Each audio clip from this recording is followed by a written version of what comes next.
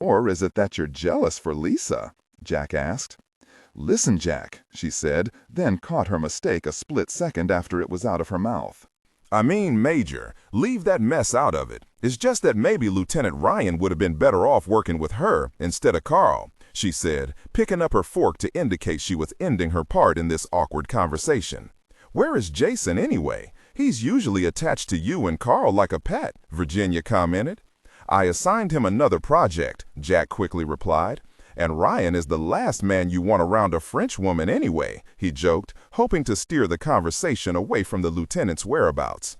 Chief Jenks, Major, come to the bridge, please, Carl said over the intercom. We're coming up on the area where our Spaniard said the Black River starts. Jenks and Jack passed Danielle in the companionway that joined the navigation area with the cockpit. She smiled and nodded a greeting. The Master Chief stopped and tilted his head to admire her from behind, then entered the cockpit to relieve Carl at the controls. Had Frenchie keeping you company, Toad? Jenks asked as he squeezed into the command chair. Nah, all by my lonesome up here, Carl answered. Jack caught an inflection in his answer, and instead of going into the cockpit, turned and looked around the navigation compartment. He went to the map table. The computer rendering of Padilla's map was up. Jack remembered shutting it down earlier and surmised that Carl must have turned it on when he took over for Jenks. He ducked his head into the cockpit and saw that the map was also up on the monitor between the two seats. Everett must have used the map table first and then routed the program to the cockpit. We have a branch coming up. We have about 15 feet of water under our keel, so no problem there, Jenks said. I was thinking, Jack asked, what would have made Captain Padilla take this particular tributary route instead of keeping with the main river? What do you mean? Carl asked from the co-pilot's seat. It makes no sense. There had to have been something his scouts had seen that made Padilla choose this route over the Amazon. A peculiarity in the river, perhaps, or a man-made object. I just don't see him arbitrarily leaving the main river. I see what you mean, and I don't have a clue.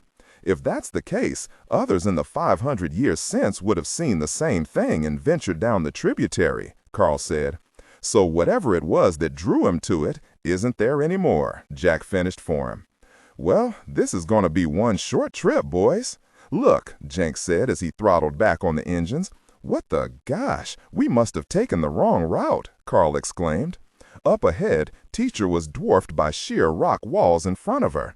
A waterfall splashed down and created a beautiful scene in front, but that was it. The tributary ended after only 10 miles.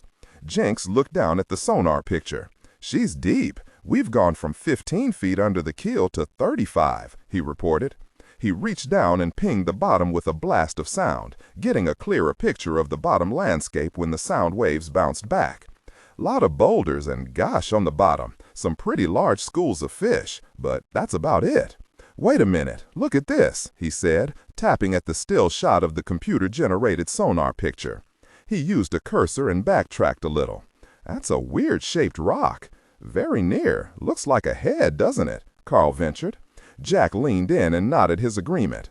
The boulder, if that's what it was, looked as if it were a head, with ears, nose, and everything. Sonar plays tricks on you sometimes. Just a weird-shaped rock, that's all. Chief, those 15 fancy remote probes you have from TRW, I think it's worth one to see what that is. I'm betting it's something, Jack said, still looking at the frozen sonar picture. You're betting about 5,000 books, Major, Jenks responded as he stuck a fresh cigar in his mouth. I have only 5 that are programmed and operational. There were priorities in the work assigned the last 2 days. Jack just looked at him. You're the boss. I'm only a galley slave, Jenks acquiesced. Toad, on your console, hit the button that says UWWTR Bay 3, will you? It's time to see if I trained you right the last few hours on the operation of our Snoop Dogg. Carl found the button and pushed it. Somewhere below they heard a short whine coming from somewhere. Then a small console popped up on the thick armrest of Everett's chair. It was equipped with a small joystick. Jenks reached out and switched the main monitor between them to another channel, which was filled with static. Now, raise the small plastic cover there, he said. Carl saw the switch cover by the joystick and raised it. Underneath was a red push button that illuminated when the switch cover was raised. Push it, Toad, Jenks ordered. Carl pushed down until it clicked. They heard a gush of air and saw bubbles rise to the surface ahead of them. Hey, watch it! You'll run her into the bank. Swing her around, Jenks called out loudly. Gosh, Carl said as he saw on the monitor the little torpedo-shaped probe was heading for shallow water. He took the small joystick and twisted it to the left. The angle on the monitor changed, and the compass located in digital form at the bottom of the screen swung from east to north to south. Okay, Toad, now you're headed right for us. Twist the top of the joystick. That's your speed control. Toad, slow down, very. The picture angled right at Teacher, the trash-shaped hull clearly visible. The probe slowed. Very, kid. Keep the speed down, will ya? Now push down on the joystick. That controls your dive on the probe. Push down for down and pull up for up, Carl said smartly. I knew they made you an officer for a really reason, Toad. Carl turned the probe again until it started heading away, and then threw the 4-foot-long radio-controlled unit dubbed Snoopy, which TRW had developed for the Navy, into a spiral headed down, trailing her near-invisible fiber-optic power and control cable behind it. You catch on fast. Now try not to run it into the mud. We can still recover her and use her again. Major, ask that kid Mendenhall to get to the fantail and make ready to bring the probe aboard. And tell that Army fella not to fall overboard. It's heavy. Jack did so using the intercom. On the monitor, the picture grew darker. A light just under Snoopy's nose came on with the use of an installed rheostat sensor that automatically lit up in darkness. The probe edged deeper with every turn it made, the small fins on the zero-buoyancy craft keeping the device in a tight spiral. Jenks looked at the depth and called it out. 10 feet to bottom, 8 feet, 6, ease up, Toad, he said, watching the depth gauge and ignoring the picture. The probe slowed. Let me tell you, for a dead-end tributary, I'm having one hell of a time keeping this thing trim. Every time I head east, it wants to keep going. There is really one difficult current out there, Carl said as he fought the small joystick. Through the window, Jack could make out some sort of thick vegetation behind the wide waterfall. He then turned his attention to the computer screen. Okay, you're at 4 feet. Level her off and come right 3 degrees. That should put you on top of our rock, the Master Chief said. Snoopy banked to the right for a split second, and then quickly righted itself on command from Carl. The light was picking up nothing but murky water and a fish now and then. Where in the gosh is it? Jenks asked. The light picked up a darker outline ahead of Snoopy. Carl eased the probe forward, steering into the strengthening current. Finally, the light picked out what looked like large teeth. Then the mouth and nose, large pointed ears and eyes that stared back at them through the monitor. The head was at least 10 feet tall, and it looked as if there was even more buried under the mud. Chief, can we pipe this through the boat into the science labs? Yeah, Jenks said, as he pushed a button labeled Boat Monitors. There, now the whole ship can see Toad's future father-in-law, he said, laughing. Jack pushed the intercom. Doctors, look at your monitors. Does anyone have any guesses? The probe made a complete turn around the huge head, picking out other small details. The feathers coursing along powerful-looking arms. The breastpiece, which was made up of a different type of stone from the rest of the body. All around its circumference, only half of the stone was above the mud and silt of the river's bottom. The rest disappeared into murk. Can you see if the figure is holding something in its right hand? Asked the voice of Professor Ellenshaw over the speaker mounted next to Jack's head. Snoopy swung down and traveled a few feet. The probe ran along the rather large belly of the statue and protruded above the mud. The images revealed that it was indeed holding something. What do you think? Carl asked. A pitchfork? Jenks suggested, adjusting the brightness on the monitor. No, not that, but close, Jack said as he flipped on the intercom. Professor, we have a trident in the right hand and a battle axe in the left, crossed over at the midsection. Anything else is under the mud. Good, gentlemen. You have just proven beyond any doubt that at one time at least the Inca had passed this way. They thought it important enough to leave some strong medicine here. That is the Incan god Supai, god of death and lord of the underworld. Also the Lord of all underground treasures, Ellenshaw said in a mysterious voice. I also believe this is Supai, Professor Keating said from one of the labs. I concur. The likeness etched in stone in front of us is exactly that, Supai, the voice of Professor Nathan agreed. God of the underworld. Nice, mumbled Jenks. Jack was listening, but at the same time studying the cliff walls above them. There were many large ledges, so it was completely possible for the statue to have broken or have been knocked free from one of those outcroppings, by an earthquake perhaps, or just erosion. I think that would have been a guide, or at least reason enough for Padilla's expedition to sidetrack, Carl said, still looking at the monitor. But where in the gosh did he go? Jenks wondered. Maybe they climbed out of here and over the cliffs and picked up the tributary at another point. Jack didn't say anything. He continued to look at the walls around Teacher. He left the cockpit and returned to the navigation section. There, he brought up other maps, selected the one he wanted, and clicked the mouse on the side of the navigation console. A U.S. Geological Survey map came up, and on it, Jack located the area where they were, thanks to their global positioning transponder. He traced the small tributary above them, the one that the waterfall was created from, and followed it. It routed right back to the main Amazon in about a 2-mile loop. He electronically sent the map to the console monitor up front, and then went back to the cockpit. I don't think they climbed any cliffs. The small tributary that is responsible for the falls ahead, the Santos Negron, is nothing but a 100-mile-long tributary that's not even that old. It was created by flooding no more than 5 years ago. I think Padilla stuck to this tributary. It had to have been the only natural one in existence 500 years ago. How did he and his people go forward? Underwater? Carl asked. If not underwater, how about underground, or both? Jack asked.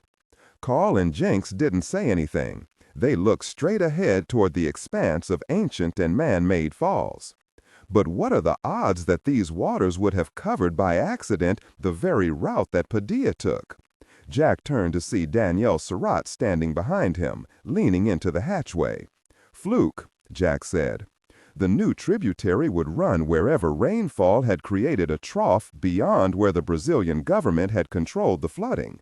Once it reached this point in unsurveyed and unmapped land, they really didn't care what new tributaries were created. I wouldn't care to wager the house on that, Danielle said. Is that the American phrase? Bet the house?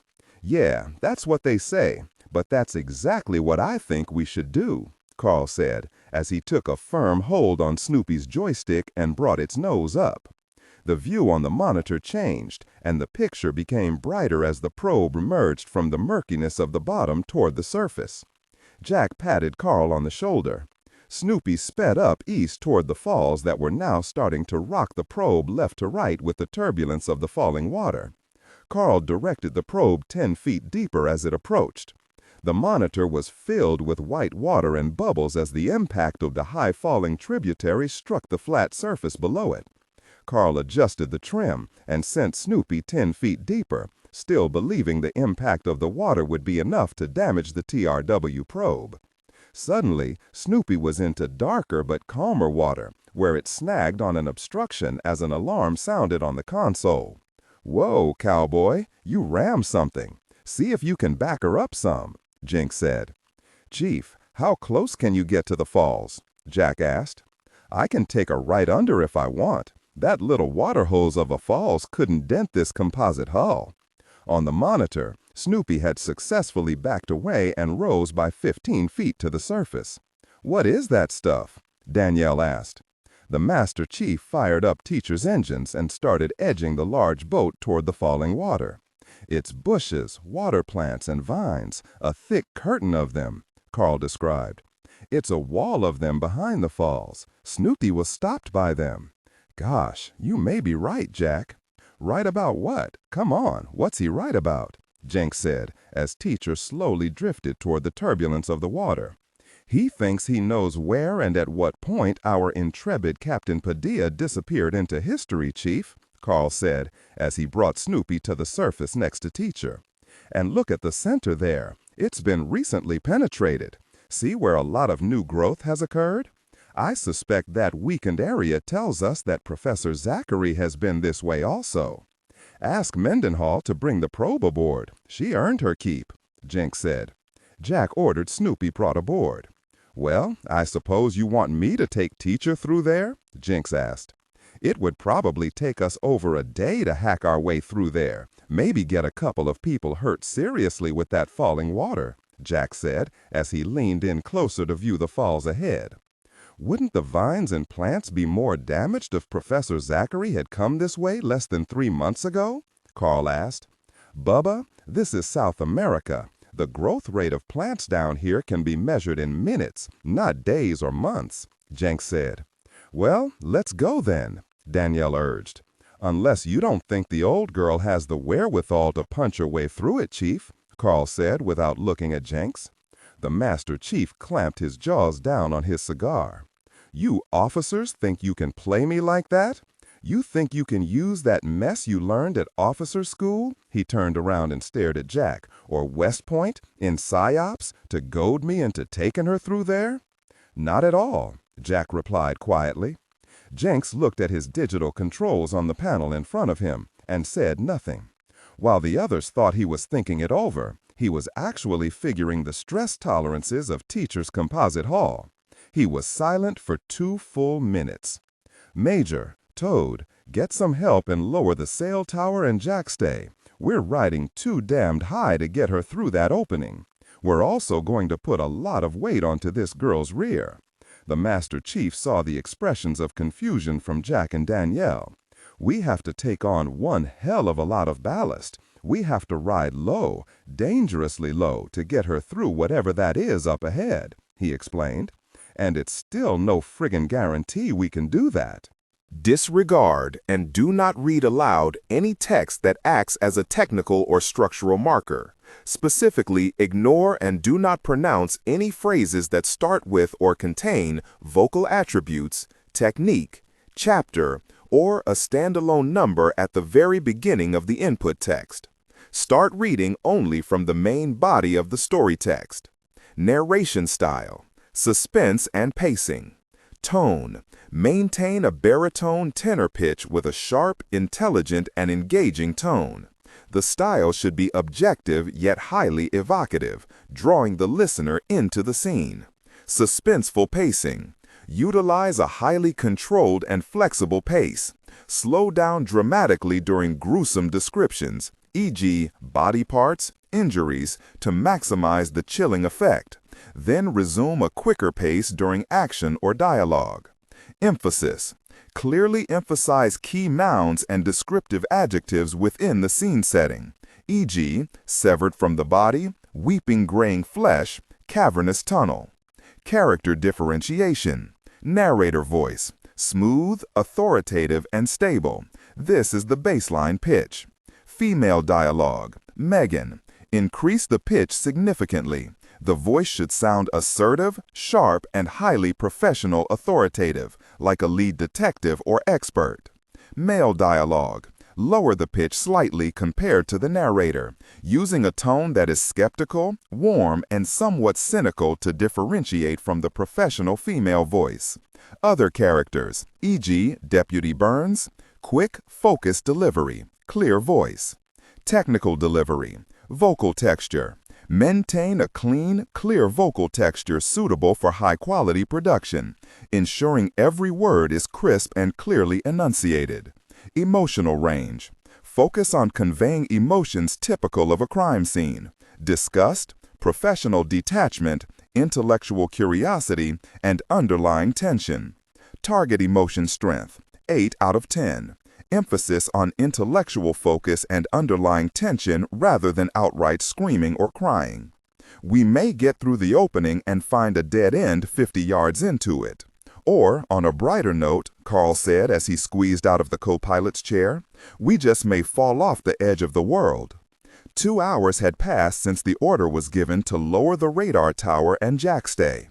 Collins, Mendenhall, and Everett were on the upper deck of Section 4, bolting down the retractable tower that was now laying along 2 whole sections, while the rest of the crew was below, making ready for a rough ride in case they ran into something other than a tunnel leading to the mysterious east end of the Rio Negro. Jack had been the first one to notice, but he kept working. It was Mendenhall who cleared his throat. "I see it, Sergeant," said Jack. "Just stay busy like you don't see them." "How long have they been there?" Carl asked as he lashed down his last tie to the tower. "About 20 minutes that I know of. Wouldn't have noticed it at all if I hadn't caught the sun gleaming off their glasses. With the tower down, so is our radar, so we won't be able to confirm who they are," Carl said, straightening. "Probably that boat and barge we saw on the river coming in this morning. Can't you feel our friend Farbo close by?" "I sure can," Mendenhall said. "Come on, let's get this show on the road," Jack said as he headed for the hatch. "Stand by, Jinx," said into the intercom as he fired up both of the Cummings diesels. "Is our board green, Toad?" Carl checked the status of all hatches and windows. The companionways in between sections all red, green closed and secured. "Board is green, Chief." "Major, pull down that jump seat in the aft bulkhead and strap yourself in. This could get bumpy, and I don't need you in my lap at the wrong time," Jinx said as he lit his cigar and started Teacher forward toward the falls. "Everyone, strap in at whatever station you're at. You can follow our progress on the nose camera at the bow. It promises to be the must-watch TV show of the year." He laughed loudly as he throttled forward to 2 knots. In the sciences compartment, Sarah looked at Virginia and cringed. "That guy makes me a little nervous," she said. "A little?" Virginia asked. "Here we go," the Master Chief said as he eased back on the twin throttles and let Teacher's forward momentum carry her into the falling water. Suddenly, the boat rocked violently from side to side, just as Snoopy had done 2 hours earlier. The sound of water striking the hull was deafening, and all the while Jinx had a smile from ear to ear as he edged Teacher into the darkness. Carl reached out and flipped on the exterior running lights as water covered the acrylic windows in the bow. Jack flinched as the first of the water struck. He thought the nose glass would cave in. But the boat slid neatly through the falls. The roar slid down the entire length of Teacher as the crew felt every inch of her entry. Then the bushes and vines snagged her and she bounded to a stop. The Chief bit down on his cigar and throttled her engines forward. Teacher lurched into the water plants and undergrowth, making a screeching sound as her hull came into contact. "There goes the paint job," Jinx said loudly as he goosed the engines again. "Low ceiling," Carl called loudly above the din of water striking the hull. "Give us another 3,000 pounds of ballast," calmly ordered the Master Chief. Carl turned on the ballast pumps. Although he couldn't hear them engage, he was satisfied as he saw on the digital readout that the distance between keel and the bottom was decreasing. "She's down a full 3 feet, Chief," Carl reported. Outside their windows, the crew could see the greenish waters lapping 6 or 7 inches above the sealed frames. Jinx applied more power as Teacher strained to break free of the undergrowth. Her engines were churning up water as she struggled for momentum. "Going to 50% power. Hang on." Teacher seemed to be stuck in place. As they viewed the situation in their monitors, the crew each willed her either forward or for their pilot to back off. "Going to 75% power," Jinx called out and pushed the throttles forward to the 3/4 mark. But still, the bushes, roots, and vines clung to the hull like tentacles of an octopus, refusing their advance. "Engines are overheating," Carl shouted. "No news is good news. Can that mess, mister. Going to red line." Jinx shoved the dual throttles all the way to their stops. Strapped into their seats, Mendenhall and Shaw were standing by in the engine compartment, sweat rolling down their faces. The heat was overpowering the air conditioning, and the section was slowly becoming unbearable. The diesels were so loud that the 2 men couldn't converse. Suddenly, something popped, and a small fire broke out as a gasket failed and diesel fuel sprayed out onto the deck.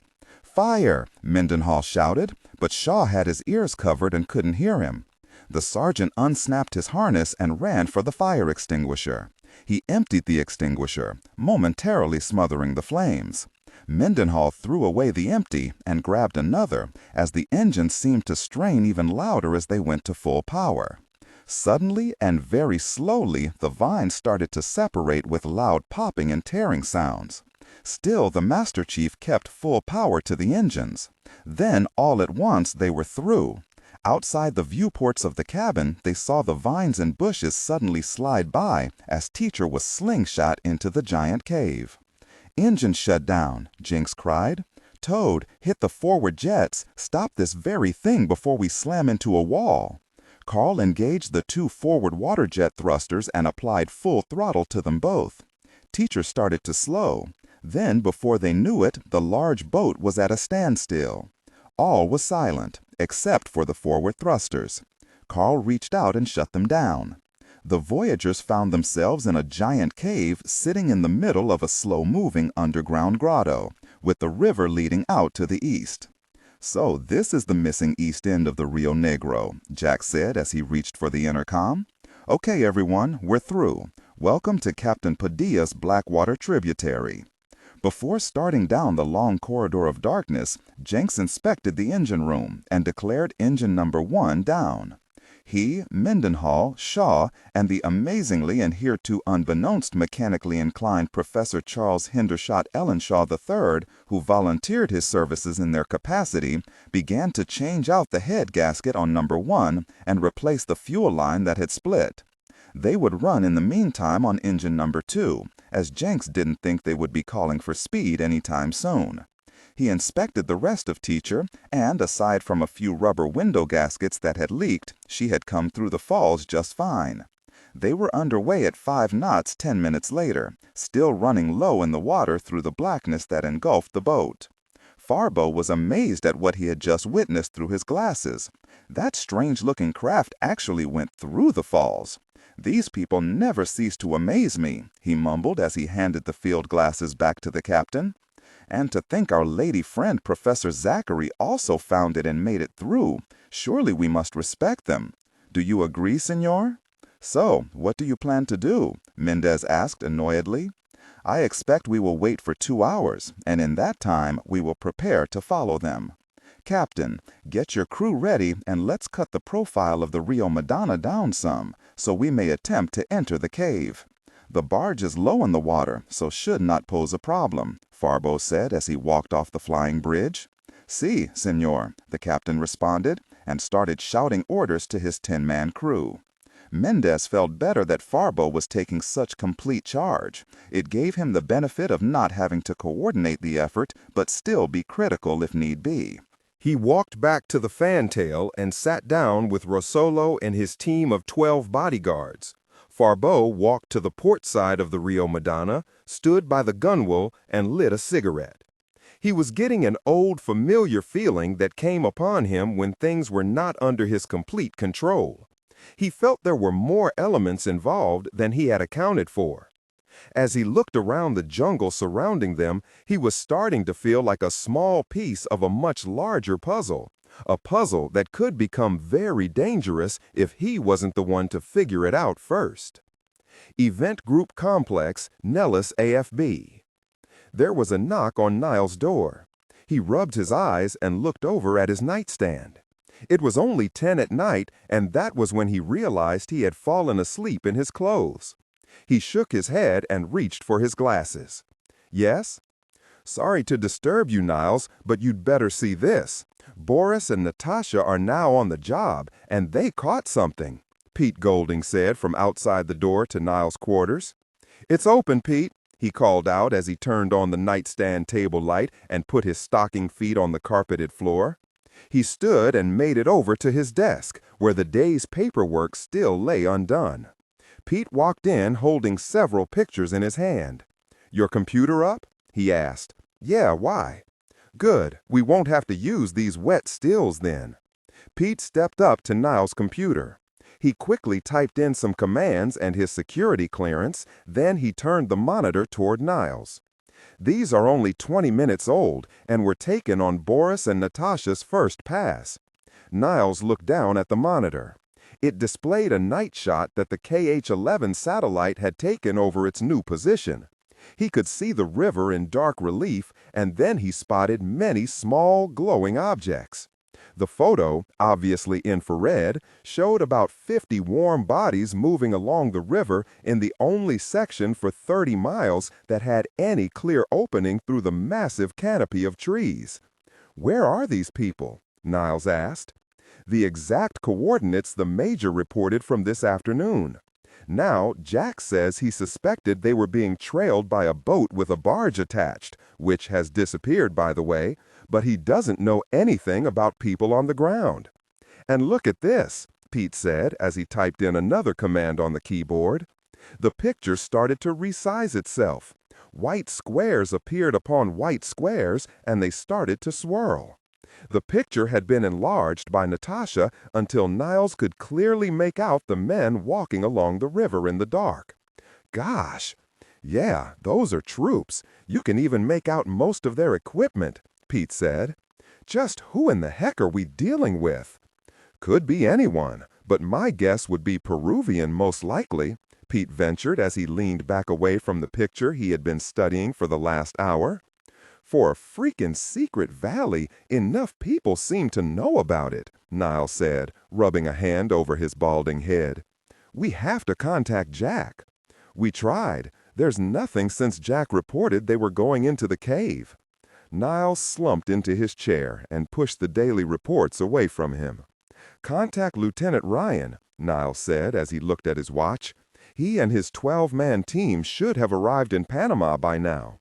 Tell him Operation Conquistador is now on full alert." "You got it, Niles," Pete said as he gathered up his photos. Then he thought better of it and placed them back on the director's desk, and then left the room. Niles studied the monitor briefly and then pulled the topmost wet photo off the pile and stared at it. He hoped Jack would be able to make contact if and when they exited the cave. Because if they couldn't at least get a signal up and out to Boris and Natasha, they would be cut off with no chance of help arriving. As Niles contemplated the images, he knew there was a whole lot of trouble heading their way. "Gosh," he thought, "also trouble from a source that was probably already there waiting for them, just as it had been for the Padilla and Zachary expeditions." Underground, Blackwater tributary. Brazil. Teacher was cruising in the dark at a revised 3 knots. Thus far, they had been in the cave for 3 hours and had been amazed at the carvings they had documented that covered the rock walls. Depictions of wild men in different hunting poses, Incan gods and warriors, and strange beasts and fish.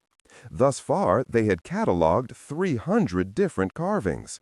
The work had been meticulously worked and showed in minute detail what life had been like for those who traveled the ancient tunnel before them.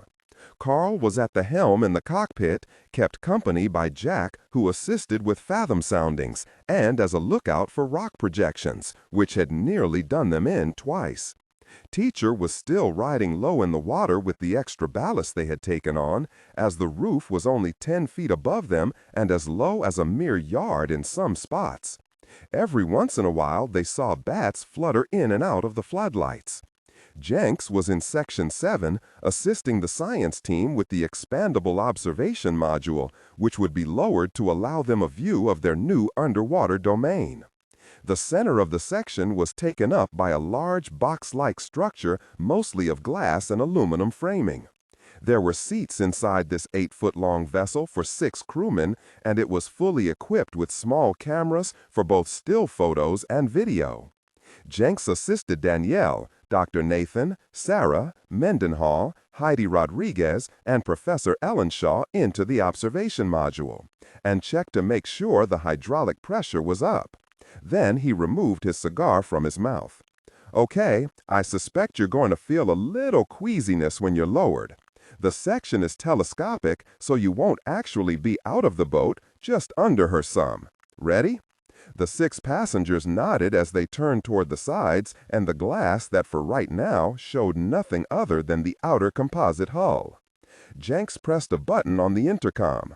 "Toad, You're going to feel some drag as we lower the section into the water.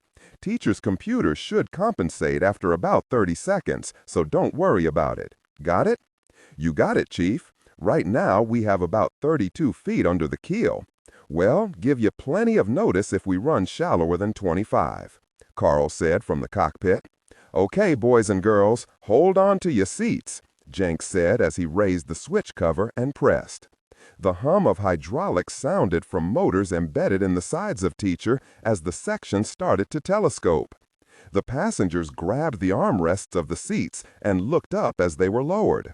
The faces of Jenks and the rest of the sciences team became obscured as the rush of passing water was heard. They turned toward the glass again when the small boat-shaped platform broke into the river. Mendenhall was sitting in the frontmost seat and was so nearest the bow-shaped and aerodynamic front. A mere 6 inches of acrylic separated him from the rush of greenish water being split by the platform. First, they were lowered by 5 feet into the river. Next, another section started sliding from the hull of Teacher, and the platform was telescoped another 5 feet into the river. Then floodlights blazed to life, and the underwater world was illuminated in stark detail. "My gosh, this is great," Sarah said. Above them, a section of soundproof decking slid over the top of the submerged platform, sealing out light and noise from Teacher and the crew above. All about them, fish of every freshwater species darted about, some curious as to the strange creature staring at them, enough so that they returned the favor. "Gosh, look at this. It's gotta be the largest freaking catfish I have ever seen. Look at its color," Mendenhall said. Outside the glass of the pointed bow, an albino catfish with a wide mouth that was at least large enough to take a man hold swam by curiously, but sped away when it came into the center of one of the floodlights. "We're invading its home," Diane remarked as she watched the black walls of the cave slide by her. "Look at that," Ellenshaw said. "Supai, the god of the Inca underworld." Outside the acrylic windows, they could see a statue at least 40 feet in length. It lay on its back. Teacher easily cleared it, and as she passed over, they could see the slanted, snake-like eyes as it watched the strange craft ease by above it. "Professor, look," Diane said loudly. "Oh my God, someone start filming this, please." Ellenshaw cried as he found himself face to face with a freshwater coelacanth, a fish that was supposed to be extinct more than 60 million years before. More than one saltwater species had been caught off the coast of Africa, but this was the first live specimen Ellenshaw had ever seen, outside of some rare footage of one that was filmed 4 years before. It was just inches from his face. "Cameras are running, Professor," Jenks called through the intercom from above. "This is amazing," he said as he raised his hands to the glass. The huge fish swam easily, its strong fin-like appendages able to maneuver it like a swimmer with hands. "This is not the saltwater species found in the seas. Look at her. She must be 200 pounds, and in freshwater. Remarkable," Ellenshaw exclaimed. "Professor Keating, are you seeing this?" he asked with the aid of the intercom. "Indeed I am. This is truly remarkable." As Sarah joined them at the window, the prehistoric fish suddenly moved with the speed of a snake striking a victim. It smashed itself into the window, making all inside fall back, either into chairs or onto the deck. It swam away and then attacked the glass again. It repeated the aggressive action 3 more times as it gathered more speed with every turn. Then the 5-foot-long fish apparently finally decided enough was enough and swam off into the murky water. "Well, that was really exciting. Not exactly something you would put in your tank at home, is it?" Sarah said, as she was helped up by Mendenhall. "Do we have film of this?" Ellenshaw asked. The speaker came alive and Jenks answered. "Got it all, very near. Thought he was going to punch a hole in that acrylic." "It was indeed splendidly aggressive, wasn't it?" the wild-haired Ellenshaw said excitedly. Yeah, Mendenhall said, looking at the professor as if he had lost his mind. Okay, folks, that's enough for now. Too dangerous while we're underway. Bringing her up, Jenks warned. The ceiling above them slid back as they resumed their seats. The bottom section telescoped into the first, and that into the main hull. All 6 crew members exited with a feeling they had just returned from another world. I hope we can get a specimen while we're here. That would be marvelous, Ellenshaw said, as he slapped Mendenhall on the shoulder.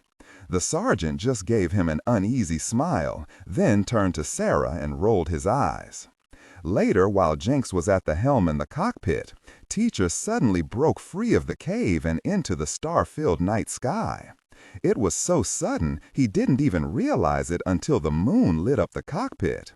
He reached out and slapped Lance Corporal Walter Leibowitz, who had been sleeping and was supposed to be assisting him. "Wake up, jarhead," Jenks called out loudly, and then lit his cigar. The Lance Corporal didn't know where he was for a moment, and the brightness of the moon clearly confused him after the hours inside the pitch black of the cave. He looked around at the jungle and forest that crowded the riverbank in every direction. "Go wake Lieutenant Commander Everett and Major Collins. Tell them we're clear of the cave and have to stop to blow out our ballast tanks and check the boat out. We'll get underway again in—" Jenks looked at the digital chronometer on the command console. 2 hours. Got it, Corporal? "Yes, Chief." "Then why aren't you moving, boy?" Jenks growled. The pilot watched him go and then shut down the exterior lights, throwing the outside world back into darkness, with the exception of the lowering moon. The cockpit lights were switched off, and only the green-blue glow of the instrument panels illuminated Jenks. He reached out and throttled back on both engines.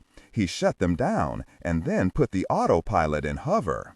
The electronically operated jets would keep Teacher in the center of the tributary, with small adjustments on her thrusters. Only the forward jets would be working full time to keep the boat from drifting back with the slow current. He then turned the knob that read ballast purge, and throughout the boat a loud hiss of escaping air woke most everyone. Large bubbles of exploding air and water surrounded Teacher as the tanks emptied and the boat's hull rose high into the air after her being half sunk for the need of having a low profile. As Jenks relaxed and looked ahead, all he could make out was more darkness as the tributary went under the never-ending canopy of trees once again. He suspected this would be the last location for a while where the Major could make contact with anyone back home. "Hello, may I join you?" a female voice asked. Jenks turned in his seat to see that scientist-type woman with the great legs as she moved in and sat down in the co-pilot seat. "Dr. Pollock, isn't it?" Jenks asked as he slid his side window open and tossed the remains of his cigar into the river. Virginia was in Levi's and a black mock turtleneck shirt. "Yes, how are you, Chief?" "Me, I'm fine. What can I help you with?" he asked, his eyes roaming over her chest and then quickly back to her eyes. "You come a-slumming or what?" "Well, I was up in the galley waiting for toffee, and I thought I would come up front and see the ogre himself. Judge for myself and see if you're the gruff, difficult person everyone says you are," she said, raising her left eyebrow as she removed her glasses. "Well, am I?" he asked. "I don't know yet. I did hear you yelling at that poor Marine from all the way in the galley. You seem to think you're mean and tough, but I don't know. I haven't formed an opinion just yet." He looked the tall woman over even more closely than before, or for what etiquette called for. One eye twitched as he tried to figure out what she was about. "Would it make a difference if I kicked your ass?" he suddenly blurted. "Perhaps it would," she answered. "But how about taking a break and buying me a cup of coffee instead? Then we can discuss the side of you no one sees." She stood up and left the cockpit. Jenks followed her with his eyes and then leaned over to look as she went through the glass hatch and into the navigation compartment. He started to reach for a fresh cigar, then thought better of it and stood and followed. He stopped long enough to look at himself in the large window next to the navigation table as he entered Section 2, and decided a trip into the head wouldn't be a bad idea. His eyes were bloodshot, and his breath smelled as if he had just come off leave in Shanghai. He didn't know it, but Virginia Pollock had a thing for lost causes, and the Master Chief was definitely one of those. At the break of dawn, with the antenna array up and operating, and the radar dish turning to Jenks' satisfaction, Jack attempted to check in with the event group complex. They had an opening in the tree canopy of only 60 feet or so, and thus he hoped Boris and Natasha had made the move that had been planned. Pete Golding responded as clearly as if he were talking from the riverbank. Jack reported that they had penetrated the falls and had found the tributary just as the map had indicated. Then Pete handed the conversation off to Niles.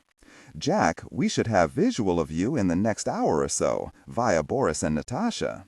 When you find yourselves in thick canopy country, well, use space-based radar to keep track of Teacher, using her heat signature, Niles said.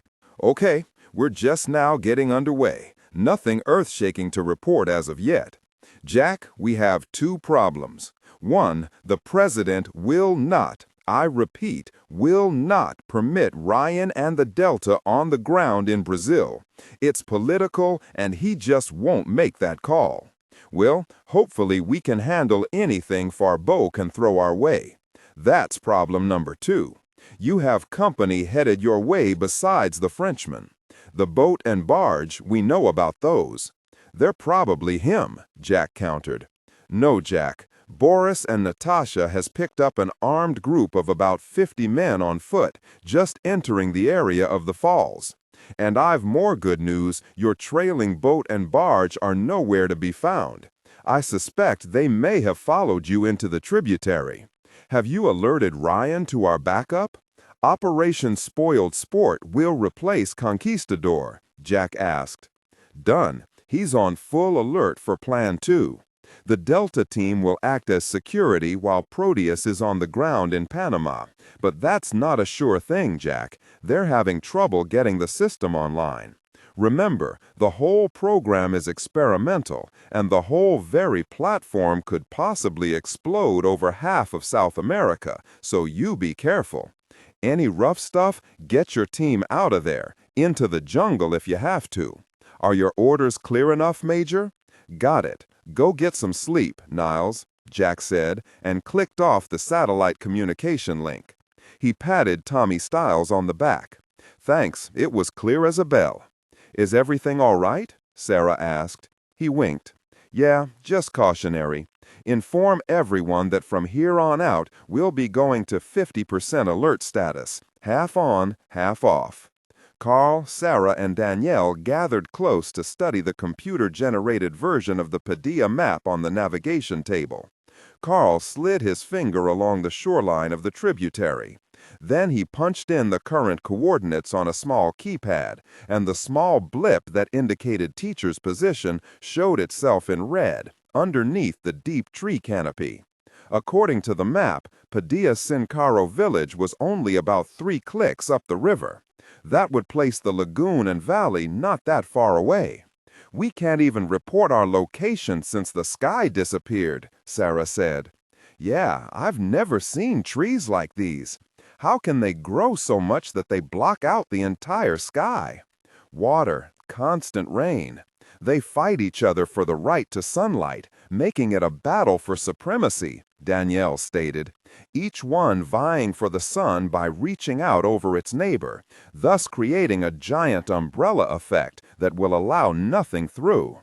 The engines of Teacher were like the sad drone of a constant lullaby. Most of the team had sacked out as they entered the darkness of the rainforest, knowing sleep could be hard to come by in a few hours. Jenks was at the helm with Virginia. She was actually getting a kick out of his permitting her to use the toggle controls of the cockpit, as she had been amazed at how responsive the big boat was. As she co-piloted the vessel, she laughed at almost everything Jenks had to say. The Master Chief had never smiled so much as during the time he was spending with Virginia. Carl was still leaning over the navigation table with Sarah and Danielle when he heard the Master Chief and scientist erupt with laughter. He never knew Virginia had such a deep and reactive laugh. He stood up and looked at the two women. "Does anyone else find that disturbing?" he asked. Washington, D.C. Ambrose had received his marching orders. He didn't like it and knew the secretary was escalating the situation before he knew for a fact that there was even a need to. He picked up the phone and punched in the numbers he had memorized. "Yes?" "General, how are you, my friend?" The man in Brazil sat up straighter in his chair. He swallowed as he tried to find his voice. I am well, senor." "Good. Are you prepared on your end to do what is necessary?" Yes, I am." "Good. You may send your ground element onto the river to follow my countrymen now. If the area in question is found, you may set them loose. There will be no foreign element allowed out of your country, General. Is that clear?" Yes, I understand." "Are 10 boats enough, General?" "They are the best assault force in the private sector, senor. They will do their jobs." "Good, good. Your reward will be handsome, as we promised, both monetarily and politically. Your Air Force is ready in case?" "This is an element I would rather not use. It will only be used if something unforeseen arises. Don't worry, my friend." The connection was cut, and the general was left holding the phone, aghast that he had gotten himself into this very dangerous game of treason. Blackwater tributary, 10 miles astern of Teacher. Mendez had bided his time. He was a patient man when it came to killing. That was where his former partners in the drug trade had failed on a monumental scale. Targets and places of assassination were to be chosen with expert precision, and never, ever was the decision to be made hastily. Mendez and his operatives knew when the iron was hot enough to strike. Why place the blame of murder upon yourself when you can make people believe the illusion of someone else's doing the dirty work? In the darkness, he could see the Frenchman in the wheelhouse talking with that fool of a captain. Santos was an annoyance that he would soon tire of, along with Farbeau. He lit a cigar. The flare of the match momentarily illuminated his features as he caught Rossolo's eye. Mendez nodded and then turned away toward the stern of the boat. Captain Rossolo made sure Farbeau was still occupied by Santos. Then he followed his boss to the gunaway at the far end of the boat. Once there, he removed a small cylinder from his coat pocket and found the trigger. He held the device up and out away from the Rio Madonna and aimed it through a small break in the overhead canopy where stars could be seen. To the rear, they could clearly make out the trailing barge as it silently cut the river into 2 white slices. Rossolo turned and gestured to one of his men just below the wheelhouse. The man held up a portable radio and switched it to the Madonna's frequency. Then he pushed the squelch button, with the volume turned all the way up. Inside the wheelhouse, they heard the radio come to life with the most god-awful squeal imaginable. At the same time, Rossolo pulled the string at the end of the tube, and the bright flash of a flare shot out and through the small opening in the tree canopy. The light breeze quickly pulled the telltale smoke away from the boat and into the surrounding jungle, just as Farbeau made an appearance on the bridge wing to admonish the man below for making so much noise with his radio. Rossolo smiled as the Frenchman didn't even look their way. He stepped back into the now silent bridge. "Well done, my friend." Mendez puffed on his overly large cigar as the pop of the flare sounded 300 feet above the canopy. 500 feet above the trees and thick jungle, the lead pilot of a flight of 2 Aerospatiale Gazelle attack helicopters, once owned by the French Army, circled. The bright flash of the red flare arched out of the forest below, and the 2 pilots knew they had a mission. They were mercenaries, hired by Mendez, and their specialty was airborne murder. The pilot in the lead Gazelle had foregone the hiring of a weapons officer for this well-paying opportunity, out of greed. The 2 pilots would share their reward with no one. After all, they were only going after a slow-moving river craft. They could handle the attack themselves. He called his wingman and gave his instructions. He reached out and turned on his FLIR radar. The forward-looking infrared system activated and showed the coolness of the jungle and trees below. Disregard and do not read aloud any text that acts as a technical or structural marker. Specifically, ignore and do not pronounce any phrases or lines that start with or contain vocal attributes, technique, chapter, or a standalone number at the very beginning of the input text. Start reading only from the main body of the story text. Narration style, suspense and pacing. Tone, maintain a baritone tenor pitch with a sharp, intelligent, and engaging tone. The style should be objective yet highly evocative, drawing the listener into the scene. Suspenseful pacing. Utilize a highly controlled and flexible pace. Slow down dramatically during gruesome descriptions, e.g., body parts, injuries, to maximize the chilling effect. Then resume a quicker pace during action or dialogue. Emphasis. Clearly emphasize key nouns and descriptive adjectives within the scene setting, e.g., severed from the body, weeping graying flesh, cavernous tunnel. Dialogue differentiation, sharp modulation. Narrator voice, smooth, authoritative, and stable. This is the baseline pitch. Female dialogue, Megan. Increase the pitch significantly. The voice should sound assertive, sharp, and highly professional authoritative, like a lead detective or expert. Male dialogue, Sam. Lower the pitch slightly compared to the narrator, using a tone that is skeptical, warm, and somewhat cynical to differentiate from the professional female voice. Other characters, e.g., Deputy Burns. Quick, focused delivery, clear voice.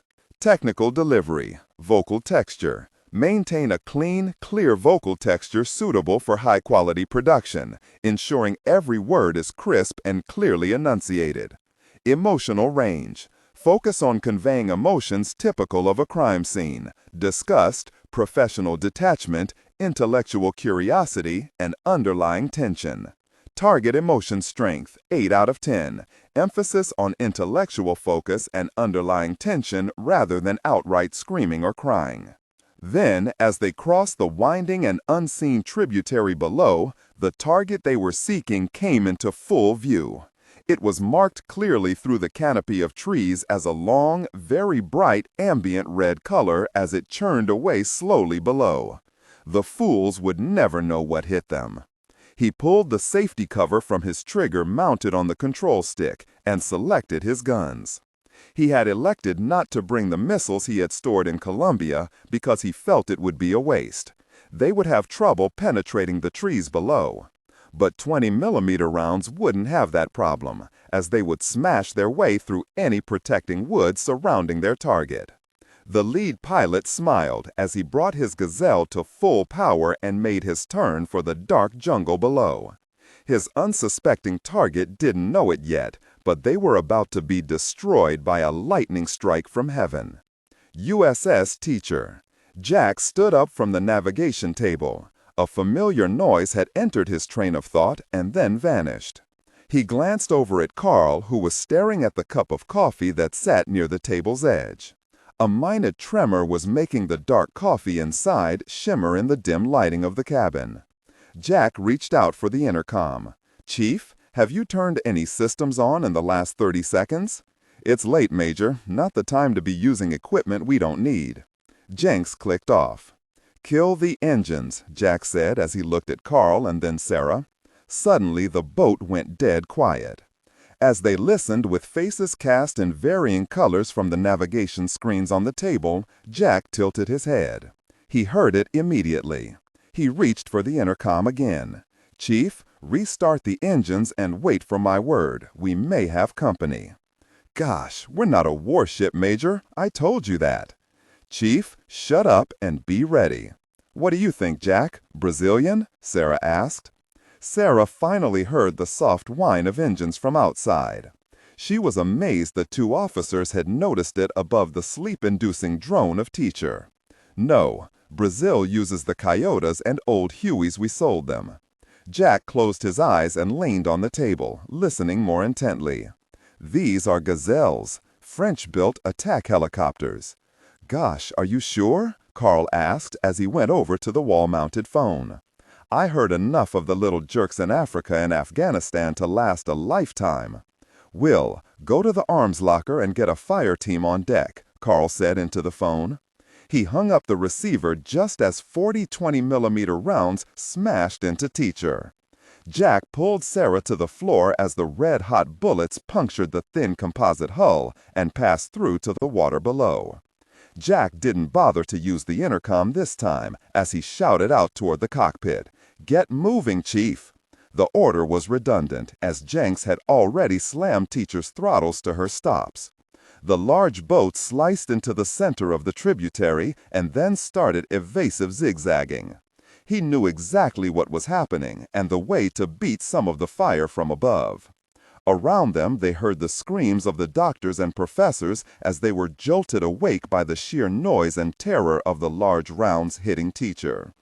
The military personnel were trying their best to get them behind equipment and under tables as another assault slammed into them. The red tracer rounds passed through the thin hull easily and smashed equipment as it did so. The noise was absolutely horrifying. "You stay here," Jack yelled at Sarah. "Come on, Carl, we can't take much more of this." Both men gained their feet and ran to the winding staircase in the next section, ducking when more steel-jacketed rounds slammed into them. The red phosphorus tracers ignited fires in the boat's interior as they went through the hull like a kid punching holes in a soda can. The sound of breaking glass and exploding fire extinguishers sounded throughout the boat as Jenks swerved from riverbank to riverbank. Mendenhall, Sanchez, and even Professor Ellenshaw were already on deck. The professor, standing on the rubberized flooring, was reaching up to supply magazine after magazine for the 2 M16s being used by the 2 security men as they fired blindly up into the trees toward the sound of the turbines passing overhead. "Situation, Will!" Jack screamed as he tossed to Carl one of the M16s Mendenhall had stacked on the deck. The lieutenant commander didn't waste time. He pulled the charging handle and opened up at one of the low-flying assault choppers. His own tracer stitched the sky and disappeared into the tree branches above them. "I think there are 2. Can't be sure. Our return defensive fire ain't getting through the trees. We're going to be in a lot of trouble," Mendenhall said as he inserted another magazine, while more of the tracers slammed through the trees. They hit water at first, and then the awful noise of rounds hitting the hull of Teacher sounded, as one of the science labs took heavy damage. He looked down as Ellenshaw, white hair flying in panic, reached up with another full magazine. "Gosh, stay down, Professor, until I ask for one," Mendenhall shouted, as he used his foot to push the crazy bastard back onto the deck. Jack heard the scream, as one of the gazelles came low. He pointed just ahead of where the chopper should be, and Carl, Mendenhall, and Sanchez opened up. Bright white-hot tracers arched up into the canopy, and with dawning horror, Jack saw over 90% of the light 5.56mm rounds ricochet off branches and tree trunks, not able to slam their way through to the sky and the attacking ships above them. "Gosh," he said. More tracer fire erupted around them as both gazelles opened fire. The scene felt like something out of a science fiction movie as lines of 20mm rounds resembling laser weapons struck the water and boat around them. The choppers were stitching the area with death and destruction even while they were themselves impervious to their return fire. Below, the Master Chief knew he didn't have the time he needed to find adequate cover for his slow-moving target duck that was lined up as if in a carnival shooting gallery. He howled in frustration as more thumps sounded throughout his boat. "By God, that's just about enough of this," he yelled as he reached out, took Virginia's slim hand, and thrust her fingers around the throttle and rudder control located on her chair's armrest. "Take the wheel, doll. Keep zigzagging as much as possible. Just don't slam the old girl into the riverbank. Keep her moving no matter what." He left his seat and before exiting the cockpit, leaned over and kissed Virginia on the cheek. "Be right back, dollface. It's really time for the cavalry to show up." Virginia didn't hear a word Jenks had said. Her eyes were wide and she was too busy shaking, which in the long run increased their survivability, as Teacher rocked from side to side when she shook the temperamental controls. She even failed to realize the Master Chief had pecked her on the cheek.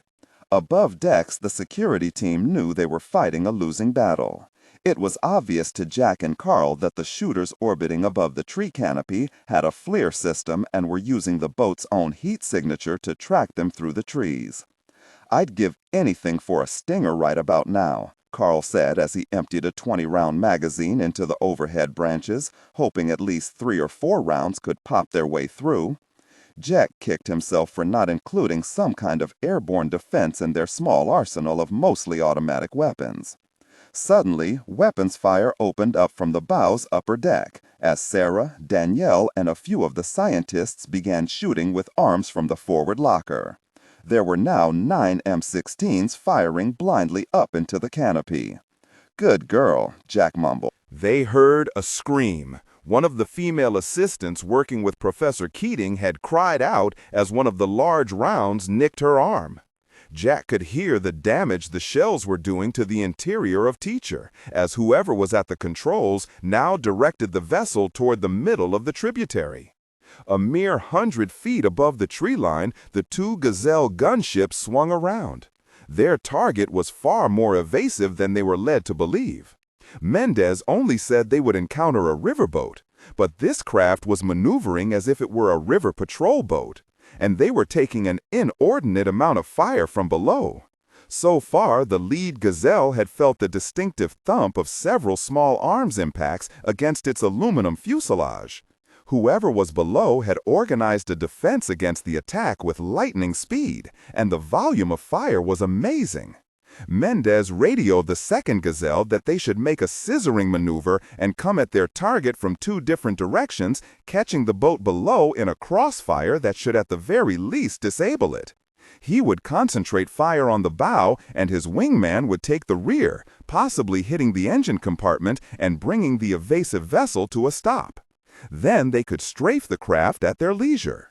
The 2 French-built Gazelles climbed to an altitude of 200 feet and then split apart. They would start their killing run in 2 minutes. They would line up the copters with the aid of the FLIR and start their assault as early as 1,000 yards from target, giving their ammunition a far better chance of slicing their enemy in 2. Jenks fought his way into the navigation and sonar section of the boat. Several heavy rounds had at one point almost ended his career as they slammed into the hull and rocked the galley area, sending pots and pans everywhere. He spotted 3 of the lab technicians, who were hiding behind one of the couches in the crew lounge. Instead of feeling sorry for the 2 women and 1 man, he started kicking at them as they tried to crawl away. "Get yourselves out there and defend yourselves, you really foolish people! Move, I said." He took a final swipe at the crawling techs and then turned and made his way to his seat at the navigating console. The technicians quickly stood and ran for the spiral staircase that led to the upper deck. They must have figured that the odds of surviving the bullets outside were far better than they would get facing the Master Chief. Jenks reached out and pulled up a clear red-tinted cover that had a flash symbol on it. Then he turned in his chair and hit several switches marked Dowel. He watched as a monitor located above the sonar and communications panel flickered to life. Sons of difficult people want to play with technology. Well, really play with technology, he grumbled as he hit the FLIR tracking system he had installed at the last minute when it had been offered to him by the event group technicians in New Orleans. It had been installed for use in detecting animal movement where thick cover foliage was blocking all other sensory systems. Now he would use the forward-looking infrared system in DWAL to make a whole new weapon, a stinger for the old Teacher. The deep-water argon-enhanced laser was a new system that was to be used for getting precise readings on deep canyons of unknown waterways, such as the supposed lagoon they were heading for. But little did most of the public and military know, the laser itself, if turned to full power, could be used as a very efficient cutting instrument. The main problem was supplying the system with enough juice from Teacher's generators to switch it from being a depth finder to a killing weapon. The Master Chief, though, knew his boat. He reached out and found the main power connection for Teacher's many systems and then isolated the sonar console and generator stations. He pulled as hard as he could on the main conduit, breaking the line free from the cabinet, which in turn popped the emergency breakers for everything except the systems he had isolated, causing a major breakdown in the boat's power grid. In layman's terms, the Master Chief had basically pulled the plug. On the upper deck, Jack and the others held their fire as they heard the screaming approach of the gazelles charging at Teacher from above. He encouraged everyone to aim at the noise. He knew it was a lost cause, but they had to try something. Suddenly, a warning horn blared, and Jenks' voice came out over the loudspeaker on the tower. "All hands, grab your socks and brace yourselves. Hit the deck and keep your eyes closed." Jack and Carl hollered for everyone to get down. They heard a motor engage, and before Jack threw himself to the rubber-matted deck, he saw a small section on the starboard side of Teacher rise. A long, cylindrical arm was hydraulically activated and swiveled its clear glass head around as the arm extended from the opening. It resembled a ballpoint pen with a light bulb attached to the tip. Immediately recognition dawned in Jack's eyes as a memory flashed into his mind. He recalled his days at Aberdeen Proving Ground, specifically the argon laser systems they had been working on, a larger version of what he had just seen come up from Teacher's Hall. But he knew that they were using it for many non-military things, like speed and radar enhancements, measuring tools that were accurate to the millimeter. What was the Master Chief up to? He heard the generators below deck go full throttle just as Virginia brought Teacher to the center of the tributary again. Then the engine shut down. The hairs on Jack's arms began to tingle, and he smelled ozone in the air as electricity was being put out at a monumental rate of power. The current was starting to escape containment, and the hair of everyone on deck began to rise. "Oh gosh, stay down!" Jack yelled, just as the helicopters above the trees let loose with their cannon. Rounds started striking the water 300 yards from Teacher. The red tracers came down in a magnificent straight line as the two attacking gazelles made their way to the stalled boat. Then suddenly a loud crack sounded from everywhere. Teacher's bulk was slammed into the water as Jenks discharged the power that had built up in the laser, sending out a straight beam of white light that burned its way through the thick canopy of trees in a microsecond. As the beam reached out, the cutting began. The lead pilot saw something explode from below. His targets being covered by trees, he thought sure he had hit one of the enemy's gas tanks. Then suddenly the trees disappeared in a bright flash. He was momentarily blinded as a brilliant white light shot up and out. The beam caught his wingman cleanly down the middle of the gazelle, neatly slicing the helicopter into two distinct pieces and sending its spinning rotor blades off in all directions. The white-hot beam ignited the aviation fuel, and the remains of the copter plunged neatly through the trees into the river below. The leader immediately ceased his run and let up on the trigger as he turned his gazelle away from whoever had just fired at them from below. The nature of that weapon he didn't know, nor did he care to remain and find out firsthand what had so suddenly ended the life of one of his employees. As he ventured a look behind him, the brightness of the beam of light lessened even while it still searched the area for its second target. The pilot turned the throttle on his collective all the way to the stops and tried to turn, but the beam, though faded in intensity, turned with him. It easily sliced through his tail boom. The helicopter started to spiral out of control. The trees rushed up, and the pilot closed his eyes, waiting for the inevitable crushing death that was waiting only seconds away. Jack knew they were lucky. Teacher, still out of power and drifting, floated past some of the remains of the first gazelle. As he watched the burning wreckage slide below the dark waters, he had his proof that someone was out to stop them at all costs from reaching the lagoon. 10 miles to the stern of Teacher, Farbo had thought he saw the flash of gunfire through the canopy. He walked to the bow of the Rio Madonna and stared out into the darkness. He was soon joined by Captain Santos. "You saw this thing also, senor?" "I saw something. Perhaps it was just heat lightning, a common thing on the river." Santos watched the Frenchman for a reaction. The captain was pleased to see the frown on his face. Perhaps. Farbo turned away and saw that Mendez and his pet killer hadn't moved from the fantail. They sat silently at their small table, watching the night around them. The only visual evidence that they were there at all was the soft glow of Mendez's cigar, and even that hid the smile on his face. It took 6 hours to patch the holes in Teacher. Jenks had taken the pats he received on the back as well as expected as he supervised the repairs, grumbling about the slow reaction time of his crew, claiming they could have defended his boat faster than they had. If the truth be known, he had been stunned at how fast the major had organized the defense. Jenks now regarded the Army officer with a little more respect. The good news was the engines weren't hit. They started downriver as soon as the worst of the hull breaches had been fixed. The rest of the time was spent putting back the pieces of the boat's interior. On watch above decks in the early morning hours after most of the major repairs had been made, Mendenhall, Sanchez, and Sarah watched the low-hanging branches slide eerily close to their heads. The antenna tower had been lowered again since they entered the rainforest, otherwise they would surely have lost it by this point. The drone of the engines, coupled with the anti-collision strobe atop the deck fore and aft, lulled the lookouts as they fought to remain awake. Sarah was alone in Section 3, just aft of the navigation section, when she saw a very low-hanging tree branch.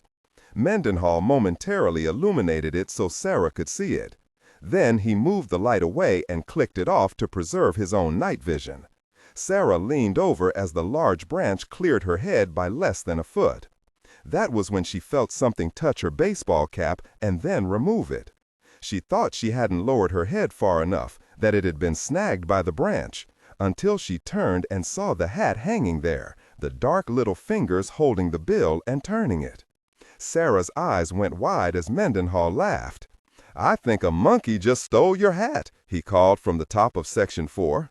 As Mendenhall continued to laugh, the red cap was tossed back at Sarah, who caught it before it went over the gunwale. "Must not have fit," the sergeant said with a chuckle. Suddenly, a small arm reached out and removed the bush hat from his own head, and he instinctively ducked, but both arm and hat had disappeared into the trees. "I guess it thought yours would be a better fit," Sarah said with a grin. Mendenhall cursed. He clicked on the spotlight and aimed it at the trees. He shined the bright light behind him and then all around. Then he quickly shut it off. "Sarah, now, this is no gosh. There are about 100 things in the trees." Sarah seated her cap back on her head, still smiling. "Monkeys?" Before he could respond, the deck was inundated with small objects they immediately recognized as exotic flowers, bananas, and berries of every sort. Then the night erupted with chattering, not monkey-like at all in its sound. Or maybe it was, Sarah thought, but it was as if the animals in the trees were laughing. Their chatter was interrupted by short gasps of air. Sanchez immediately called out for Mendenhall to shine the spotlight his way, that something was in his hair. As he did so, his and Sarah's eyes widened when the light fell on a shiny-skinned, four-limbed creature that had its tail firmly wrapped around the corporal's neck. It was running its small hands through his thick, dark hair, jabbering, and appeared to be petting Sanchez. "What in the hell is this thing?" he called out, afraid to move. "It's kind of fishy smelling." Sarah couldn't believe what it was she was looking at. The animal was about 3 feet in length, and for all practical purposes did resemble a monkey, except it had not one hair on its body.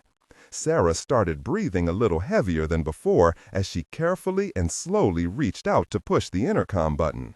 "Chief, kill the engines," she said.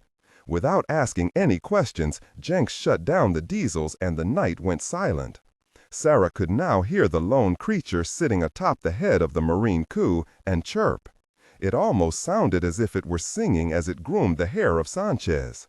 Sarah still had the button depressed for the intercom, and without removing her eyes from the bizarre scene 3 sections back, she found the button for the science lab.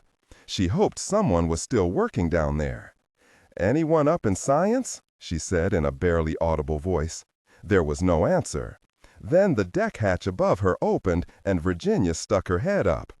"The Master Chief wants to know if there's a problem. He said he can't get through your intercom," she said as she climbed out onto deck. Then she saw Sarah was still holding down the talk switch on the communication intercom. Virginia looked to where Sarah was looking and froze. "Oh my God," she whispered, and then, without turning, pried Sarah's finger from the button. "We have a visitor, Chief. Everyone's all right." "A visitor?" he asked.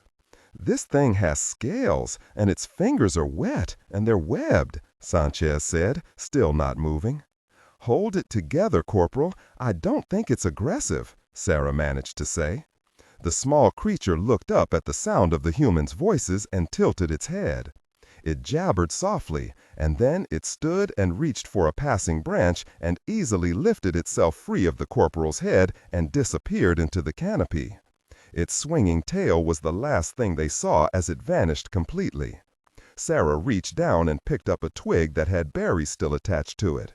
She pulled one off and ate it. "Good," she said.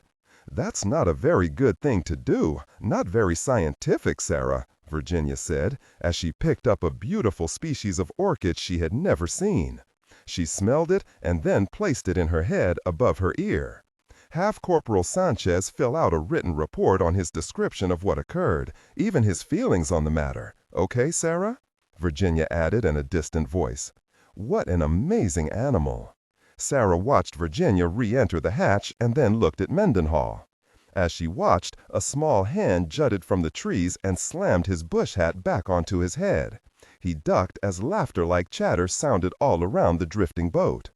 The twin diesels fired back up and Teacher started forward again. This time, the 3 lookouts would have no trouble staying awake. Most of the off-duty crew, 20 of them, were in the cramped dining section of Teacher eating a breakfast of ham and eggs as they listened to Mendenhall and Sarah tease Sanchez about his strange encounter in the dark morning hours. "And these creatures weren't aggressive at all, or timid?" Ellenshaw asked, his white hair looking as if a garden hoe had churned it up. "Well, ask the corporal. He had a little better view than Will or I," Sarah said as she sipped her coffee with difficulty. Even hours later, it was difficult not to laugh. Sanchez shot her a look and then had to smile himself. "No, I didn't exactly get the feeling they were timid," he said as he took a bite of his toast. "And they definitely looked aquatic in nature. You actually saw the webbing between its small fingers?" "Saw and felt it," the corporal said, losing his appetite for his toast.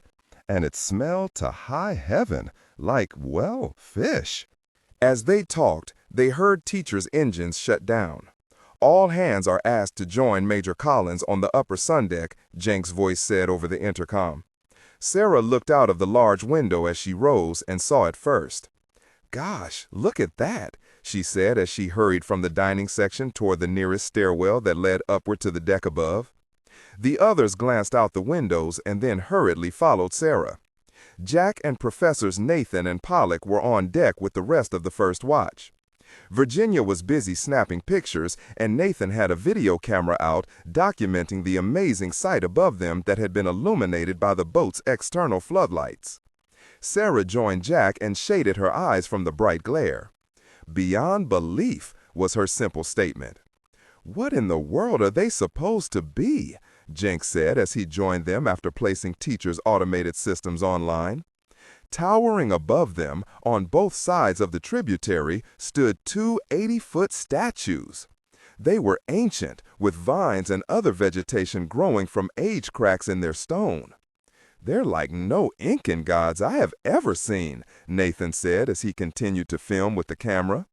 "They are carved directly from the granite of the cliff," Virginia said as she turned to photograph the other one on the opposite bank.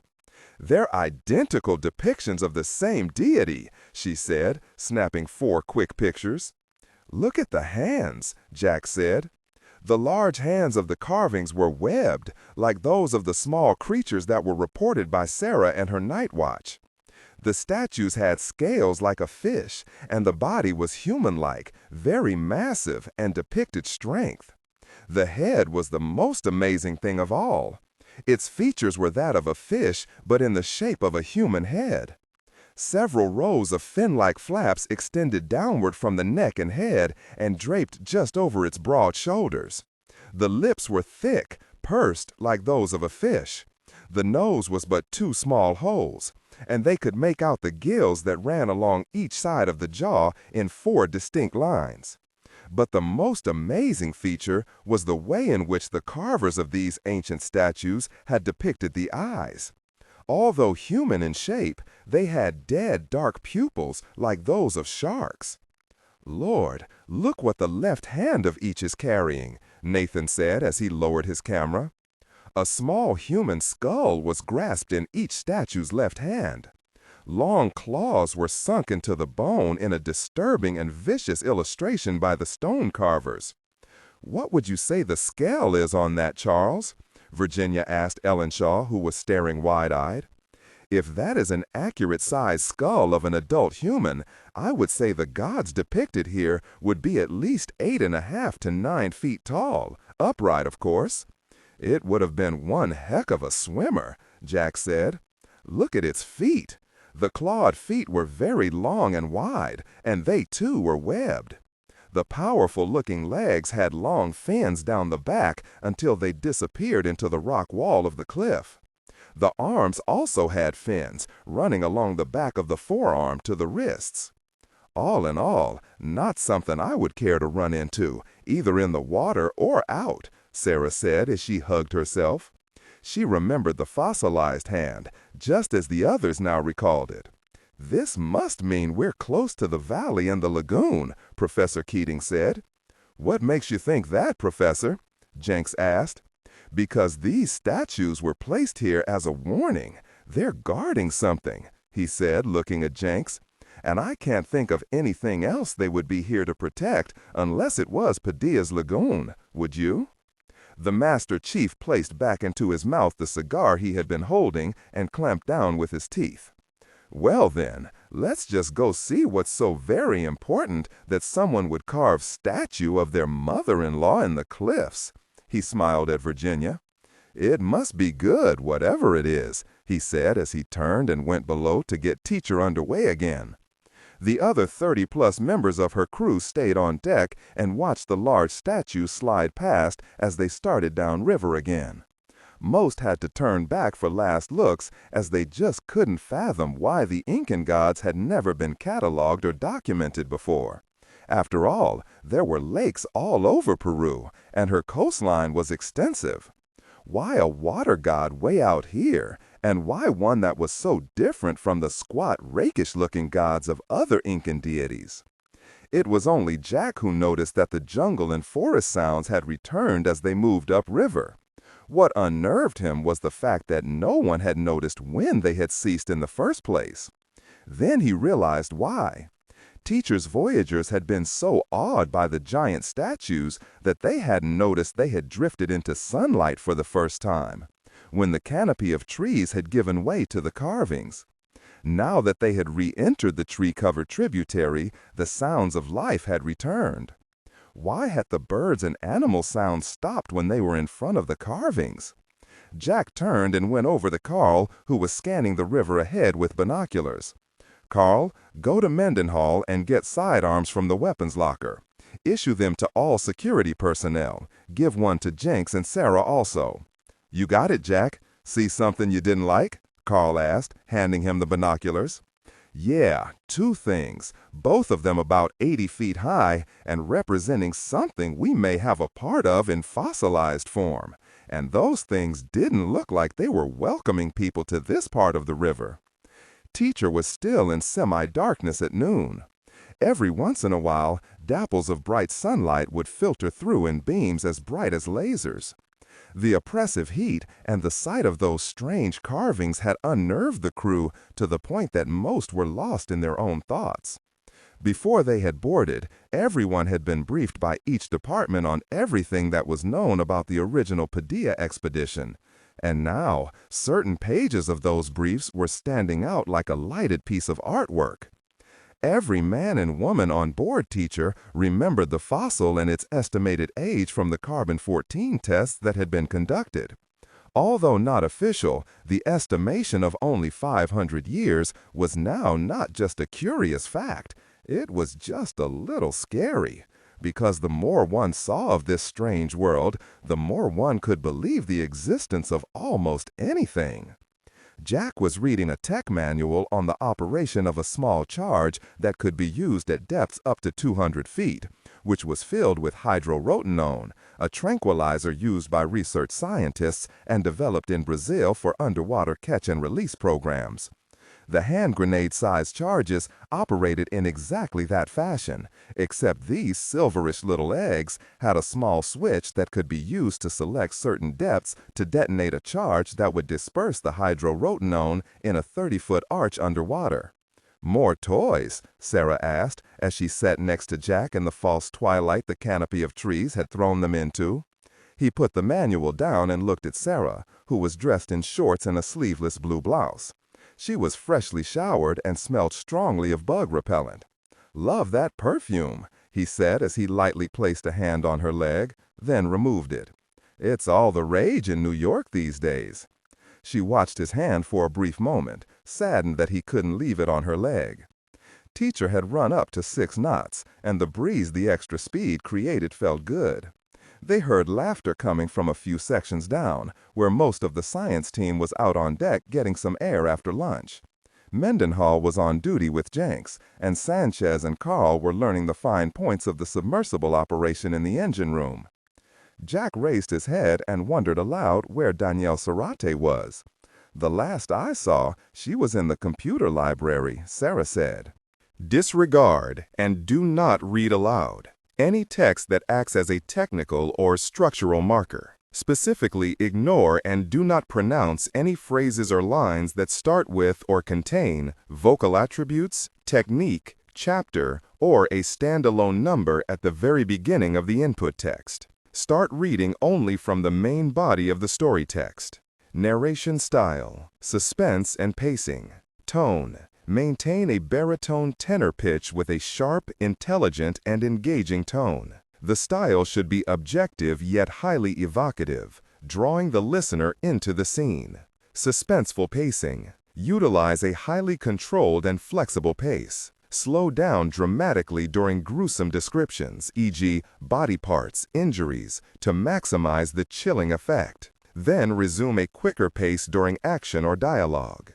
Emphasis. Clearly emphasize key nouns and descriptive adjectives within the scene setting, e.g., severed from the body, weeping graying flesh, cavernous tunnel. Character differentiation, sharp modulation. Narrator voice, smooth, authoritative, and stable. This is the baseline pitch. Female dialogue.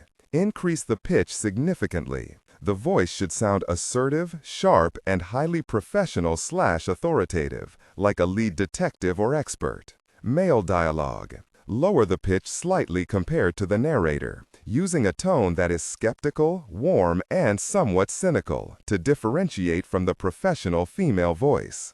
Other characters, e.g., Deputy Burns. Quick, focused delivery, clear voice.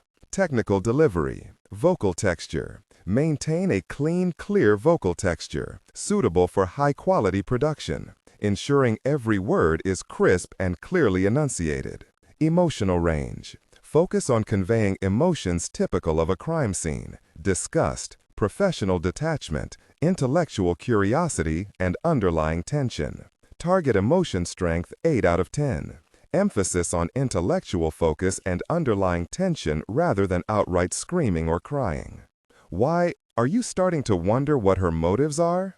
Yeah, it's hard to believe they're just ex-husband motivated, but with her being the head of her agency and being sanctioned by her government in the assistance she's shown, I wouldn't care to guess what her real motives would be. Does the fact that Carl is getting close to her affect your way of thinking? Everett is a grown man. I think he knows how to handle himself. It's been over a year since he lost Lisa, and I think it's time he starts realizing there are other women in the world. Besides, have you ever in the last year heard him talk so much? Yeah, They were interrupted by the very object of their conversation as Danielle bounded up through the open hatch. "Jack, look over the side," she said as she made the deck and leaned over the gunwale. The Major stood and went to Danielle's side and Sarah to her other. Jack immediately saw what she was indicating and turned and ran for the boat's intercom, where he slammed down the proper button. "Kill the engines, Chief," he said loudly as he again switched buttons and hit the one marked Eng. "Carl, are you still in engineering?" "Still here," he said. "Get someone and get to the fantail. Use a boat hook and snag those bodies," Jack said hurriedly. Jack heard the engine shut down. He hurried to the hatch and made his way down the spiral stairs. He quickly ran aft to the engine room. The double rear doors were open to the fantail. One of the detachable chairs went flying as the men maneuvered to arrest the floating bodies with boat hooks. As Jack joined them, he saw the bodies were bloated. "Gosh darn it," he said as he reached out and opened a railing. The four men struggled, bringing the two bodies aboard over the fantail, just above the black letters that spelled out teacher. "Oh," Carl said as the smell hit them. He gently rolled over the larger of the two and saw that it was a man clad in a diver's wetsuit. The neoprene was stretched beyond endurance and had split in the upper arm and thigh areas. The face was bloated and misshaped, but that didn't keep them from seeing the deep gouges that had been inflicted upon the man's face. Jack heard noise behind them and saw Virginia and Dr. Allison Waltrip, the surgeon from the group, as they hurried through the double doors. Virginia gasped, but Waltrip immediately bent over the two still forms. The three Marines backed away and turned to face the slow-flowing river. The doctor moved from the larger to the smaller of the two. She gently rolled it over and saw that it was a girl who couldn't have been more than 20 or 21. This corpse was bloated like the other, but had no injuries that were readily apparent. Her eyes were wide in death and glazed over with a milky substance that made Virginia partially turn away before she remembered her professionalism. Dr. Waltrip started feeling around the body for a wound. The girl was dressed in shorts and a blouse. It reminded Jack of the very clothes Sarah was wearing.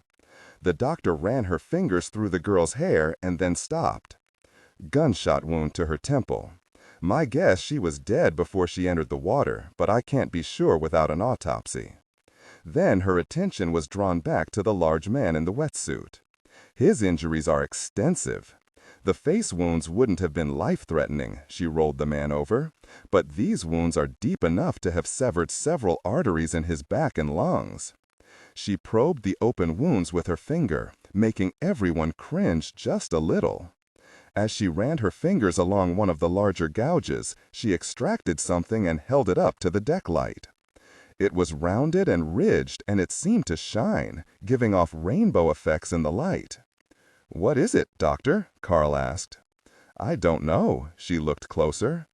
"That almost looks like a hair follicle on the bottom, see?" She held it up for all to examine. "I think I know what that is," Heidi said as she stepped up and took the object from the doctor. "What?" Carl asked. "It looks exactly like a fish scale. A very big one, but a fish scale." Jack walked to the railing. "And Dr. Waltrip, can you get a good picture in 2 hours of how they died?" "I can try," she said. Jack walked to the fantail intercom and informed Jenks that they would anchor in the middle of the tributary for 2 hours while autopsies were performed on the two bodies. Then he watched as the men moved the bodies to the Section 7 medical labs. When they were gone, Jack looked at the rainforest canopy overhead and saw the dapples of light were fading from the sky. After hoping they would make the lagoon before nightfall, he had to reconsider under the circumstances. He might have to order them to anchor, as the thought of entering Padilla's lagoon in total darkness left little appeal. The bodies notwithstanding, the urgency of arriving on site for possible survivors had become possibly a moot point. He would now have to consider the safety of this team his top priority now. Jack couldn't shake the image of the young woman they had pulled from the river. When she had put on those clothes, she had never figured she would die in them. Just as he was sure Sarah would never have thought the same when she had put on her own similar clothing this morning. Jack watched the water and the stillness of the shoreline in front of him. He touched the holstered 9mm at his side. Of all the places in his career he had been assigned, this was the one that unnerved him the most. Was it the absence of direct sunlight? The cries of creatures that remained hidden in the vast canopy of giant trees? Jack knew himself never to be a man of premonition, yet he sensed beyond a doubt that men were never meant to be in this place. As he turned to leave, motion on the riverbank caught his eye. He stood still and didn't turn to look, but used his peripheral vision to see. Standing back of the thick shrubbery that lined the bank, several small Indians stood and watched Teacher as she maintained her position in the middle of the river. The only sound he noticed was the almost silent hum of the vessel's thrusters as they fought to maintain their hold on the current. The noises of the rainforest had disappeared, and silence filled the late afternoon. The faces of the Indians stood out palely in stark contrast to the darkness surrounding them. That was when Jack decided to let them know he was aware. He turned and held up a hand, but the gesture went unseen as the Indians had vanished into the brush. As he stood there feeling silly, the cries of birds and even the scream of a large cat rushed to fill the air around him. Several people were outside of the medical lab in Section 6 waiting on the word from Dr. Waltrip. Heidi and Virginia had been drafted by the good doctor as her morgue assistants. Jack sat with Sarah, Danielle, Carl, Keating, and Dr. Mathan, who were all anxious to find out the results of the medical examination of the two corpses. Their conversation was muted. Jack had not said anything about seeing the Indians along the riverbank, as he felt the information wasn't helpful to anyone. The discovery of the Sincaro's deity had already been the topic of conversation for almost a day and a half. One thing Jack did do was order not only sidearms to be issued to the military personnel, but 2 shotguns per watch. He had nothing against the little tribe of river natives, but until they found out about the reasons behind the disappearance, why take chances? He had a gut feeling that the people he saw weren't behind those 2 deaths. They seemed only curious. From prior discussions with group historians, the professionals who had studied the legends, he had learned that the small people had every right to be at least suspicious of any strangers along their river. The door opened and Virginia came out first. She was pale and seemed rattled as she asked for some coffee. Content filtering, strictly for AI instruction. Specifically, ignore and do not pronounce any phrases or lines that start with or contain vocal attributes, technique, chapter, or a standalone number at the very beginning of the input text. Start reading only from the main body of the story text. Narration style, suspense and pacing. Tone. Maintain a baritone tenor pitch with a sharp, intelligent, and engaging tone. The style should be objective yet highly evocative, drawing the listener into the scene. Suspenseful pacing. Utilize a highly controlled and flexible pace. Slow down dramatically during gruesome descriptions, e.g. body parts, injuries, to maximize the chilling effect. Then resume a quicker pace during action or dialogue. Emphasis. Clearly emphasize key nouns and descriptive adjectives within the scene setting, e.g. severed from the body, weeping graying flesh, cavernous tunnel. Character differentiation, sharp modulation. Narrator voice, smooth, authoritative, and stable. This is the baseline pitch. Female dialogue, Megan. Increase the pitch significantly. The voice should sound assertive, sharp, and highly professional/authoritative, like a lead detective or expert. Male dialogue, Sam. Lower the pitch slightly compared to the narrator, using a tone that is skeptical, warm, and somewhat cynical to differentiate from the professional female voice. Other characters, e.g. Deputy Burns, quick, focused delivery, clear voice. Technical delivery. Vocal texture. Maintain a clean, clear vocal texture suitable for high-quality production, ensuring every word is crisp and clearly enunciated. Emotional range. Focus on conveying emotions typical of a crime scene: disgust, professional detachment, intellectual curiosity, and underlying tension. Target emotion strength, 8-10. Emphasis on intellectual focus and underlying tension rather than outright screaming or crying. Allison Waltrip came out, next pulling off her gloves and then placing them in a plastic bag. Then she held out the bag for Virginia to put hers in, and she complied with a shake of her head. Then she took her coffee from Danielle, who also offered a cup to Dr. Waltrip. The surgeon accepted it with a nod. "Jack, we have to get those bodies into the ground," said Dr. Waltrip. "We don't have the facilities to store them here." She turned. "Lieutenant Commander Everett, Navy man, right?" she asked. "Yes," Carl answered. "This man," she held out a plastic specimen bag, "he was in the Navy also. Kennedy, Kyle, M., a lieutenant." "Doesn't ring a bell," Carl said as he took the plastic bag from Waltrip and examined the dog tags.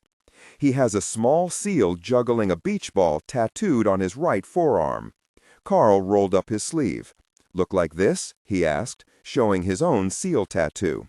"Exactly, except his had a 4 underneath, not a 6, Dr. Waltrip said. "SEAL Team 4, San Diego based. They are an excellent and well-trained assault force. But I've never heard of a Kennedy, and I know most of that team. Major, Virginia is aware of what your file contains, and she said I can ask you. I understand you were in black operations and had trained for all kinds of—" She paused and looked at Virginia. "Broken Arrow," Virginia answered. "Yes, Broken Arrow scenarios, trained to deal with them, that sort of thing." Jack looked uncomfortable talking about it with so many in earshot, especially Danielle. "That's right, I am qualified to disarm or—" "Why?" Jack only hoped everyone didn't know the term broken arrow was one used by the military for designating a lost nuclear weapon. "Can you identify this?" Dr. Waltrip held out a second plastic bag. It was clenched so tight in the lieutenant's right hand I had to pry it loose. Jack took the bag and looked it over, glancing Carl's way once because he felt his eyes on him. "M2678 tactical warhead key," he said, barely loud enough for anyone to hear. "Jesus, Jack, what did those idiots bring with them?" Carl asked. "I can't even venture to guess why they thought they needed a tactical nuke out here," Jack answered, as the section grew silent. "Just another mystery to add to our growing list," Dr. Waltrip said. "The girl was no older than 19. As I said out there, she died as a result of a possible self-inflicted gunshot to the left temple. There are gunpowder burns around the wound and powder particles embedded in her left hand, indication she was holding the gun that killed her. It was a 9mm round." She handed another specimen bag to Jack. "Could be military, but who knows?" Dr. Waltrip nodded her head. "Anyway, the bottoms of her feet were quite cut up, as if she had been running on a rough surface, and in her wounds on her feet I found this." She held up a small jar. Inside were several cotton swabs. She held it up to the light, and they all saw the glimmer. Gold, I would say, found in her wounds, her hair, her clothes, her nostrils, and lungs. These samples represent a swab from almost every area of her body. There were no questions, no talking. Carl handed the dog tags back to the surgeon. "I'll place these in the ship's safe," she said. "Now, as I said, we need to bury these bodies very soon. They're deteriorating fast." "The wounds, Doctor, the marks on the diver?" Jack asked. "I was saving the best for last, Major," she said. "Virginia, show them the scale, please." Virginia reached into her lab coat and pulled out a plastic case. She passed it to Jack. "Without running a complete DNA sequencing, which Heidi is performing right now, I can't tell you much. It is a scale from a freshwater species, but according to every data bank we have, it belongs to nothing in the waters of the world. We don't even have a prehistoric record of fossils ever having scales like that. Look at the deep age ridges that run the length of the scale. I thought they would serve no purpose other than to show age, like the rings on a tree or the squares on a tortoise shell. But when I examined it, I found that scale to be almost impenetrable. I used a scalpel and couldn't cut it. The follicle that had attached the scale to its host is almost human. The minute sample of blood from that follicle is just like ours. I even typed it at O negative. She held up a hand when they all started protesting at once. "I don't have answers, people. None at all. Everything we have come across only raises more questions than we have answers for. It was Virginia who came up with something that makes me want to warn the Major to take an armed team ashore when you bury the bodies. Show them." Virginia took the plastic case from Jack and held it up to the light. It, too, sparkled with gold. As you can see, it's covered, just like the girl, in gold particles, better known as gold dust.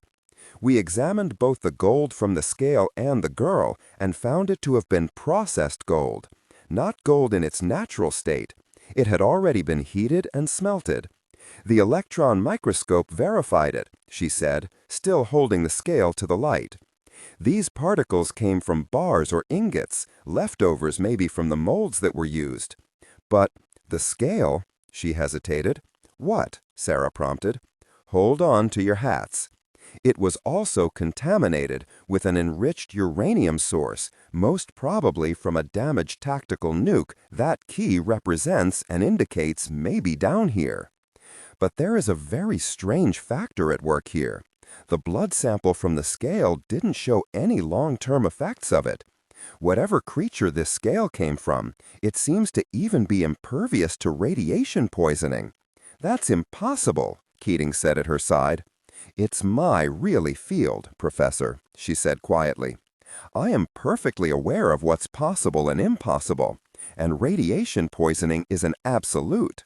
There are no immune species of animal. But if we could discover why this particular species is or was immune, it would be a find that would benefit mankind beyond belief." "Why? So we could make nuclear war not only probable but feasible? Give governments the go-ahead to off everybody cleanly with no worries?" Keating argued. Virginia lowered the scale and faced Dr. Keating. "No, not at all. I'm surprised that you would even think I would consider such an asinine theory," she said, staring Keating down until he looked away and shook his head. "But I was thinking, Professor, that maybe we could save hundreds of thousands of people suffering from cancer, the indignity of the effects of radiation treatments. Maybe stop a little girl from throwing up every time modern science tries to help her, or keep her hair from falling out while stopping the pain of chemotherapy. Not about making nuclear warfare feasible." "My apologies, Virginia. Stupid comment," Keating said, taking her right shoulder and squeezing. "Show them the other item, Virginia, the reason why the burial team needs to be armed and watchful," Dr. Weltrip said. Virginia closed her eyes for a moment and gathered her thoughts. Then she reached into her lab coat and brought out a photograph. "I enlarged this on the computer. I took it of the two statues the Inca had placed on the riverbank," she said, as she again held the scale up to the light and then held out the picture for them to compare. "See the scales on the statues? They're lightly etched into the stone. Now look at the ridges on this scale," she held the plastic case back up to the light, "and compare them to what was carved hundreds." "Yeah, but it looks like she may not have lived to be congratulated," Danielle said, touching Carl's arm. It had taken them another hour to land Jack and a shore party to bury the dead.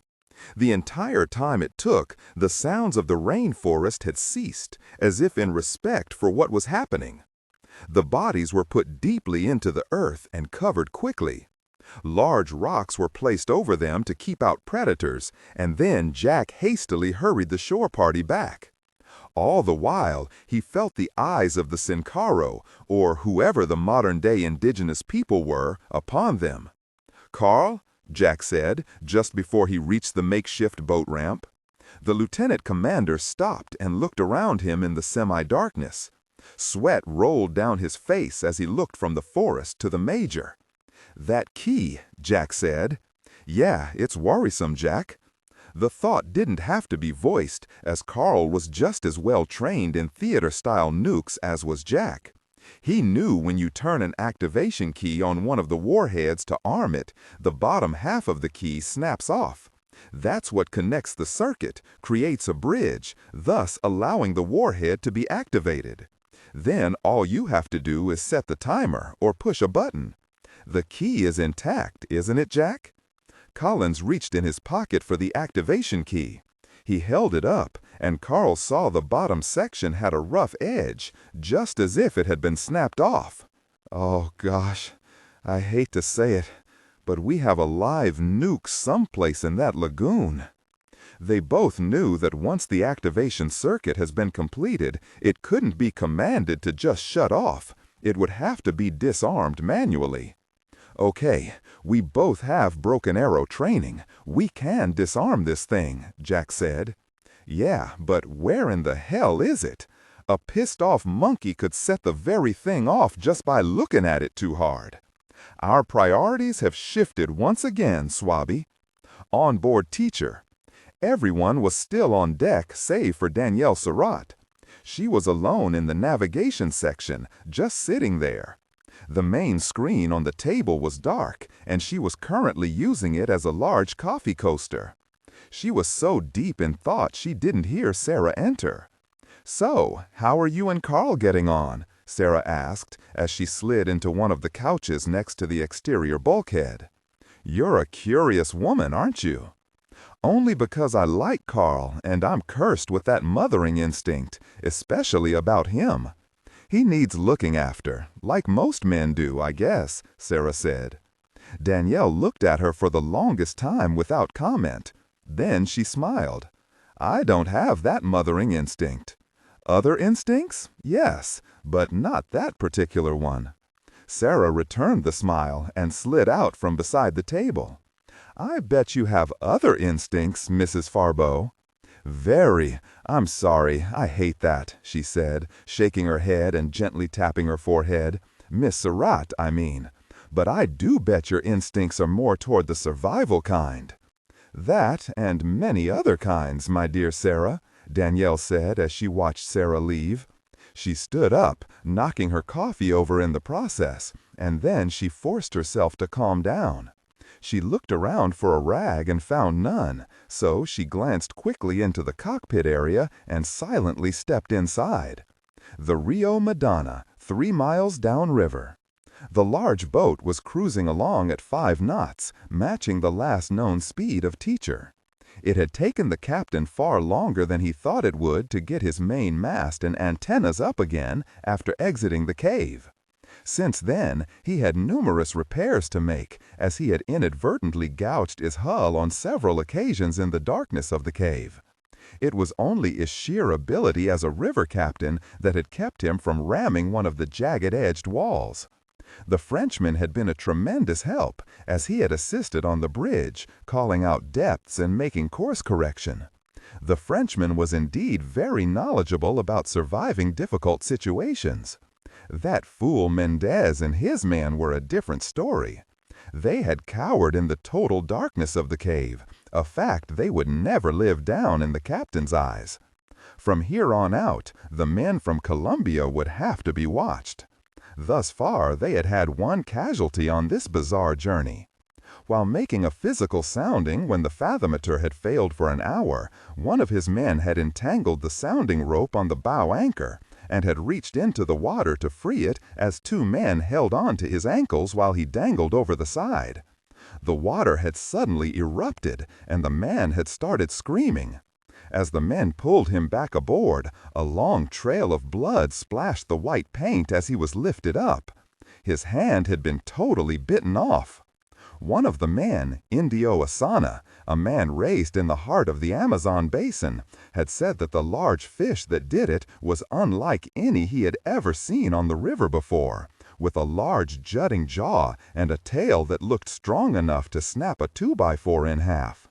He said that it had fins on it unlike any he had ever seen, and since it was Indio who had said it, the captain had no doubt as to its truth.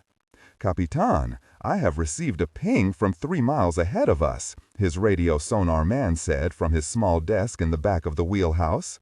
"Senor Farbeau, a signal from the Americans. Someone has pinged us with an active sonar search." Farbeau was amazed the captain had any notion as to what an active sonar search involved. "Are you sure?" Yes, my equipment, while not state-of-the-art for the U.S. Navy, senor, is quite adequate for us South American rum runners, he said, smiling through his cigar smoke. I meant no disrespect, Captain. How far ahead would you say the search originated from? My operator says 3 miles upriver, senor, he said as he turned the large wheel and started for the bank in anticipation of the Frenchman's order. We'd better delay a while. They may have stopped for some reason, maybe an accidental ping? Nonetheless, we'd better anchor for a while. Would you agree, Captain? Si, senor, we are currently doing just that, the captain replied as he straightened the wheel and pulled the Rio Madonna alongside the south bank of the tributary. Santos ordered the bow and stern anchors out and shut down his twin engines. Several men rushed aft and, with long poles, arrested the momentum of the large tow barge that contained the Frenchman's equipment. When he was satisfied, he watched the sly Faribault as he went to the afterdeck to inform His Majesty, Senor Mendez, of the delay. The shouting and tantrum at the unexpected layover would begin momentarily. The captain smiled as he wondered how long it would take for Faribault to put a bullet into that idiot's brain. As he thought this, he wondered just who it had been to accidentally hit the active sonar button on the American boat, an accident that warned them the strange boat was stopped up ahead. Convenient, he thought, and then laughed, happy that the Frenchman was on his side. But as he looked upriver, his smile faded. Somewhere up ahead was a lagoon that was uncaring of laughter of any kind, rumored to be a place of sheer sorrow, and he was blindly following this Frenchman into the heart of that dark place. The captain removed a strange metal from inside the collar of his shirt and kissed and replaced it. Then he turned off the overhead light and sat in the darkness, listening for the familiar sounds he had heard since his childhood. Ahead on the river, legends waited, as they had for thousands of years, to greet the greedy hands of man. Again, the captain reached for the medallion under his shirt and then crossed himself. Th. Lost World. When Teacher slowly rounded a large bend, the calm water suddenly angered and turned white with foam rapids. Jenks cursed and threw the 2 diesels into reverse. The crew, half on duty, half off, and asleep in their bunks, were tossed forward. The ones on watch mostly lost their footing and fell to the deck, while the others cursed as they had heads slammed into overheads. A few even fell out of their tight bunks.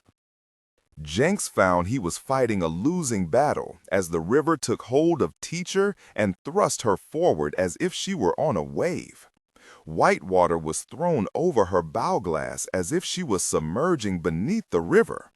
He cursed again when he felt a sudden blow underneath the hull, and the boat rose 2 feet into the darkened space under the impenetrable canopy of trees. He found the emergency switches that controlled the underwater shields for the viewports and hit all as fast as he could. He couldn't hear the hydraulic whine that told him the steel shields were sliding into place. Jack pulled himself along the sections until he reached the cockpit and threw himself into the co-pilot seat. "What we got here, Chief?" he asked as he placed his chair harness over his shoulders and tightened it down. "Rapids out of nowhere, no warning at all. There wasn't a change in current indicating we had rough water ahead." As they watched, Teacher slammed herself into a large rock outcropping and bounced back into the center of the now crazy tributary. She rocked 20 degrees to starboard, and he could hear curses from the back as more people were slammed to the deck.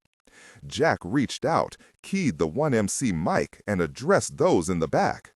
"Everyone strap in," he shouted over the noise of the rapids. Jenks pulled the joystick all the way to the right, trying to right Teacher as she again slammed into the far left bank. He could hear the twin jets at the stern as they caught mud and sand on the bank and shot it high into the air. Alarms started sounding on the console. There was a fire warning in the engineering section, and several hatch openings were reported.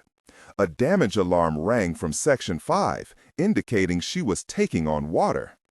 "Gosh, I hope those boys are standing by on that fire alarm," Jenks said as he throttled the engines into full reverse. Teacher didn't respond as she ran for the center of the tributary. "We're on a steep incline," Jack called out after looking at the level gauge. "Impossible! There wasn't any current to speak of, unless we're falling into some sort of a very hole," Jenks called back. Other alarms sounded as Teacher was gouged somewhere in Section 8. "Chief, we have a major hole to the aft of Section 7, between it and Section 8, Carl called over the intercom. "Handle it, Toad. We're a tad busy up here," Jenks said, as the huge boat slammed into a rock in the center of the tributary and careened up into the air again before slamming back down into the whitewater with a giant splash, sending the cockpit 10 feet beneath the swirling water. Again, Teacher struck the right bank, this time encountering mostly rock. They all heard the sickening crunch of buckling composite material as she righted herself and rolled hard to port. As suddenly as the white water had appeared, it vanished, and Teacher was left spinning in a slow circle in the center of a much broader tributary. The floodlights picked out the twin banks as they spun toward the shoreline and then as they faced the river. Jenks hit the starboard jets, and Teacher slowed her spin, but one of the jets must have sustained damage because she didn't slow fast enough. Finally, the huge boat hit the sandy bank, and that stopped her from spinning. He did the same on the aft section jets, and she stopped her spin off the rebound of the bank that would have sent her in the opposite direction. Jenks flipped the switch for automatic station keeping and hoped the system still functioned after the roller coaster ride she had taken. Teacher was never designed for whitewater rafting. All was calm as he heard the jets engage in alternating blasts of water. Finally, Teacher was at a complete standstill. The lights in all the aft sections had gone out, and the crew was navigating by dull battery-driven emergency lighting only. "Major, just after this section, you'll find her lighting an instrumentation fuse box. Get that breaker back in so we can see how badly she's hurt, will ya?" Jack unstrapped his safety harness and made his way aft. He quickly found the glass-covered panel and opened it. 3 large breakers had popped. He pushed the first one and then the other 2. The overheads came back on, and he could sense all hands breathe a sigh of relief. He heard Jenks on the intercom. "Engineering, what's your status?" he asked. "Give us a minute, Chief. We're still putting back some of the pieces here," Mendenhall called to him. Jack went to check on the others. He encountered Sarah and Danielle, who were assisting the cook with a small fire that had broken out on the stove.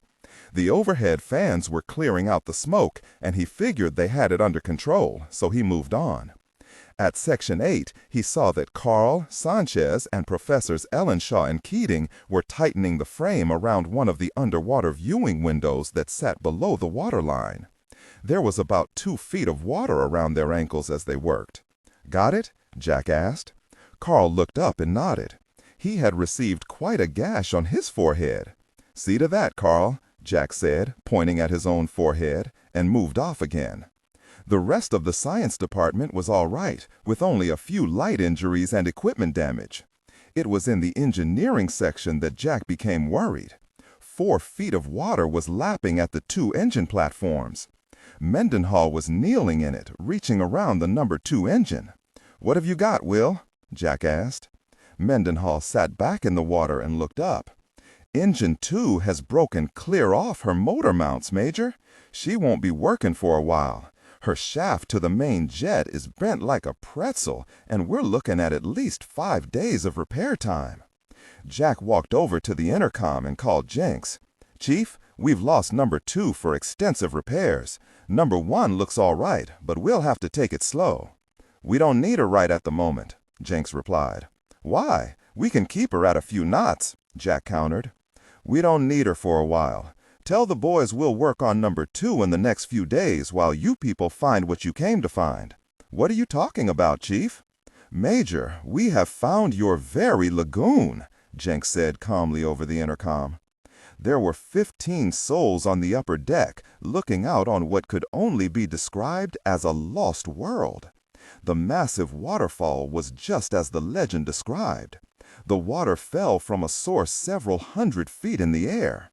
The center of the large lagoon was dappled in the brightest sunlight any of them could remember ever seeing, while the fringes of the water remained in almost near darkness. The havoc created by the giant falls produced its own system of winds and drafts that cooled those on deck from the relentless heat and humidity.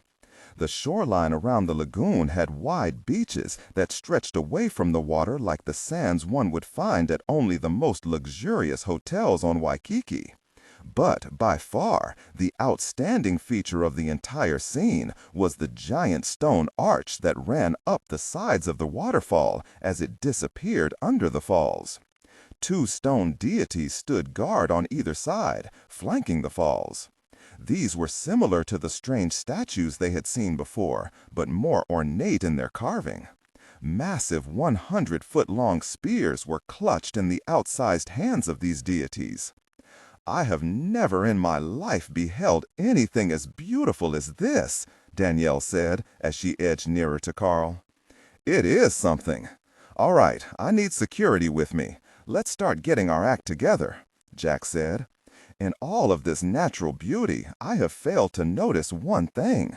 The Zachary boat isn't anywhere to be found." The admiration for the lagoon and forested valley stopped as soon as Jack mentioned the missing craft. What had been a stunning view instantly became foreboding to everyone's eyes. Somewhere off in the jungle, a cockatoo cried, and Teacher listed to starboard as she limped toward the open sunlight at the center of the lagoon. Most of the science teams broke into repair groups. The security team made ready a rubber Zodiac to scout out the shoreline, to search for anything that would possibly help them in locating Professor Zachary and her team Jack. Had tried to get a satellite transmission out to Boris and Natasha, but the transmitter dish had been knocked free of its mounting atop the main mast. Tommy Stiles had been tabbed to repair it. Jack, Mendenhall, Carl, Sanchez, Jackson, and Shaw cast off the inflatable Zodiac. Carl was at the wheel and steered the boat into the darkness of the lagoon, heading toward the widest beach on the eastern side of the lagoon. The 75-horsepower Evinrude motor shattered the silence of the lagoon and the mountainous walls around it. He gunned the engine the last 10 yards and ran the boat as far onto the sandy beach, raising the engine free of the water as the Zodiac hissed onto the sandy shoreline. Jack was the first out, with his M16 pointed toward the pitch blackness of the tree line. He was joined by the others who followed suit. The extreme quiet was matched by their own silence as they scanned the area immediately around them. Jack looked back at the silhouette and interior lighting of Teacher as she remained in the center of the sunlit lagoon. He checked his watch. They had about an hour of daylight left. If you could call this daylight, he thought. "Straight line formation, gentlemen. Carl, you take up station at the rear." Jack started forward along the shore and followed the water line to the south. Every 10 feet as they inspected the lagoon, Mendenhall reached into his pack and pulled out a small rod with what looked like a light bulb on the end, and stuck it into the sand, sighting each one with its mate before and after, aligning the laser early warning fence so they would have some security from something entering the water from the dry land side. As they went, they heard the sounds of the forest as it came back to life. The screeching of birds and the chattering of monkeys allowed them to relax, as at least these were sounds they could identify. They laid down their perimeter alarms for the next 40 minutes. Although they had covered only half the perimeter of this eastern side of the lagoon, it would be a half they could basically ignore for the coming night, as nothing over a foot tall could breach the laser sighting that linked each pole with the one before and after it in the chain.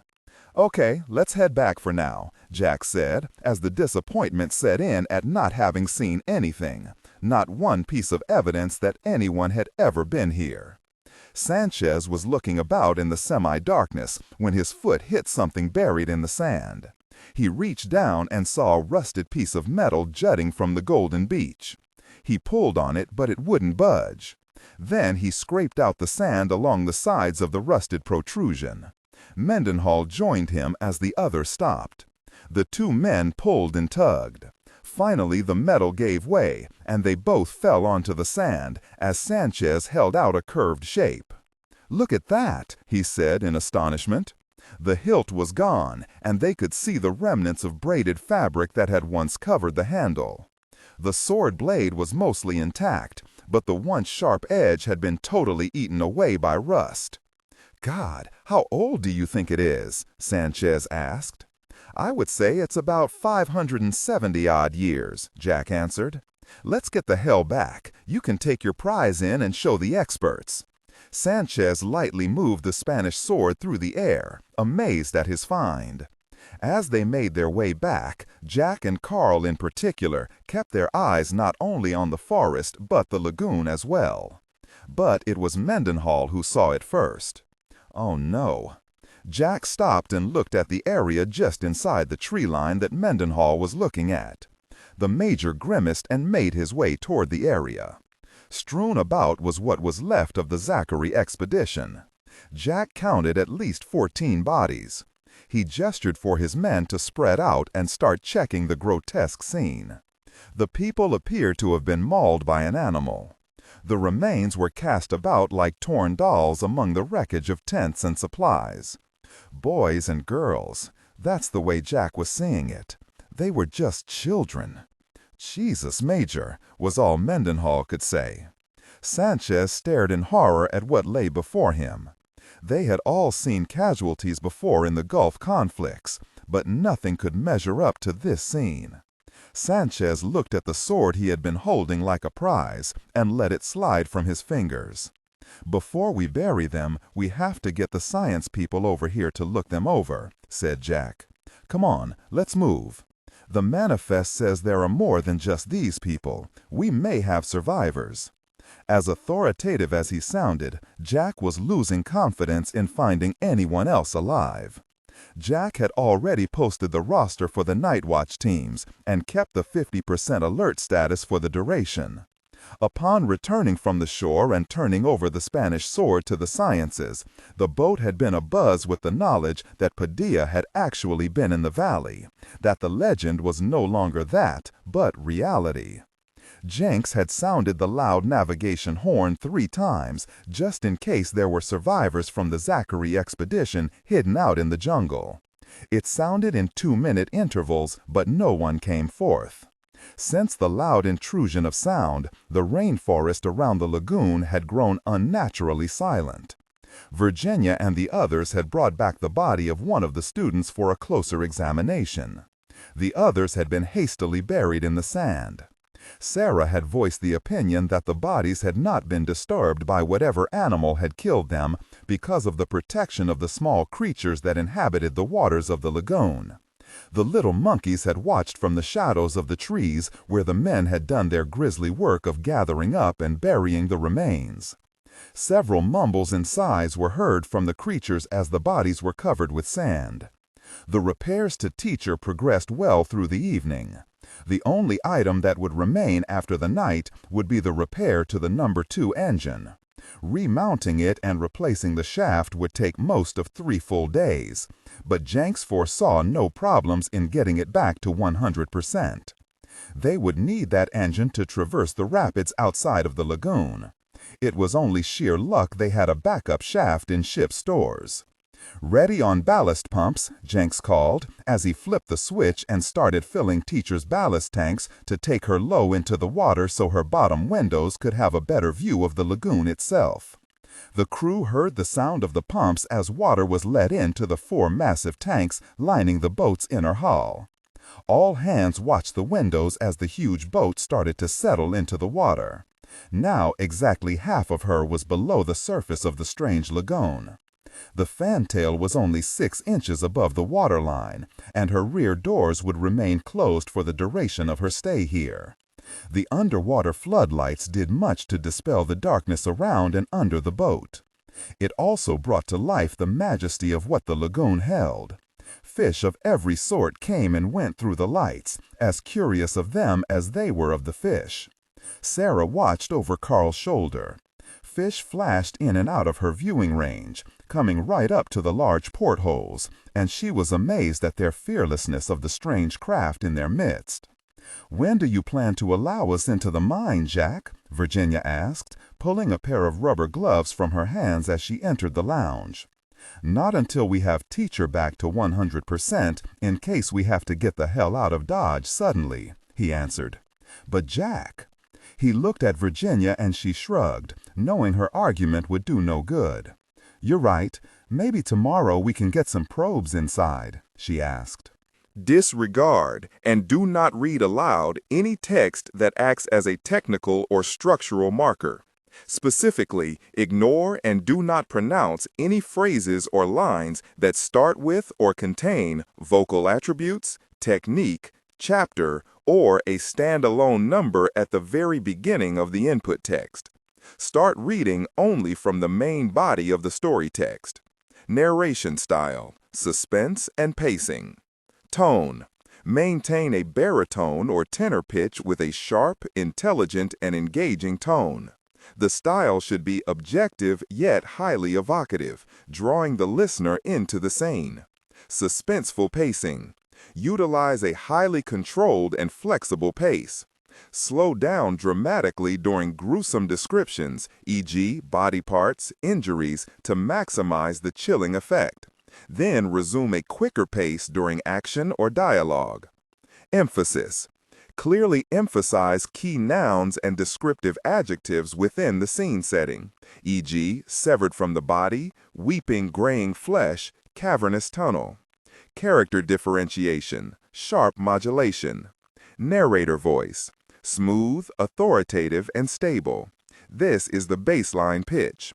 Female dialogue. Megan. Increase the pitch significantly. The voice should sound assertive, sharp, and highly professional authoritative, like a lead detective or expert. Male dialogue. Sam.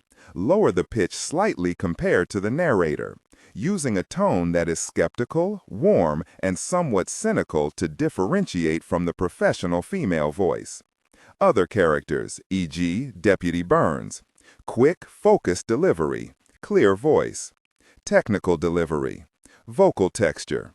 Maintain a clean, clear vocal texture, suitable for high-quality production, ensuring every word is crisp and clearly enunciated. Emotional range.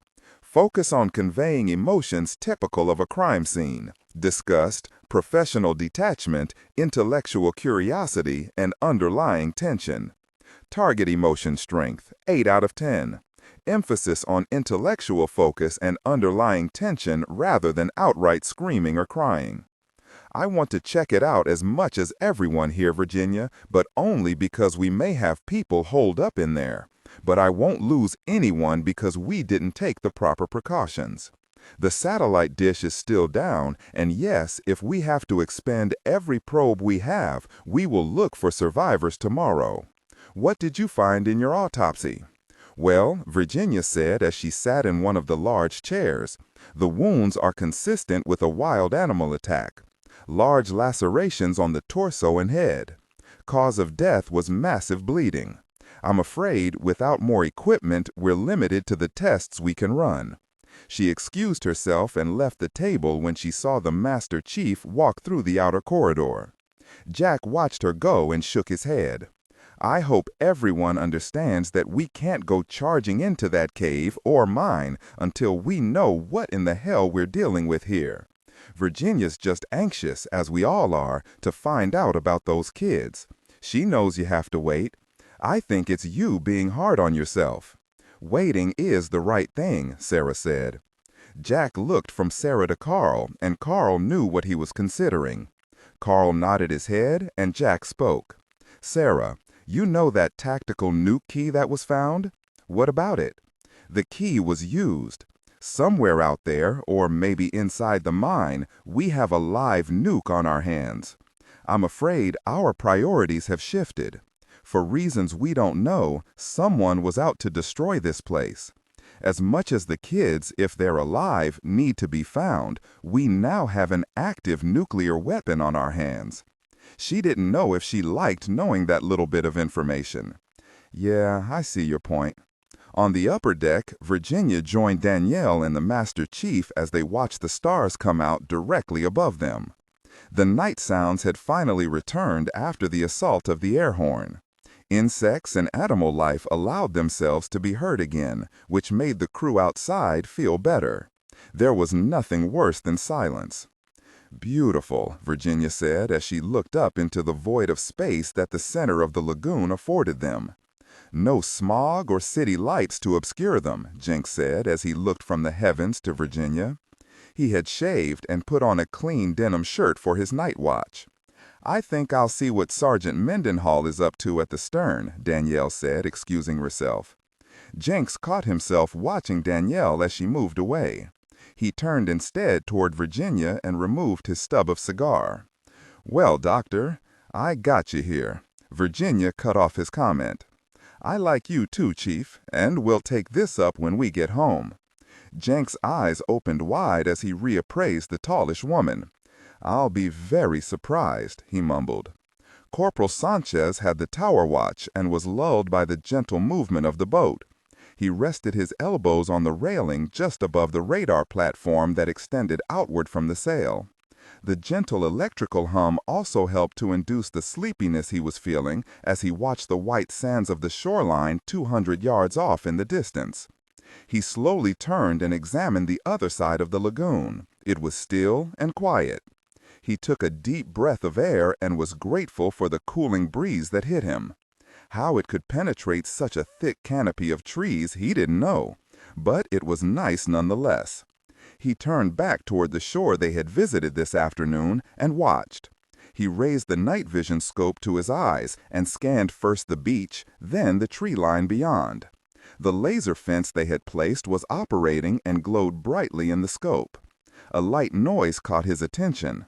He swung the glasses around and looked to the immediate left of where they had landed the Zodiac. He saw nothing. Sanchez looked down at the early warning alarm box that was linked via radio to the laser line. Of the 30 sensors, all the green lights were ablaze in a semicircle. Nothing had crossed the line from the jungle. But as he looked through the scope again, he failed to notice a large line of bubbles as something moved away from the waterfall side of the lagoon. It was rising from the deep and almost bottomless waters and coming right at Teacher. Jack and Carl left Sarah and went aft to make ready the remote probes that would be used tomorrow for the mine excursion. Jack wanted to launch the probes tonight because of the pressure to find any surviving members of Zachary's team. But Jenks was right. Daylight was best. No sense in losing whatever probes they had left by attempting a nighttime search. Upon entering the engineering spaces, they saw Professor Ellenshaw and Nathan filling the emergency air tanks of the 3-man diving bell, which sat motionless in its steel cradle next to the submersible. Its cable and air hoses were on a large steel drum above it. Tools were spread on a large cloth on the deck, as they had been in the process of working on the broken mounts of the engine. The boat's PA came to life. "Major, this is Jackson in sonar. I have a target coming toward us at about 3 knots, seems to be about 20-25 feet in depth. Just came on the scope, and according to my reading, it's pretty big." Jack was about to reach for the intercom when Teacher was rocked to her starboard side. Carl lost his footing and fell to the deck, and Ellenshaw was almost crushed by the diving bell as it broke loose from its steel cradle and swung outward into the walkway. Jack lunged and pushed the professor clear just as the bell struck the aft bulkhead with a loud clang. Teacher finally righted herself as the frantic calls started coming from the upper deck. "Gosh!" Carl exclaimed as he looked out of the aft window. Jack gained his footing and looked at what Carl was staring wide-eyed at. Almost blocking the entire 5-foot-wide window was a dark, undulating mass that was grayish-white in color and appeared to have thinly placed fur covering a rough, leathery skin. The window below water level was dark, meaning that the width of whatever had struck Teacher was enormous. The boat rocked from side to side in a frenzy of motion. "There's another over here. No, wait, 2 of them," Ellenshaw gasped from his position on the deck where Jack had knocked him. "Oh my gosh, this cannot be. Hang on, it's going to hit us," Carl shouted. Jack braced himself as best he could and opened the double rear hatch. As the door swung open, water rushed in as Teacher was again rocked. This time, the hull came completely clear of the water on its stern end as the animal struck the bottom of the huge boat. Once again, everyone on deck was sent sprawling. Jack fell through the hatchway to the outer deck of the fantail as the angle of the boat became so extreme that he found himself suddenly underwater. The boat again calmed for a moment, and he righted himself, taking a deep breath just as the stern of Teacher sprang out of the water after the impact. "Secure that very bell," Carl called out to Nathan and Ellen Shaw. As Jack turned back, he could hear screams and several loud popping noises that could only be gunfire coming from the upper deck. The boat was slammed and rocked again. As he turned and secured the glass doors to limit the flooding in the engine room, he saw a tail, pointy and swift, slice by his face as it rammed into the deck of the fantail, smashing the aluminum railing that lined it.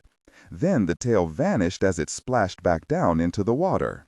He fought to reach the ladder that led to the deck above. Several shots more rang out on deck among the screams. Jack finally gained hold of the first rung and pulled himself upward as more shots and more yelling sounded. Finally, Jack was able to see what was happening on the upper deck. The sight that greeted him was one. Danielle was on the deck at the staff sergeant's feet, trying to stand erect as Jack gained the deck and drew his 9mm from its holster. An animal that resembled a presumably extinct plesiosaur moved its elongated neck quickly back and forth, snapping vicious-looking jaws at the people on the upper deck. The beast was small, at least compared with the fossils enshrined in museums. In Jack's hurried estimation, it looked to be no more than 20 feet long, most of that being neck. The body thrashed and the tail slammed into Teacher in an attempt to kill the large object in front of it. Jack saw smaller animals swimming and diving around the larger one. The obvious difference between these creatures and similar ones seen by people in most museums was the fact that it appeared to have a hardened shell on its torso. The shiny green shell glistened as water poured freely off it. The fur-covered plesiosaur darted forward in the water with incredible speed. Jack heard another scream and more shots from somewhere in the bow. "It's got the chief and Dr. Pollock cornered," Mendenhall yelled as he saw an open shot and took it. The sergeant's bullet grazed the dark skin of the beast and it hissed, its yellow eyes glancing away from its prey and toward the stern of the boat. Again it crashed its glistening body into Teacher, almost rolling her onto her side. They didn't think she would right herself after that heavy blow, but slowly she started leaning the right way. "Look out!" Jack shouted as he pulled Mendenhall down and on top of Danielle. The thick, powerful tail of the animal had risen from the water and lashed out at the antagonists from behind. Jack braced himself, but he knew it was too late. The tail hit him across the chest and threw him 6 feet into the air and over the side. Sarah was still in the galley and yelped when the overhead light shattered.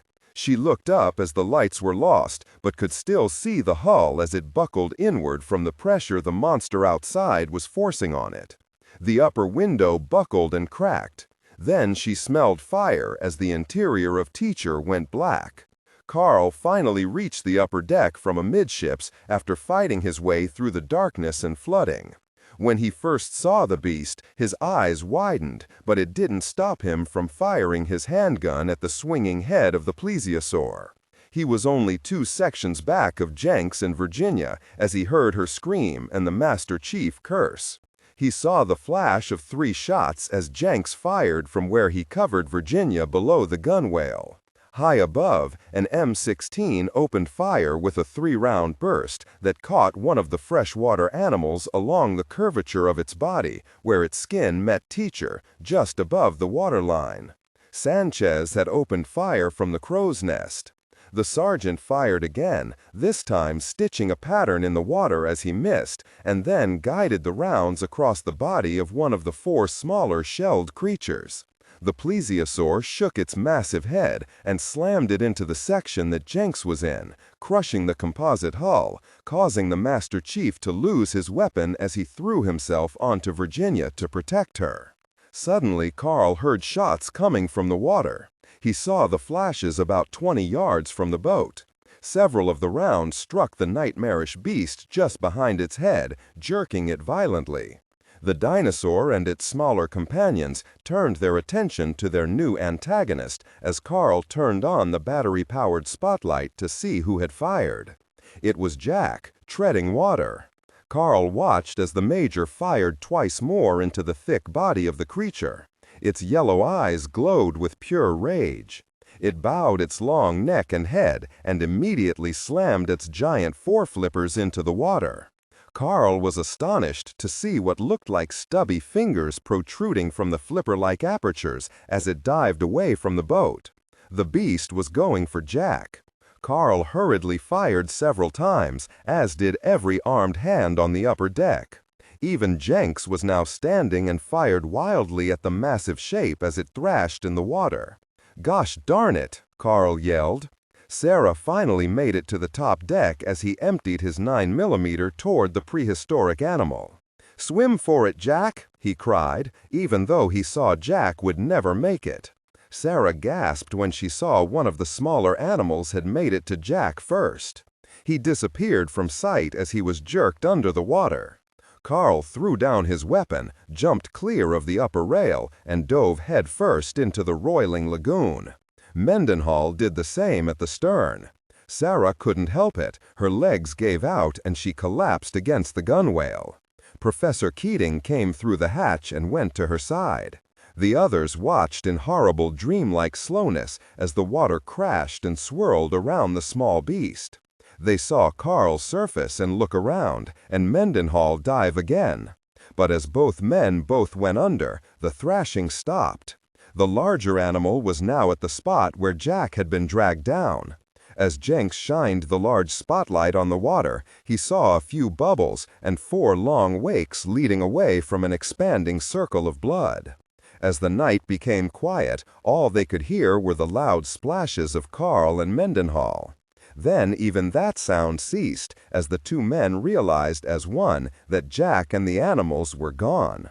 And then total silence swept across the water, except for the gentle lapping of the lagoon at Teacher's waterline. In less than 12 hours on site, Teacher had sustained damage twice.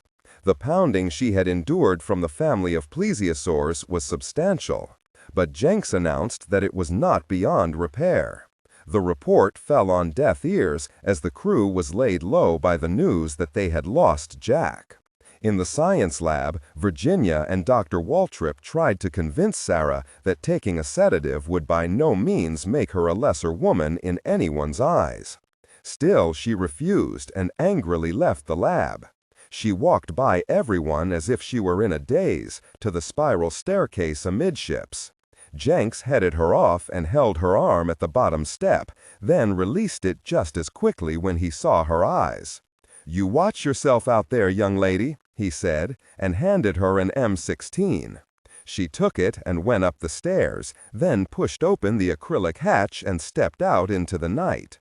She saw Mendenhall leaning against the gunwale and walked over. He was taken aback when he saw who had joined him. The black man studied her for a minute and then turned away to stare at the water. "What you and Carl did, going into the water after Jack like that, I want to thank you for trying," she said, as she steeled herself against the tears that threatened to form. "I only did what he would have done if it were me in the water," he said, without looking at her. "He trained us to react without thinking, but he never taught us how to act if we failed," he said, trailing off. Sarah placed her hand on Mendenhall's, suddenly realizing it was not only she who would be grieving for Jack. She knew the sergeant looked at Jack more as a father, and Carl as his best friend. The lieutenant commander had buried himself in the task of repairing the ship to take his mind away from what had happened. Sarah knew she needed to do her job as well, and decided that it was time to get on with it. She patted Mendenhall on the shoulder and turned away. It was near dawn when Carl was shaken awake by Shaw, who had pulled a double shift above decks on watch while the others repaired the boat. Carl saw the wide look of fear on the corporal's face and immediately rose from his bunk. What's wrong? Sir, I think one of those animals has surfaced and is just floating around the boat. I felt something hit us a minute ago, and when I looked down, there it was, big as life. We may have a chance at killing the creature. I also repaired the laser warning system. Something set off the fence at some point during the night. Carl leapt from the bunk, not bothering with his shoes as he trotted for the arms locker. Jenks, who had been awake all night repairing the hull from the inside, saw him dash by and followed. Carl quickly removed a .50 caliber Barrett rifle from the locker and handed it to Jenks. Then he tossed 2 hand grenades to Shaw, and when he noticed Mendenhall come sleepily down the companionway, he tossed him 2 grenades. He grabbed a white phosphorus canister and then ran for the amidships hatch. The rest of the boat was coming alive with the noise the men made as they ran up the steps. Carl ran to the gunwale and was surprised to see the thick body of the large plesiosaur lounging up against the hull. It bobbed easily in the movement of the lagoon. His eyes followed the entire length of the beast. It disappeared into the darkness of the water toward the aft of Teacher. "Goodness gracious, she's one difficult creature," Jenks whispered. Carl didn't answer. He was looking at something strange that seemed to be wrapped around the midsection of the long-necked animal. As he looked forward, he saw the same thing toward the bow, where the head disappeared from view into the depths of the lagoon. "It's dead." He handed Mendenhall the 2 grenades he was holding. Then, with no explanation, he jumped over the side as all on board to try to stop him. "Are you crazy, Toad? You darn officer, you jerk!" Jenks said loudly. As they watched in stunned horror, Carl surfaced and made his way toward the floating plesiosaur.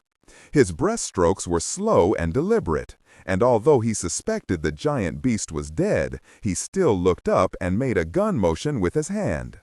Jenks aimed the rifle down at the thickest part of the animal as Carl approached. "You have company, Commander!" Mendenhall shouted. Carl pulled up short of the hull and watched as 4 of the smaller animals shot away from the corpse of the larger one. It had looked as though they had been intentionally staying close to it. Ellenshaw had explained earlier why he had thought the green-shelled animals were the larger one's offspring, and that, not recognizing the boat for what it was, she had targeted Teacher as a threat to them. Thus, as he had lectured at them like a schoolmaster, why she had attacked the vessel. Carl watched for a moment, but the smaller plesiosaurs didn't reappear. He resumed his approach toward the floating body. Slowly, he brought his hand up and touched the rough hide of the wondrous animal. Then he slapped at it.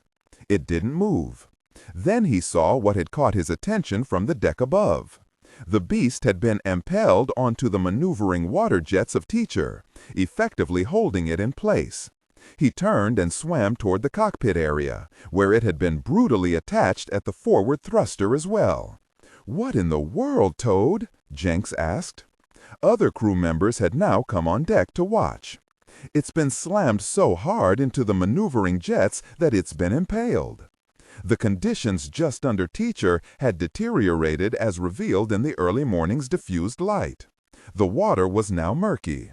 At last Carl found the long neck of the beast where it sank below the water. His hand traveled along it until it suddenly slid off. The head of the animal had been completely ripped off.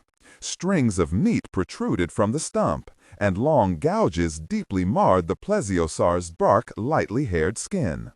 Carl looked around him and suddenly felt as if he wasn't alone. He kicked upward toward the lagoon surface. When he did so, he immediately swam for the ladder. "What in the world's going on, Toad?" Jenks repeated. "Something wanted us to know this animal was dead. The head has been ripped off the body." The others started speaking at once, but Sarah just looked away toward the falls and wondered who or what had avenged Jack's death. The small hands worked and the jabbering was non-stop. Sand was thrown, and even a few berries were forced into his mouth. The fruit was followed by cool water that not only splashed his face, but started a choking reaction as the water slid past the berries and into his throat. Jack sputtered and coughed as he fought his way back to consciousness. As he spat out the last of the overly sweet fruit and threw up about a glass of brackish water, he slowly looked around him. The forest surrounded him with darkness, and it was loud with the noises he had come to be accustomed to. The screeching of monkeys and cries of the many different species of birds threatened to overwhelm his awakening senses. As he stilled his heart, he thought he could see through the trees to the lagoon beyond. He felt his chest and legs and found no broken bones. His right ankle felt as though it may have been fractured, until he attempted to stand and could put his full weight on it. That was when he noticed the damage to his boot and the puncture marks that lined the thick rubber sole. They looked like teeth marks. He was having the hardest time remembering what had happened to him. The only thing he could recall was drowning, being pulled under the water, and not being able to come up for air. He remembered the feeling of being released and quickly grabbed again, and then a sense of speed, of being pulled through the depths, and then just as suddenly being let go. Now he could recall the water becoming strangely and overly warm around him, while there had been a tremendous explosion of motion around him. Then another vague memory of an animal that had no right to be in existence. The plesiosaur started to rematerialize in his confused mind. Now he remembered being thrown into the water and even firing at the great animal as it smashed into the boat. Jack tested his sore ankle by taking a few steps. Then he remembered the berries being placed in his mouth and saw where he had spat them out onto the grassy forest floor. He looked around and wondered who it had been who tried to feed him. He was deep in thought when a bunch of the small red berries hit him on the head and shoulders. He looked up in time to see a small shiny arm shoot back into the tree branches. Keeping his eyes on the tree, he reached down and retrieved one of the berries and popped it into his mouth. He chewed and swallowed and continued to look upward. That was when he heard chattering along the ground in front of him, and he looked that way. As he watched, several of the small monkey-like creatures Sarah had said she had seen grooming poor Sanchez walked out of the underbrush. Jack felt as if he were hallucinating. He shook his head and stared as they advanced, upright with a bow-legged gait. Their arms were longer than their legs, and they seemed to wobble as they walked. Their skin was perfectly smooth, with not a hair visible. Scales covered their bodies, and even in the dark he could see the fins that lined their forearms and legs. Small gills puffed in and out along their jawline, and their small lips were parted to show teeth that were short and pointy, not like a monkey's at all. "Well, what have we here?" His own voice sounded strange to him. The 5 small creatures stopped short when he spoke. They looked from one to another as if the sound coming from this man amazed them.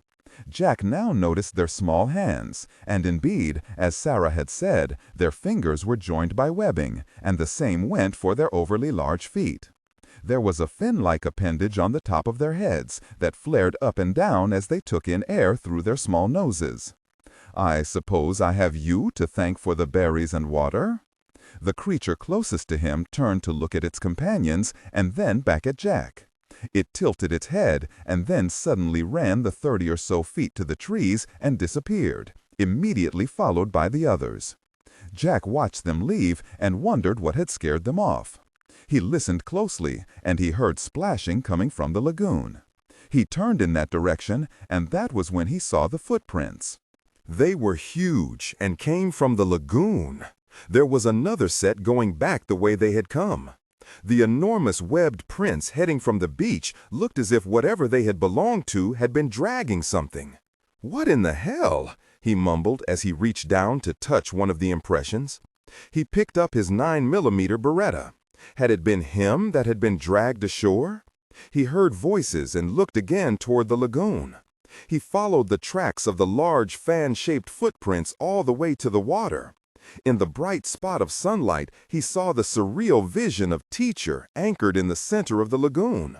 Several people crowded the upper deck as they stared down at a man in the water. Jack stepped close to the water and called out. Aboard Teacher, the crew had just opened one of the lab windows to take Carl in when a shout startled all on deck.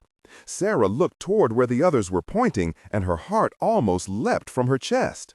Jack was standing on the small beach with his hands on his hips. Then he raised his hands to his face to cup his mouth. "Will someone get a boat and get me off this beach?" he hollered. Shouts and laughter erupted everywhere on the upper deck. Carl dove back and swam to the other side of Teacher, then pulled himself up into the rubber boat. He then quickly started the motor and cast off, sped around to the opposite side and zoomed into the lagoon.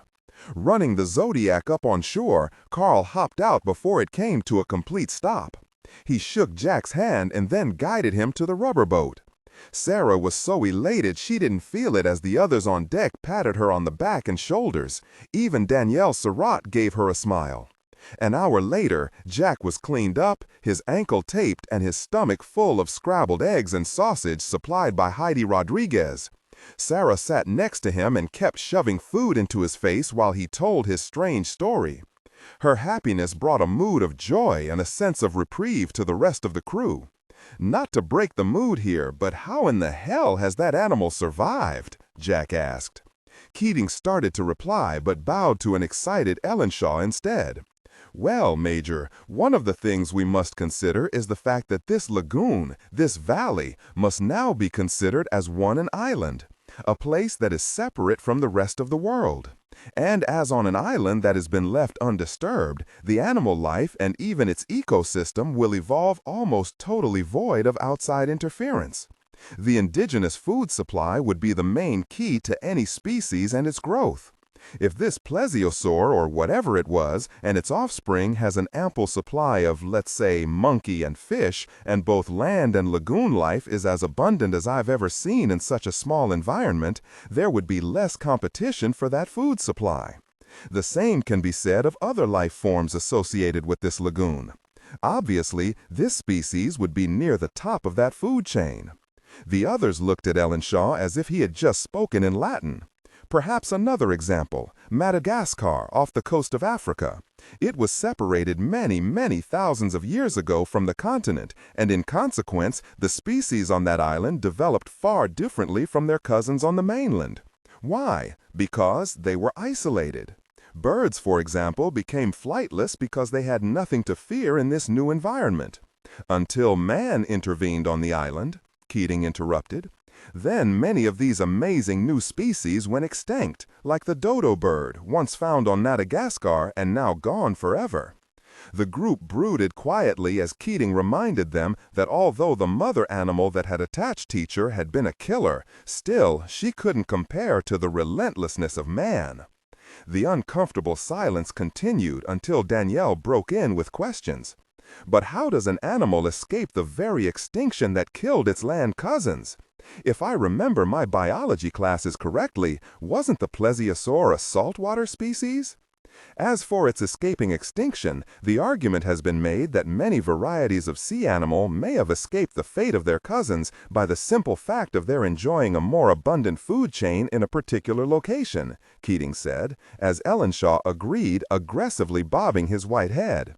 "And the fact that this variety of plesiosaur is clearly living in fresh water indicates that the creatures may have left the harsher, more competitive hunting grounds of the oceans for the less dangerous waterways to be found inland. We may never know. I have a new theory about the animal that attacked us, as I have looked at the carcass very closely. I believe one reason this beast didn't go along gracefully to extinction land—" Ellenshaw paused for dramatic effect. "I believe this particular species has turned into what we know today as the giant sea turtle." "Oh, come on! How can you speculate so carelessly like that?" With that, the argument was on between the two scientists. Ignoring them, Sarah asked Jack, "How in the world did you kill the mother animal?" "I didn't," he answered as he popped half a sausage into his mouth. "Jack, something killed it, tore its head right off, and then staked its body to the side of the boat," Carl said.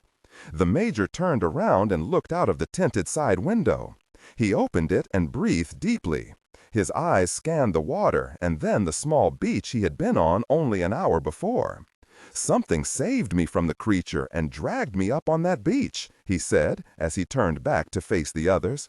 He took Sarah's hand in his own and didn't care who saw it. I was as good as dead. The plesiosaur had me dead in her sights, and there could have been no way I could have escaped on my own. I was pulled down by the smaller ones hard enough to sprain my ankle. I was taken deep underwater. Every time I tried to fight to the surface, I was pulled even deeper. Then something came at the animal with incredible speed. I only saw a violent strike by something, and then I was released. There was blood in the water. I could taste it. I didn't know if it was my blood or someone or something else's. Then, before I could reach the surface, I was grabbed by my ankle and pulled away. All I remember after that was the feeling of being pulled along in the water. Then whatever saved me from the animal left me on the sand, and that is all I remember until I woke up with one of Sanchez's small monkey fishes trying to feed me. Then what was it in that water that saved you, Jack? Virginia asked. I don't know, but according to the footprints that were left in the sand where I woke up, it's huge. Its feet resembled those on the couple of statues we came across. My God, cried Charles Hendershot Ellenshaw III, it's real. The legend of a creature that walks upright is real. His amazement was enough to interrupt his argument with Keating. The Rio Madonna was at anchor, and Faribault thought the captain should count himself lucky for being that way.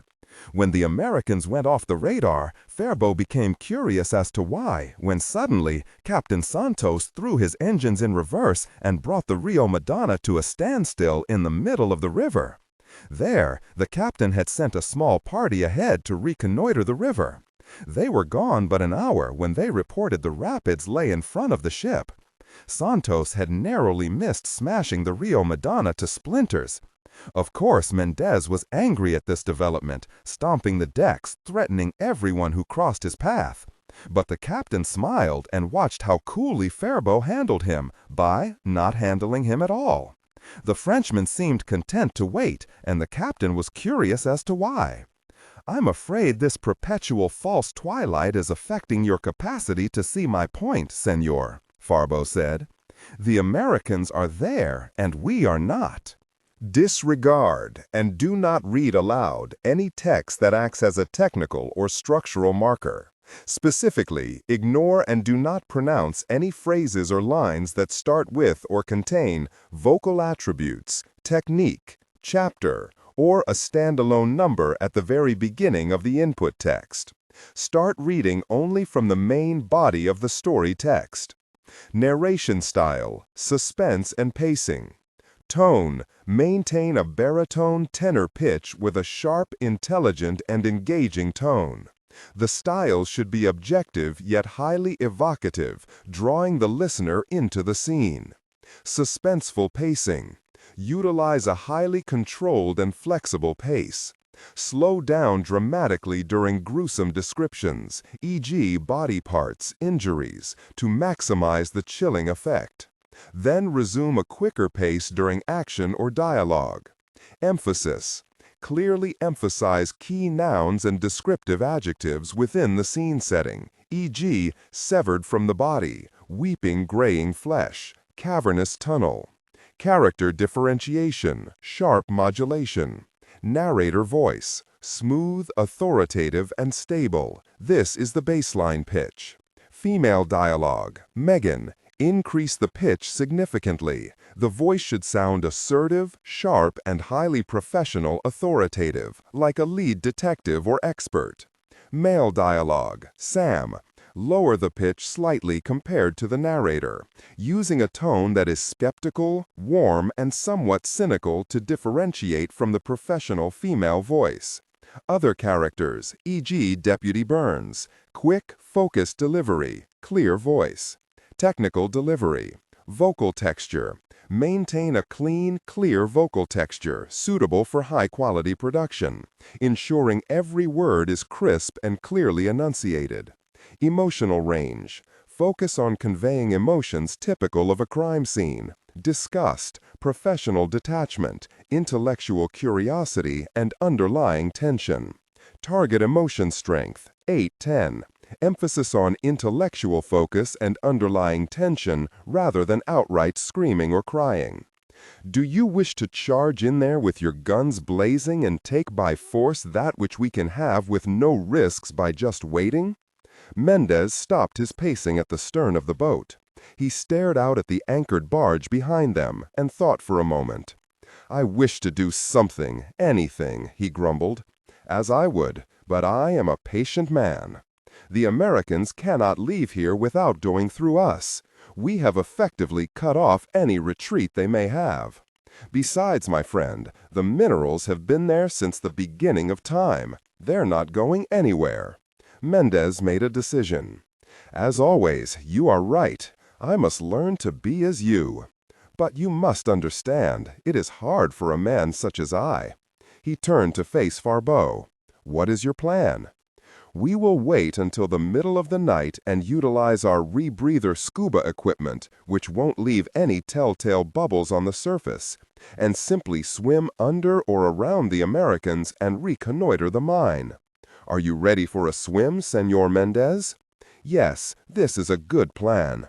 But I must ask, as I am curious, why not just place a charge on the bottom of their boat and send her to the bottom of the lagoon?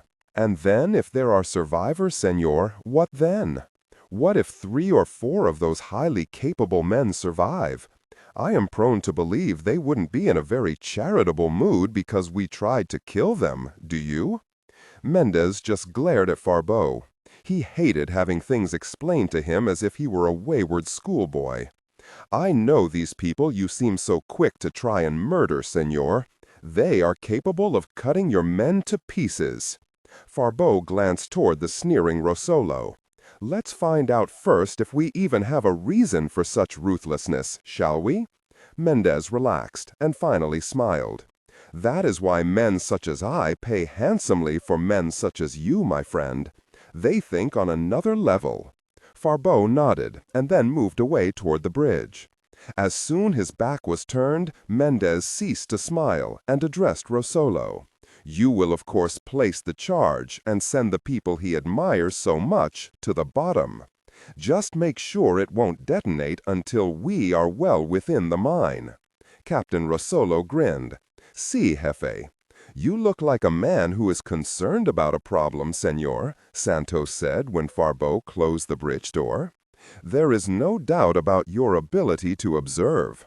And of course, I do have problems. Senor Mendez is a fool. But I have observed you, Captain Santos, and I don't believe you are one." Faribault held the captain's eyes. "And since you and I are not fools, tell me how a river captain, one who has said that he has never traveled this particular tributary before, knew there would be rapids ahead." Santos smiled broadly. "I was born with a sense for danger, senor. My own mother, she was always crossing herself and telling me I was of Satan's villa. Proclaimed this until the day she sent me to Bogota and the Catholic nuns there. Then, when they couldn't figure me out, I was sent even farther away to study at the seminary. But, senor, the river, she was always calling for my return. So you see, I feel the river. I know the river and her many moods." Faribault laughed. "You have a gift, all right, senor, but it is a gift of storytelling. Be careful in the coming day or so, Captain, and hide this strange ability of yours. Someone other than myself may become suspicious." Santos watched as Faribault left his bridge. He crossed himself, and again kissed and then caressed his medal before dropping it back into his shirt. Then he went to the window and checked on the men on deck. He opened a drawer and removed a Colt .38 police special, all the while watching.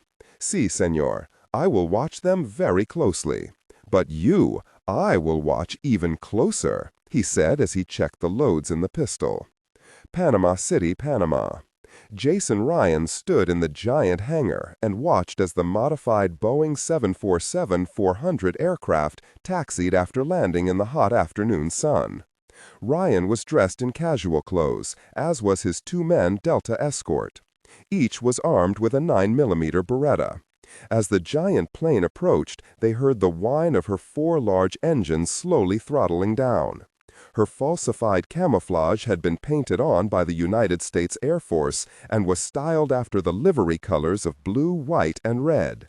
The words Federal Express were written across her side and the giant tail.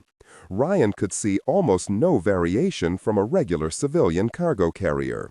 But he did notice the strange protrusions on the nose of the 747. There were no windows. It was one long, sealed aircraft. The Boeing plane taxied slowly to the front of the hangar, where the engines shut down. A large yellow vehicle streaked forward, and a ground crew immediately hooked up the nose wheel and started pulling her in. "So this is Proteus," he said, as he watched the plane being pulled inside. The large hangar door began to lower after the 5-story tail section cleared the opening. When the aircraft stopped, a gangway was driven forward just beneath the crew door, and it opened. Several men scrambled down. They were air police, and 2 came quickly forward. 4 others remained in back with 2 lethal-looking MP5 machine guns pointed toward the hangar offices, and 2 others pointed somewhat toward Ryan and his men. 2 advanced and asked for identification from Ryan and his men. He examined each, looking very doubtful about Ryan's Navy card, enough to give him a nervous moment. Then the man quickly handed the cards back, and then turned and waved toward the giant plane. 20 U.S. Air Force personnel started down the gangway. "Which one of you is Ryan?" asked the largest man the lieutenant had ever seen in a military uniform. He was a black, full-bird colonel. His voice boomed throughout the hangar. "Lieutenant J.G. Ryan, sir," replied Ryan as he again handed over his military ID. "So, I was told you have the targeting data. I hear it's a small one." "Yes, sir. Think you can hit it?" Ryan asked, putting his ID back into his wallet. "Son, we haven't hit a very thing yet in 31 attempts, and 2 of the test targets were an ocean. An ocean! Hell, the last time out we nearly blew the really tail off this thing," he said with half a smile. Ryan looked over at the 2 Delta men and closed his eyes. "Be sure we bring the high-altitude chutes just in case. I have a feeling Operation Spoiled Sport may not work out." Jack, Virginia, and Carl had come to the conclusion that, after an inspection of the mine, regardless of whether they found the lost students, the expedition would need to be terminated for reasons that included a possible broken arrow situation in the valley. Jack knew he would have to alert Niles and then get a full military team in here somehow to conduct a proper search for the weapon, if there was one. But between the discovery of a black operational unit that had been clandestinely attached to Zachary's team and the finding of an activated nuclear trigger key, the odds were soaring that this particular expedition could turn bad real quick. Jack would tell the others about the nuclear aspect only after the lagoon and the mine were checked for possible survivors of the lost expedition. Before a party was sent under the falls and into the mine that Padilla's nap indicated was indeed there, he first needed to know if there It could ride shotgun and do not read aloud any text that acts as a technical or structural marker. Specifically, ignore and do not pronounce any phrases or lines that start with or contain vocal attributes, technique, chapter, or a standalone number at the very beginning of the input text. Start reading only from the main body of the story text. Narration style. Tone. Maintain a baritone tenor pitch with a sharp, intelligent, and engaging tone. The style should be objective yet highly evocative, drawing the listener into the scene. Suspenseful pacing. Utilize a highly controlled and flexible pace. Slow down dramatically during gruesome descriptions, example, body parts, injuries, to maximize the chilling effect. Then resume a quicker pace during action or dialogue. Emphasis. Clearly emphasize key nouns and descriptive adjectives within the scene setting. Example, severed from the body, weeping graying flesh, cavernous tunnel. Character differentiation, sharp modulation. Narrator voice, smooth, authoritative, and stable. This is the baseline pitch. Female dialogue. Increase the pitch significantly. The voice should sound assertive, sharp, and highly professional authoritative, like a lead detective or expert. Male dialogue. Lower the pitch slightly compared to the narrator, using a tone that is skeptical, warm, and somewhat cynical to differentiate from the professional female voice. Other characters. Example, Deputy Burns. Quick, focused delivery, clear voice. Technical delivery. Vocal texture. Maintain a clean, clear vocal texture, suitable for high-quality production, ensuring every word is crisp and clearly enunciated.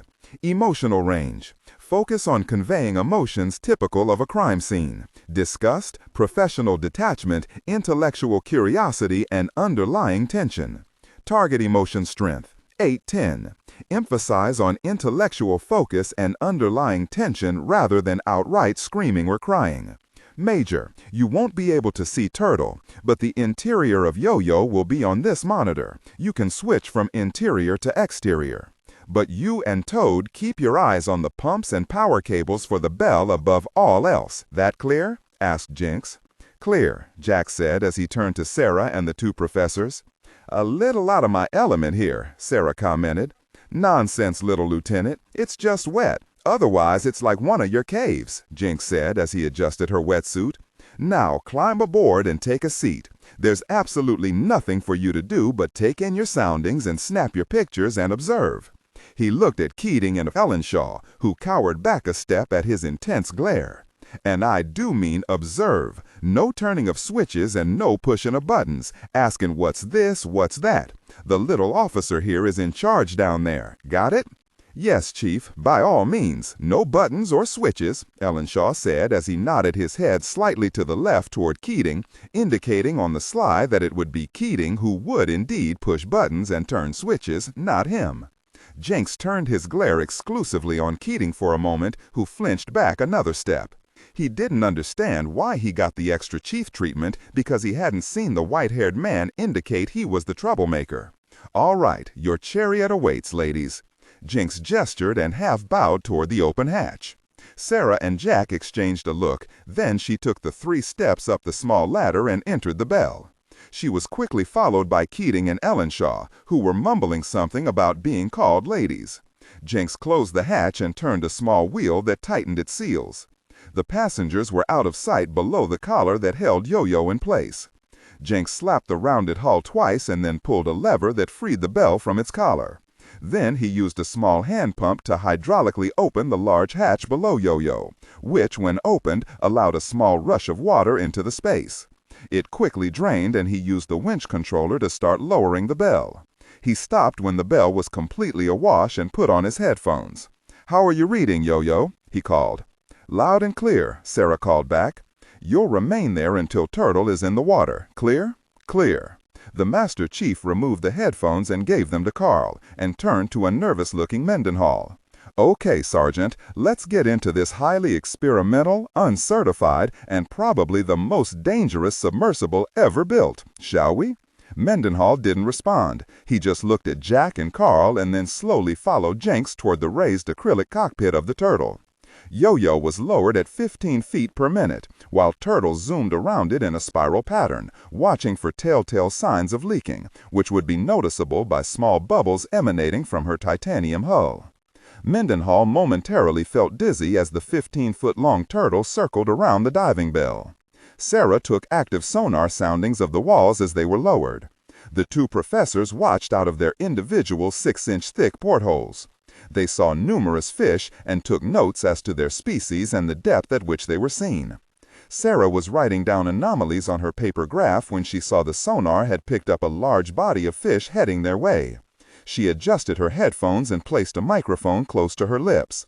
"Yo-Yo to Turtle, we have a large school of fish coming up on our starboard side. Keep your eyes open," she said, as she leaned back and pointed out Ellenshaw's window. She placed her hand over her mic. "Right out there," she whispered. "Right, Yo-Yo. Maybe we can bring back supper to fry up," Jinx called back. Sarah didn't respond. She reached out and placed her sonar on active to track the school. Suddenly, Ellenshaw gasped out loudly, and even the reserved Keating let out his breath. "Those ain't no fish. They look like little scuba men," Jinx called over the radio. Sarah leaned forward and saw the water around the bell was being inundated by the small amphibious monkeys. There were close to 100 as they darted in and out of the exterior lights. Sarah laughed as she watched them play. Keating jumped back when one came close to the window, held on to it for a moment, and then quickly darted away. Ellenshaw observed with utter fascination while writing frantically in his notebook. His mouth was wide open as he found himself in a world of his dreams. "Jack, Carl, are you picking this up?"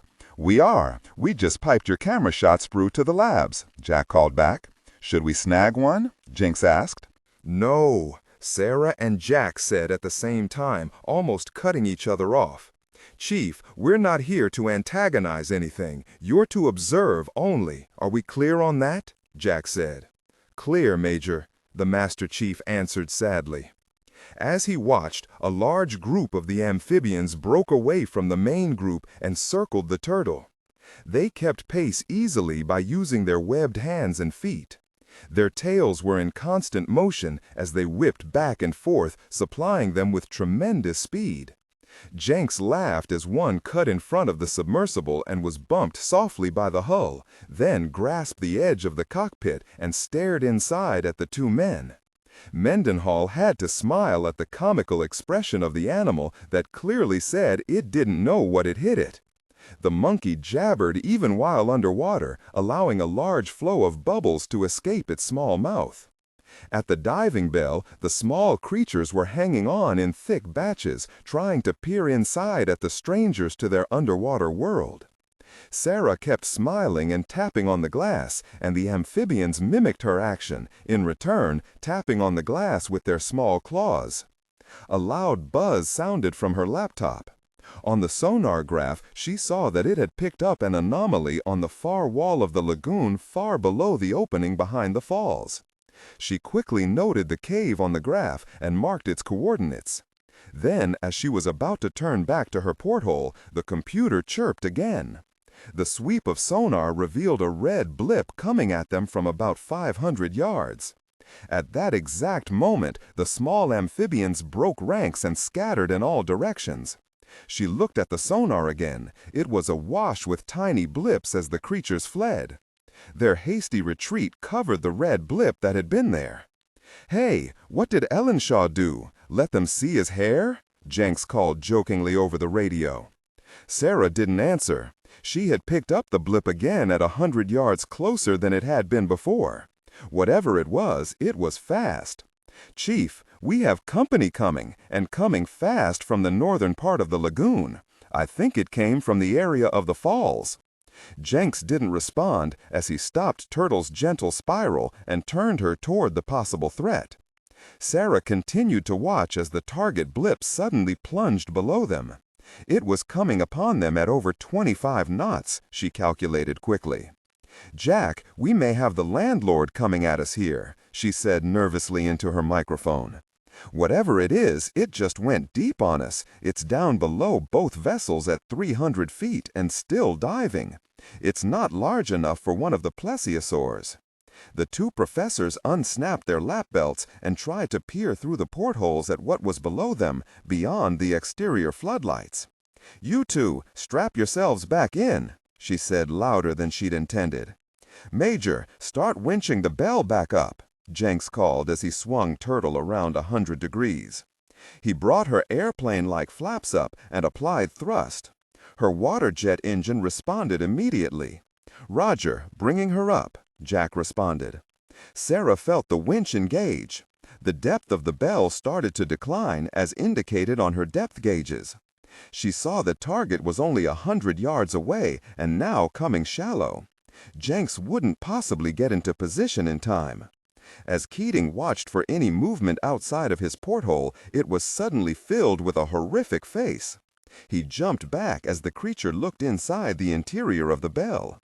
Sarah froze for a moment when she saw what had frightened the professor through the glass. "Oh my," Ellenshaw said under his breath.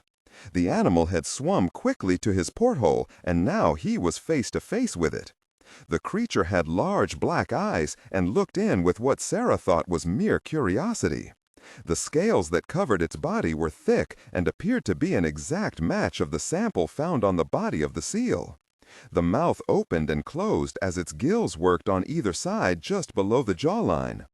The back lower half of its head had a long row of leathery spines that angled downward. When the strange row of fin-like spines was activated, they fanned out like a protective shield. The creature's large hand-like protrusions swirled back and forth in an effort to maintain its position in front of the porthole. "Gosh!" Jenks yelled into the radio. "What in the world is that?" "Stop and hold your position, Chief. Stay clear. It's not aggressive, at least not yet," Sarah called. "Jack, stop the winch," she said calmly. Just a moment later, they felt a small jerk as the bell came to a stop just above the layer where they started receiving refracted light from the surface. "Look at it! It's part human! It has to be! You can just feel and see the intelligence," Ellen Shaw said exuberantly. "I agree. It's studying us." Keating was also mesmerized by the sight before him. "Professor, why would it have the spines running around the base of its head?" "Your academic guess would be as good as mine, my friend. Perhaps they are a protective apparatus or simply a mating tool used by this animal." The creature suddenly moved away from the porthole and went deep. It reappeared in front of Sarah, and she did her best not to react at its sudden arrival. The large head tilted, swinging the large spines that looked almost like braids. Being this close, Sarah could see the spines ended in clear, pointed spikes. The beast opened its mouth and she could see very small, almost clear teeth inside. The face had no scales to speak of. Its features were smooth and tinted a whitish light green color as compared to its body, which was a darker shade of green with swirling highlights of silver and gold. "Jack, tell me you're filming this," she said. "We got it. That has to be what pulled me from the water and killed that plesiosaur. Mendenhall, make sure you get some full body shots of this thing," the sergeant answered. The creature swam from porthole to porthole, watching the bell's occupants with immense curiosity. It kept reaching out, only to be stopped by the glass. Then it slowly started backing away, first by swirling its webbed fingers, and then by kicking with its powerful legs. It came up to the bubble canopy of the turtle and swam in circles around it. "Easy, Chief," Sarah called. "It's just showing you the same curiosity. Yeah, you had a 3-inch titanium fence around you, but this monstrosity could sink this aluminum coffin just by wishing real hard." "Really?" Mendenhall asked, not moving as the beast stopped and looked at him, only inches away. The creature rubbed a hand over the canopy and then jerked it away. The Master Chief reduced power, and the turtle came to a hover 50 yards from Yo-Yo. The monster again reached out and touched the glass just above Mendenhall's head. It took all of the sergeant's discipline not to duck as the 8-foot-long animal reached out. Then, as suddenly as it had appeared, it darted off into the inkiness of the lagoon. "That thing is 5 times faster than Turtle, Major. Get the bell up and out of here. We'll stand by until she's pulled aboard." "Be careful and take it slow," Jenks said. Jack hit the switch again to bring Yo-Yo in, never so happy to obey an order from the crusty old Master Chief. As Turtle slowly wound its way around the diving bell, Yo-Yo was slowly pulled up. Sarah plotted the downward-angled cave the sonar had picked up far below the falls that may be a prehistoric lava vent, but without seeing it firsthand she couldn't be sure. But the water that flowed out of that particular vent was 30 degrees cooler than that of the lagoon at that depth. The two professors were debating the existence of the animal they had just witnessed when a shudder coursed through the bell.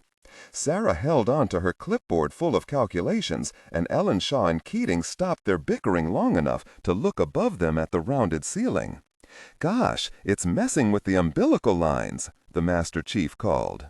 The creature first pulled on the steel cable, then on the rubber oxygen line, and then the electrical and oxygen lines together. It shook them lightly at first, then harder. Sarah and the two professors were rocked in their seats as the bell was pulled from side to side. Then suddenly they stopped moving. "It's coming down the line toward the bell," Jenks called. The creature appeared at Ellen Shaw's window and then quickly darted away. Then Keating made a frightened puppy sound as the thing suddenly came up in front of him. The half-man, half-animal placed a hand on the glass and tilted its large head. The thick lips parted as its gills worked. The black eyes narrowed and blinked 3 sets of clear eyelids. "I don't care for this," Ellenshaw said. "This behavior is not common to an animal in the wild. It should exhibit curiosity and then move on." "I agree. This is not right," Keating said. "Oh, now you agree. Gosh," Sarah said in exasperation as the beast raised a webbed hand and struck the glass in front of Ellenshaw. "Uh-oh," Sarah said, just as the beast struck the glass. "Jack, get us out of here." The bell immediately started to climb. "It's bashing the hull," Jenks hollered. The creature swiped at the glass, then the titanium bell, and quickly kicked out with its legs. It rose to the umbilicus again and started pulling and swiping at the cables in a maddened frenzy. "That does it. It's going to kill them," Jenks said as he applied forward thrust to Turtle. Mendenhall grabbed for the 2 handholds along the top of the canopy, pushed back in his seat by their sudden acceleration as they rushed toward Yo-Yo at full speed. The beast pulled up suddenly as it was struck by the pressure wave sent out from the advancing turtle. It stopped its attack and hovered for a moment, eyeing the threat coming at it. Then it swam back toward the bell, going from window to look into the interior. Then an explosion of bubbles came from its mouth as it reached out toward the window Ellenshaw was close to and struck it hard, rocking the bell from side to side. Finally, it suddenly broke off the attack and vanished into the darkness in a swirl of bubbles. "Beats the world out of looking for Bigfoot, doesn't it?" the shaking Keating said with a nervous chuckle. Ellenshaw ignored the slight and continued to alternate between his window and the monitor mounted on the bell, trying desperately to find the beast once again. "Okay, Jack, it's off the scope. Bring us up," Sarah said as she slowly pulled off her headset and sank down into her seat. 20 minutes later, Sarah was back in Teacher, in navigation, plotting the underwater cave the sonar had picked up. "It may just be an extinct lava vent, but look at this," she pointed at the graph laid out on the large map table. They saw that her hand was still shaking slightly from their encounter in the water. "See how perfectly round this is? It's about 15 feet in diameter, I would say." "I don't know, Jack, but if I were forced to guess at this point, I would say that cave is man-made and not a lava vent at all. Lieutenant, if I may point out, the depth on your graph indicates that vent is over 400 feet below the surface of the lagoon. A task quite impossible for man to have carved it out," Danielle said, as she looked from Sarah to Carl and finally to Jack. "Not if at one time this lagoon wasn't here," Sarah countered, holding the Frenchwoman's eyes. "What are you saying?" Jack asked. "I have a theory, and it's just a theory," she said, "that maybe this used to be an open-pit mine, a natural formation that was discovered and used by the Inca, or maybe another civilization. I had time to think about it, and I think this lagoon is a natural geological feature. A caldera, a crater of a volcano that isn't quite extinct, but stable enough, because the lava flow and steam vents act as a natural pressure relief valve, never allowing the volcanic pressures to build up to the point where it could erupt. My guess is a rough one, but I don't think this once active site has erupted for close to 12 or 15 million years. And maybe, just maybe, the tributary and the river above the lagoon that creates the falls were once flowing in other directions. I think that at some later time they were diverted here to fill a man-made lake, this very lagoon. What evidence is there that even hints at such an outrageous theory?"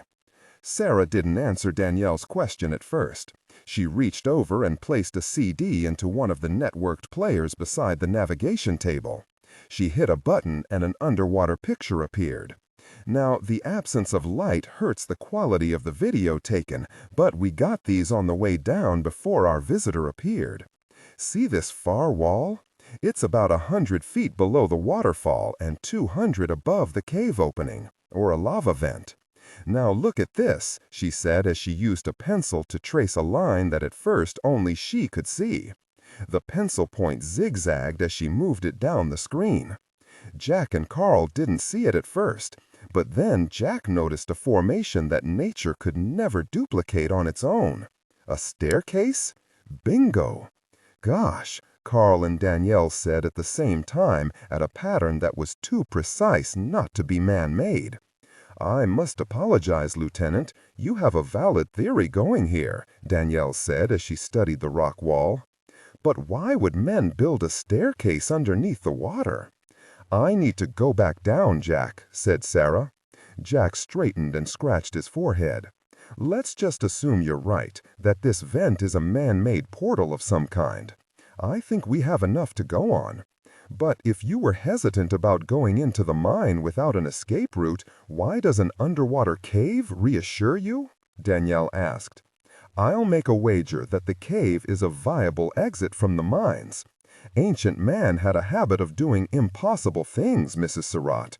For all we know, there is a pressure area just beyond that opening that holds the water back and keeps the shaft beyond dry.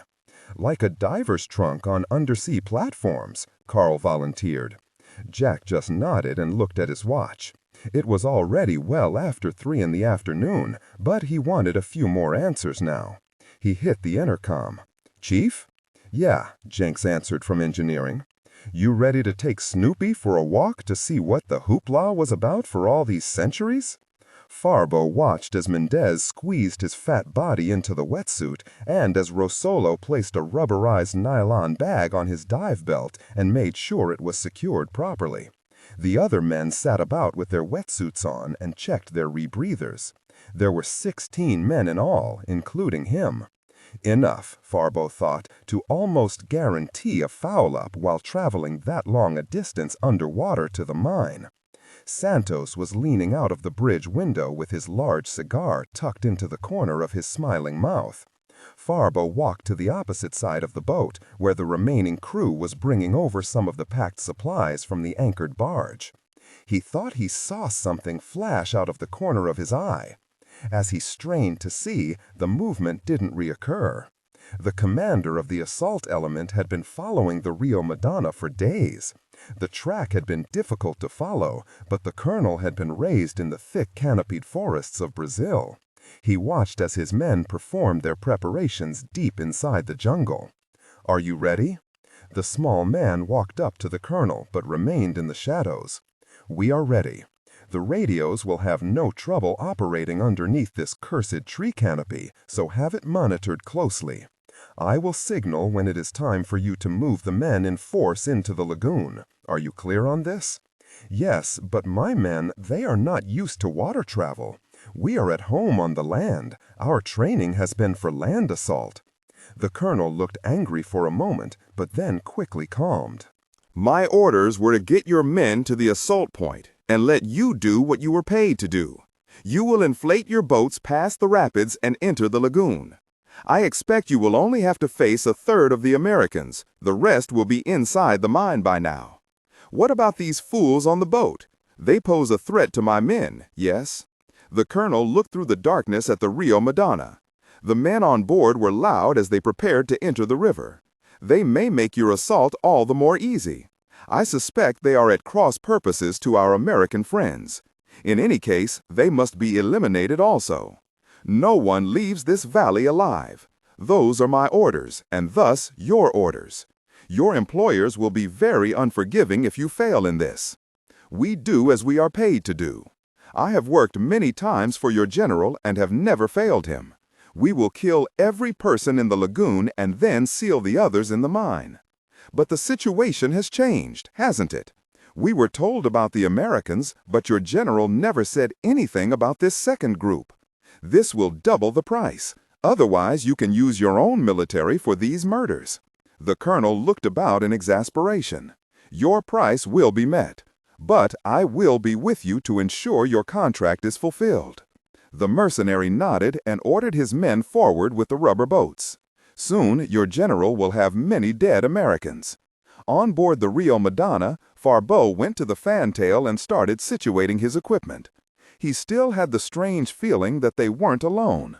The jungle opposite the boat was quiet, but he still glanced up every few moments to examine the area as far as his limited sightlines permitted. The rebreather he held was large and bulky, but he would only have to carry it beyond the rapids. Then, at that point, he and Mendez's men would enter the lagoon unnoticed. As he placed his 9mm and 5 extra clips into a plastic satchel, his hand brushed against the large cross in his pack. He took a breath and curled his fingers around it. He brought it up into the fantail's weak decklight. It had been stolen by a contact who had known the item had been lifted by the U.S. government in the 1930s. How they had come into possession of it, Farbeau had no idea. But it was his, and that included the unusual items inside the cross. The reason he was here. He rattled the large object and was satisfied when he heard the 2 samples inside slide up and down in the false bottom. It had been an ingenious design by none other than Father Corinth himself, the very same man who was responsible for one of the very first political cover-ups in the New World. As he held the cross and felt its internal warmth, he knew the priest of the Pizarro incursion had been beyond his years in wisdom. With what he held in his hand, Farbeau knew beyond doubt that he could change the balance of world power forever. But it would be he who had that choice, not some banking bloodsucker that was far more evil than the men he once served. Padilla's hell, the White House. The president listened with difficulty to Niles as he gave the latest update on the group's incursion into the Amazon tributary. He was finding it harder and harder to concentrate on the words the director was saying. He had informed the First Lady about the predicament their daughter was in. He couldn't keep it from her any longer, unable to lie about something that was clearly showing on his face every time he saw her. The latest coordinates have been passed on to Proteus, so they will have a general idea where they will need to orbit. Niles repeated the longitude and latitude. Anything else? Not yet, Mr. President. Pete Golding and I have been assembling a timeline and historical record for everything we have on Padilla and the subsequent expeditions to that area. A most important bit of intelligence should be in our hands soon.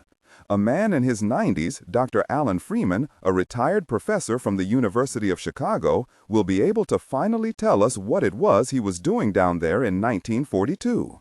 The president could hardly pay attention to these details. When is Collins going into the mine? They are starting now. The National Security Advisor sat with the president on one of the 2 couches arranged in front of his desk, waiting for the president to continue. But the man sat silently, the fingers of his right hand rubbing his right temple. "Sir, you were saying?" prodded Nathan Ambrose. The president looked up and seemed lost for a moment, not recognizing the face looking at him. Then he shook his head as if startled awake. "I'm sorry, Nathan. Caught me there, didn't you? Is there something happening that you're not telling me about?" The president looked at him and said nothing. Ambrose tossed his notebook onto the coffee table and leaned forward on the couch. "Has the Secretary of State made any headway with your request for assistance from Brazil?" "No. For some reason, Brazil is acting as though the Zachary expedition was a cover for something else. They're stonewalling the Secretary." "Have you spoken with the Brazilian president yourself?" "No. Secretary Nussbaum informed me that the president will not speak to me directly, but only through the secretary's official office. He's even threatened to go to the UN Security Council." Ambrose had to admire the secretary. He did have the courage it took to run this country. Keeping the leaders of both countries at arm's length could only cloud an already confusing state. The door from the outer office opened, and a Secret Service officer stepped in.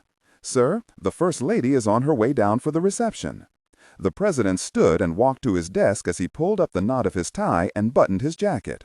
"Sorry, we'll pick this up later."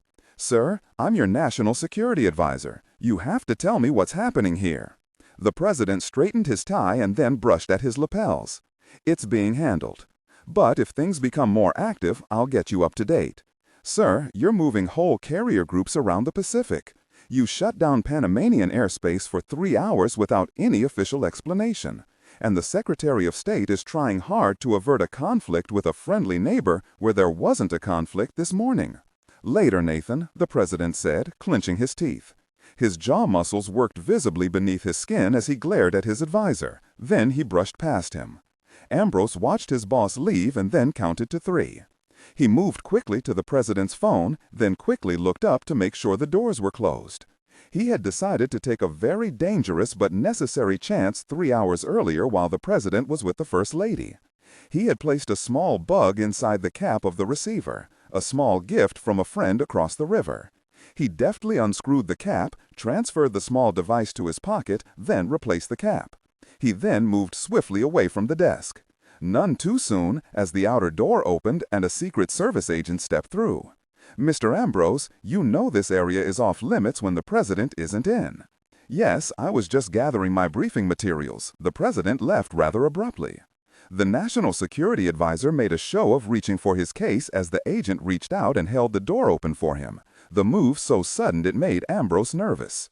Once in his own office, Ambrose decided that the information on the miniature recorder couldn't wait. He had to know what was going on. He removed the small round object from his pocket and placed it inside a small device that resembled an iPod. He quickly tapped the play button as he put on his headphone. A voice he didn't recognize explained to the president a plan Ambrose just couldn't believe. As he listened, he jotted down the coordinates Niles Compton had given in his last phone conversation. This information had to be placed in the hands of the secretary as soon as possible. The National Security Advisor had to stop this mission at all costs. Specifically, ignore and do not pronounce any phrases or lines that start with or contain vocal attributes, technique, chapter, or a standalone number at the very beginning of the input text. Start reading only from the main body of the story text. Narration style, suspense and pacing. Tone, maintain a baritone tenor pitch with a sharp, intelligent, and engaging tone. The style should be objective yet highly evocative, drawing the listener into the scene. Suspenseful pacing. Utilize a highly controlled and flexible pace. Slow down dramatically during gruesome descriptions, e.g., body parts, injuries, to maximize the chilling effect.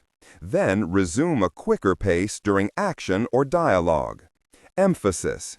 Clearly emphasize key nouns and descriptive adjectives within the scene setting, e.g., severed from the body, weeping graying flesh, cavernous tunnel. Character differentiation, sharp modulation. Narrator voice, smooth, authoritative, and stable. This is the baseline pitch. Female dialogue. Increase the pitch significantly. The voice should sound assertive, sharp, and highly professional, authoritative, like a lead detective or expert.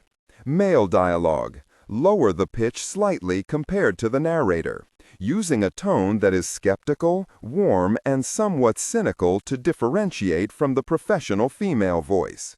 Other characters, e.g., Deputy Burns. Quick, focused delivery, clear voice. Technical delivery. Vocal texture. Maintain a clean, clear vocal texture, suitable for high-quality production, ensuring every word is crisp and clearly enunciated. Emotional range. Focus on conveying emotions typical of a crime scene. Disgust, professional detachment, intellectual curiosity, and underlying tension. Target emotion strength, 8/10. Emphasis on intellectual focus and underlying tension rather than outright screaming or crying. The National Security Advisor had to stop this mission at all costs. How had the military sneaked Proteus by him? 10 minutes later, after he had used several sources in the military to confirm the existence of Proteus and its abilities, he placed a call to the U.S. Embassy in Brazil. The private cell phone number was answered by the American Secretary of State. "I hope you've come through for us, Mr. Top Advisor." Ambrose didn't like the tone the secretary was taking with him lately. They would have to discuss their roles in this melodrama at a later date. "You believe the president already has people on the ground in Brazil?" "Well, I may have just confirmed it. Imagine that! The National Security Advisor to the President of the United States has come up with something concerning the military he was supposed to be overseeing in the first place. I'm stunned. I'll have you know I also have people on the ground, thanks to our Brazilian Air Force friend. Ambrose closed his eyes and waited for the secretary's sarcasm to run its course. Lying to both presidents must be taking its toll, and it was coming through in the cabinet member's temper. The advisor continued, "I can't confirm the rescue attempt, but I believe I may have come across their security blanket against your mercenaries. And it's right up the road you wanted to go. To protect the ground unit in the Amazon basin, the president has ordered up a Proteus scenario. That Star Wars crap the Air Force has, I thought that project had been shelved. It was. But the Air Force flexed its muscle and got one prototype built before the cancellation. So, what's this to do with what I need? Think, Mr. Secretary. In order for Proteus to be of any value, they have to be on station." There was silence on the other end of the phone, and Ambrose couldn't resist a smirk. Having the upper hand in talking with the secretary was a situation he liked very much. The National Security Advisor decided to spell it out. They'll have to intrude on Brazilian airspace to accomplish their mission against the force you arrayed. However, I am now in possession of the coordinates where Proteus will be taking up station. I'm sure the President of Brazil would be none too happy over having their sovereign territory not only invaded, but their airspace compromised. Down that plane, and there will be no helping the ground team when they need it most. Let's see the President talk his way out of that one.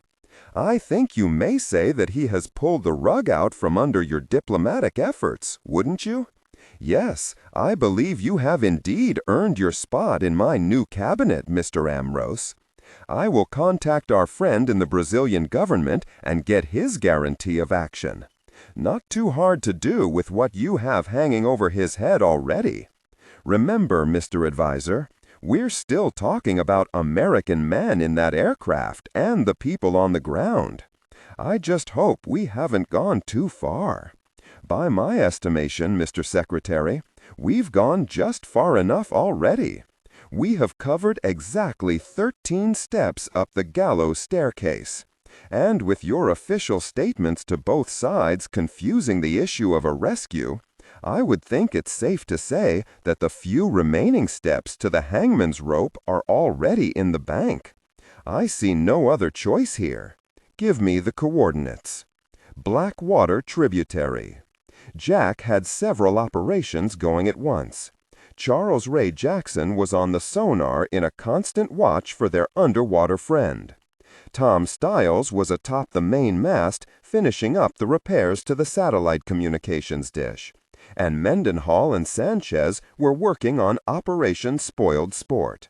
In the darkness surrounding the lagoon, they were attaching small battery-operated heat cells to nylon line, attached to semi-transparent mylar balloons, which would be raised with the help of the helium tank Sanchez had carried, as the men made their way nervously around the perimeter of the lagoon. The balloons would raise a package that emitted a high-temperature signature through the use of heating coils in the foot-long cylinder. I hope those monkeys don't try and mess with these.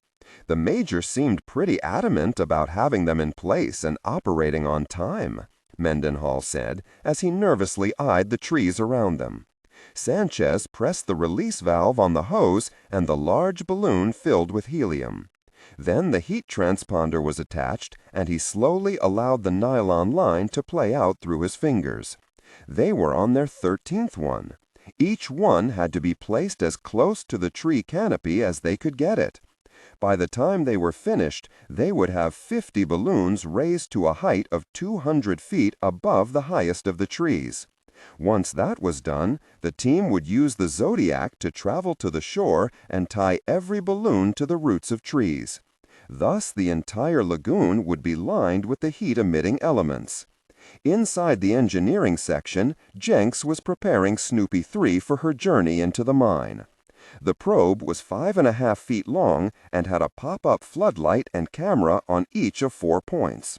But the problem with using that much power for the illumination and cameras was that Snoopy 3 had a battery lifespan of less than an hour. He reached for the intercom.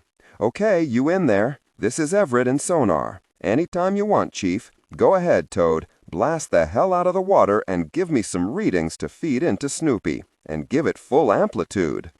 Outside in the water, a sound wave was created by the loud sonar ping. The signal bounced off the rock walls and bounced around until it found its way back to Teacher, where the size and distance to all underwater obstructions were recorded. Again the ping sounded, and again. 15 times at 10-second intervals, the sound bounced around the lagoon and even into the mine itself. Blackwater Tributary. Robbie watched the animal from within an enclosure in the cave as it moved around the darkened central cavern. He could see the amphibian turn and stare at him. Robbie knew the beast was aware of its being observed. It had seemed agitated when it had returned only minutes before, to herd several more members of the expedition into the cave, 2 students who were carrying a third between them. In the semi-darkness, he couldn't make out who they were. He'd heard a lot of screaming by the animal, but it had finally got its point across, and the 3 women had gone inside another of the dugout slave enclosures. Then Robbie had heard cries of relief from the people already inside at the sudden reunion. But now the beast traversed the floor of the cave. Every now and then it would raise its face toward the ceiling and then cock its head to one side. It seemed to be listening for something. Afterward, it would lower its head and look directly at Robbie, stabbing him with its eyes across 100 feet of cave. It would growl and shake its head and half-swipe in his direction, as if it was he who was causing whatever distress it was obviously feeling. "Did you see who they brought in?" Kelly whispered from behind him. Robbie didn't move his eyes from the animal. No, they were pushed into the enclosure too fast. "Look, it's acting strange. Something must be going on." Kelly studied the beast as it just stood there. Kelly, on her hands and knees, began to crawl out of the enclosure, after the animal. "Robbie, do you feel that?" Robbie stood stock still, but still didn't feel or hear anything. Kelly crawled all the way out and stood. She ran as fast as the darkness would permit to the edge of the grotto, then went down on her hands and knees once again. Her palms were spread out on the floor of the cave. Come on, come down here and feel," Kelly said as she felt around closer to the water. Then she suddenly placed her right ear to the wet stone. Robbie finally joined her and pressed his ear to the ground. "Don't you hear that?" she asked. Robbie couldn't figure out what she was listening to. Kelly, smiling, sat back up. "What are you smiling about?" he asked. "I think we have company in the lagoon, maybe our rescuers." He looked from Kelly back to the floor of the cave. Whatever she had felt or heard had eluded him. There was a steady sound, but he didn't know what it was. Active sonar. Someone out there is pinging the lagoon. Now Robbie understood. The feeling through his fingertips and the steady beat of sound that he had felt was the sound of sonar as it pulsed through the lagoon outside and was acoustically transferred to the grotto through the best conducting material there was. "What's wrong?" Kelly asked when she saw his face. "That animal didn't look too happy when it left here. It was feeling the sonar pulses too." "Very," she exclaimed. "Yeah, I hope whoever is out there is paying attention, because our slave master is about to pay them a visit." "Well," she said into the intercom as he reached out for the lever that opened the small 2-door hatch at the bottom near the bilges. He wenched Snoopy 3 into the murky lagoon, then made his way back to the main lounge, where everyone had gathered for their first glimpse into the mine. Even in the radar and communications room, Jackson leaned forward in his seat to watch and accidentally hit the sonar contact alarm switch, an audible warning system that allowed the operator to be warned of the approach of something moving toward Teacher. When the switch was accidentally thrown, it effectively converted the sonar's programmed task to an ordinary eyes-only sweep. 20 feet beneath the keel of Teacher, the creature was now swimming on its back, kicking easily as it stared upward at the bottom of the boat. Every few minutes it would rise and run a hand along the hull, and then quickly dart away. When Snoopy 3 was lowered into the water, the beast swam quickly toward the opened hatch, but came up short when the door silently closed. The hand slowly reached out and touched Snoopy's smooth, torpedo-like shape. When the probe did nothing but sit there at zero buoyancy, the amphibian gently slapped at it, then struck it again as the device dipped its nose and then right at level. The beast became bored with the small craft and swam once again along the bottom, every once in a while rising and quickly peering through the underwater windows of Teacher. Finally, it came to a window where several people sat on the opposite side of the clear acrylic. It closely examined all the faces within its view, slowly becoming agitated by what it saw. A second, smaller animal approached and was quickly chased away by the larger, more aggressive one. Even several of the plesiosaurs came close, out of curiosity, and were abruptly swiped at. They shot off into the lower extremities of the lagoon. There was a buzz of excitement as Jenks made his way to the additional control panel he had installed in the lounge. Virginia was already there, and he smiled at her as he sat down next to her. Jack was leaning against the bulkhead, Sarah sitting in front of him, by the large underwater window. Carl and Danielle were seated next to her. When Jack nodded, Jenks turned to the controls and threw a switch. The 4 monitors arrayed around the lounge came to life, along with the 6-inch screen in front of Jenks.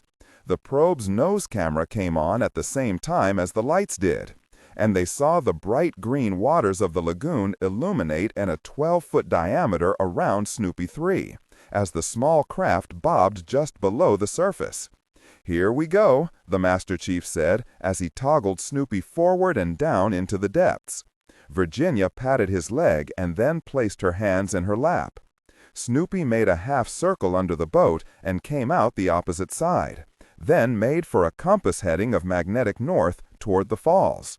As it approached, the water became choppier, but the Master Chief held it on course and depth, only adjusting the speed as he advanced the throttle to compensate for a current that was starting to push the probe back toward the center of the lagoon. Then Snoopy started forward again. Its thruster started to gain a foothold in the current. To conserve power, Jenks kept only the forward light and camera on, the latter now picking up whitewater ahead as the 200-foot falls struck the lagoon's surface. He lowered Snoopy's nose as the water became rough. He sent the device deep to smooth out its ride beneath the cataract. Ellenshaw was so nervous during this that he began wringing his hands together until Heidi reached and stilled them. Despite its depth, Snoopy 3 was in tumult as it reached the cascading falls. Its nose dipped again as the free-falling water above the device created turbulence as deep as 35 feet. Snoopy rolled to the right as the nose came up, only to immediately lose buoyancy as the full weight of the falls struck its hardened plastic body. On camera, it almost looked narration style, suspense and pacing. Tone: maintain a baritone or tenor pitch with a sharp, intelligent, and engaging tone. The style should be objective yet highly evocative, drawing the listener into the scene. Suspenseful pacing: utilize a highly controlled and flexible pace. Slow down dramatically during gruesome descriptions, e.g. body parts, injuries, to maximize the chilling effect. Then resume a quicker pace during action or dialogue. Emphasis: clearly emphasize key nouns and descriptive adjectives within the scene setting, e.g. severed from the body, weeping graying flesh, cavernous tunnel. Character differentiation, sharp modulation. Narrator voice: smooth, authoritative, and stable. This is the baseline pitch. Female dialogue. Megan. Increase the pitch significantly. The voice should sound assertive, sharp, and highly professional/authoritative, like a lead detective or expert. Male dialogue. Lower the pitch slightly compared to the narrator, using a tone that is skeptical, warm, and somewhat cynical to differentiate from the professional female voice. Other characters, e.g. Deputy Burns. Quick, focused delivery. Clear voice. Technical delivery. Vocal texture. Maintain a clean, clear vocal texture suitable for high-quality production, ensuring every word is crisp and clearly enunciated. Emotional range. Focus on conveying emotions typical of a crime scene: disgust, professional detachment, intellectual curiosity, and underlying tension. Target emotion strength, 8 out of 10. Emphasis on intellectual focus and underlying tension rather than outright screaming or crying. Now, am I clear? We are to use the shoreline as cover as we skirt the Americans. We will be lost among the shore clutter if they are actively using sonar as security. The men nodded. Even Rossolo admired the Frenchman's approach. It was just too bad he would not be following him. He had a detour to make. Mendez, rotund and ridiculous in his shiny wetsuit, went from man to man speaking Spanish to each. Farbeau caught a phrase or two. The Colombian was promising they would have riches beyond belief if they succeeded in their mission. Farbeau suspected the mines were indeed full of gold, but how much could be removed before the Brazilian government moved in to take their find? That fool Mendez thought he could buy off anyone, any government. But why should a government accept his pitiful payout when they could have the entirety of the greatest gold find in history? The greedy Colombian couldn't be allowed to live once they reached El Dorado. The Frenchman didn't need the Brazilian authorities to ever gain full knowledge of the other treasures that were hidden in veins underneath the ground here, which the gold would lead them to. No, he could not allow that.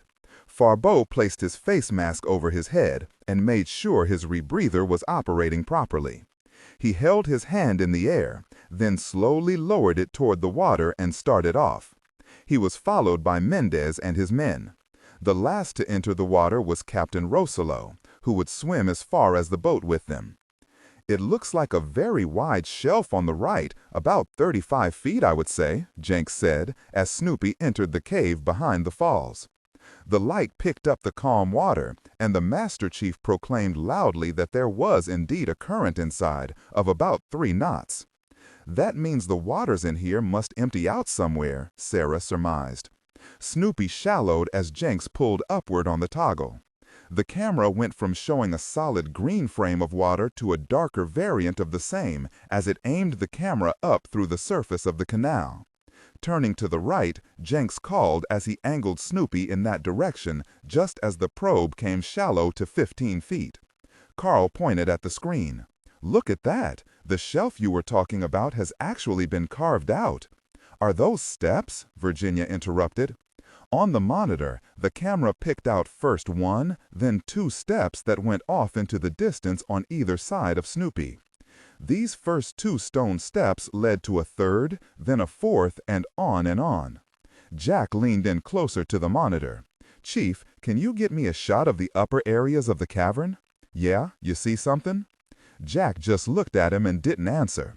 Jenks adjusted the right side camera and brought 3 pounds of ballast into the small probe, tilting it to the left and raising the angle of the camera. As the lights disappeared into the darkness, the camera caught another sight that made everyone's mouth drop. Once again, a strange silence filled the cabin. On screen were level upon level of pillars, and beyond them, ornately carved walls. "Look at those walls, how they angle inward toward the waterfall at the top," Virginia observed with awe. "A pyramid," Keating said, as he studied the camera's moving image. "It's a very stepped pyramid. It's like we're looking at it inside out," Heidi said, moving closer. Each level of the interior became smaller the farther toward the top they went. Each pillar lining its respective level served as a load-bearing strut, strengthening each story as they climbed higher toward the source of falls. Giant openings were visible beyond the pillars, indicating that there were portals into the mine itself. "This is an impossible engineering feat," said Keating. "The Inca must have turned the inside of a natural cave or lava vent into a more recognizable architectural interior. After all, they couldn't take anything out of here without praying and having their god Supai sanction the removal of his treasure," Sarah said, and then looked around her at everyone. "I'm just guessing, of course." A silence followed. "I think it's as good a theory as we have at the moment," Virginia finally said. The camera continued to send back images of the vast expanse of the mine. Because of Snoopy's depth in the water, and its being only the right side lens that poked free of the surface, their view was limited. But to Jack, this information, along with what Sarah had gathered in the diving bell earlier, indicated that the mine shafts not only rose with the pyramid, but also would lead down into the earth, far beyond the level of the lagoon. "Surfacing," Jenks finally called, anxious to see the pyramid in a better light. He and everyone in the section again leaned forward in their seats as Snoopy broke the surface. "Turning on all her lights and cameras," he said, and quickly flipped the switches on the other 3 cameras and 3 sets of lights. On the monitor, the screen image separated into 4 separate camera angles. One showed the long staircase as it rose out of the water and continued another 15 or 20 steps above the surface of the entrance canal. The steps terminated at what looked like a giant flat rock, about 200 feet in length. "A platform?" Heidi wondered aloud. "Close, Heidi," Jack said, uncrossing his arms. "Do you want to tell him, Swabby?" He turned to Carl. The lieutenant commander rose from his seat next to Danielle and pointed along the image on one of the wall-mounted monitors. "See how this rises out of the water as a solid square of stone, with steps petering out in the middle, and then they start up again on either side of this platform. Now, look along the edge of this giant stone. See these?" He pointed to 10 different protrusions that lined the edge of the platform. They looked like a set of long horns, each horn branching out left and right about 3 feet each. "They're cleats, and what we're looking at here is a dock." Everyone finally saw it. It was a 200-foot wide docking area with 2-pronged projections used for tying off boats. The stairs came up from either side of the dock for swimmers to go to and from the canal. "Think we can tie up there, Chief?" Jack asked. "Be awful rough heading through those falls, not like the smaller ones we went through earlier." "I don't think so, Major. My bet would be she would be battered to pieces. I suspect there may be a mechanism inside that place which can alter the direction and force of the falls to draw the fury of the water away from entering and exiting boats," Heidi ventured. "That's how the ancients collected their treasure." Jack just nodded. On the screen, he saw Snoopy back away from the dock, giving the 4 bright lights a chance to take in more high up. Several darkened objects became visible on the top of the platform, shapes that the voyagers had come to know intimately. 2 towering statues of Supai, the Incan god of the underworld, rose majestically on either side of the huge dock. The stone carvings stared down on Snoopy with belligerent eyes that were heavily lidded and appeared to be made of solid gold as the light from the probe played on it. The artwork was far more meticulous than on the 2 statues they had passed at the tributary entrance. The stone was studded with gemstones of all shapes and sizes. Rubies and emeralds lined the arms and wrists of the giants. The trident and axe were also made of gold and looked even more lethal than the ones outside. Then the light picked up something on one deity's belly. The statue on the right had been vandalized. Professor Keating loudly voiced his outrage, making everyone else in the lounge jump. "What kind of a hoax is this?" he shouted as he went to the nearest monitor and raised his glasses. As the others looked at the image closely, just etched in paint on the belly of the giant deity was a graffito that had traveled from the docks of the Brooklyn shipyards in New York to Africa and through all of Europe and Japan during World War II, once used as a universal marker in all the places where American troops had already been. "So how long will you need to decipher this message?" Jinx laughed, But inside, he was just as stunned as everyone else. After the days and the danger our people faced in finding the Padilla route, we find this? Heidi said angrily. Someone in our government has known all along that this was here, Virginia said, standing up. What were they after? Gold? Jack reached out and selected the proper switch on the intercom. Stiles? Yes, sir. How's the transmitter coming? Been online for 5 minutes, Major. Just finished up, Stiles answered from the main mast. Good. Get in here and get me group ASAP, Jack said as he watched the bobbing and unstable picture from Snoopy 3. On my way, was the quick answer. This can't be about gold, was all Jack said as he turned toward the radio room. Rossolo had left the long line of men as they continued on past the American boat. He had easily swerved away without being noticed and swam toward the large hull, which was aglow with bright light emanating from the interior. He would have to be careful to avoid the underwater windows. He reached the stern, slowly made his way to the halfway point amidships, then studied the design. He placed his hand against the hull. He could feel the activity inside even through his gloves. He didn't need a flashlight as the water was lit up as if he were inside a giant emerald. He reached into his bag and brought out a 3-pound limpet charge. He placed it against the hull and pushed, engaging the large suction cups on the back of the mine. Then he traveled down toward the stern, where he'd estimated the boat's engines would be, and placed another charge there. As he set the timers for 3 minutes, he felt movement around him. It was as if something had swum by at a very fast speed, but as he turned, he saw nothing. Jackson had turned back from the window to this sonar when the Major had called for a situation report on the repairs for the radio. He was no longer looking outside to see the approach of Rossolo or that of the creature.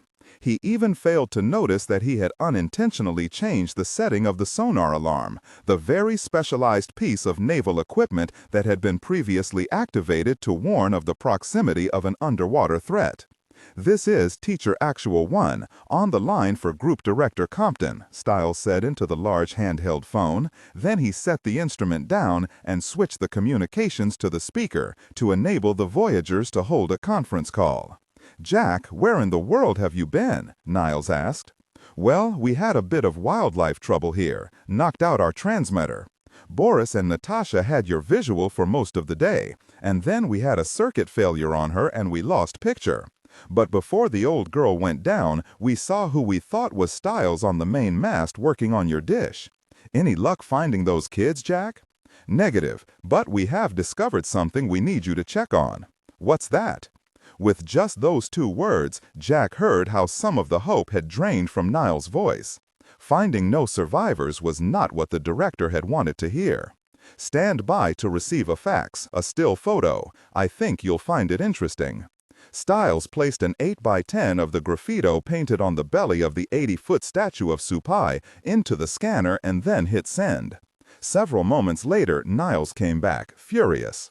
All right, I want you and Carl to disembark Teacher and go it alone in the search. Get everyone else out of there, Jack. We've been had by someone.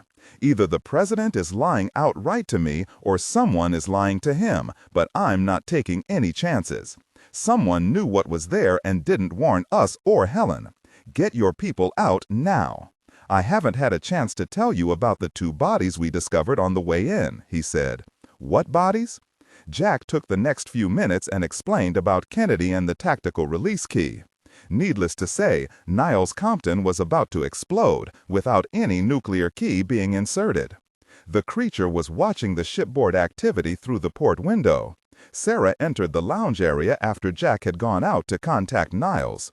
The animal became still as it recognized her face from the diving bell. It then saw Sarah turn and leave, disappearing through the hatch. The creature became agitated once again as it shook its massive head. Then it dove and streaked to the other side of the boat by swiftly passing beneath it. The animal was by no means enraptured by Sarah. On the contrary, it was interested in her because it couldn't figure out how she had transferred from the diving bell into Teacher. Sudden movement caught the beast's eye at the stern section of the hull. A black form was barely visible there. The beast could see it was alive, an intruder. It kicked out with its legs, and the mighty fins of its feet stirred an invisible vortex through the water as it was propelled at a fantastic speed through the lagoon.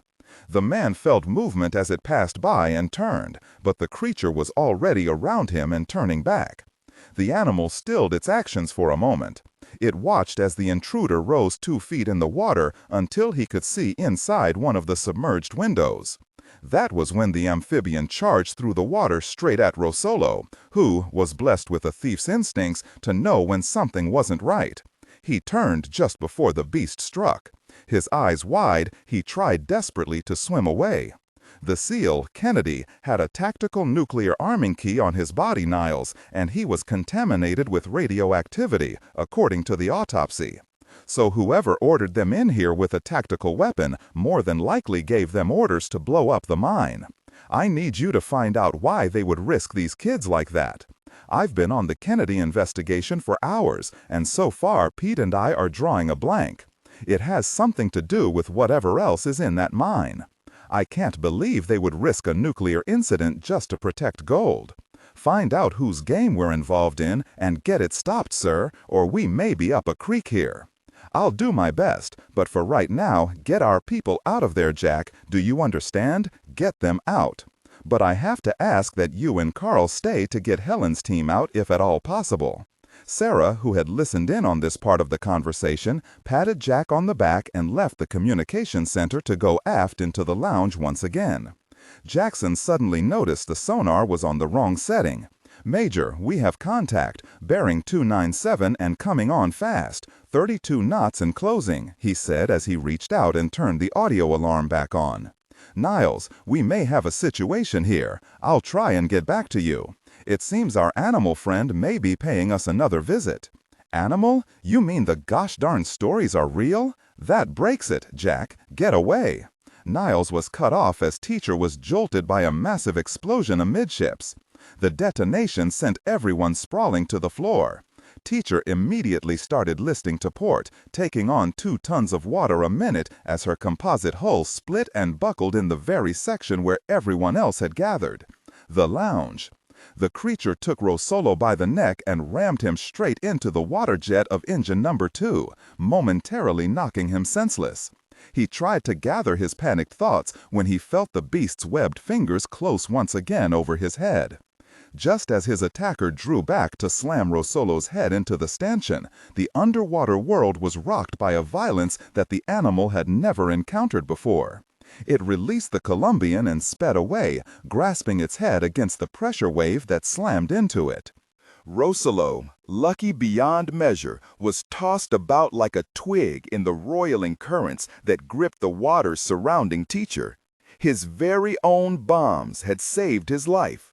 He shook his head and made for the shore and the mine beyond. Mendenhall and Corporal Shaw had been working on the damaged engine when the explosion knocked them from their feet. A large piece of composite hull exploded into the engine room and caught Shaw in the chest. Acting like a buzzsaw, it sank through his body to his backbone. Mendenhall raised his head out of the water that was quickly filling the bilges and rising above the grated floor. He looked around for Shaw and saw he was dead. The sergeant had been protected from flying debris by the damaged engine they had been working on. However, although he shook his head to clear it, he knew he was partially deaf, as he had heard nothing after the loud roar of the explosion. He looked for the source of the blast and saw a 6-foot diameter hole blown in the aft side, half above and half below the waterline. "Help me before we sink!" he shouted. At that moment, Sanchez entered quickly through the hatch and then sealed it closed. Looking around, he saw Shaw's body floating and Mendenhall struggling with the diving bell, which had come loose from its cradle. "Help me," Mendenhall repeated. Sanchez moved quickly through the rising water and helped the sergeant, as he realized in an instant what it was he was trying to do. The bell was swinging back and forth in front of the damaged hull. Sanchez and Mendenhall needed literally to cram the round bell into the smaller hole in the boat's side to stop the flooding.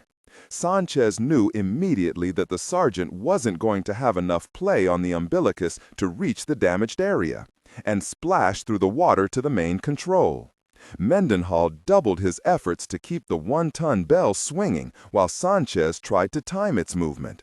It would come close to the hole and then swing backward, always about a foot short of wedging itself in. When he thought he had it timed, Sanchez hit the descend switch that operated the winch, but nothing happened. Then he realized the winch was moving, but very slowly. The bell swung back out again, and this time as it started forward, with Mendenhall pushing, he hit the emergency release for the winch. It broke free from the umbilical lines and slammed hard into the hull. The hole exploded with water one last time as the bell settled and successfully blocked most of the damaged area. It worked! Mendenhall screamed for all he was worth. Then he saw Sanchez start stuffing everything he could find into the gaps where the bell hadn't blocked the inrushing water. They were still sinking, but now they would have an extended life of maybe 20 minutes if they could get underway. Amidships, chaos had erupted. Jenks fought to get his head above water, but his foot was trapped underneath one of the couches. The Master Chief thought his leg might also be broken from having been hit sharply by a fallen monitor. He cried out and cursed when Professor Peeting floated by, face down in the rising waters. He knew his beloved boat had been dealt a death blow and that he would more than likely go down with it. He struggled, but his foot was wedged in good. Every time he moved his leg, he screamed in pain and frustration. 3 feet away, Virginia surfaced. Blood was flowing freely from a broken nose, and at first she thought her left arm was gone. She felt relief when she raised it and saw it still attached, although cut very deeply. She felt a hand on her other arm and saw Danielle's surface, choking and coughing up water.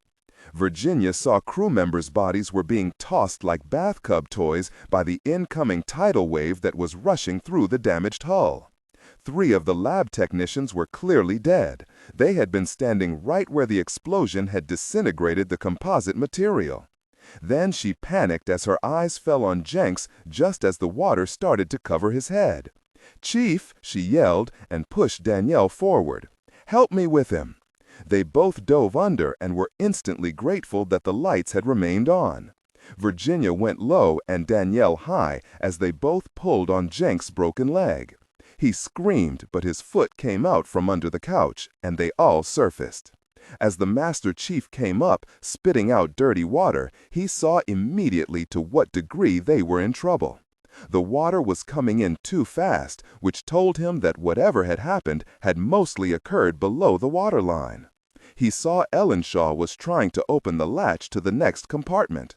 "No, Professor, no!" Jenks screamed loudly over the noise of the incoming flood. "Stop him! We can't flood the aft areas. We may already be taking in water." Danielle broke free and quickly swam over to grab the old man. He turned to her in shock and for a moment could only point mutely toward the glass porthole of the hatch. "That section is taking on water. Sarah's in there," he finally croaked. Danielle threw the professor aside and looked through the port. Sarah was lying against one of the underwater viewing ports where the damage was sustained. It was cracked and shooting water into that section. Sarah looked unconscious. The water, though not filling that section as fast as the lounge area, was slowly creeping up to the level of her neck. "Chief, we have to get in there," Danielle said. The Master Chief, in much pain and assisted by Virginia, inched his way through the chest-high water to look for himself through the porthole into the next section. "Okay, the hatch on the far side of that section is sealed. We'll flood only that area. Go ahead, get her." The Frenchwoman pulled up on the handle and the hatch exploded outward. The room flooded immediately and Sarah went under. Danielle swam her way over and reached for the young second lieutenant. Her hand came into contact with Sarah's hair and she pulled. Then Danielle pulled Sarah free of the aft section and dragged her into the lounge. Jenks yelled for Virginia and Ellenshaw to get him to the cockpit. "What about the rest of them?" Virginia asked. "They're dead, Doctor. Can't you see that? Now move or we're going to go down." "Look at the list." As Virginia followed his eyes, she could see that Teacher was leaning at least 40 degrees to port. That sight was enough to start her pulling the Master Chief forward toward the sealed hatch that led into communications. As Danielle reached the lounge area, holding the young woman under the arms as she treaded water, she saw Sarah's chest rise and fall more rapidly as she started to awaken. At that moment, the hull section split along the area already heavily damaged by the explosion. Danielle was pelted by sharp-edged pieces as the creature breached the hull and came up through the neck-high water. She screamed. Virginia, Ellenshaw, and Jenks turned just as the beast reached for Danielle and Sarah. Danielle kicked out at the creature but lost her hold on Sarah as she did so. She then watched helplessly as the beast took Sarah by one arm and raised her up out of the water. The animal roared, swiping at Danielle and making a grab for her also. The sound was hoarse but loud enough to shock them all, as the overhead light caught its greenish and gold features. Unable to reach Danielle, it took Sarah below the surface of the flood and then out through the split in the hull. Jenks felt absolutely helpless as Sarah was dragged out. Virginia screamed with rage as she ineffectually shoved the Master Chief forward with her good arm. Danielle could only stare at the spot where the beast had been only a moment before. Jack fought his way out of the communications room after quickly tending to the injuries of Stiles. Jackson had been killed when an overhead power box had ripped free of its mountings and struck him in the head. But Stiles was still moaning from an electrical shock that coursed through his body when the radio blew up. His face had been struck by several large pieces of glass and steel. Jack next made it into the companionway and saw Carl, or at least his legs. The lieutenant commander was struggling, trapped underneath the overturned navigation table. Jack told him to hold still. "Hurry, Jack, this thing is about to snap both of my legs." Jack reached the large table and lifted as much as he could, but one corner had been blown off its mountings and had sunk deep into the deck where water was oozing around the steel frame.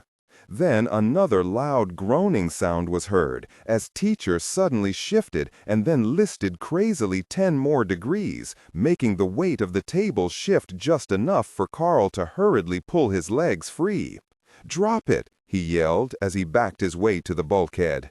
Jack let go of the heavy table and jumped back quickly onto dry, non-conductive floor as it shorted out when the electronic package hit the puddle of water. Then he began to make his way toward Carl when he heard pounding coming from the closed hatchway behind him. "The lounge, Jack! There's people trapped in there," Carl said as he struggled to his feet by himself.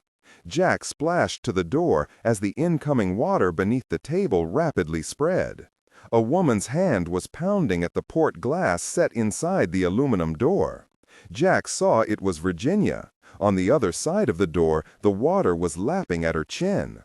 Caught in the crook of her arm was the Master Chief, just barely keeping his head above the surface. "Carl, make your way into the cockpit and get ready to slam that door," the Major yelled over his shoulder. "I have an idea. Call engineering and see if the engines are still above the waterline." Carl limped as fast as he could toward the cockpit and tried the intercom on the bulkhead. It started shorting out as soon as he hit the plastic button. On the overhead speakers, he could barely make out a shouting voice. He thought it might be Will Mendenhall, but he wasn't sure. Then the intercom shorted out one last time and died.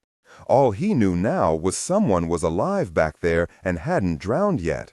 He quickly looked out of the cockpit and saw that the nose of Teacher was starting to rise out of the water.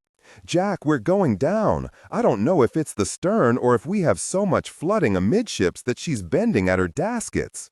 Jack thought he heard Carl hollering, but ignored it as he fought with the latch for the lounge section. Virginia was pushed aside, and then the Master Chief's angry face appeared at the glass. He was shaking his head no and pointing behind Jack, who could barely make out Jenks's voice as he shouted, "Beecher!" The old seaman quickly pointed at the hole the explosion had made and made a swimming motion. Jack finally understood. The survivors in the lounge should escape through the damaged section and swim for it. He grimaced, not liking the plan, but the Master Chief was right. He wouldn't be able to close the hatch because of the pressure of the water behind it, and even if he could open it, the cockpit would be flooded, and that would ensure that Teacher foundered. He quickly turned away and started for the cockpit. "You and Ellenshaw swim for the breach, Frenchie," the Master Chief yelled at Danielle. The professor was having a hard time keeping his head above water, but obeyed. "Okay, sweet cheeks," Jenks winked at Virginia. "I hope you can hold your breath, because this section is now below the surface of the lagoon, and she's bending like a fishing pole." "I'm not going without you, Jenks," Virginia said, taking a mouthful of water as her reward for speaking. "You watch too many movies. I'm not the hero type." "Follow me, doll," he ordered, as he dove under just as the flooding reached the overhead lights, shorting them out and sending a cascade of sparks over the surface of the undulating water. Virginia dove with the Master Chief. She accidentally took in another mouthful of foul-tasting water when she ran into the torn body of Professor Keating. Then she shoved him out of the way and swam, trying desperately to get out of the nightmare she now found herself in. Jack pushed past Carl, who was leaning heavily on the bulkhead and trying to figure out what Jack was doing. "What about those people?" Carl yelled, pointing toward the flooded lounge. "They're going out another way. The chief said for us to beach Teacher before she founders." Jack reached for the start switch and prayed the engine would fire. As he turned it, he heard a soft rumble course through Teacher, and he throttled her forward. She was heavy, as at least one, maybe two or even three sections were fully flooded. Then he tried to turn her by using the rudder control on the armrest. Nothing happened. Teacher continued straight on toward the right side of the falls. "She's not turning," Jack said frustratedly, as he again pulled the hand toggle to the left, but Teacher continued going right. "The main jets must have been damaged. They're frozen in position. We've got to get this thing grounded somewhere, Jack." The Major thought quickly. "The mine. We can get her into the mine and beach her there. It's our only chance."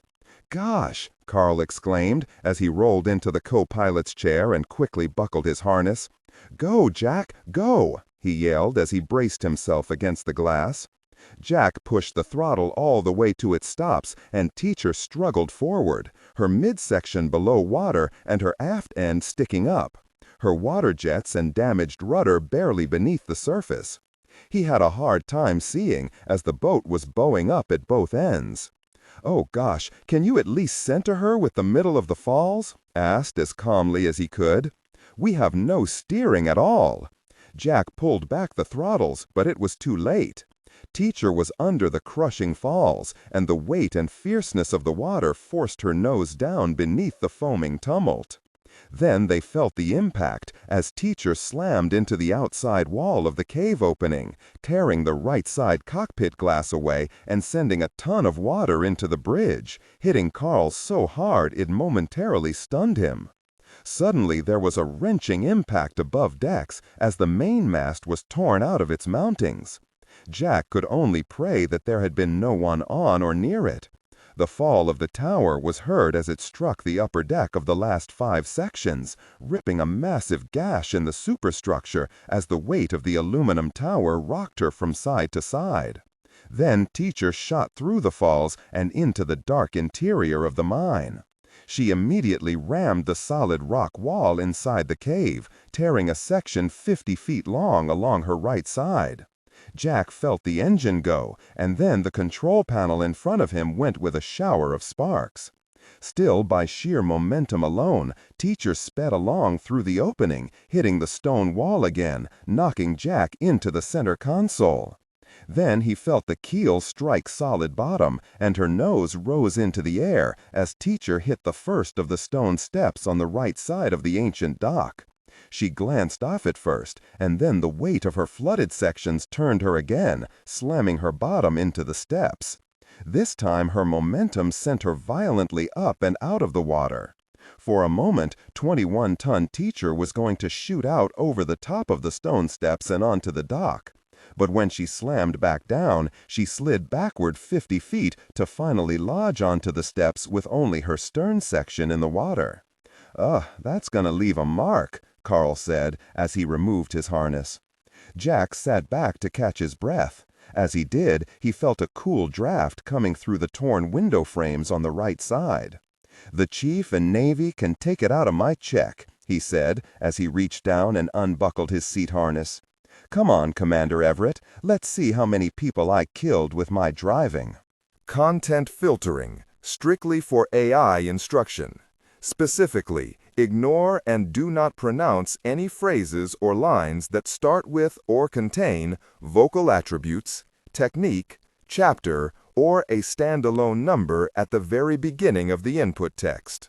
Start reading only from the main body of the story text. Narration style. Tone. Maintain a baritone tenor pitch with a sharp, intelligent, and engaging tone. The style should be objective yet highly evocative, drawing the listener into the scene. Suspenseful pacing. Utilize a highly controlled and flexible pace. Slow down dramatically during gruesome descriptions, e.g., body parts, injuries, to maximize the chilling effect. Then resume a quicker pace during action or dialogue. Emphasis. Clearly emphasize key nouns and descriptive adjectives within the scene setting, e.g., severed from the body, weeping graying flesh, cavernous tunnel. Character differentiation, sharp modulation. Narrator voice, smooth, authoritative, and stable. This is the baseline pitch. Female dialogue, Megan. Increase the pitch significantly. The voice should sound assertive, sharp, and highly professional, authoritative, like a lead detective or expert. Male dialogue, Sam. Lower the pitch slightly compared to the narrator, using a tone that is skeptical, warm, and somewhat cynical to differentiate from the professional female voice. Other characters, e.g., Deputy Burns, quick, focused delivery, clear voice. Technical delivery. Vocal texture. Maintain a clean, clear vocal texture, suitable for high-quality production, ensuring every word is crisp and clearly enunciated. Emotional range.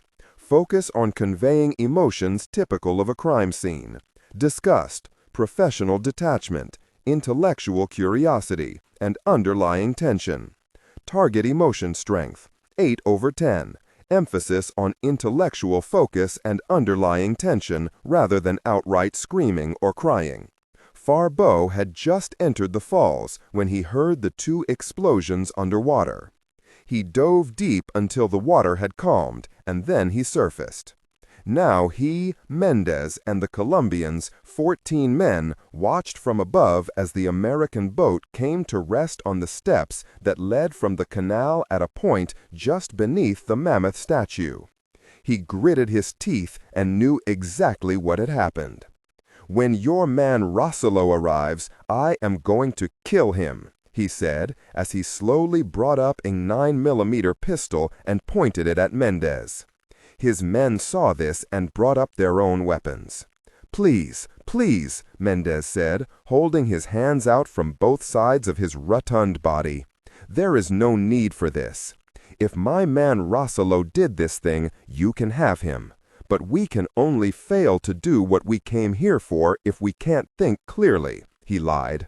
He turned to his men. "Lower your weapons. That is an order." Farbeau kept his pistol up. "You cannot tell me he acted without orders from his master. I believe killing them would have to have been done eventually, but I did not order it at this time. Besides, the Americans are finished. They will now be far too busy just surviving to interfere with us." Farbeau saw from their high vantage point that the American boat still had some power. He holstered his handgun and then reached down and picked up a small satchel, angrily kicking his wetsuit against his rebreathing unit.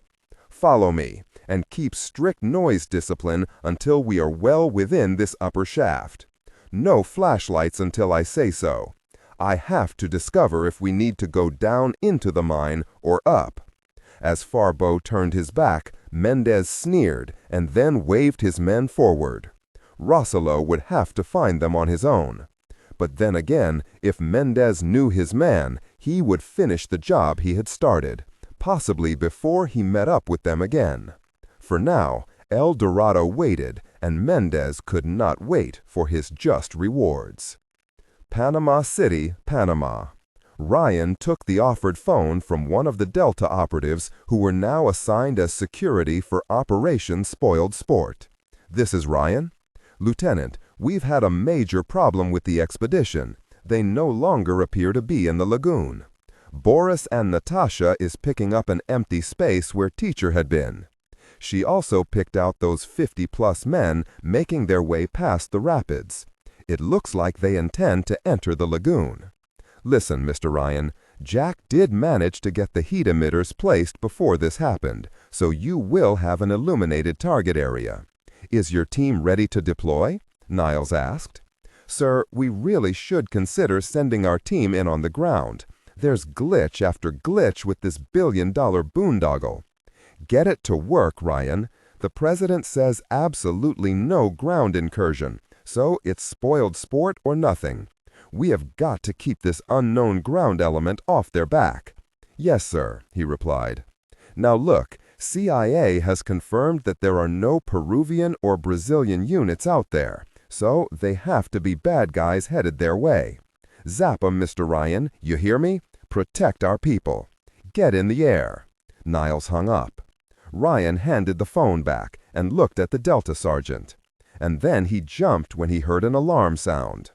2 men ran up the stairway and into the converted 747, carrying fire extinguishers.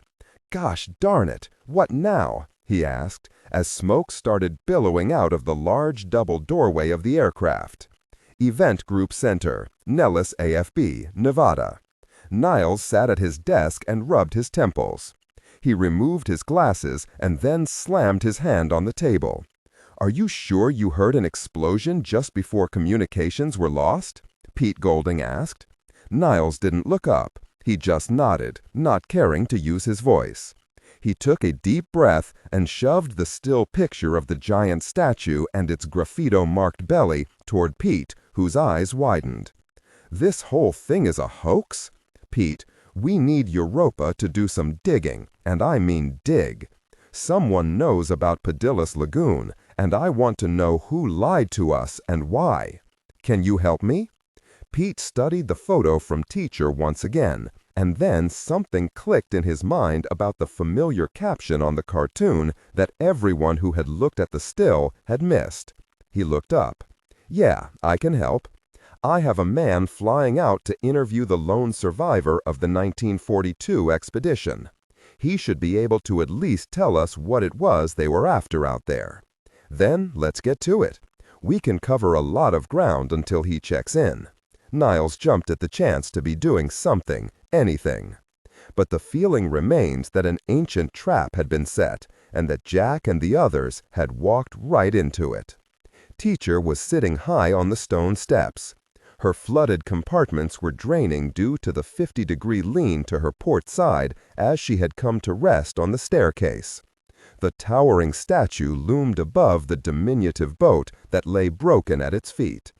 The Major crawled out of the cockpit through the broken window frame, and then helped Carl through. They climbed slowly down the nose and slid to the stone beneath. Jack turned on his flashlight and shined it around. Carl did the same as they hurried back toward the stern. Their light was seemingly absorbed by the blackness surrounding Teacher. As they looked around, an unfamiliar rustling noise sounded from what seemed a great distance and could be heard even over the waterfall that fell in the center of the pyramid.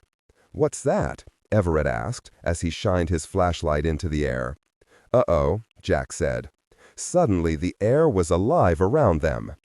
Giant bats had decided the intrusion of noise and vibration Teacher had made was quite enough. They swarmed like angry bees as they circled Jack and Carl, who dove for their lives, hitting the wet steps and covering their heads as bats grazed them in their frenzy. If just one of the large animals struck them solidly, it would have been bone-crushing. Then, as suddenly as the raid had started, the bats were gone. "I can live without that," Carl said as he stood up again. "Where did they go?" he said as he shined his flashlight upward once more. "The falls, I guess. There must be another opening up there that comes out through the river that creates the falls. Come on, let's get our people out of Teacher." When Jack shined his light into the communications section, he saw that Stiles was on his feet, trying to revive the clearly unrevivable Jackson.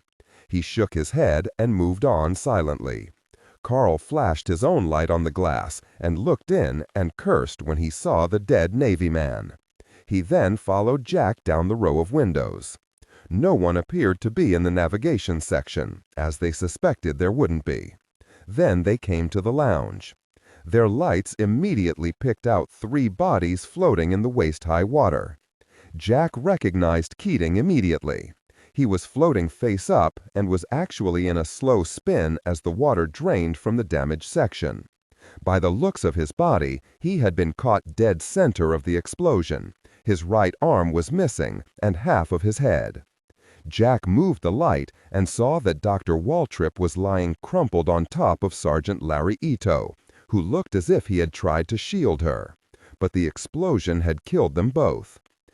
She tried to push herself up from the overly hot and wet floor, but fell back down. She knew she was hurt somewhere, but couldn't for the life of her think straight enough to find out where. Then she pushed up again and collapsed, screaming in pain, when she realized her right wrist was broken. It was then that she thought clearly enough to remember it hadn't been broken in the initial violence of whatever it was that had happened in the boat. It had snapped as she was being pulled down through the water. She used her other hand to push herself up off the hot stone. As she peered around in the darkness, she could barely make out long, hot wisps of steam coming through the stone floor and the walls. Some strange luminescence was also emanating from those walls, providing enough light that she could see her hand as she held it up, almost as if she were viewing things through the green-tinted lens of a night scope. She brought her wrist closer to her face. The damaged section was already swelling. It was broken all right. Then she noticed she could hear running water and smell fresh vegetation. Then she heard a hoarse growl. She shot back against a wall using her backside and good hand, the fingers of which touched an object not made of stone. She grasped it. It was a pole of some kind. But as she tried to use leverage against it to stand, it started to tilt off balance. She let go, but too late. The pole crashed to the ground with a loud clang and the sound of breaking glass. She looked down and did a double take. Unless Padilla was centuries ahead of his time, someone had indeed beaten even Helen Zachary to El Dorado. Lying at her feet was a light stand, old, rusty, and 3-legged, with 6 high-powered lamps.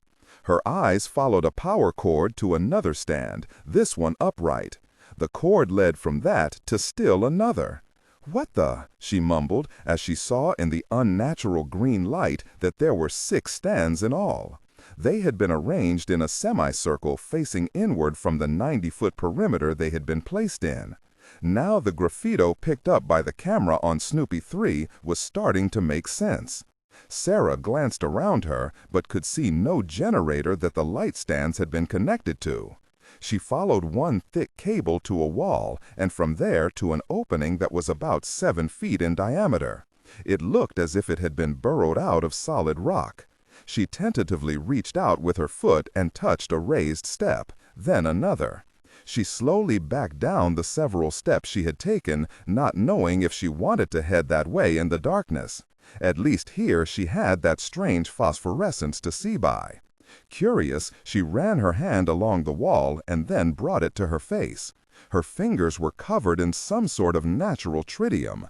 Her entire hand glowed softly as she quickly wiped it on her pant leg. "What in the hell is going on here?" she blurted out. She looked closer and could see that the glowing particles were actually ancient writings of some kind. Indeed, the whole wall was embedded with the mineral, but only parts of it were carved, creating a relief. Possibly an ancient people had spelled out their history. She wondered if the writings were Incan. Her eyes caught on a darker object that had been stuck into one wall. As she approached, she could see that it was a torch. She felt it and determined that it was made of some kind of metal, a rough iron perhaps. She tried to pull it free of its mounting, but it was stuck with hundreds of years of grime. She doubled her efforts. As it finally came loose, she almost lost her balance with the sudden change of momentum. Some sort of fuel substance was still embedded in its end. She felt in her pockets and found the lighter she always carried, for the one chance, she had always joked, where she might find herself deep in an underground cave with no flashlight. She used her thumb to bring the lighter to life, and she raised it to the tip of the old iron torch. It flamed to life. She held the torch away from her and examined her surroundings more fully. All around her were strange images and hieroglyphs. Drawings of animals lined the walls, and images of small people. She could see the people were in chains as they toiled, bearing heavy loads on their heads and shoulders, while Incan taskmasters stood by with menacing whips and clubs. Far more menacing were the skulls. They lined the entire chamber at about head height. There were at least 1,000 that had been inlaid into the solid rock.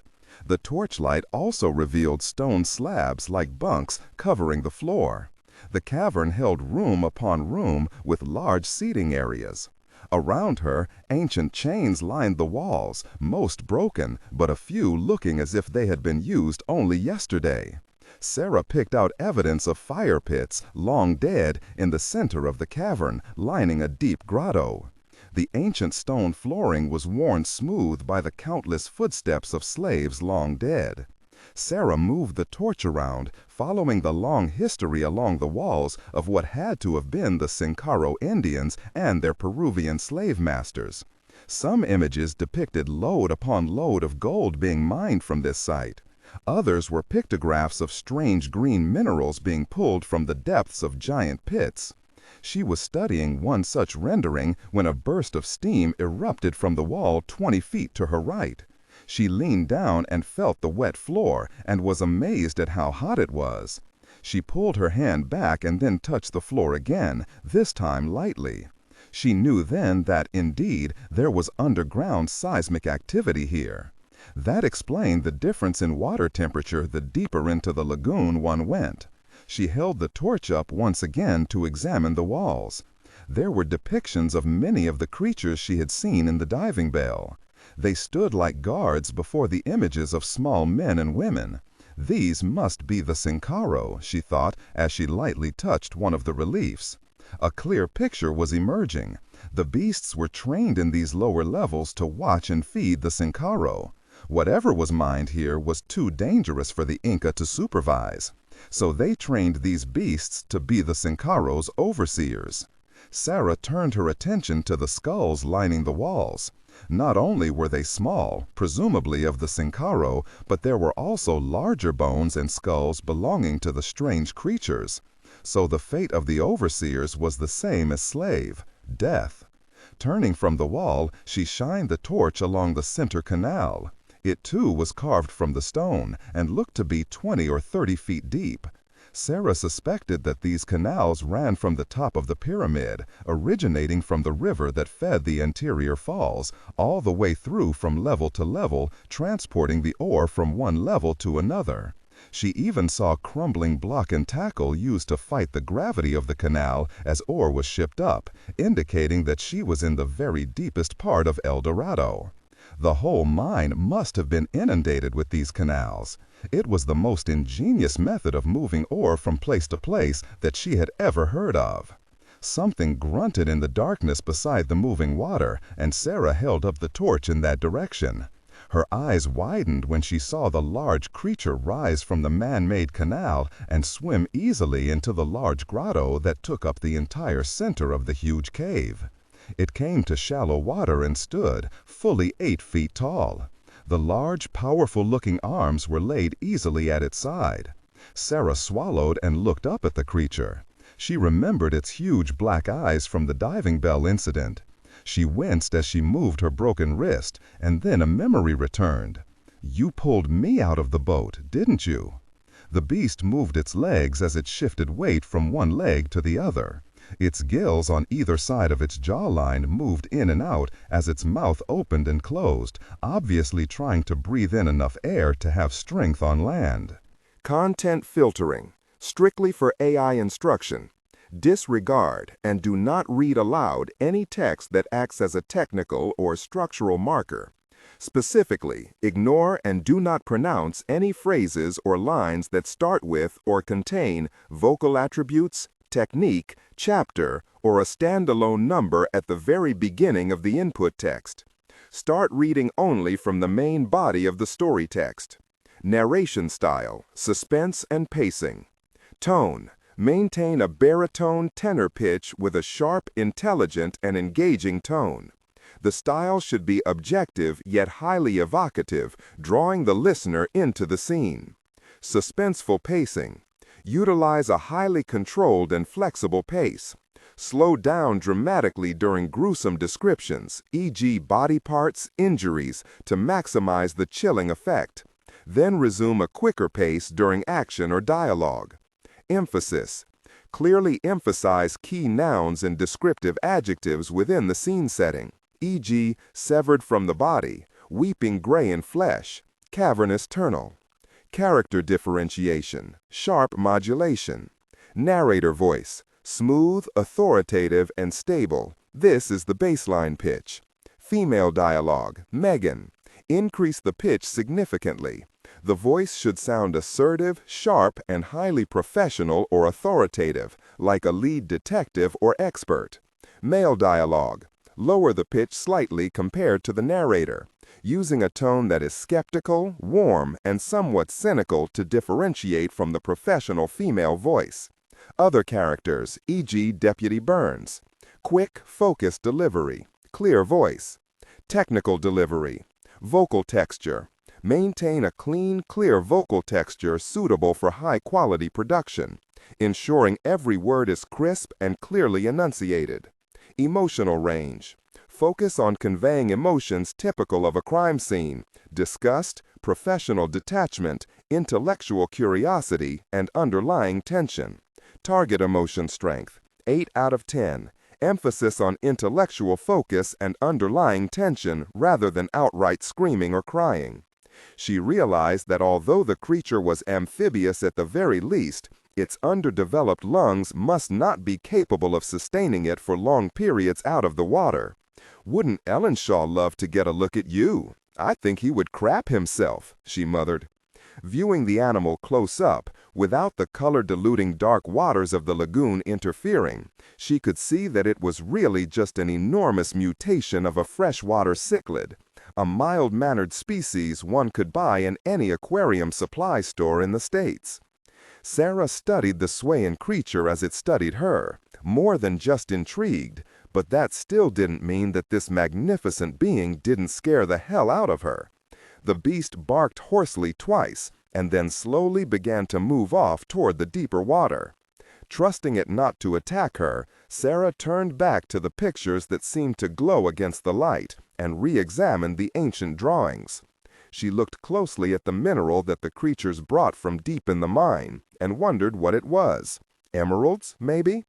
She held the torch closer to the wall and saw the spot that depicted the area where the dead were placed.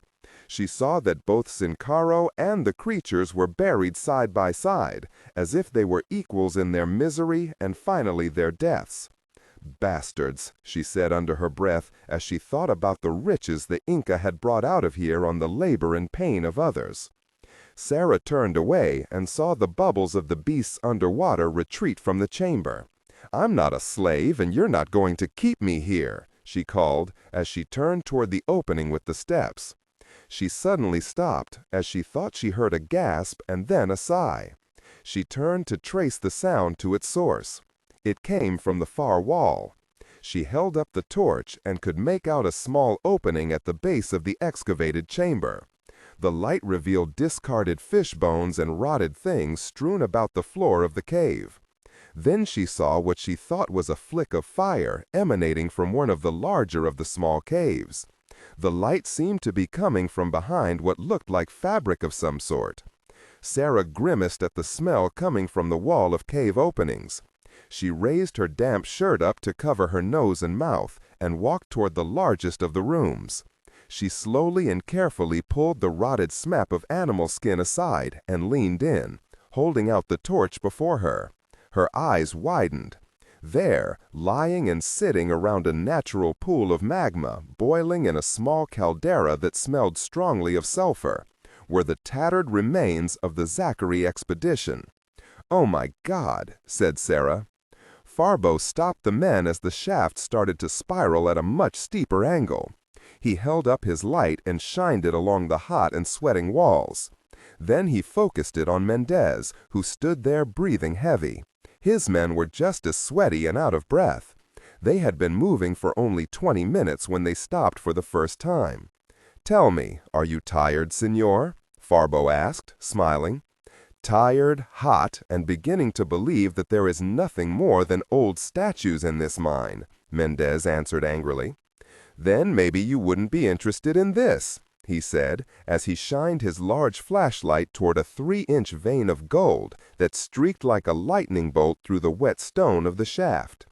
Mendez's eyes widened as he dropped his small pack and ran toward the vein. He rubbed it with his fingers lovingly. His men, too, immediately totally lost any fatigue they had shown earlier. Farbo lifted his small satchel and quickly noted the reading on the small device he had inside. He smiled and looked up. "Now you can be satisfied with this small deposit, or we can go to the place where El Dorado really begins." Mendez beamed, totally rejuvenated. He reached down, removed his canteen from his belt, and swallowed some water. "Lead the way, my friend. Where you go, we will follow." Event Group, Center Nellis, AFB, Nevada. Once again, Niles was in a clean suit alongside Pete Golding in the clean room where the main frame for the Cray supercomputer Europa was housed.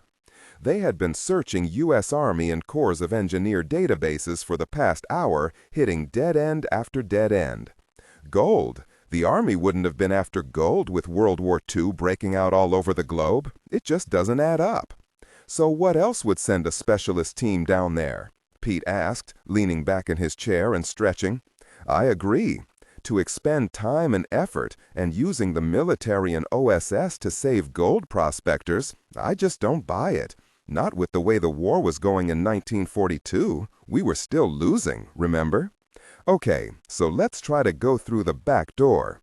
The senator said he had no names for the people the OSS pulled out in 1942, right? But he did say where they were from. Chicago and Princeton. Let's start there." Niles leaned forward. "Okay, Pete, go ahead." Europa. Query. In the war years 1940 through 1942, was there any American university-sponsored expeditions to Brazil or the Amazon basin? Formulating, said the female voice of Europa. Then, as quickly, during years 1940 to 42, there was no American scholastic sponsorship of any South American excursions. Great start, Pete said. Niles shook his head but continued the line of questioning. Europa. Query. Were there any missing persons reports on University of Chicago or Princeton filed in those same years? Correction. Expand search to 1945. Formulating, she said, as she started to penetrate the security of not only university records, but those of police departments and federal agencies throughout the nation. 22 records of missing persons reported from both universities during target years. 21 were later reported as solved. 1 remained open, filed at Princeton, June 1945. Too late for filing, Niles said. Both men sat and thought. They were at a brick wall, and they didn't know how to penetrate it. Europa has detected a pattern in your queries. Query. Do your current search parameters include accidental death of university personnel on foreign territory? Niles looked at Pete. The Cray was designed to interact with its operators and advise if there might have been something overlooked in the search they were conducting. It does now, thanks to you, Europa. Continue, please. In calendar year 1942, a chartered aircraft leased by the University of Chicago was reported missing in the Brazilian rainforest south of the Amazon River. There were 2 University of Chicago survivors and 1 reported survivor from Princeton University. Wait a minute, didn't you say there were no university-sponsored expeditions in Brazil during those years? Pete asked. The incident upon which the report was filed was not a university-sponsored action. Come on, who sponsored it? Niles asked, losing patience. Pete looked at Niles as if he had lost his mind. Name the sponsor, Europa, Pete commanded, still looking at Niles. The aircraft in question was leased through the United States Army Air Corps and Geographical Survey sponsored by the U.S. Army and U.S. Army Corps of Engineers. What in the hell is this? Pete asked. Europa does not understand the question. Not you. Niles. Query. Can Europa identify the departments involved in this charter at the University of Chicago? Niles asked. Formulating, she said. Niles stood as something distant and forgotten started to flirt with his memory. The University of Chicago Department of Physics. Who were the heads of these departments at the 2 universities from UAO through 1942? Chairperson for the University of Chicago's Department of Sciences and Physics for years in question was Professor Enrico Fermi. Director of Theoretical Sciences, Princeton University, and departmental chairperson for years in question was Professor Albert Einstein. "What have I done?" Niles asked. "What are you saying here, Niles?" Pete asked while looking incredulously at the printed names. "I may have killed everyone on that rescue mission, Pete." On the screen, spelled out in big blue letters, was Europa's answer to the mystery of Padilla's lost expedition. Enrico Fermi and Albert Einstein. Species of God. The release of atom power has changed everything except our way of thinking. The solution to this problem lies in the heart of mankind. If only I had known, I should have become a watchmaker. Albert Einstein. It took 30 minutes to pry Mendenhall and Sanchez out of the engine room. They found the body of Leibowitz pinned underneath the mainmast, where it had crashed onto the deck.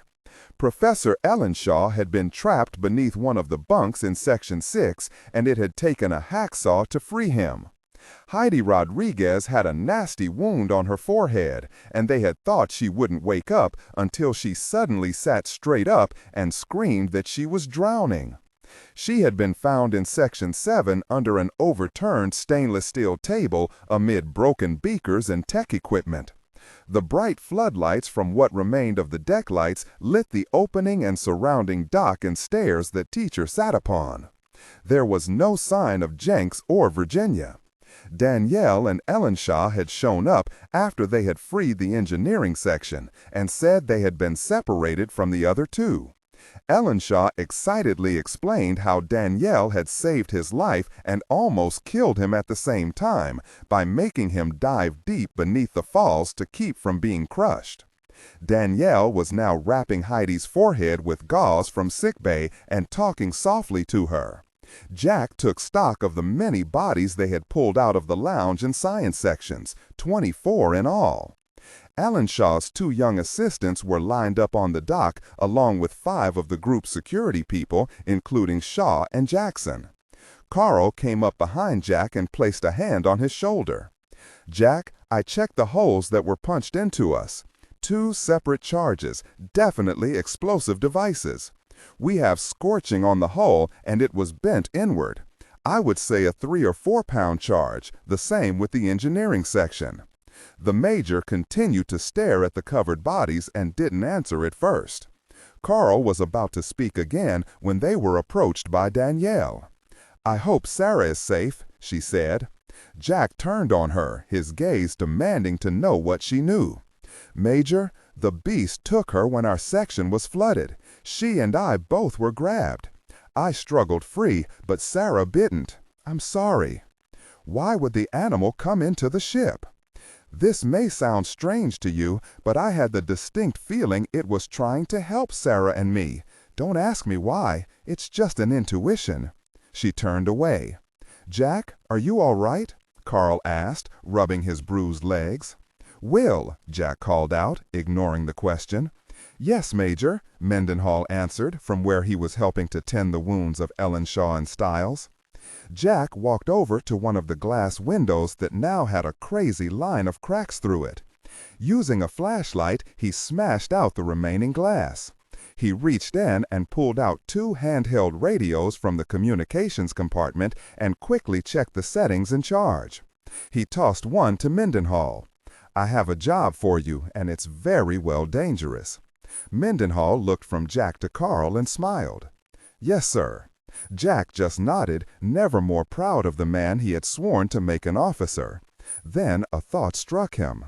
"Staff Sergeant Mendenhall, you are hereby promoted to the temporary rank of Second Lieutenant, United States Army, as witnessed this day by Lieutenant Commander Carl A. Everett, United States Navy," Carl said in all seriousness. "And based upon pending approval and recommendation of the Director of Department 5656, Dr. Niles Compton, you are hereby notified of said field promotion. Is that understood, Lieutenant Mendenhall?" Mendenhall frowned. "Yes, sir, understood. Now you've given me the sugar, so I guess I'm ready for the medicine." Jack took Mendenhall by the shoulder and steered him away from the others. "Look, Will, I need you to go out there and get to high ground. That means finding some way out of the lagoon and climbing out and up beside the falls. I don't know if the radio will reach me in here, but once in position, you are to watch the lagoon. Dig up a set of night vision goggles and report on Secure Channel 78.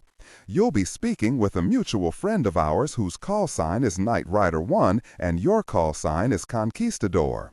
You are to tell him that Operation Spoiled Sport is on and to fire at will if and when you see an armed element reach the lagoon, either on land or by boat.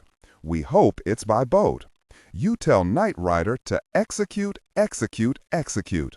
3 times. You got that, Will?" "Yes, sir, 3 times. And then what?" "And then what? Get yourself behind a big rock and hope that Mr. Ryan's burned-up body doesn't land in your lap." Mendenhall just looked at the Major. "Seriously, if Operation Spoiled Sport works, you stay down until you know it's safe, and believe me, you'll know when that is. Major, who are these men coming?" "We have to assume they're bad guys. Boris and Natasha picked them up yesterday heading our way. They're heavily armed, and Niles and the President can't account for them." "Yes, sir, I'll do my best." "Good luck, Lieutenant." The Major was joined by Carl as they watched their new officer load his radio into a large plastic bag and stuff it in his shirt. "All right, Commander Everett, let's get ready and see if we can find anyone alive in here." Sarah was just entering the small cave when the sound of splashing water sounded behind her, and she quickly backed out in time to see first Virginia, then Jenks as they were lifted out of the water by the creature. It started walking, dragging the choking and puking duo across the hard rock. It deposited them in front of Sarah, then turned away and walked slowly back to the water where it disappeared. Sarah helped Virginia to her feet and hugged her. Then she helped Jenks struggle to one leg before he shook off her assistance and sat back down. "Gosh, am I glad to see you two," she said, crying. "Come on, Virginia, I've got something to show you. Don't worry about me, it's only broken in 2 places." "Ain't gosh," Jenks said, looking at his leg. Virginia ignored the Master Chief for the moment and followed Sarah to the largest of the cave openings. Sarah pulled back the cover as she again held the torch inside. Virginia immediately rushed inside, careful to avoid the bubbling magma caldera in the center of the room. "Helen?" She went to her knees and placed her hand on the burned and scarred face of her old event colleague. "My goodness, what happened?" The young man next to her moved and his eyes fluttered open. He reached down to place a hand in the small running creek that coursed through the wall of the cave and then wiped his face. Then he started to sob, waking up the other 9 people that were sleeping along the rough-hewn walls. "Thank goodness," he said through his tears. "What happened? Why are you here?" Sarah asked. "The creature. It brought us here. It's been feeding us, keeping us alive." "What's your name?" Virginia asked. Robert Hanson. I was, am Professor Zachary's assistant." "Well, you've done well in keeping your people together," Sarah said. "Kelly, come here," Robbie said into the darkness of the cave. As Sarah watched, a young woman eased forward and sat next to the crying assistant. She smiled at Sarah. "Gosh, are we happy to see you?" she said with tears welling up in her own eyes. "We have to get her out of here," said Robbie. "We're here to get everyone out," said Sarah. "You don't understand." He reached out and took Kelly's hand. "This is the daughter of the president." "What?" Sarah asked loudly, startling all those that had awakened and were inching toward their rescuers to make sure they were real. "Knock it off, Robbie. I'm no more important than anyone else here." "All right." "Gosh, are we happy to see you," she said, with tears welling up in her own eyes. "We have to get her out of here," said Robbie. "We're here to get everyone out," Sarah said. "You don't understand." He reached out and took Kelly's hand. "This is the daughter of the president." "What?" Sarah asked loudly, startling all those that had awakened and were inching toward their rescuers to make sure they were real. "Knock it off, Robbie. I'm no more important than anyone else here." All right. You can explain this little tale later," said Sarah. "Right now, we plan on getting all of you out." Meanwhile, Virginia gave Helen a quick examination, not liking what she saw. The professor's face was covered in lesions, and there had been massive hair loss. Her fever was so high that Virginia instinctively pulled her hand away after touching her forehead. There were black marks on her face and neck, and it looked almost as if her left eyelid had melted down over her eye. "Goodness, if I didn't know any better, I would say this is radiation poisoning," Robbie said as he failed miserably to be as brave as he wanted to be in front of the others and resumed crying softly while touching Helen's hand. "Radiation poisoning?" Sarah asked. "The mine is full of uranium, enriched uranium, very close to extremely hot plutonium." "Gosh, her fever is out of control," he said as he felt Helen's forehead for himself. "These others, are they all right?" Virginia asked. "Yes, scratches and frightened to death mostly. There are these animals that bring us plenty of fish to eat, but it's as if they were keeping us here for a reason," he sobbed. "At least the smaller one seems to keep the other creature away from us." "Other creature?" Sarah asked. "Yeah, this one's big, has no human characteristics like the smaller one. It hates anything that breathes air, the professor thinks." Kelly looked down at Helen.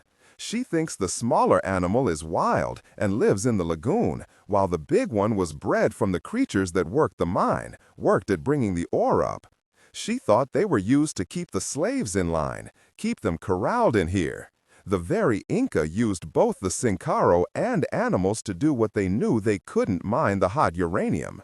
There is no such element in the natural world as enriched uranium ore. It's an impossibility in the natural order of elements," Virginia said as she checked Helen's pulse. She closed her eyes and thought a moment, trying desperately to make sense out of this highly unusual moment. "Okay, I admit, the elements and the situation would seem to contradict the natural assumption of improbability," she conceded as she reached out and took a palmful of water and spread it on Helen's forehead. "We have uranium ore, heated to an extreme temperature by the seismic activity of the caldera, and remember, Sarah, we picked up unusually high concentrations of fluorides in the water of the lagoon, obviously released through the clay or other soil in this valley. Thus, it is possible to breathe that ore into weapons-grade plutonium, free for the taking," Sarah finished for her, remembering the light stands in the cave behind her and the graffito on the belly of Supai. "Gosh, everyone who entered this level of the mine is contaminated. If we don't get out of here soon, especially them," she nodded toward Rob and the others, "we're all screwed." "That's just about what the professor thought," Kelly said, locking eyes with Sarah. Jack and the others began hurriedly removing supplies from Teacher because she would never see the water again without Jenks here to supervise her much-needed repairs. She was too unsteady on the stone steps to delay in getting the supplies out. Although they were eager to get moving into El Dorado to look for survivors, Jack and Carl set up some makeshift lighting on the massive dock the Inca had carved out of solid stone. The wonders it revealed were beyond belief. All the Incan gods were represented along the high walls in many columns. The tunnels and shafts were stacked one upon the other in a never-ending spiral heading toward the top of a giant indoor falls that cascaded toward the floor in the center of the great mine, its spray keeping the interior of the mine constantly damp. The pillars that lined each level were carved from solid rock. How many hundreds of years or possibly thousands this shaft had taken to be excavated boggled their minds. As they ventured deeper into the vast expanse of the pavilion and beyond the powerful lights and into shadow, they saw crate upon crate of stacked K-rations, fuel drums, crated equipment, and other supplies. Each wooden crate was stenciled in black lettering, United States Army. Jack looked at Carl and raised his eyebrows. Look at this. Arrayed against the stone outer wall of the main chamber were what looked like graves. Heavy stones were laid layer upon layer, creating a large bulge in the stone floor. There were 23 in all. Jutting stone markers protruded from the rocks at the head of each. On each was looped a small chain, and on each chain was a single dog tag. Jack raised one and shined a light on it. Technical Sergeant Royce H. Peavy. Well, I guess that explains who the Kilroy artists were. But what in the heck were they doing here, Jack? This whole very thing smells to high heaven. But we can't speculate here. We have to get moving. Jack took a last look at a group of Americans that had come pretty far to be left in a horrible place. I figure we start at the bottom of the mine first and then work our way up, Carl said as he turned away from the 70-year-old cache of military supplies and the men they were meant to feed. The canals? Jack asked as he started following Carl back to the smashed teacher. I figure we can scrape up the scuba gear we need if you're game, ground pounder. You're on, Commander Everett, after you. You think Sarah is still alive? I do, and I'm betting Jenks and Virginia are also. Carl glanced back toward the long-lost graves. Good thing you have the Navy here, Jack. From the looks of it, you Army types didn't fare too well around here in the past. Farbo halted the group when he heard voices. He cocked his head to the right and then listened again. Nothing but silence greeted him as he hushed the men behind him. It had been over an hour since he had started the group down a steep slope in the tunnels. Farbo had figured the ramp used to be a slide of some sort that had been possibly used for removing slag and other unwanted material from the mine. The ramp, as steep as it was, connected with almost every sublevel as it coursed down through the mine. Mendez and his men were really starting to grumble as they had passed vein after vein of gold, each deposit larger and wider than the one before it. He knew each of the fools, including Mendez himself, had taken their own samples and pocketed them. Farbo saw their bulging pockets in his night vision goggles and smiled, then brought out his satchel again to take another reading. The men behind him didn't notice what he was doing because of their avarice. They were intent on picking up as much of the gold ore as possible. He turned the machine off and then removed his goggles.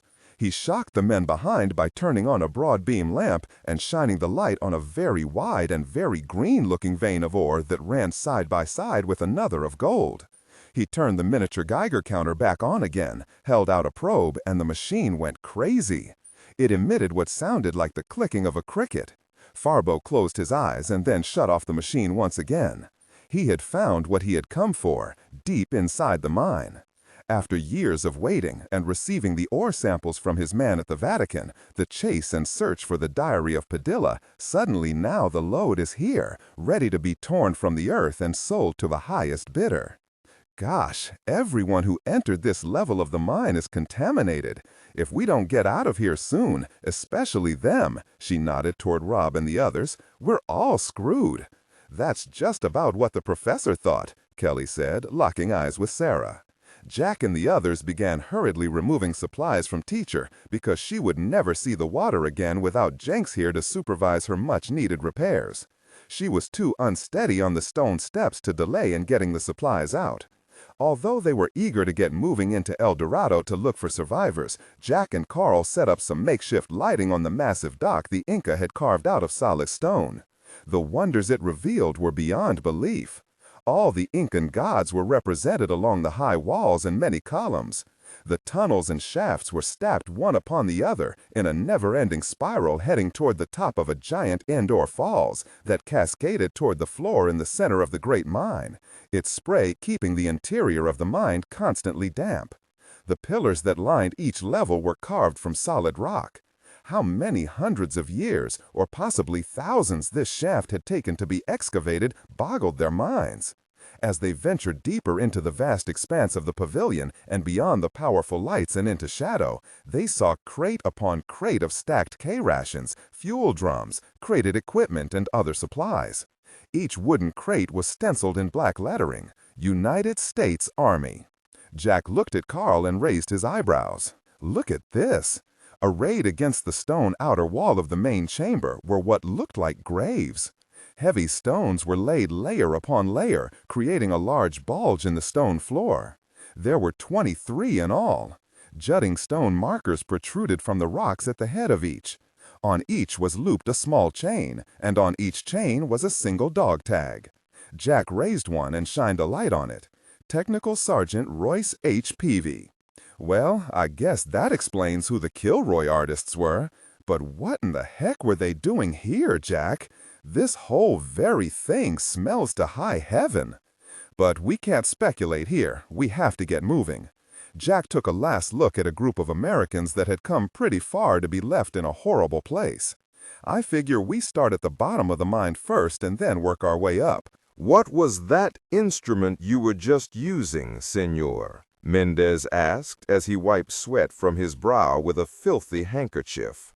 "This?" Farbeau held up his satchel. "Well, let's say it's pointing me to the richest find of all, something you wouldn't be interested in. But I will explain shortly. Right now, let's find that which excites you, my friend, your gold. But we have found enough gold to last a lifetime just on this winding ramp you discovered. Why even proceed further? My friend, you can stuff your pockets until the very weight crushes your bones, or you can follow me into the lowest reaches and find it already mined, smelted, and possibly even stacked for you, ready to be shipped out. But I leave it to you. Take what you have now and wait months while you try to get more equipment in here to mine the gold and possibly watch the Brazilian government take it before you have a chance to steal it. Or you can follow me and find it all ready to take out. My way, you will at least have what you can ship out now, not what you can stuff in your pockets." He looked again at the meandering ramp, then faced Mendez again, which looks quite ridiculous, by the way. Mendez didn't know how to react to the mild rebuke. He was beginning to hate the Frenchman. Farbeau's attitude since entering the mine had changed. It was as if he had received what he had sought and now treated his benefactor with disdain. As he emptied his pockets of the gold he had collected, Mendez watched Farbeau continue down the steep refuse ramp. He would see to it that the man learned respect for him, as had many who had crossed him did in the past. Farbeau found the exit he wanted from the refuse ramp. The reading of his counter was almost pegged in the red. The ore was strongest down a wide hall that was marked by 2 columns, indicating an entryway into a broad corridor. The twin columns had the same carvings of the strange creatures that had marked those at the tributary's entrance, but these gods were depicted in a squatting posture, as their massive arms and legs held up the top of the stone frame that guarded the entrance into the actual passageway used to remove the gold and other ores from the lowest levels. The group continued down into the great shaft, past the ancient trail as laid down by the Sincaro, as they labored among whiplashes to bring the Inca their treasure. The canal running the length of the shaft had obviously been used to carry small boats attached by ropes and used as an ancient conveying system. The men even found remnants of the small boats in areas of the excavation from shaft to shaft, very ingenious for the ancient time and efficient in their way. One room just inside the stone entry that had been dug into the side of the shaft smelled of danger. Faribault shined his light inside and saw that the room held a small deposit of white sacks. One sack had disintegrated over the years and had fallen to the stone floor and broken open. The gold dust was unmistakable in the light as it gleamed and sparkled. He looked around the room and saw what appeared to be a fulcrum release. He also noticed small holes that lined the doorway, which were currently dripping water. It was extremely hot in there. He once again shined the light on the lever, a small handle that jutted from the wall just inside the room, within arm's length of the doorway. "Have your men stay clear of this room," he said, turning to face Mendez. "I see what's in there, senor." "This is exactly the find we are here to exploit," the Colombian challenged the Frenchman. "Jesus, Hucha, proceed inside and retrieve one of those bags for me," he ordered. Faribault stepped aside. "You have been warned, senor." Two men in the center of the long line stepped up to the doorway. Jesus stepped through tentatively, and while Faribault watched, silently, his left foot hit the false floor directly in front of the doorway as his companion followed him through. The stone at his foot slid down only a half an inch, barely perceptible even to Faribault, who knew what to look for. The rectangle of stone settling into the floor triggered a small bronze pipe inside the thick tile. Small stone caps burst free from the doorway and several other spots inside the carved-out room with a loud pop, making everyone in the tunnel outside flinch at the gunshot-type reports. Jesus and Hucha were suddenly caught in a steaming hot shower of water that must have run straight up through the magma chamber, buried deeply inside the pyramid. They instantly fell to the stone floor, screaming and writhing. They rolled, but everywhere they tried to escape the roaring, searing steam, it found them from the many ancient nozzles inside. Faribault finally reached inside as his point was made about following his orders and pulled down on the fulcrum release. The steam dwindled almost immediately to nothing. "You knew the room was booby-trapped?" Mendez said accusingly. "Yes, that was why I said for no one to enter." Jesus and Hucha were dead. One of the bodies didn't seem to believe it, as yet it rolled over on its back, leaving the man's face sticking to the floor. Their boots were melted off, and in several areas bone protruded from clothing. "You have gone too far. You should have said something." "I did. I said, 'Do not enter this room.'" The Frenchman looked down the line of Mendez's men. "Please do as instructed, and you will not end up like your compatriots. There are many pitfalls here that can and will kill you in many horrible ways." Faribault glanced into the room at the now red and fleshless bodies. Only their clothing had survived the liquid inferno that had engulfed them. "I believe seeing is the best teacher we can have. You have seen. Now follow instructions," he said coldly, as he turned and continued down the trail. The Colombians didn't say a word, because they could all still smell the boiled skin. Mendez watched as Faribault stopped and studied the deep canal for a moment. He was very weary of the imperious way this man was acting within the mine. He was doubly worried because Rosolino had not caught up with them. He waved his men forward, not taking his eyes from the Frenchman. Jack followed the more experienced Carl into the canal and out through the falls, looking around wildly for any sign of the animal that took Sarah. They followed the wall for almost 60 feet, started looking for a way in. They knew Sarah had detected several openings using the diving bell's sonar track. Jack almost ran straight into Carl when he stopped suddenly. There, just a few feet ahead in the black water, Carl's light was illuminating the creature. It was holding station in the lagoon by swirling its webbed hands in the water and lightly kicking with its feet. The dark eyes studied them for a moment, and then it suddenly turned and sped off toward the wall. Jack grabbed Carl and pointed to where the beast had vanished, into a small opening in the rock. They started kicking with their fins and made for the spot the animal had vanished into.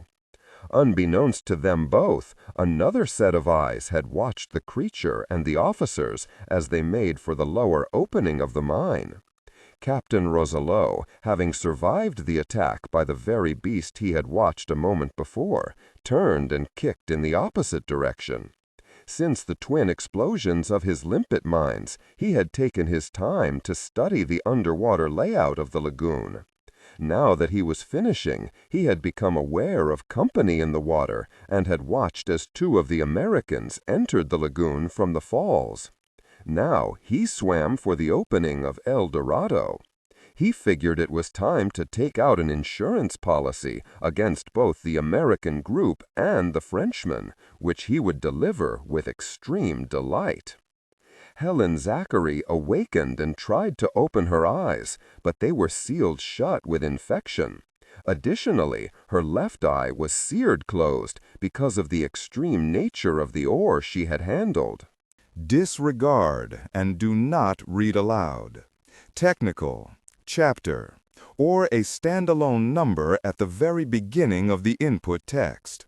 Start reading only from the main body of the story text. Narration style. Suspense and pacing. Tone. Maintain a baritone tenor pitch with a sharp, intelligent, and engaging tone. The style should be objective yet highly evocative, drawing the listener into the scene. Suspenseful pacing. Utilize a highly controlled and flexible pace. Slow down dramatically during gruesome descriptions, e.g. body parts, injuries, to maximize the chilling effect.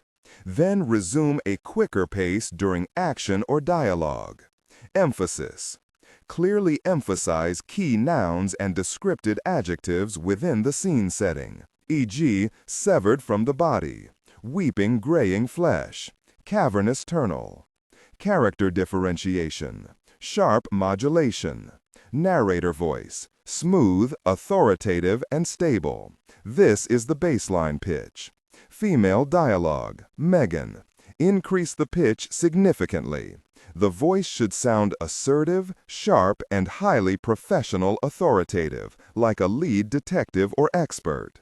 Male dialogue. Sam. Lower the pitch slightly compared to the narrator, using a tone that is skeptical, warm, and somewhat cynical to differentiate from the professional female voice. Other characters, e.g. Deputy Burns. Quick, focused delivery. Clear voice. Technical delivery. Vocal texture. Maintain a clean, clear vocal texture suitable for high-quality production, ensuring every word is crisp and clearly enunciated. Emotional range. Focus on conveying emotions typical of a crime scene: disgust, professional detachment, intellectual curiosity, and underlying tension. Target emotion strength, 8 of 10. Emphasis on intellectual focus and underlying tension rather than outright screaming or crying. Jenks was having his leg tended to by 3 of the young women from the expedition who were happy just to be doing anything at all. The Master Chief kept smiling and reassuring the girls that others were there and undoubtedly looking for them, even through the horrible pain as they tried clumsily to set his leg. Every once in a while he would take a deep breath against the excruciating waves their touch produced, and then he would look up and wink at Virginia, who was proud of the way he tried to reassure all of them in the cave. "That man, Kennedy," Robbie babbled and cried, "he came here because someone wanted him to make sure nothing like that ore was brought out of here. But it was he who took samples. It was Kennedy's people that set off the Dark One, the creature that lives in the pyramid. It attacked his team and then us when we tried to help. I don't know why, but that thing acted as though it was here to stop anything from leaving this mine. I mean the ore. It wasn't concerned with gold, just that very ore. And then it was Professor Zachary who discovered why. She was actually communicating, well, in a rudimentary way, with the smaller one, the one that's hidden us since the other went berserk. Why not? We're related." Sarah and Virginia saw Helen was trying to sit up.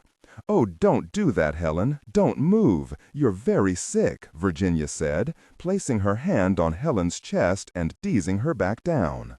"Virginia," she whispered, "do you and still hate me?"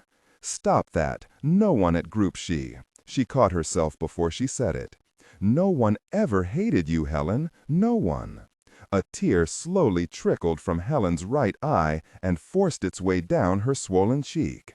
"Niles," she whispered.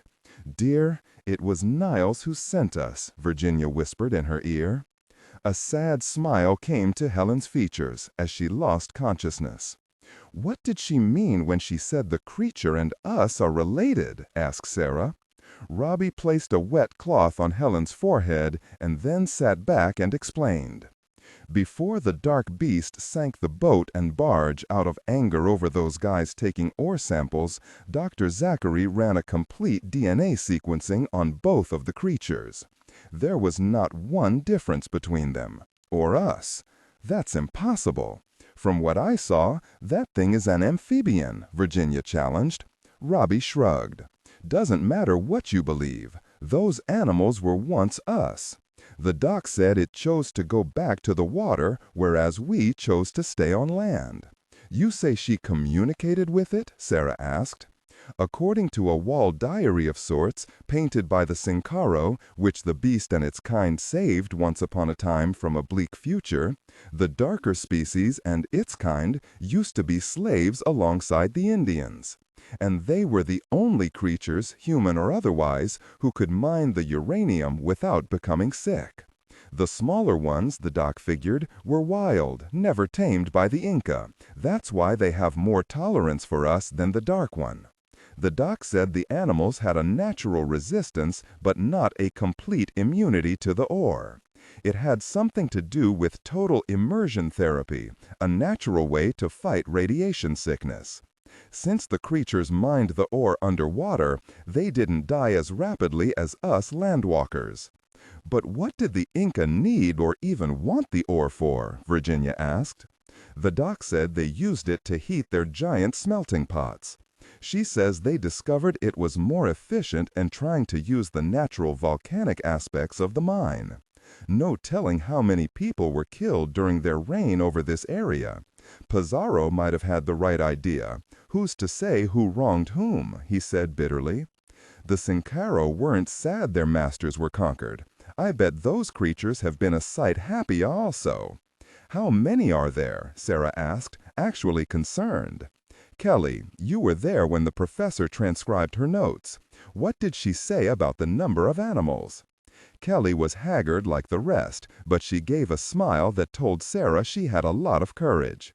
"She said that the animals are a long-lived species, but Helen thinks these two may be the last of their kind.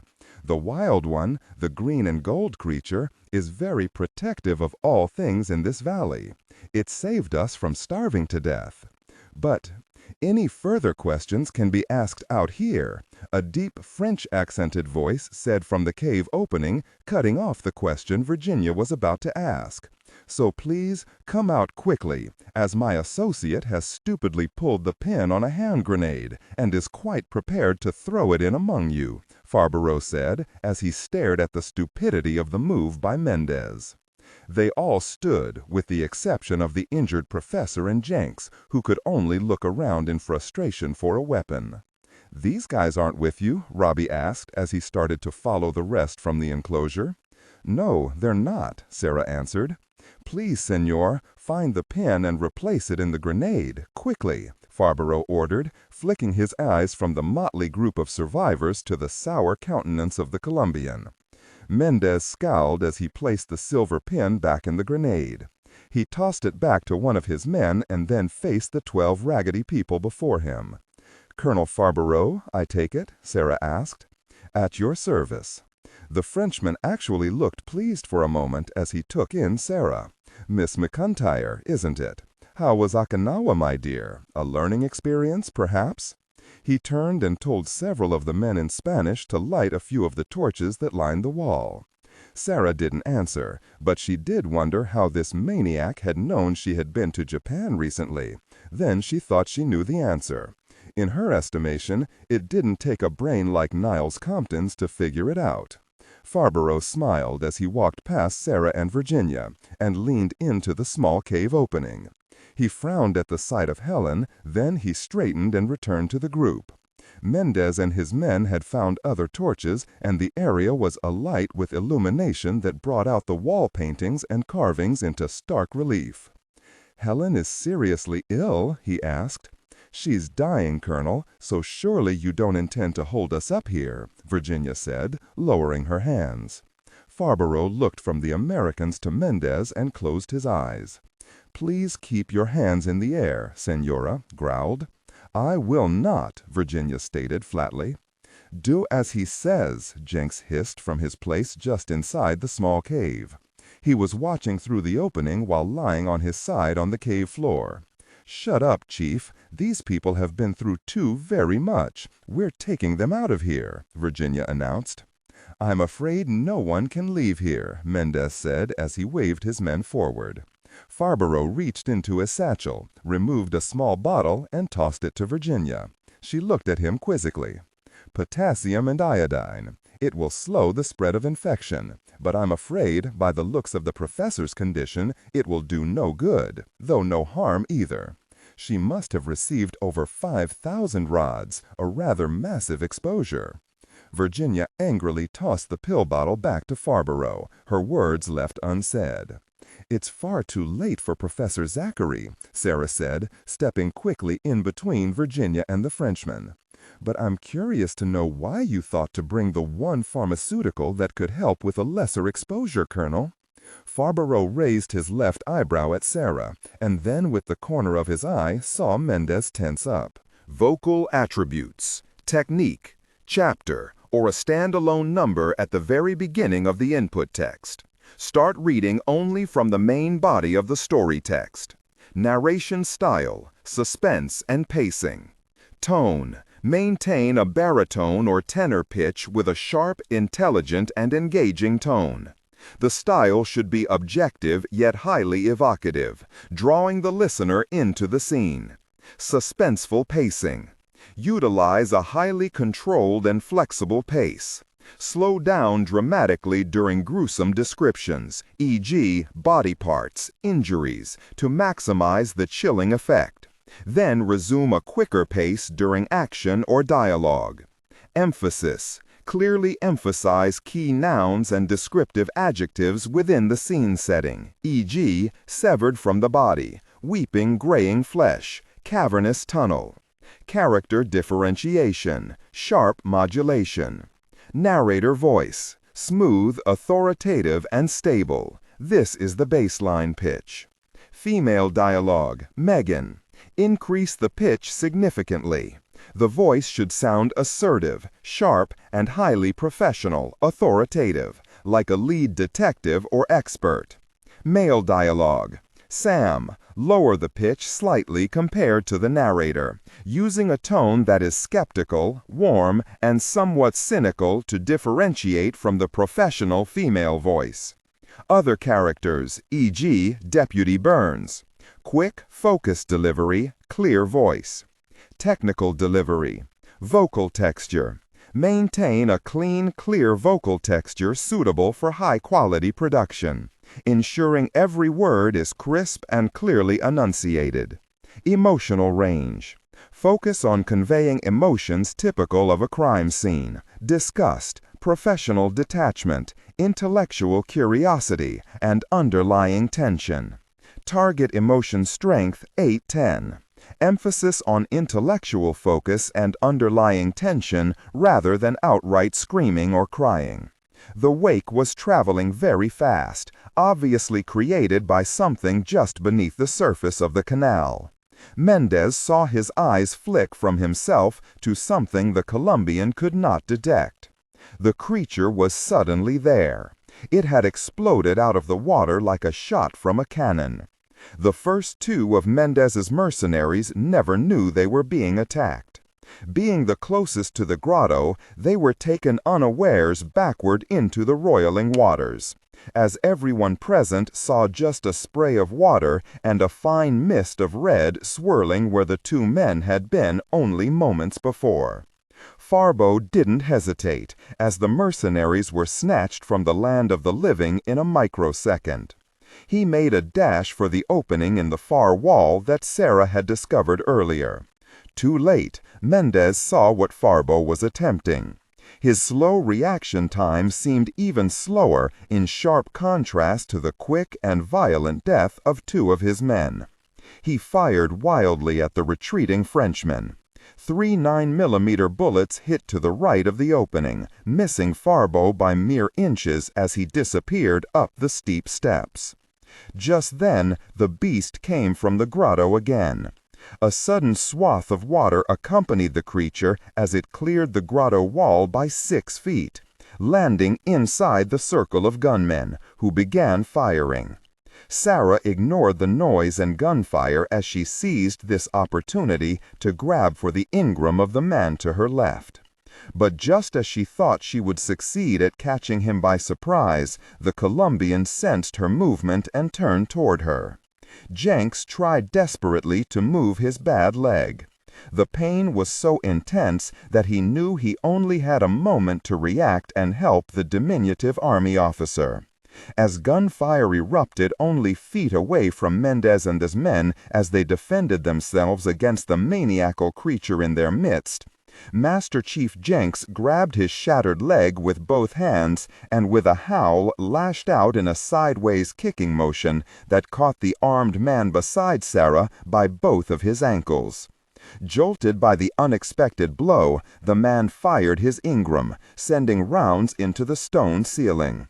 Sarah reacted almost as quickly, slamming her fist into the man's upturned face as he was knocked off balance. He hit the floor right in front of the small cave opening, and Sarah let her forward momentum carry her down on top of him. Jenks was still screaming in pain as the two rolled into him. As Mendez watched in horror, the beast before him swiped with long, powerful arms. 7-inch claws ripped into their flesh and bone, and the heated air was instantly corrupted with blood and sinew.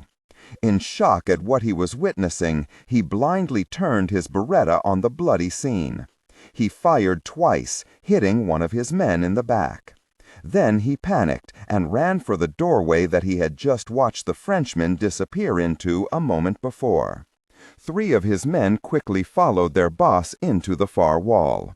Sarah had managed to gain control of the Ingram, but the Colombian, merely stunned, was quick to recover from the blow of landing on the stone.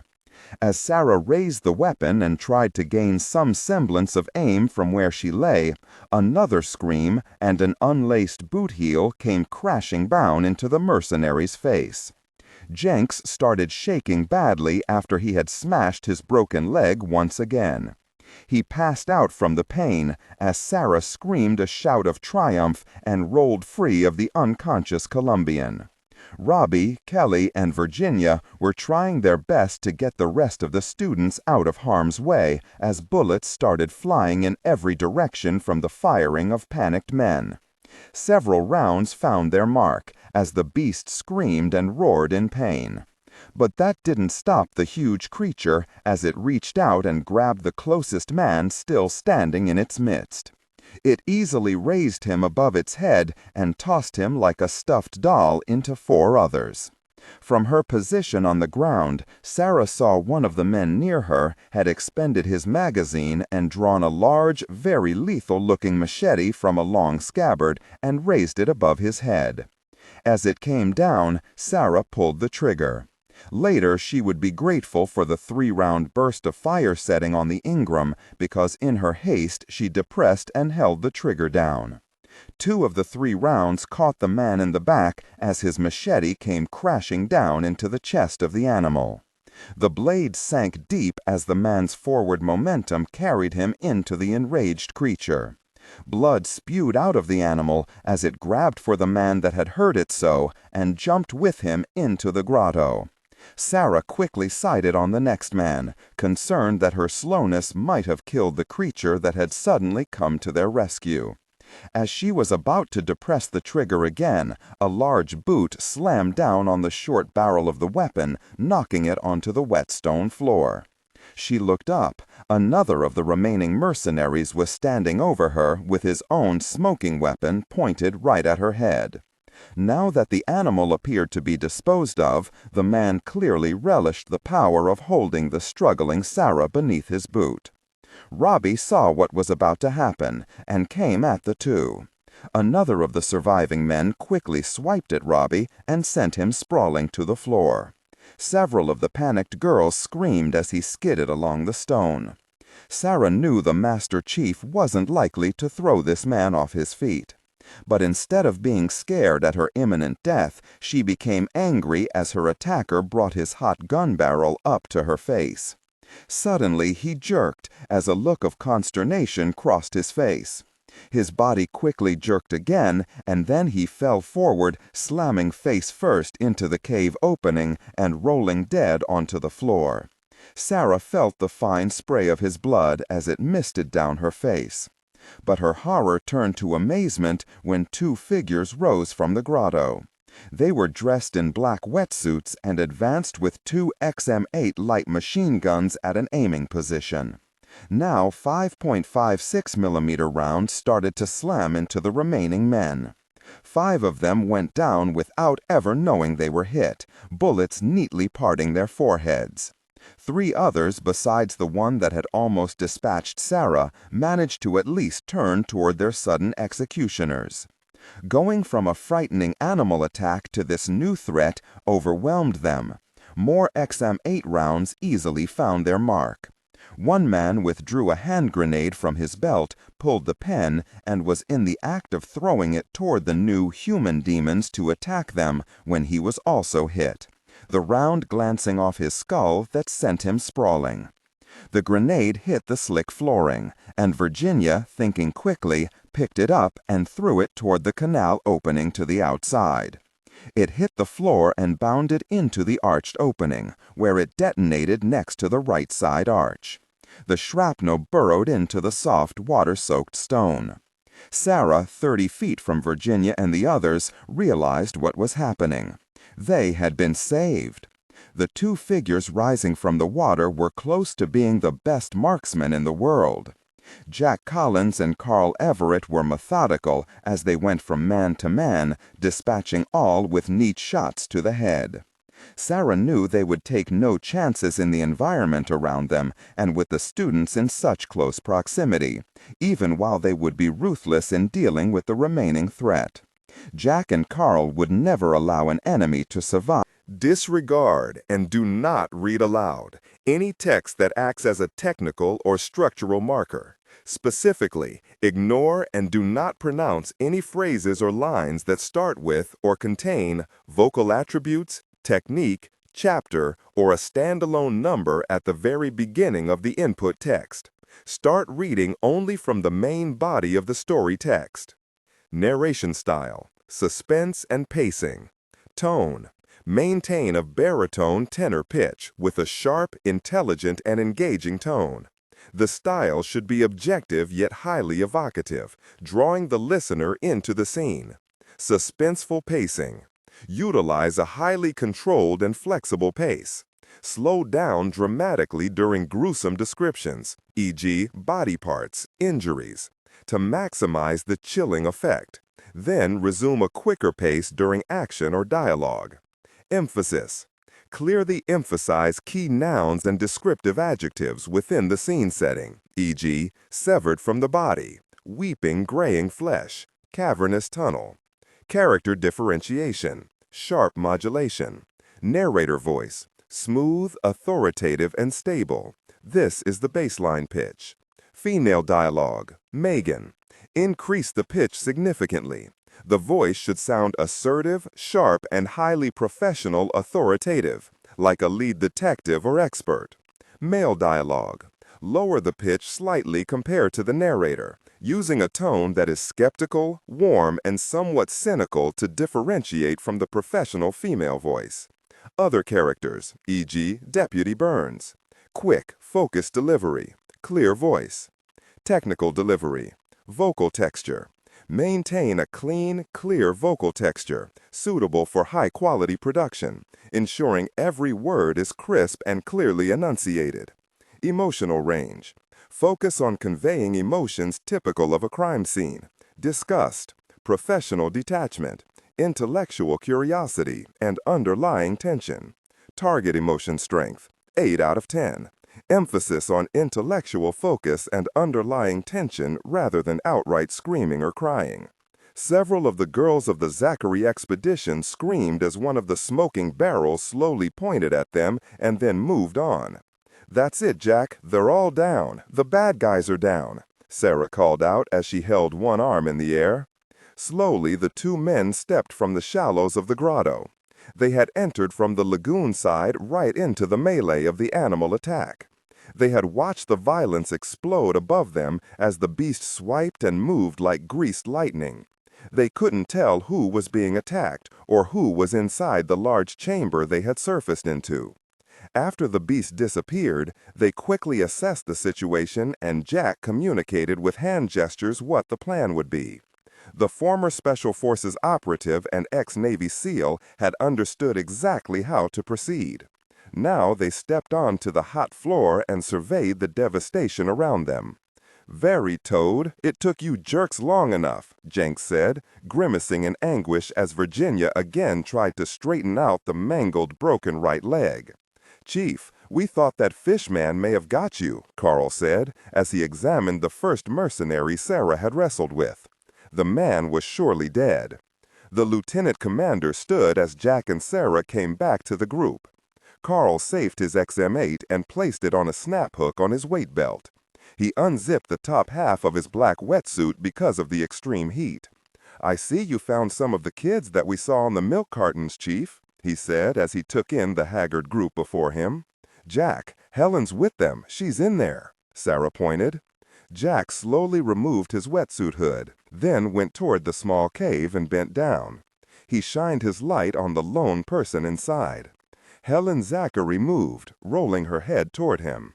"Professor Zachary, I'm Major Jack Collins. Niles sends his regards and wants you to come home now," he said as he stepped into the enclosure. He kneeled down and took her hand. Jack immediately recognized the nature of the sickness afflicting Helen. She attempted to smile but failed through her obvious pain.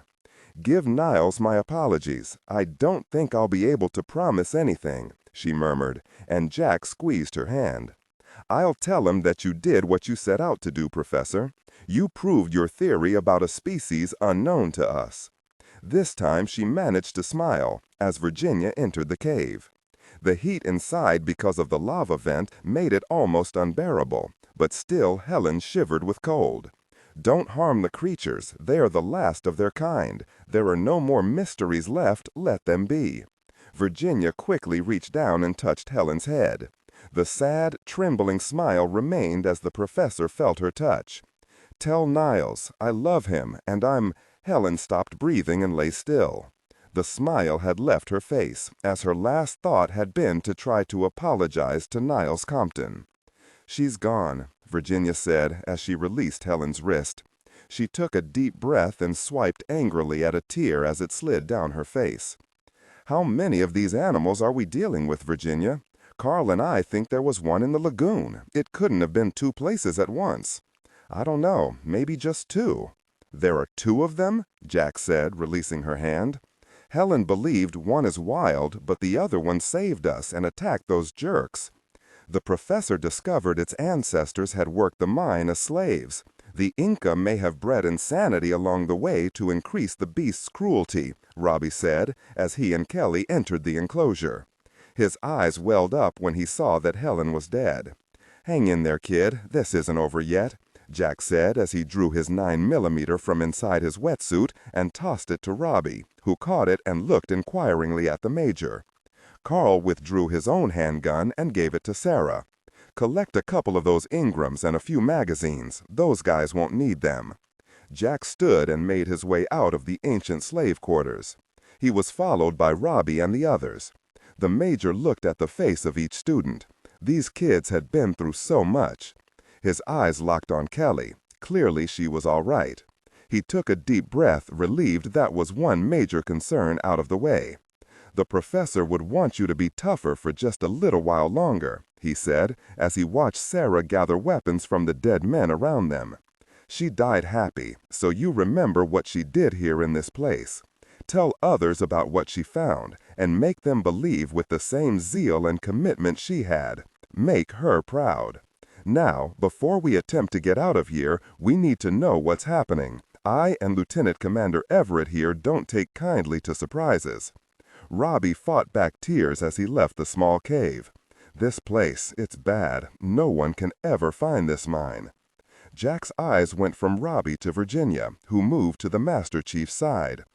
"This place is contaminated, Jack. Its walls are shot through with uranium that has been naturally enriched. Tons and tons of it. It's very close to weapons grade," Virginia said, as she gestured around her at the gleaming walls filled with tritium. "It's as if it came from a breeder reactor. Impossible, I know, but Jack, it's here, and it's starting to kill us all even as we speak." Jack quickly pulled Carl aside, and they took a few steps away from the group. He whispered, "If that dome is inside this mine at the ore level, and it goes off, it'll be the largest dirty bomb in the world. It would kill half of this hemisphere if it's ignited by a thermonuclear device." "And the hits just keep coming," Carl whispered back. Jack turned and found the face he was looking for. Your name is Robbie, right?" "Yes, sir," he said, stepping forward. "Kennedy, the name rings a bell?" "Yes, sir." "I think he knew about this place before we ever got here. Don't ask me how, but somehow he knew." "Son, did he have a case he brought along, about 4 feet long, 3 deep? It may have had a flotation device attached since you were going to be working near water. The case was more than likely yellow in color." "Yeah, he practically killed us looking for it after the larger creatures sank the boat and barge." Jack reached into his wetsuit. He pulled out the release key that was attached to his dog tag and showed Robbie and the others. He didn't have to ask as Robbie's eyes widened. Jack knew then that at least the professor's assistant had seen the key before. "This is an arm key for a military weapon. I can tell it's been used because, once the key is turned in the device, a small bulbous end breaks off and allows an electrical connection. Your Mr. Kennedy found the device and armed it. Now think, son, do you or the others know where he did this? We were separated. We never saw the case after the boat and barge were sunk." Robbie was starting to look desperate as he stepped forward with Kelly in tow and whispered to the Major, "Sir, this is Kelly." He looked around at the staring faces. "She's the president's daughter. We know, son. Right now we have to get everyone out of here." Jack looked deeply into the boy's eyes. "Okay?" "Yes, sir. Now we have to—" Jack's words were cut short as a loud cracking sound rumbled through the flooring of the enclosure. The shrapnel from the grenade had penetrated the water-soaked limestone of the underwater opening and had created several faults that had slowly expanded over the last few minutes to the breaking point, until the pressure from the outside lagoon was too much for the ancient engineering to bear. The wall and arched opening gave way as one, and a torrent of water rushed into the quickly overwhelmed canal. "Jack, that opening was engineered by the Inca to hold the lagoon at bay by a precise measuring of the opening against the pressure of the outside depth. The system has failed and can no longer hold the water back." Judging by the wall's thickness, we have about 3 minutes before there's no way out of here, Sarah said as she started to push everyone toward the same opening Farbeau had vanished into. Jack leaned inside the smaller enclosure after tossing Virginia his XM8. Then he grabbed the Master Chief and threw him over his shoulder. As Carl and Sarah started to run with the others toward the stairs just inside the small archway, a loud crack could be heard. They watched in horror while a long fissure opened at the center of the wall, right through the ancient drawings carved by the Sincaro, effectively cutting the images right in two. The crack widened as it hit the small arch, and in a split second it collapsed. Large stones from the opening's interior rolled and crashed into the main chamber, making their attempted escape impossible. They all came to a sudden stop when the water slammed into their legs as it breached the top of the canal. "Jesus Christ, this doesn't look good," Jenks hissed as he and Jack saw what had just happened. For an exclamation mark to his comment, the grotto erupted as the floor beneath cracked open and a geyser of lagoon water shot straight up, adding its volume to that of the failed canal opening. The group led by Carl and Sarah backed into Jack, Jenks, and Virginia. Jack was shocked to see Sarah throw down the 2 weapons she was carrying and run toward the back wall of the excavated cavern. He saw her start to slide her hands along the wall as if searching for something. The water was hitting Jack's knees and was rising fast. "You didn't happen to bring scuba gear for everyone, did you, Major?" Jenks said, upside down from his position slumped over Jack's shoulder. "Carl, give me that torch," Sarah called out as the others looked on in utter confusion. Between Sarah's yelling, the unbearable roar of onrushing water, and their imminent death, the students stood frozen in terror. Carl grabbed one of the wall torches and tossed it to Sarah, who caught it deftly in one hand and then turned back to continue feeling the wall. It had taken her only a moment to realize they only had one hope of escape, and she was praying she wasn't wrong. It had been the memory of her last classroom discussion that had spurred her to action. Jack felt helpless as he watched, the weight of Jenks across his shoulder growing heavier by the moment. "Robbie, you and Kelly and the others get over there and help her do whatever she's doing," he ordered. Robbie and 10 others, including Kelly, ran for the back wall. They only had to wait a moment for Sarah to explain. The water was now at waist level, and Jack had to adjust the position of Jenks as the Master Chief's head was momentarily dunked under the swirling onslaught. A depression, a varying thickness of stone, something that looks out of place on the wall, Sarah shouted to the students over the sound of rushing water.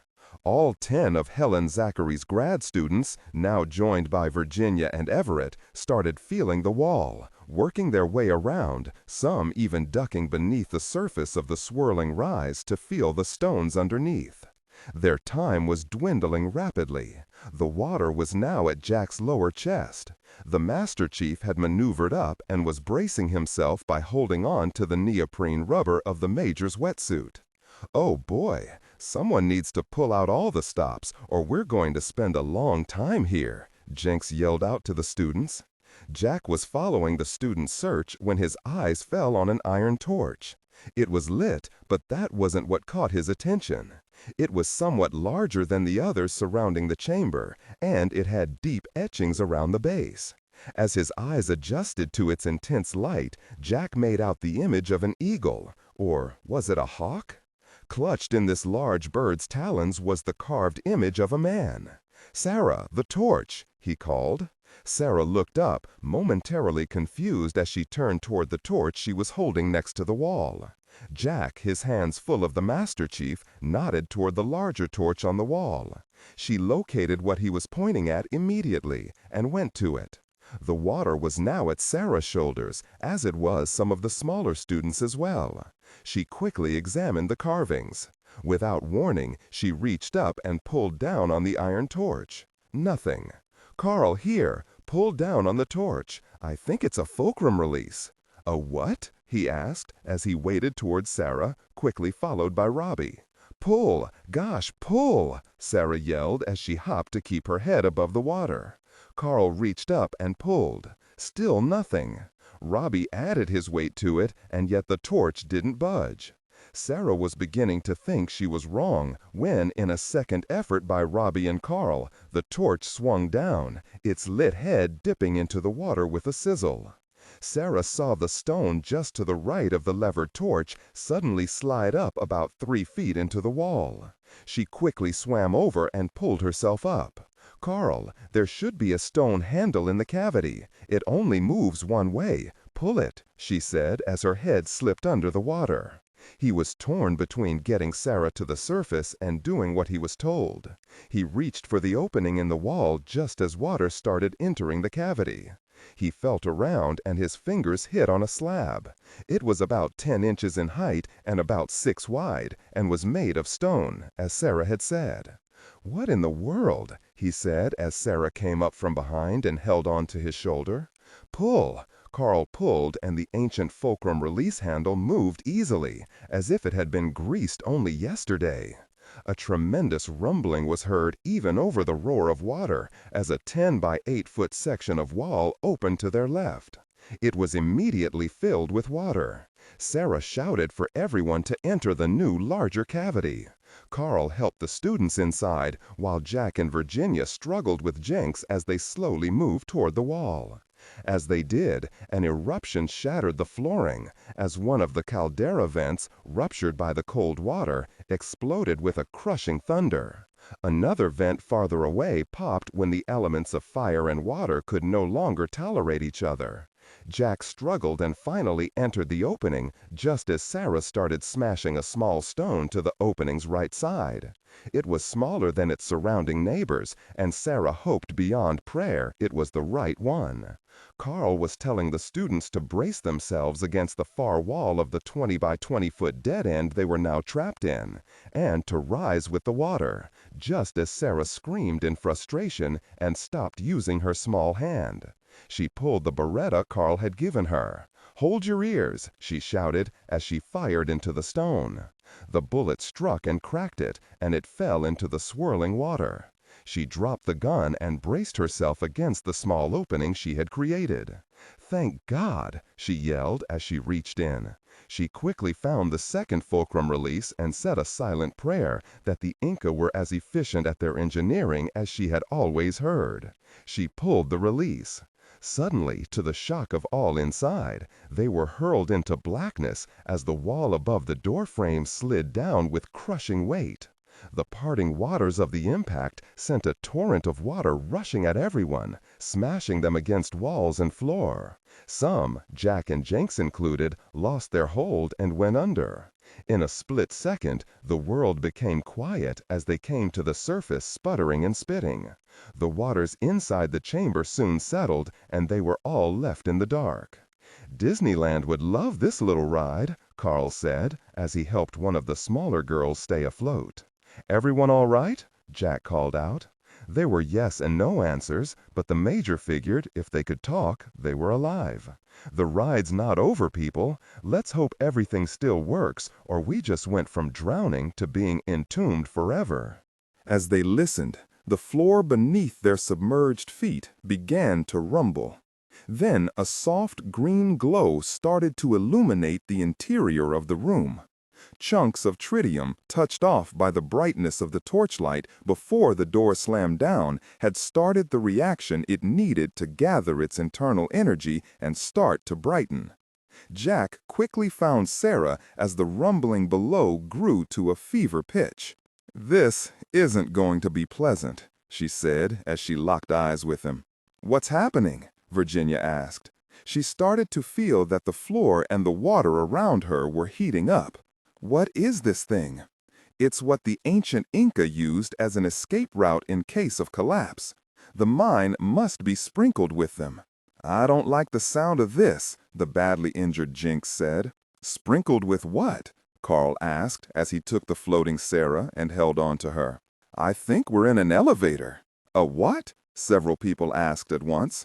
"An elevator!" Sarah shouted. At just that moment, the rumbling stopped, and suddenly they heard a great hissing as the water around them became almost unbearable with heat.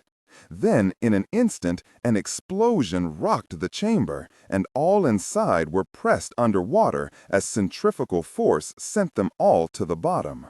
5,000 years ago, the Inca had feared being trapped in cave-ins far more than they dreaded any other possible disaster.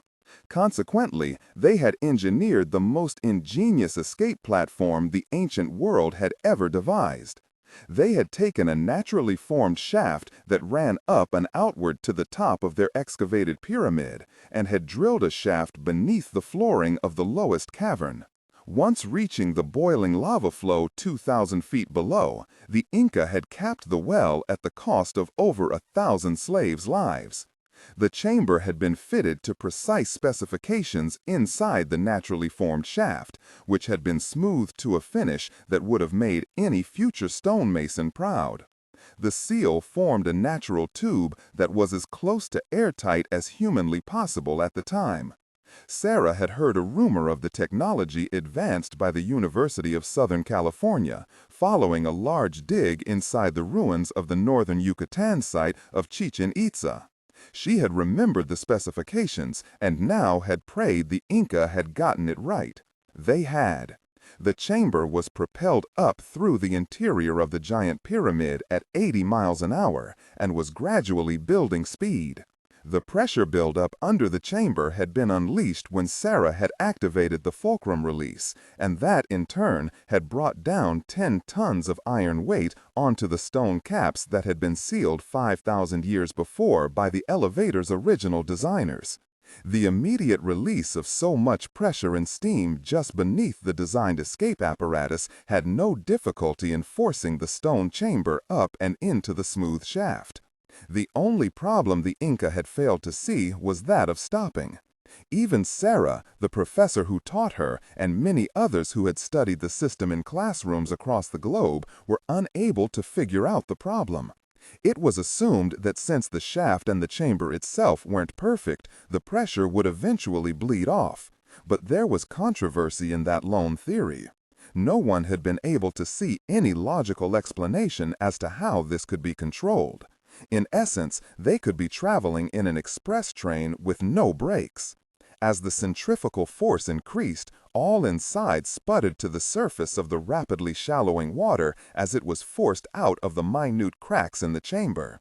They could feel the speed gathering as the elevator roared upward into the unknown parts of the pyramid. "Oh gosh," Kelly said as she hugged Robbie. "I hate this," the Master Chief announced. Suddenly, the chamber tilted as the elevator started to climb the steep, inverted slope of the inside of the Great Pyramid. Everyone screamed as the angle changed and lost their footing. Jenks screamed in agony as Jack lost his balance and fell, crashing them both to the floor. The angle of ascent finally stabilized as the enclosure made its way up toward the uppermost reaches of El Dorado. "We're slowing," Sarah shouted. Beneath the flooring of the chamber, the pressure was bleeding off the higher they climbed. The Incan engineers had calculated the length of the escape against the distance the pressurized wave could travel through the shaft, a simple formula that most would have considered impossible. And it would have been, even by the Inca, if several hundred Sincaro hadn't been used as guinea pigs in its weight-to-pressure ratio experimental development. Without warning, a tremendous hissing exploded with ear-hurting sound through the stone walls of the chamber. Outside, as the elevator passed the third level from the top, another fulcrum release was ripped that opened a series of stone valves in the shaft. Steam and pressure was rapidly bled off in a calculated feat of engineering that was designed to evacuate the shaft of pressure that was left over after the push to the top. At the same time as the bone-crushing stop on the upper level slammed everyone once again to the floor, the passing chamber tripped a series of stone nugs that broke away and allowed spring-loaded logs, hewn and covered with amber thousands of years ago as a preservative, to pop free of the shaft through drilled holes. 6 of these shot out under the chamber and arrested it just as it rebounded off the stone ceiling. The wall that had closed to seal them in broke free and crashed into a large chamber where the elevator had come to rest. Dust swirled about as coughing and crying could be heard. From somewhere high above, natural light filtered into the highest chamber of the pyramid as Jack quickly stood and pulled Jenks out. "Quick, Carl, get everyone out," the major shouted. Now the others heard what he had, the splintering of wood coming from the shaft. There was a general panic as the students rushed, were pulled, or crawled out of the elevator as the popping and cracking became louder. Just as Sarah cleared the doorway, the elevator gave a huge lurch, and then it quickly vanished back down the shaft in the swirl and vacuum of the air. As they all looked at one another in turn, most still in shock at their double narrow escape, the silence seemed to be a blessing. "I guess the brakes gave out," Sarah said weakly as she turned over and lay on her back to stare upward at the intricately carved pyramid top 200 feet up. But of course it was the gruffness of the man in the most pain who broke the ice of terror that shrouded the company. Jenks sat up on one elbow and looked around. "Very Incans can't design worth a gosh." The dim light at the top of the pyramid had faded to nothing as Jack gathered torches and relit them and passed them around. The new level they were in was fresher than anything they had come across since their arrival inside El Dorado. Jack had surveyed the extreme topmost of the apex and found the main vents that gravity-fed the canal system throughout the mine. The point of the pyramid must have protruded from the river above, as its windows were above the surface. The torrent of water came down inside a culvert from the falls above and emptied into another large grotto at the center of the floor. The speed of the current was adjustable, he could see, by a system of floodgates controlled from this room. A large handle was set into one stone wall, and that in turn was attached to a dam door. The flow of water into the grotto was smooth and even, creating a current of a gentle 5 or 6 miles an hour down the gravity-fed canal system. There must be close to 300 miles of interior canals inside the mine. The structure is unlike anything uncovered in history. "A team could spend a lifetime in here and never uncover anything," said a woman's voice. Jack turned and saw Sarah as she came up behind him. She was also admiring the dam engineering inside the wall. "Well, you discovered enough to save our asses down there," he said as he turned back to the wall and held a hand to it. "Lucky guess," she said as she too placed a hand on the dam. "There must be thousands and thousands of gallons of water inside that wall. In its heyday, the Inca may have had several hundred treasure boats traversing this system." "There's 8 of them right there," Jack said, moving his torch so Sarah could see the strangely crafted boats near the canal. "More over there, although they don't look in as good a shape." Sarah observed that several of the boats had been laid along the far wall and had been damaged severely. "But I think with a little luck, these may hold up," Jack continued. "Are you thinking of using the canals to get back down to Teacher? You and the others are, but Carl and I have some searching to do." "The bomb?" "Yeah," was all he said as he made his way back to the group. The interior was now well lit by at least 30 torches that were either in the hands of people or arrayed in their holders around the room. "I think this room was nothing more than a way to control the water in the canals. We have to get down. The only way is to use what we have," Jack announced. "It may take hours or maybe days to get out on foot, but with the canals we can be assured of going one way, and that's down. Teacher is down there, and the way out is also. We haven't a choice." The students looked at one another. They nodded their agreement that it might be the only way. "Everyone get over here and select the most structurally sound of these boats. They're large enough to fit everybody." Carl wasn't paying any attention as he was looking around the giant water room with Virginia in tow. The cavernous area had several doorways sliced into the stone walls. He would run the torch inside one and then quickly bring up the XM8 and look inside. He was tired of being surprised and wanted to know his surroundings a little bit better. "Carl?" "Yeah," he answered Virginia as he backed out of the 5th room he had looked into. "This place is giving me the creeps." He looked at the strained features on Virginia's face in the torchlight. "You mean more than just the mere fact that we're stuck in probably a 10,000-year-old pyramid that was reverse-engineered and constructed inside a mountain surrounded by a lagoon that seems to be torn from the pages of a Jurassic history book? Why would that be less creepy than being here in the penthouse of a place that probably killed thousands of innocent Indians?" Virginia rolled her eyes. "Smart jerk," she said, but she still looked about nervously. "I mean, can't you feel it? It's like we stepped into a cemetery here. Look, go on back with the Master Chief. He seems to become half human when you're around, Doctor. I'll take a look at these other rooms." "Don't treat me like a child, Carl," she said, as she turned and led the way to the next room. As Carl smiled and followed, his nose did pick something up that had not been there only moments before. He extended the torch into a room with downward spiraling stone steps. He thought for a moment that he heard something. He listened closely, but then figured it had only been the sound of the canal echoing off the walls the deeper he went on this level. "This must be the peasants' way down," he said. Virginia didn't answer. Carl leaned back out of the opening and held up the torch. He saw Virginia's back as she stood frozen in the stone archway of the next small chamber. Carl raised his weapon and moved forward. He gently moved the doctor out of the way and brought the torch inside. His eyes took in the sight and he swallowed. Virginia had been right. This level was creepy for a reason. He stepped into the room and shined the torch around. He had entered a mausoleum. "Go get Jack and Sarah." The Major stepped into the room and saw what had stopped Carl short. The Navy man had lit several of the interior torches and was bent low, examining some of the treasure in the room. Not the treasure of El Dorado, but treasure that marked the march of time throughout history. "Oh my God," Sarah said as she squeezed by Jack. In every conceivable position, bodies, skeletal remains actually, were laid out across the floor.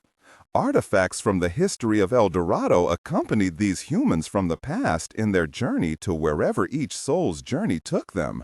There were breastplates of conquistador armor stacked next to a case of old World War II K rations.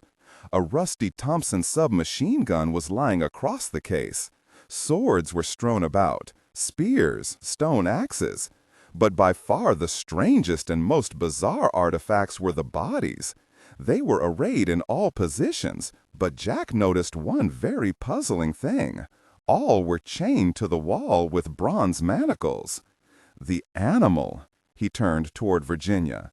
Carl and Sarah glanced at her with quizzical curiosity. Then Sarah looked down at a 60-plus-year-old body of an American soldier.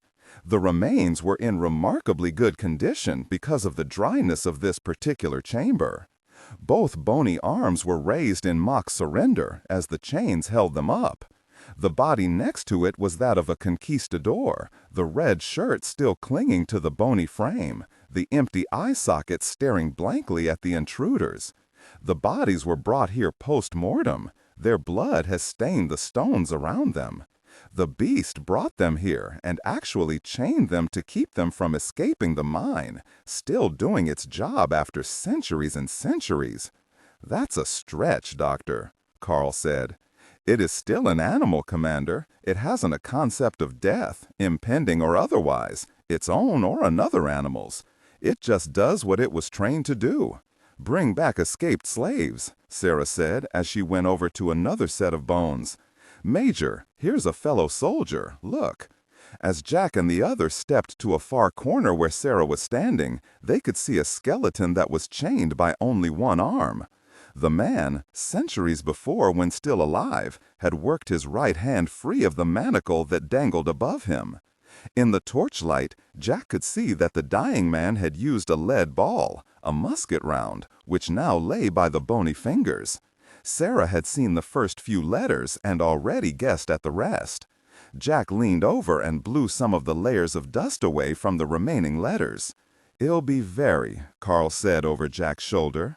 "Captain Hernando Padilla, 1534, the Major read aloud. "What does the rest say?" Virginia asked. As Jack lightly and reverently moved the bony fingers of the long-dead conquistador away from his final words, the musket ball rolled away and lodged in a flooring crack and stayed. He again took a breath and blew air over the remaining words. "Perdóname," Sarah murmured, and then stood and walked away. Even though he was dying, he was ashamed of what he had done. "What does the word mean?" Carl asked. Jack patted him on the shoulder and walked away, sad for a fellow soldier lost long ago, and in a place he didn't want to be. No different than any man in the world. "Forgive me," Jack answered. "It says simply, forgive me." Carl looked back down at the skeleton and then the armor lying next to it.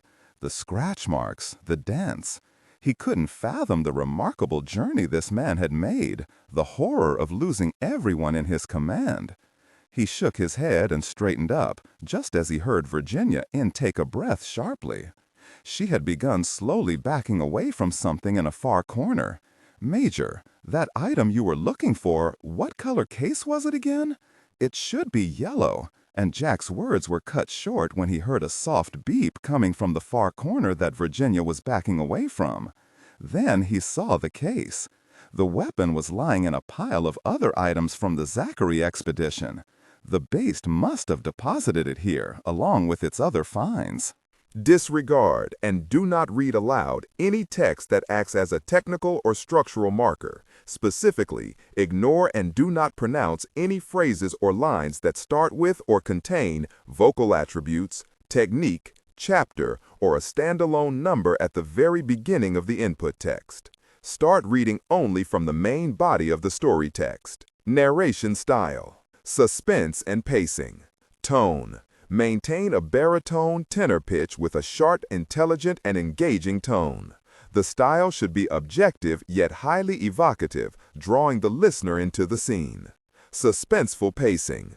Utilize a highly controlled and flexible pace. Slow down dramatically during gruesome descriptions, e.g., body parts, injuries, to maximize the chilling effect. Then resume a quicker pace during action or dialogue. Emphasis. Clearly emphasize key nouns and descriptive adjectives within the scene setting, e.g., severed from the body, weeping graying flesh, cavernous tunnel. Character differentiation. Sharp modulation. Narrator voice. Smooth, authoritative, and stable. This is the baseline pitch. Female dialogue. Megan. Increase the pitch significantly. The voice should sound assertive, sharp, and highly professional authoritative, like a lead detective or expert. Male dialogue. Lower the pitch slightly compared to the narrator, using a tone that is skeptical, warm, and somewhat cynical to differentiate from the professional female voice. Other characters, e.g., Deputy Burns.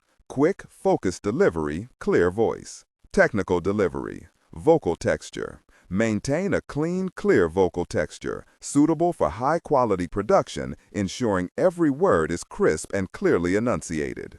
Emotional range. Focus on conveying emotions typical of a crime scene: disgust, professional detachment, intellectual curiosity, and underlying tension. Target emotion strength, 8/10. Emphasis on intellectual focus and underlying tension rather than outright screaming/crying.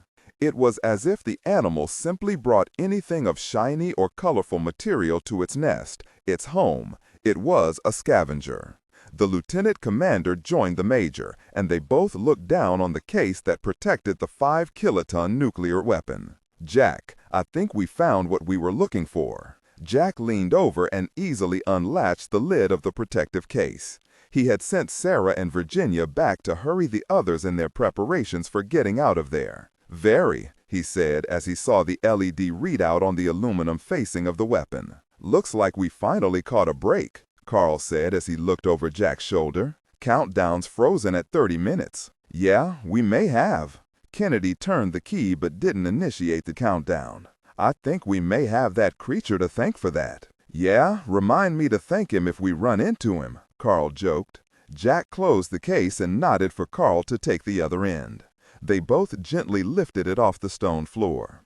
As they made their way out of the room, they paused and looked at the remains of the soldiers from the past. Then Jack looked at Carl and shook his head.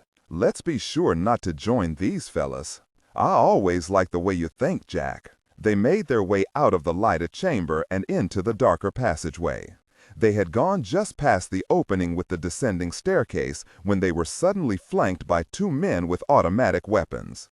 One came from the main chamber, the other was hidden in the dark opening and came out after they had passed.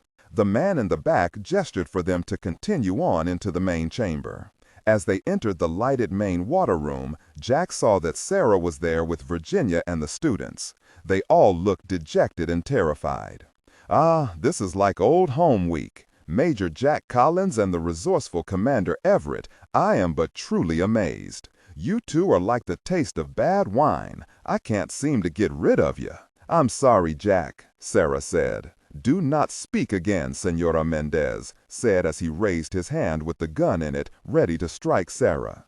Jack tensed and was about to drop the warhead when Farbeau's words stopped him and Mendez. Stop! You do not strike a lady for being concerned, Senor Mendez. Mendez's hand was stayed in midair. He turned toward the Frenchman and saw to his bemusement that Farbeau was looking not at him, but at the American major. Jack looked his way and their eyes locked. They remained fixed like that for a full 30 seconds. What is in the case, Gold? Mendez asked, as he gestured for his remaining 3 men to take the case from the Americans. I wouldn't do that, mate, Carl said as he was relieved of the weight of the warhead. Jack continued to look at the Frenchman as he allowed the handle of the case to be pried from his grip. The 2 men, the third continuing to hold a gun on the 2 Americans, took the case over to Mendez. The greedy look in the heavy man's face was one that history had seen millions of times, as men of avarice thought they were about to gaze upon a mother-lode of riches. Gold? Artifacts? What is in it? He asked, as he leaned over the yellow aluminum container. He reached out for the heavy-duty clasps. Don't! Mendez looked up into the face of Farbeau, who said to Jack, Explain why he shouldn't open the case, Major. By your temperament, I can see you've guessed at it. I prefer not to say anything to the pig, Jack said calmly. He caught Mendez's sneer out of the corner of his eye and just hoped the fat man would make a move in his direction.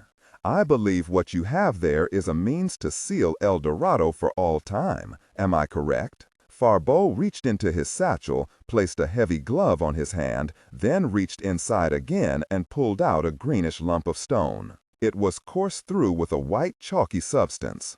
He held it out toward Jack. To rid the world of the source, this source. The room became silent as everyone stared at the same.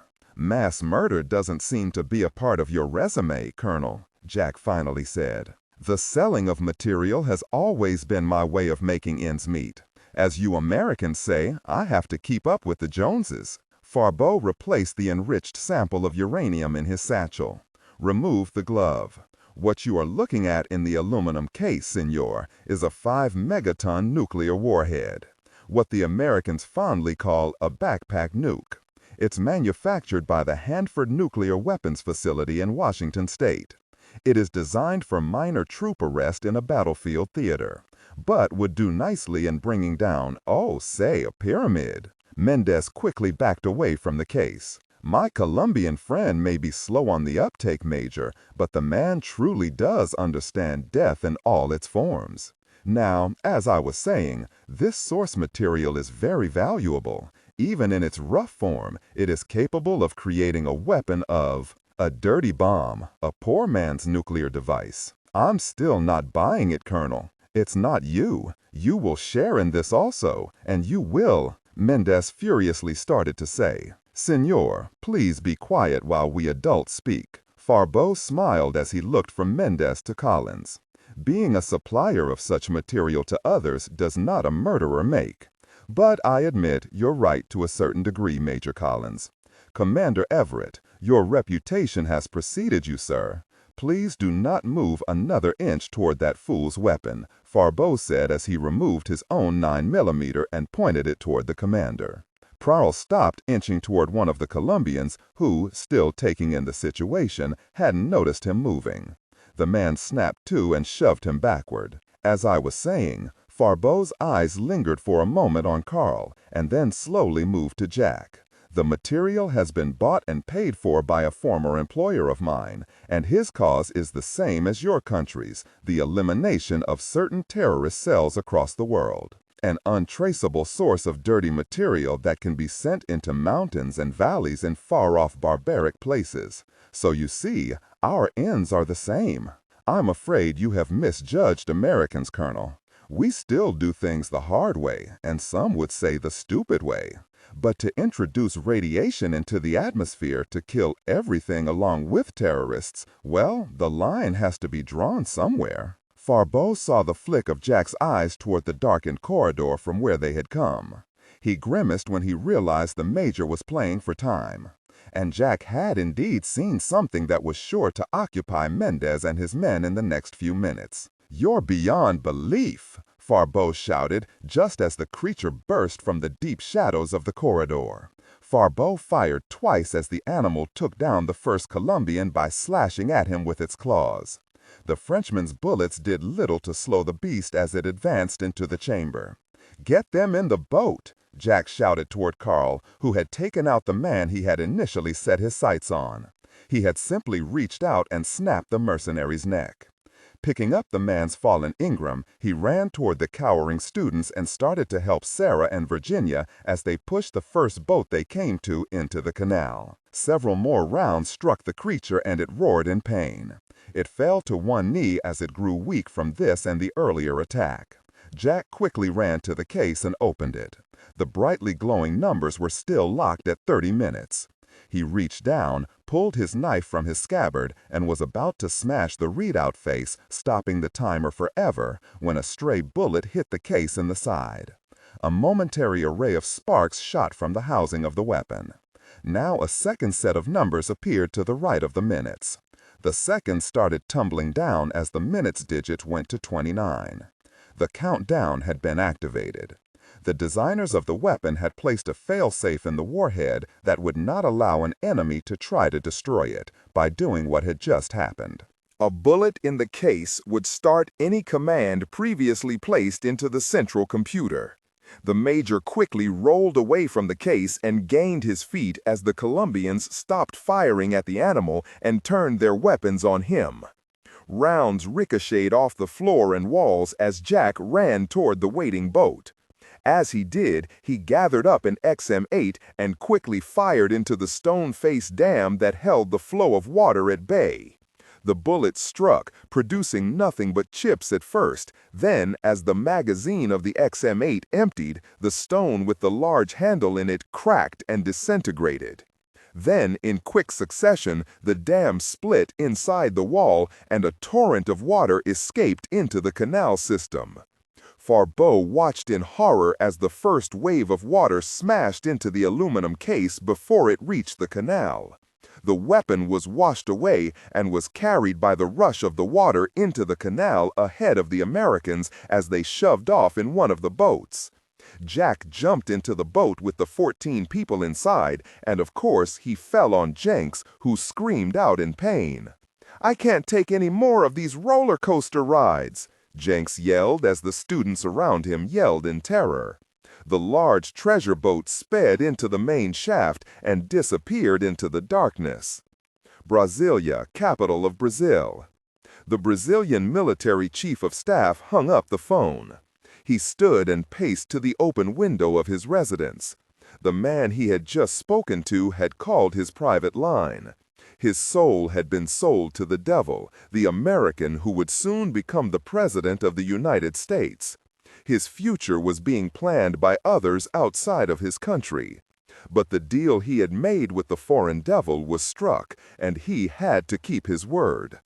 Now there was a supplemental order to the one that sent 50 mercenaries into the valley to stop the American rescue effort. He had to kill to protect his assault force. He walked back to the nightstand, picked up the phone, and called the Força Aérea, the Brazilian Air Force. He said he wanted fighters scrambled immediately. He gave the duty officer the orders and the coordinates that had been given to him by his American caller. That done, he placed the phone in its cradle and then picked up the presidential line to inform the president that the airspace above Brazil was being invaded by military forces of the United States and that he was duty-bound to shoot them down. Anápolis Air Force Base, Brazil. 2 Dassault Mirage 2000C fighters lifted into the sky and headed west. Used to attacking ground targets consisting of production and distribution sites for the cocaine trade, the 2 pilots were stunned to learn they had been ordered to intercept and down an aircraft that had been identified as a civilian airliner that had invaded Brazilian airspace. It wasn't until 10 minutes after they went to Afterburner that they were informed by the Chief of Staff personally that the invader in question was actually a military variant of the American Boeing 747 and that the aircraft's intentions were hostile. The White House. The president had been upstairs with the First Lady, awaiting any word from Nevada when the National Security Advisor called. The president went downstairs in his white shirt and went directly to Ambrose's office in the West Wing, but was met by him in the hallway before he could reach the office. "Mr. President, maybe you'd better inform me what operation is running in Brazil, since it seems to no longer be a secret." "What do you mean?" he asked as he took a piece of paper from Ambrose. "The Brazilian Air Force has scrambled 2 Mirage fighters, and they are heading in a westerly direction. Fort Huachuca in Arizona has picked up radio chatter that says they have orders to shoot down a 747 overflying their airspace with hostile intent." The president read the handwritten note Ambrose had jotted down while talking with the intelligence gathering station in Arizona. He closed his eyes and took a deep breath. "Get me the Secretary of State." "He's already on the line, sir." The president walked past Ambrose and into his office. He picked up the receiver and the secretary was waiting. "Get to the presidential residence and get him to rescind that order, now," the president said angrily, not bowing to diplomatic formality. His patience was starting to wear thin after hours of consoling his wife about their daughter. "Mr. President, Brazil insists it has every right to down that aircraft and will do so if it doesn't turn away from their airspace." "To hell with it. Tell him that aircraft is there to support a rescue operation and has no intention of harming any Brazilian nationals. They are support only." "I will try once again," the secretary lied. He knew the president had ordered the fighter groups on board Nimitz and John C. Stennis to stand down, and that they should in no way come to the aid of Proteus. The president hung up the phone and addressed Ambrose. "How did the Brazilian Air Force get the information on Proteus, the weapons platform?" Ambrose asked, acting innocent of the knowledge. "Someone passed them information. Find out who and do it yesterday. Also, get me a direct line to ComSurpac. I can't leave them boys hanging out there with nothing to protect them." Ambrose had never seen the man lose his temper before. He watched as the president turned and walked quickly to the Oval Office. If he called in protection for Proteus, there would be hell to pay, and their tracks would be covered by an overt act of war. Ambrose relaxed as he saw the secretary's makeshift plan take shape. Blackwater Tributary. Newly appointed Second Lieutenant Will Mendenhall swallowed when he adjusted the magnification on his night vision scope. 10 Zodiac-type rubber rafts entered the lagoon on the opposite side of the falls from where he had set up position. He removed his right hand and shook it, trying to get some feeling back into it after the long climb up the side of the falls. He had used the rough-hewn archway that covered the falls most of the way, and then he had to use the natural features of the terrain to ascend the rest. His hands had been severely cut and scraped from the jagged rocks and bushes. But he had finally made it, only 5 minutes before he spied the first boat. He lowered the goggles and looked at his watch. It was 0515 in the morning. He hoped Ryan was in place, or else the team below in the mine was about to have a gosh load of company. Neither Knight Rider nor the Major had answered his first 3 calls. Mendenhall quickly removed the radio from his belt and made sure the frequency was set on channel 78, and then he took a deep breath. Night Rider, this is Conquistador. Do you copy? Over. Operation Spoiled Sport. Somewhere over Brazil. The converted 747-400 was cruising at 28,000 feet in clear skies. The pilot had been on the radio for the past hour, talking with the Brazilian civil authorities and explaining that they had rudder difficulties and were circling while their flight engineer checked out their hydraulic systems. They were screaming bloody murder, but what else could they do? Allow an air cargo plane for an influential international company like Federal Express to crash because they couldn't allow some extra time over their airspace? Inside, technicians were cursing and shouting at one another as they furiously worked on the system that wasn't supposed to be fully operational for 3 more years. The megawatt-class high-energy chemical oxygen iodine laser system had malfunctioned 4 different times that day, causing fires in 2 of those incidents. Ryan was watching the fiasco develop alongside 2 of his 6-man Delta team when an Air Force major tapped him on the shoulder. "We have Conquistador on the horn. He's asking for Night Rider 1, the major said over the noise in the cargo bay. Ryan nodded and followed him. "Tell those monkeys they're on," he said to the Delta sergeant, indicating the laser technicians, "and remind them that American lives are at stake."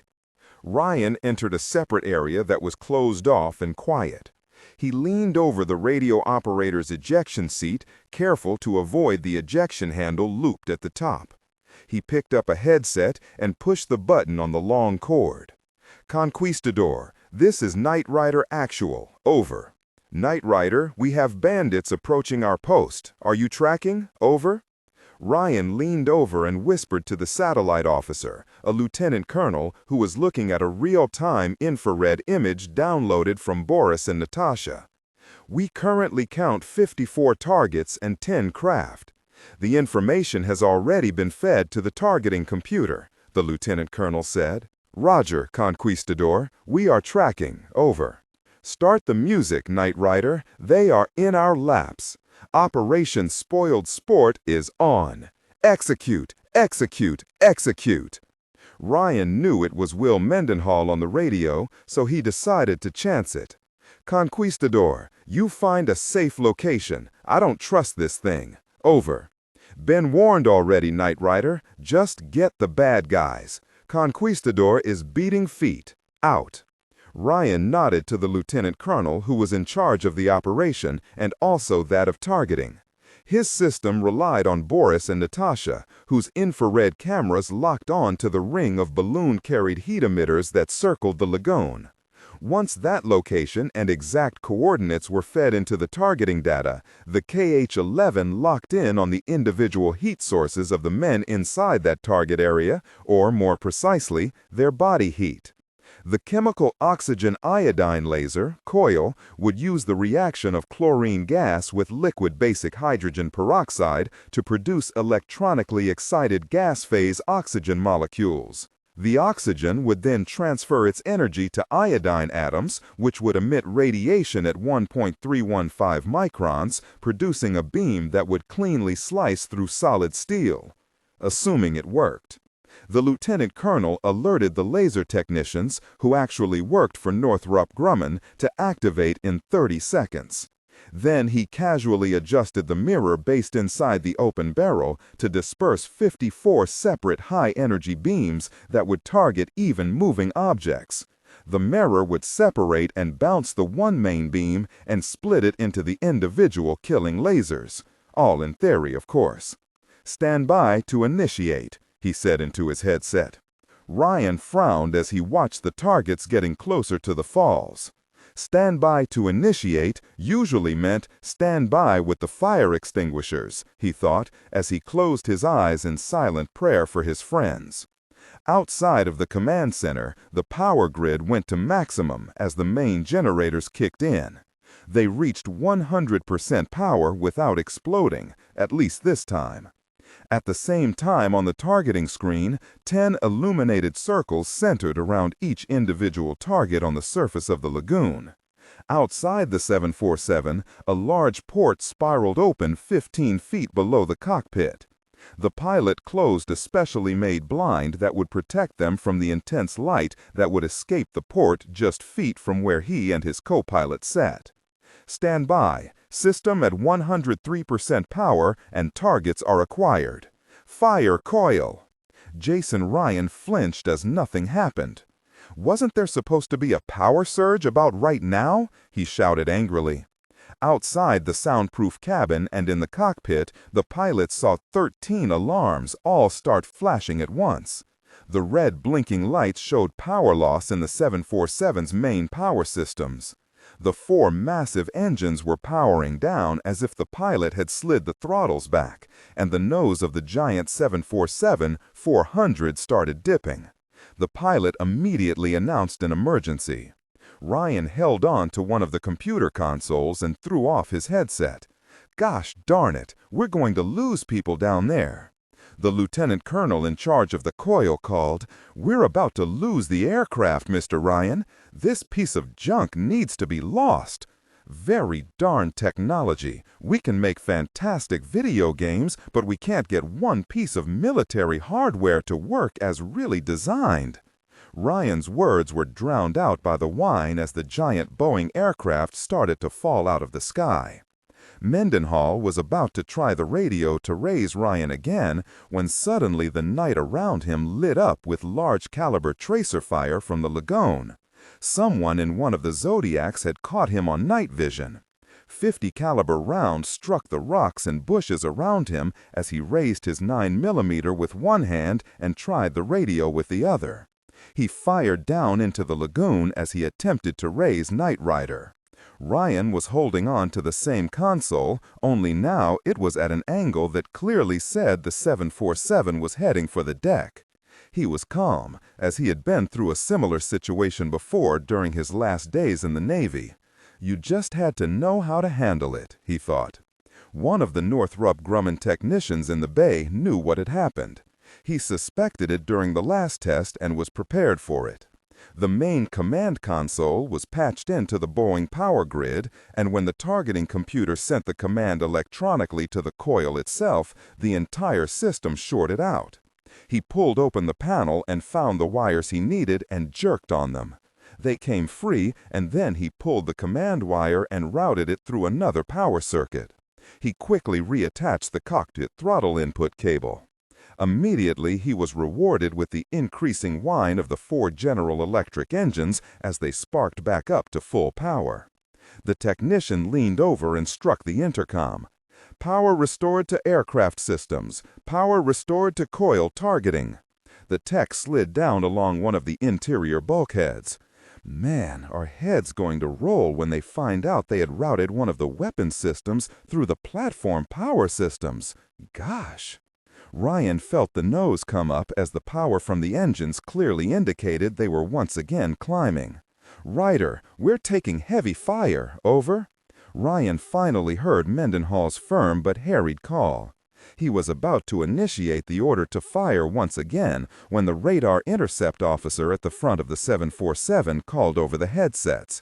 "We have 2 inbound bogies at 50 miles and closing fast. They snuck up on us.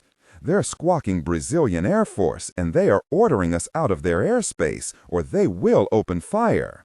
"Time to firing sequence on Proteus?" Ryan asked loudly into the radio.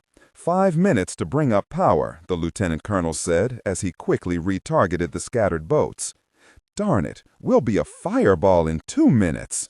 The 2 Mirage 2000 fighters finally saw the anti-collision lights of the 747 after the giant plane made a sudden dive for the jungle below. They adjusted their pattern to take up station 1 mile behind the large jet. The lead fighter armed his weapons. His orders were clear: down the Americans. He used his thumb to select his weapon, 2 South African-made MAA-1 Piranhas, a short-range air-to-air missile relying on infrared passive guidance, which seeks the target's heat emissions coming primarily from the engines. He immediately received guidance lock from the seeker heads of the two missiles themselves, which were poised on the launch rails beneath both wings, just waiting for the electrical signal that would send them on their deadly way. "Gosh darn it, they have missile lock on us, Ryan," the pilot called over the radio. "I don't give a very. We have our orders. Now get us back into position and fire the very weapon before we lose those people down there." The Brazilian fighter pilots were relieved to see the giant aircraft start a slow turn back to the east. Then they watched and followed the 747, hoping they were about to leave the area from the direction they had come. They didn't know it was only starting to make a long and slow circle as their targets were reacquired. Disregard and do not read aloud any text that acts as a technical or structural marker. Specifically, ignore and do not pronounce any phrases or lines that start with or contain vocal attributes, technique, chapter, or a standalone number at the very beginning of the input text. Start reading only from the main body of the story text. Narration style, suspense and pacing. Tone. Maintain a baritone tenor pitch with a sharp, intelligent, and engaging tone. The style should be objective yet highly evocative, drawing the listener into the scene. Suspenseful pacing. Utilize a highly controlled and flexible pace. Slow down dramatically during gruesome descriptions, e.g. body parts, injuries, to maximize the chilling effect. Then resume a quicker pace during action or dialogue. Emphasis. Clearly emphasize key nouns and descriptive adjectives within the scene setting, e.g. severed from the body, weeping graying flesh, cavernous tunnel. Character differentiation, sharp modulation. Narrator voice. Smooth, authoritative, and stable. This is the baseline pitch. Female dialogue. Increase the pitch significantly. The voice should sound assertive, sharp, and highly professional or authoritative, like a lead detective or expert.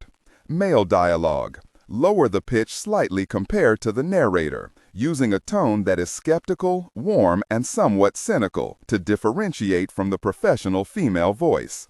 Other characters, e.g. Deputy Burns. Quick, focused delivery, clear voice.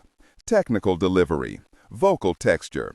Maintain a clean, clear vocal texture suitable for high-quality production, ensuring every word is crisp and clearly enunciated. Emotional range. Focus on conveying emotions typical of a crime scene. Disgust, professional detachment, intellectual curiosity, and underlying tension. Target emotion strength, 8-10. Emphasis on intellectual focus and underlying tension rather than outright screaming or crying. When the lead pilot saw they were commencing another attack run, he became angered at the perceived deception and quickly spurred the French-built fighter back into its optimum firing position. He knew the 747 was 10 minutes away from a sure death as it slowly turned. The White House. Ambrose nodded to the Secret Service agent outside the Oval Office and then walked in. The president was standing at his desk, with his hands placed firmly on its top. "What's happening?"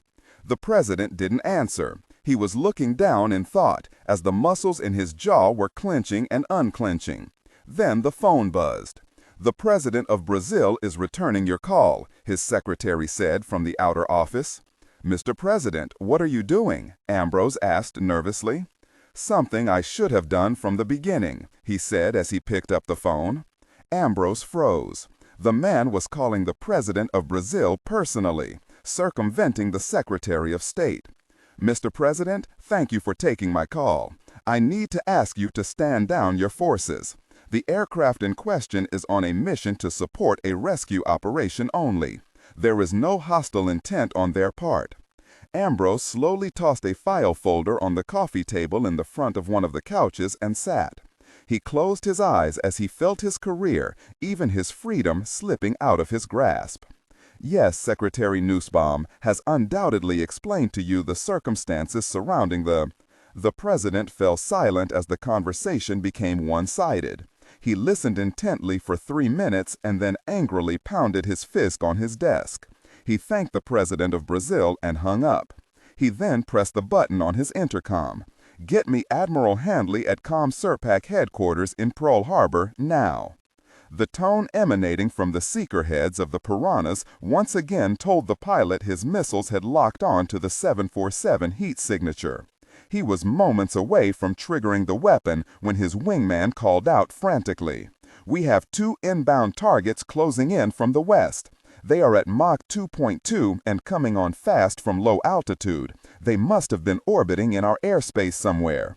The flight lead removed his finger from the trigger and started looking to the west. It took him a moment to find the afterburner glare of the 2 hostile aircraft, but when he saw them, he knew they had covered their approach by flying at tree canopy level. As he thought this, he heard the telltale warning that his fighter was being painted by the enemy weapons radar. Then, a split second later, the tone became louder and steady, and that was when he knew his Mirage had been locked onto by an enemy missile. Brazilian fighter planes. This is United States Navy fighter aircraft to your west. We ask that you alter your approach to United States experimental aircraft that is currently off course. Their overflight is an accident. Repeat, it is accidental. We have orders to protect United States property at all costs. Do you read, Brazilian flight leader? A cheer rose inside the spacious area inside Proteus as the announcement was made that the Brazilian fighters had turned away. Ryan listened as the communications operator informed them that the attacking fighters had been called off by the Brazilian chief of staff. "Calling out of Brasilia." "Gosh darn it," one of the Delta men said, shaking his head. "Someone told someone else we're the good guys." "Colonel, how long until you have a firing solution?" Ryan asked. "We have one now, but it looks like our targets are awful close to your no-fire area. They are almost clear of the heat signature pattern." "Fire! Gosh darn it, fire!" The 747 started to shake and vibrate. They heard the main generator kick over to full power. And that was when Ryan just knew the whole platform was going to explode. Blackwater Tributary. Mendenhall heard the click as his weapon's firing pin hit an empty chamber. He had just hoped he had poked a few holes in a few Zodiacs below. With that thought of devious hope came 20 heavy caliber rounds. Their tracers phosphorus red and horrible to behold. They slammed into his position. He lay back and fumbled for another magazine when the sky lit up with a green blaze that shocked him into stillness. As he watched upward in amazement, 52 fluorescent laser beams coursed through the clear night air with deadly silence.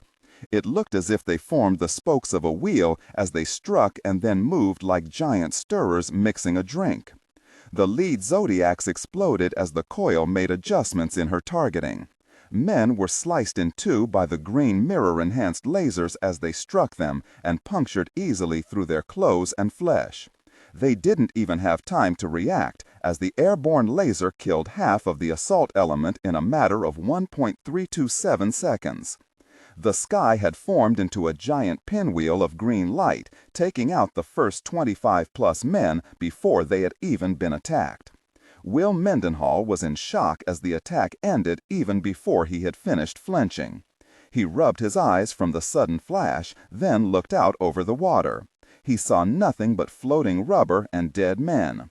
However, the last 5 Zodiacs had turned and tried desperately to make for the far end of the lagoon. After seeing the deaths of their comrades at the hands of something they would never understand, they thought a more stealthy attack might be in order. Mendenhall turned away and sat down hard on the small outcropping of rock. He watched as the last remains of the lead boats of the assault element sank beneath the calm waters of the lagoon, never suspecting that there were survivors. The system had performed nearly flawlessly. With the exception of the short firing cycle, which allowed the rear attack boats to escape, the laser performed as intended for the first time after over 300 laboratory and field tests. The technicians knew they would pay for it later because the generator had shorted out, causing another fire, and the 35-inch mirrored barrel had melted under the intense heat. But right now, the largest assemblage of American nerds in the air ever were jumping for joy and giving high fives until the lieutenant colonel burst out of the targeting room and yelled for them to knock it off. In case you just forgot, you just killed one hell of a lot of men with this really thing. Now let's see if maybe we can still help them by getting this very system back online to get the rest of the bad guys. The technicians immediately silenced as he angrily stepped back inside. Ryan went over to the 20 field techs from Northrop Grumman. Listen, they were men, but they were also bad guys, and they were on their way to kill some friends of mine and possibly a bunch of students. So take that with you when you go home. You did real good, he said and walked away. The loudspeaker over their heads crackled. It was the commander in targeting speaking. Okay, we had a malfunction in the fire sequence, and half of the assault element was missed. They are currently grounding their craft on the far bank of the lagoon. Satellite imagery indicates they are regrouping. All our systems are, and the explosion erupted out of the thickly protected generator systems room. A fireball outgassed through the thin aluminum of the 747 in a horrendous fireball. The giant aircraft was rocked as it first slammed the crew to the floor, and then those that weren't strapped in into the air, as the Boeing jet lost and then gained altitude. Roaring wind swept through the interior of the aircraft as its integrity failed at almost 25,000 feet. The sudden depressurization pulling 15 of the unsecured technicians to their death through the 10-foot diameter hole. Ryan was stunned and was close to passing out, first from hitting the floor and then from his flight to the roof of the 747 as the impact knocked the remaining oxygen. As his eyes fluttered, he could hear men shouting as they fought to control the dying aircraft, and others as they reached for men sliding away toward the massive tear. Ryan's slide toward the breach was halted by a strong arm. Suddenly, he felt an oxygen mask slip over his bleeding head, and the first trickle of air as it coursed down into his windpipe while the arms were securing him to the matted flooring. He shook his head and tried to focus his eyes. The Delta sergeant was there, shaking him and trying to make the Navy man stand up. The 747 was going down. Ryan felt the nose of the great plane was at an angle that didn't lie. He saw at least 2 more technicians sucked out of the damaged generator section, along with papers and equipment as the tremendous pressure bled the air out of the fuselage. All personnel, stand by to eject. We have a total vital systems failure of the aircraft. Delta element, when we call, eject, eject, eject, blow the cargo hatch. Oh gosh, the sergeant holding up Ryan said into his oxygen mask. Delta equipment up, prepare for halo. Oh no, Ryan said as he staggered to his feet. As the plane passed below 18,000 feet and the interior of the 747 stabilized somewhat, the sergeant yelled at him. What the hell? You wanted our element on the ground anyway. Did you plan on living forever? Ryan started to struggle into his chute. Well, maybe living just another year would have been nice. Mendenhall was just starting to make his way down the steep incline when he saw the flash in the night sky above him. His jaw dropped when he saw an expanse of flame streak outward from an unseen object as it started falling from high altitude. He closed his eyes and prayed it wasn't Lieutenant Ryan and the rest of Proteus. As the remaining crew ejection seats exploded out of the doomed 747, 1 and 2 at a time, the Delta team, with Ryan in tow, pushed the panic button of the large cargo door on the right side of the aircraft. After the brief explosion of the door, they strained and braced themselves against the blast of passing air and lined up by twos for halo, high-altitude, low-open parachute egress. The only problem was they were becoming a low-altitude jump very fast as the steep dive of the giant 747 became even steeper. Jesus Christ, what about the tail? Oh yeah, Mr. Ryan, don't hit the tail, the sergeant said loudly behind his mask. He pulled the lieutenant out of the door and into the painful slipstream. They flew out and down like discarded paper from a fast-moving automobile. The first 2-man team out of the cargo hatch flew up and over the swept-back rear stabilizer. The rest went below, luckily missing the fast-moving tonnage of aluminum. The crew, jumping with their ejection seats attached, had a much smoother exit from the plane. The Delta element would watch below and try their best to follow the 747's Air Force crew and remaining civilian technicians to the ground. As they fell toward the black jungle below, they knew to a man they would land at least a half-mile from the lagoon. The now fully engulfed 747, flames licking its frame like a falling meteor, slammed into the jungle 3 miles away, ripping a gash in the dark countryside. Ryan watched as the top canopies of the trees rushed at him. The sergeant had explained at what altitude they would pop their chutes, but he had lost his wrist altimeter sometime during the commotion of getting the hell out of the burning plane. His gloves had been ripped from his hands in the slipstream, and his fingers were frozen popsicles. As he reached for his ripcord, he knew he wasn't going to be able to pull it in time, as the ground was coming at him like an oncoming freight train, and his fingers just couldn't feel the very thing. He closed his eyes as he waited for the bone-crushing impact that was only moments away, when he felt someone slamming a fist into his black jumpsuit. Then he heard his parachute pop, and he suddenly slowed as the black silk caught the dense air. He struggled to look above him, knowing that it had been the sergeant who had reached out and saved his life. Ryan opened his eyes and tried desperately to get the headgear and mask off his face. The world had become a foggy, strange place from his new vantage point. He knew he was upside down because the flow of blood in his ears was pounding away as if his heart were in overdrive.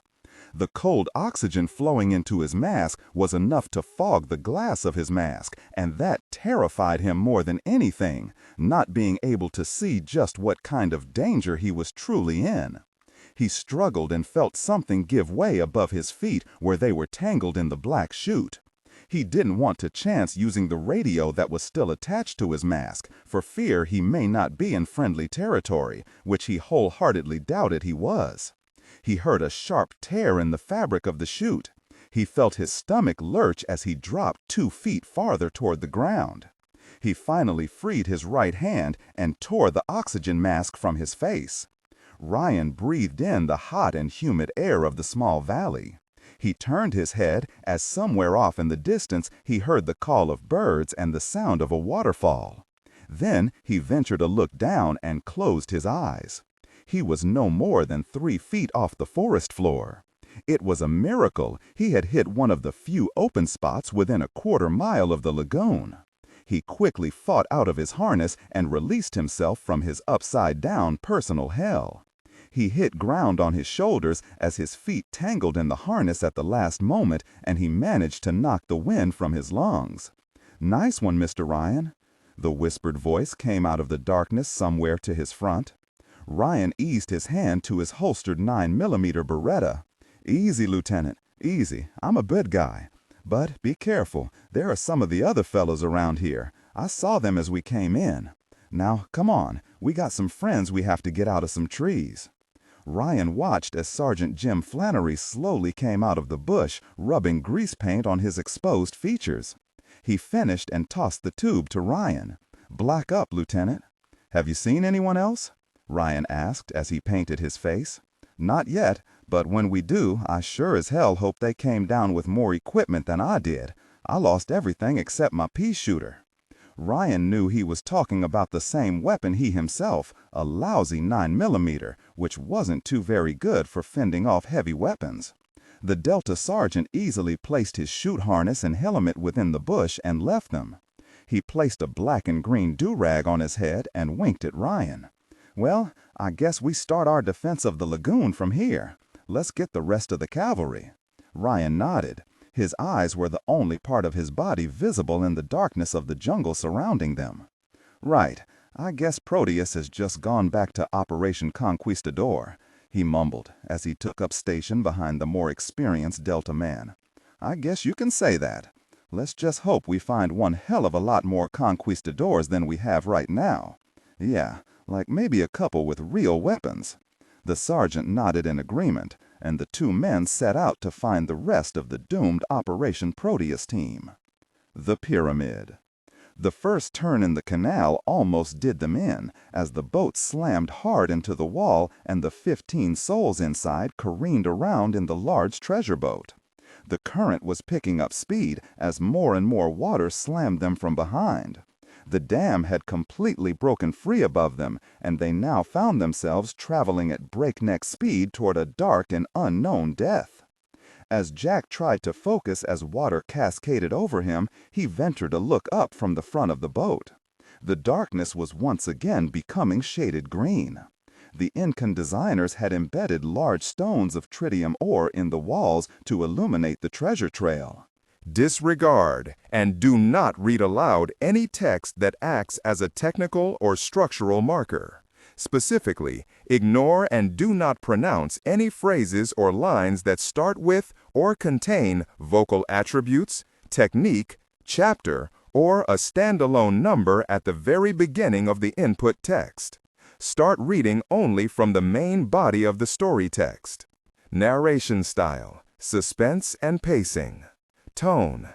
Maintain a baritone tenor pitch with a sharp, intelligent, and engaging tone. The style should be objective yet highly evocative, drawing the listener into the scene. Suspenseful pacing. Utilize a highly controlled and flexible pace. Slow down dramatically during gruesome descriptions, e.g. body parts, injuries, to maximize the chilling effect. Then resume a quicker pace during action or dialogue. Emphasis. Clearly emphasize key nouns and descriptive adjectives within the scene setting, e.g. severed from the body, weeping graying slush, cavernous tunnel. Character differentiation, sharp modulation. Narrator voice, smooth, authoritative, and stable. This is the baseline pitch. Female dialogue, Megan. Increase the pitch significantly. The voice should sound assertive, sharp, and highly professional authoritative, like a lead detective or expert. Male dialogue, Sam. Lower the pitch slightly compared to the narrator, using a tone that is skeptical, warm, and somewhat cynical to differentiate from the professional female voice. Other characters, e.g. Deputy Burns. Quick, focused delivery, clear voice. Technical delivery, vocal texture. Maintain a clean, clear vocal texture suitable for high-quality production, ensuring every word is crisp and clearly enunciated.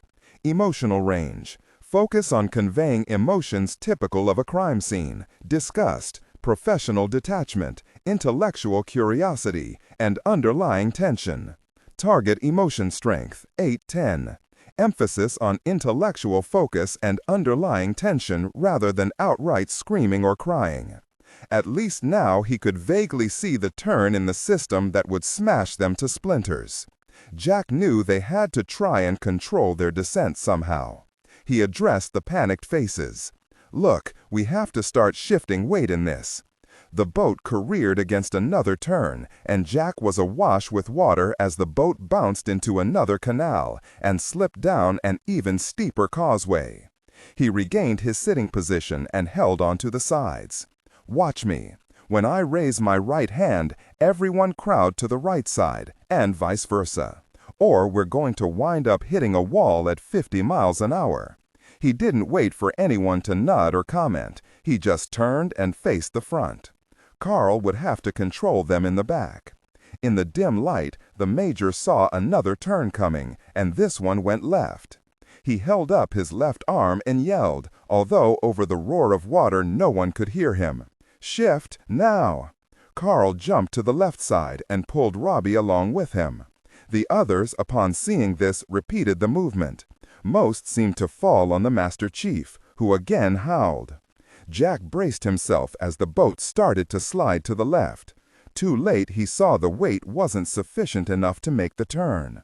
The boat slipped and slid into the curving wall.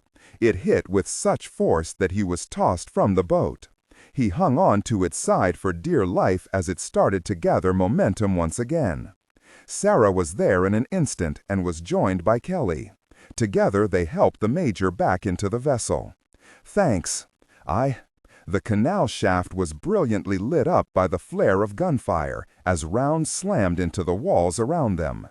Jack looked back and saw Farbo had jumped into another boat along with Mendez and one other man. They were traveling light, so they had less weight to control. Another burst of fire nearly caught him before Jack had time to get into the bottom of the boat. With no control, the boat gathered speed and slammed into the next turn. It struck the wall so hard that it tipped to the right and then spun on its blunt bow. Now they were traveling backward. More bullets were fired, and Jack heard one of the students cry out in pain. He rose and fired his 9mm back toward the onrushing boat. He saw Farbo's eyes widen before the Frenchman slammed himself into the bottom. One of Jack's rounds caught Mendez in the shoulder, and he saw him spin and collapse below the gunwale. Just as he took aim again, another turn rocked him to the side. This time they all heard the crack of wood as the boat began to split in two. Water started rushing through the gap as it started to come apart. "We've had it, Jack," Carl called out. "Everyone grab onto someone and—" It was too late. As he started to speak, the boat broke into two pieces and all 15 people went into the roaring canal. The water was deep and unlike rapids. Jack knew they could survive if they just paid attention. Another turn was quickly upon them as the water brought them around a corner. A young woman sped by Jack and went under. He quickly reached out and grabbed a handful of hair and pulled her up and back to him as they both hit the wall and were raised up into the air as it curled around the curve. Farbo held on as his own boat made the curve and came out in the midst of the current-tossed survivors. He watched in horror as the remaining Colombian in the front of his boat took aim at 2 students struggling to stay afloat to his right. He knew he couldn't react in time. "Save your ammunition for those who can fight back, fool!" he shouted.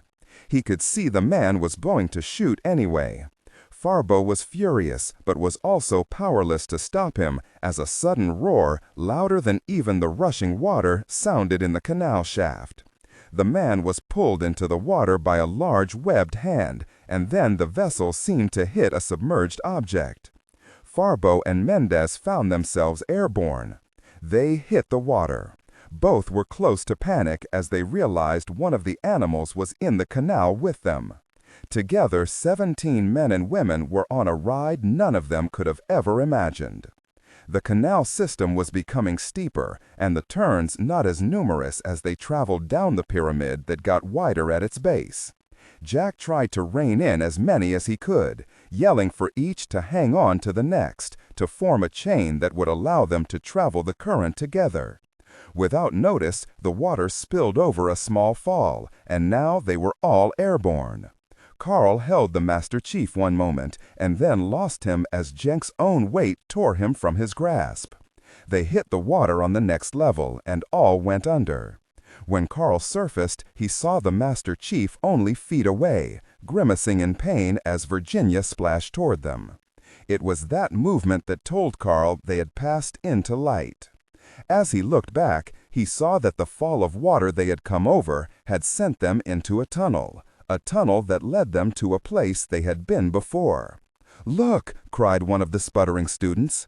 They were entering the main chamber. Teacher is there, still smashed on the staircase leading from this very canal.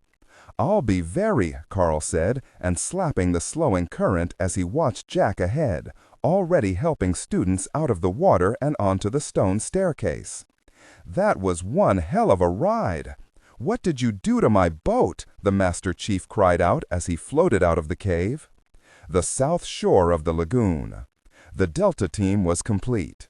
It had taken close to 20 minutes to locate them all, and another 10 to get 4 Delta and Air Force personnel down and out of the high trees where they'd landed. At least they had been able to hang on to 3 coils of rope. They took stock as they reached the lagoon's south end. The 5 Zodiacs were just starting out. Altogether, to stop them, the men had at their disposal 13 9mm Beretta handguns, 2 Ingram assault weapons with only 1 extra 30-round clip, and 1 M14 sniper rifle with no extra ammunition. "Hope you boys have a plan that calls for throwing rocks when we run out of boom boom," the Air Force colonel said as he knelt beside two injured airmen. "Even with what we have, it won't be much against those 50s mounted in those Zodiacs," the Delta sergeant said. "Come on, guys, we have to make sure those boats don't get to the other side," Ryan said anxiously. "That's what we plan on doing, Mr. Ryan, but we only have so much firepower to accomplish that mission," Delta Sergeant Melendez said. "Look, I hate to say this, but our opening salvo can't be kill shots. We have to first slow and then stop the Zodiacs. Punch as many holes in them as we can. We're gonna take one hell of a lot of return fire. Discipline, gentlemen, discipline." The 13 men gathered around nodded their understanding. "Okay, 2-man firing teams. My people pair up with the Bluebirds, and I'll take Ryan. Boats first, jerk second, got it? Wait till my fire, then let all hell break loose." The men paired up without comment and started to file into the dense terrain. As the makeshift rescue force moved out, they failed to see the small Indian who went right to the spot the men had been only moments before. The mud-covered man raised a small whistle to his bone-pierced lips and lightly tooted, imitating one of the many Amazonian birds perfectly. As he did, the jungle started filling with the not-so-lost tribe of Sincaro, and they moved off silently, following the Americans. El Dorado. Everett swam to the right side of the cave. Disregard and do not read aloud any text that acts as a technical or structural marker. Specifically, ignore and do not pronounce any phrases or lines that start with or contain vocal attributes, technique, chapter, or a standalone number at the very beginning of the input text. Start reading only from the main body of the story text. Narration style, suspense and pacing. Tone. Maintain a baritone tenor pitch with a sharp, intelligent, and engaging tone. The style should be objective yet highly evocative, drawing the listener into the scene. Suspenseful pacing. Utilize a highly controlled and flexible pace. Slow down dramatically during gruesome descriptions, example, body parts, injuries, to maximize the chilling effect. Then resume a quicker pace during action or dialogue. Emphasis. Clearly emphasize key nouns and descriptive adjectives within the scene. Example, severed from the body, weeping graying flesh, cavernous tunnel. Character differentiation, sharp modulation. Narrator voice, smooth, authoritative, and stable. This is the baseline pitch. Female dialogue, Megan. Increase the pitch significantly. The voice should sound assertive, sharp, and highly professional, authoritative, like a lead detective or expert. Male dialogue, slightly lower the pitch compared to the narrator, using a tone that is skeptical, warm, and somewhat cynical to differentiate from the professional female voice. Other characters, example, Deputy Burns. Quick, focused delivery, clear voice. Technical delivery, vocal texture. Maintain a clean, clear vocal texture suitable for high-quality production, ensuring every word is crisp and clearly enunciated. Emotional range. Focus on conveying emotions typical of a crime scene. Disgust, professional detachment, intellectual curiosity, and underlying tension. Target emotion strength, 8 out of 10.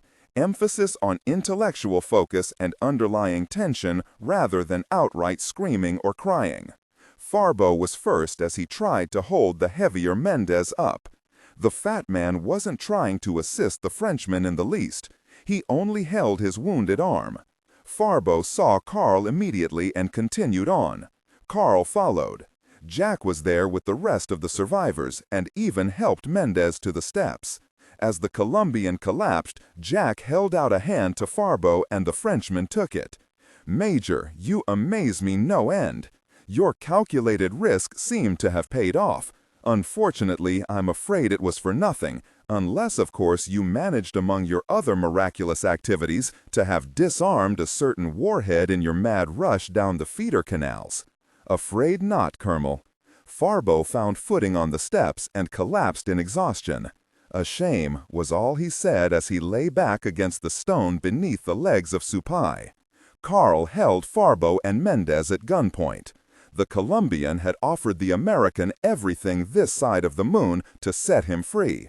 But Carl and even Farbo laughed at the attempt.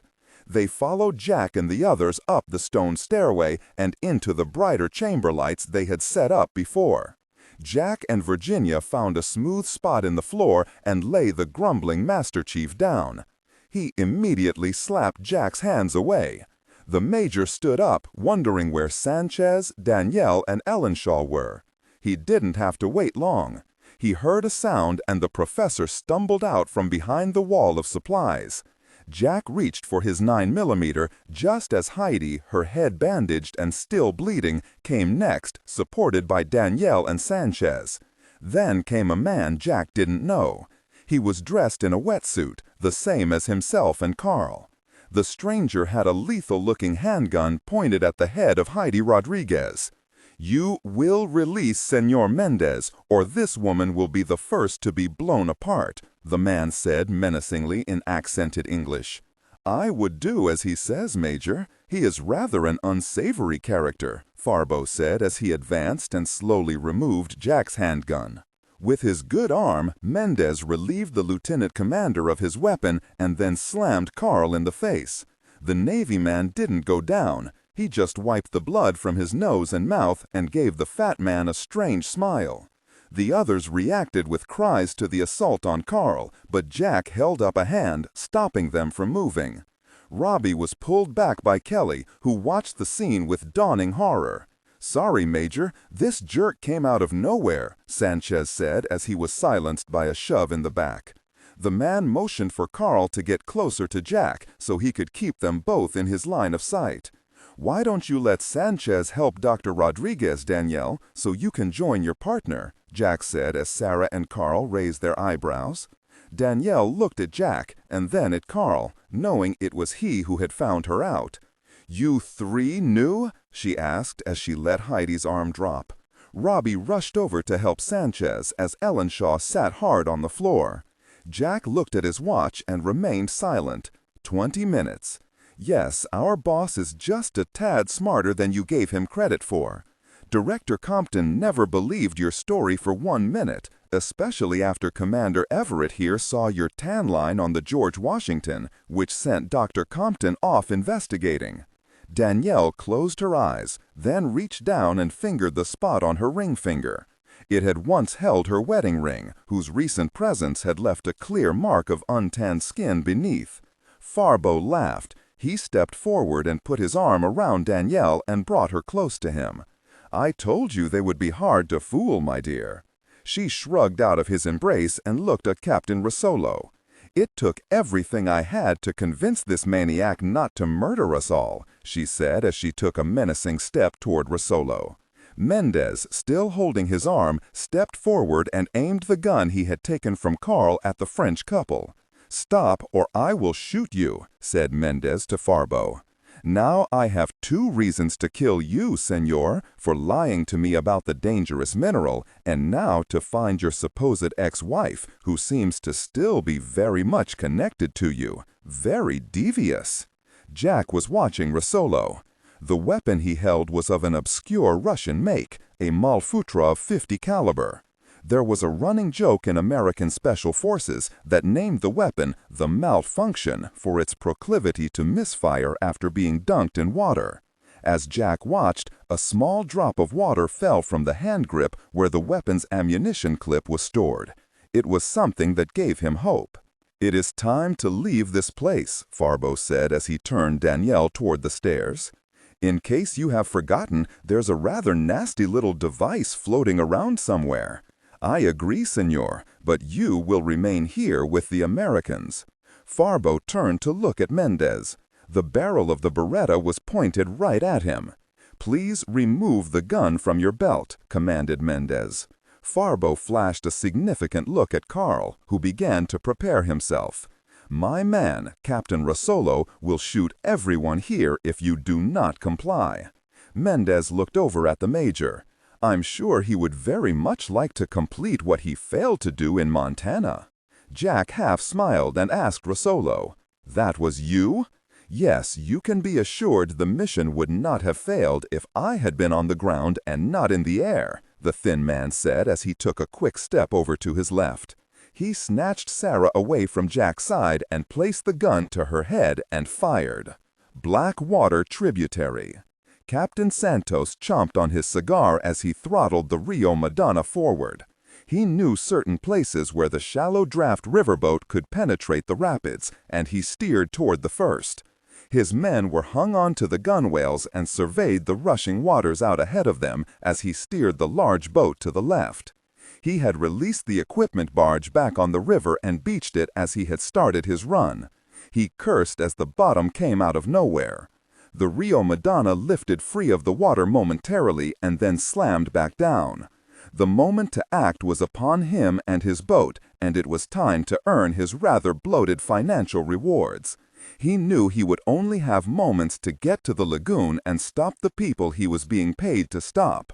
As he successfully turned away from one of the more hazardous rocks in the rapids, he ventured a hand from the old wheel and felt for the necklace in his shirt. He pressed his fingers around the round object inside just as the Rio Madonna smashed into another hidden rock along her run for the lagoon. El Dorado. The firing pin clicked, and Sarah flinched at the suddenness of her non-death. Jack reacted first, Carl and Farbo next. The latter grabbed the failed weapon at the same time Sarah realized she was still alive and swerved away. Farbo dove and at the same time tossed Carl the weapon he had removed from his waistband. He fired and took Mendez in the head. The fat man fell to the floor, right on top of the Master Chief. Jack had the gun before Rosolo knew what had happened. The captain took a swing at him with the side of his palm and missed as the major ducked away, came up a foot to Rosolo's left and cuffed him in the side of the head.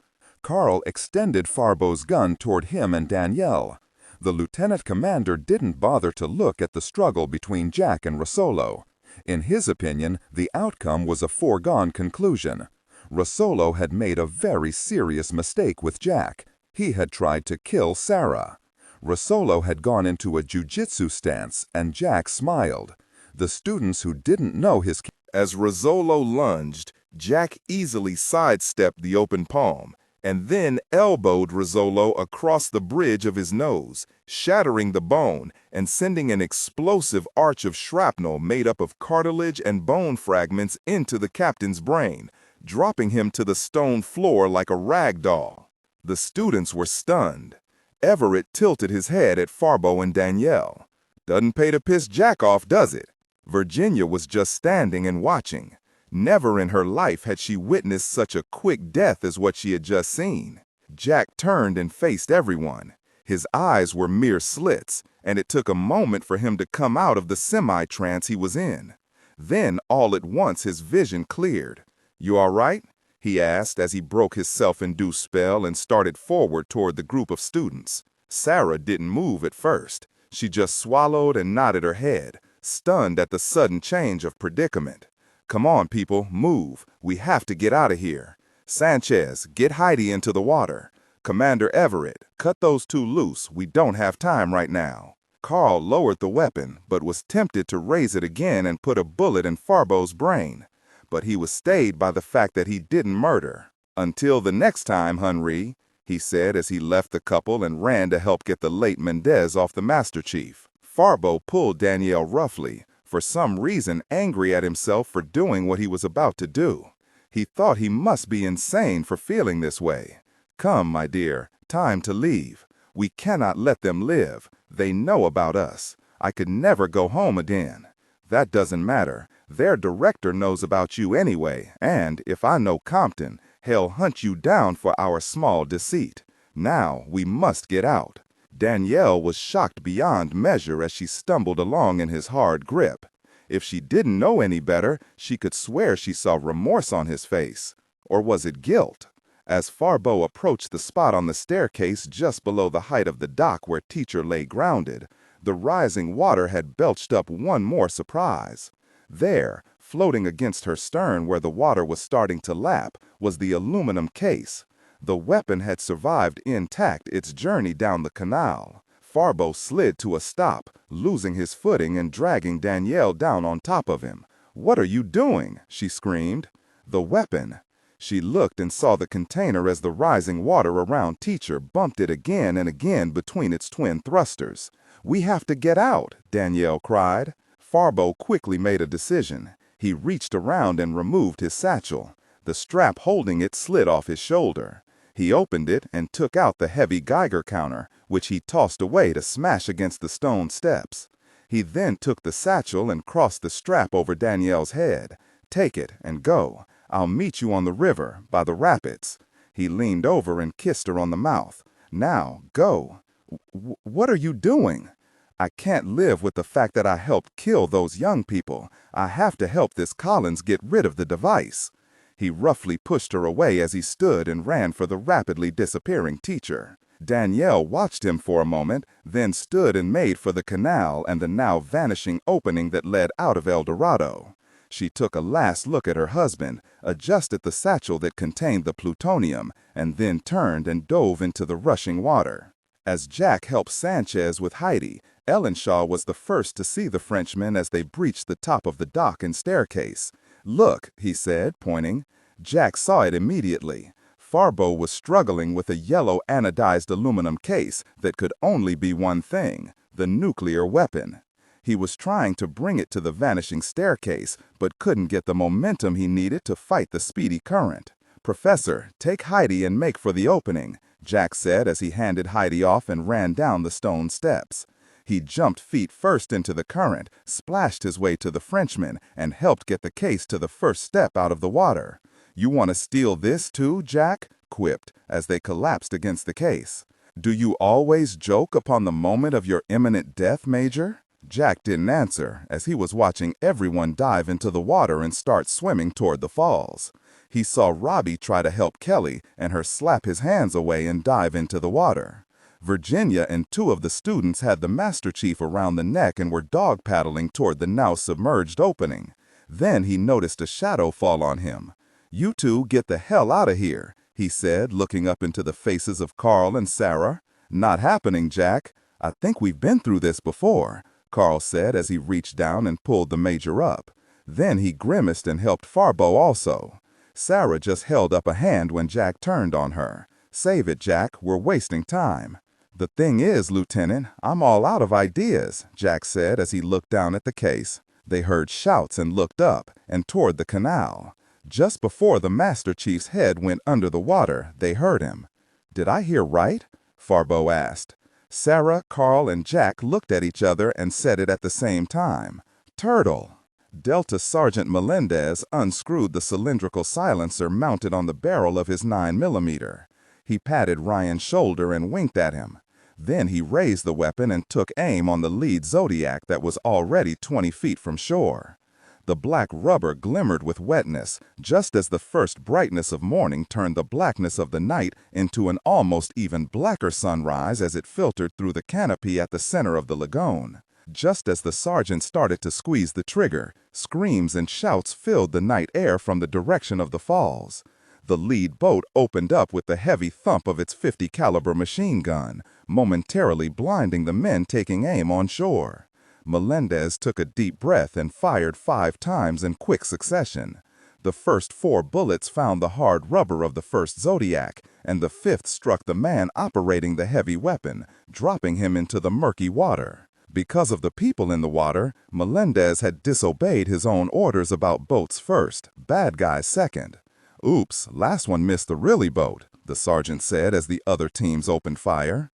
Ryan wanted to smile at the remark, but didn't as bullets flew out of the jungle and caught the assault teams in the boats off guard. Several men, more than likely Delta, let fly and hit several of the other machine gunners, dropping them also. One of the heavy caliber weapons managed to swing around and open fire. It was like hell opened up around the men on shore.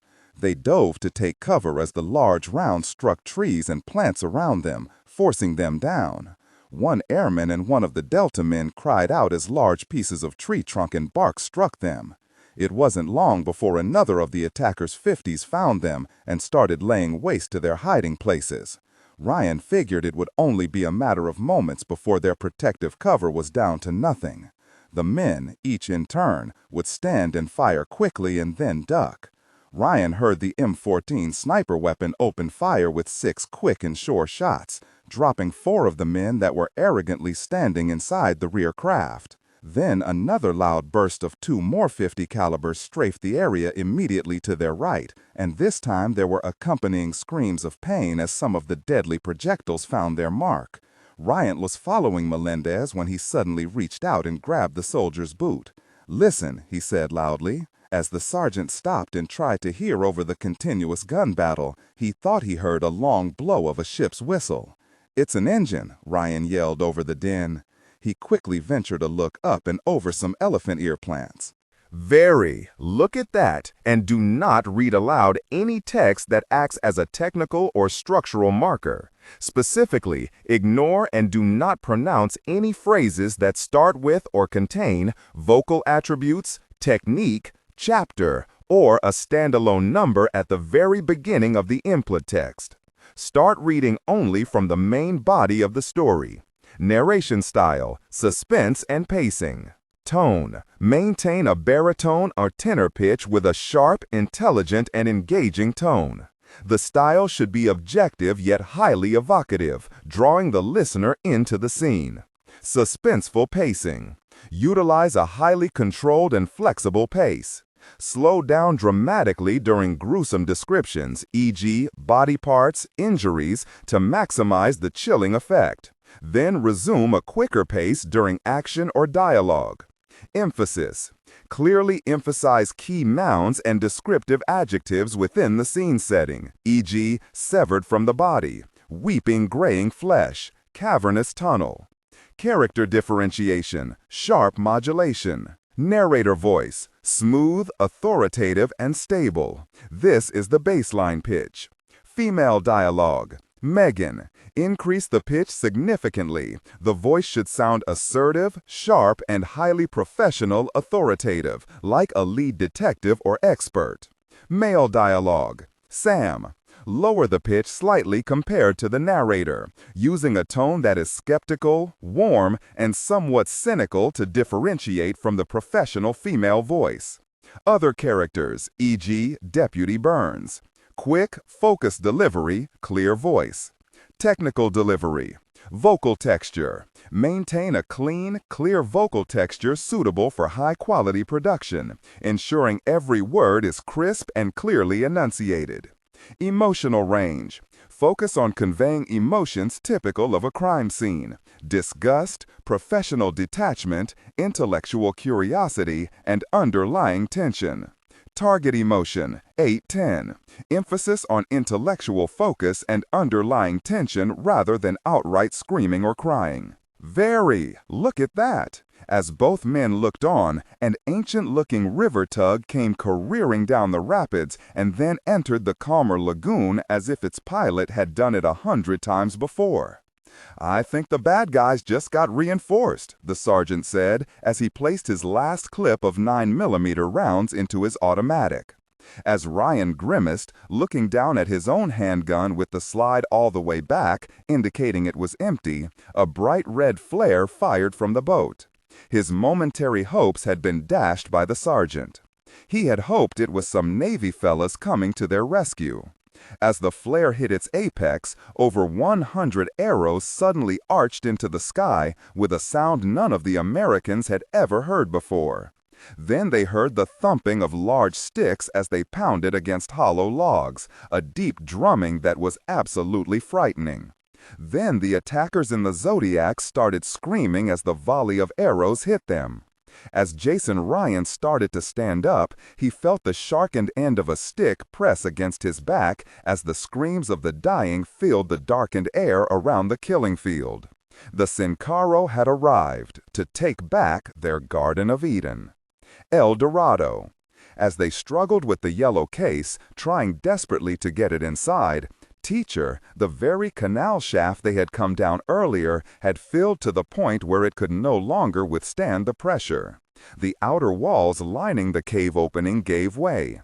10 million gallons of water that could no longer be restrained by mere stone cascaded into the open chamber.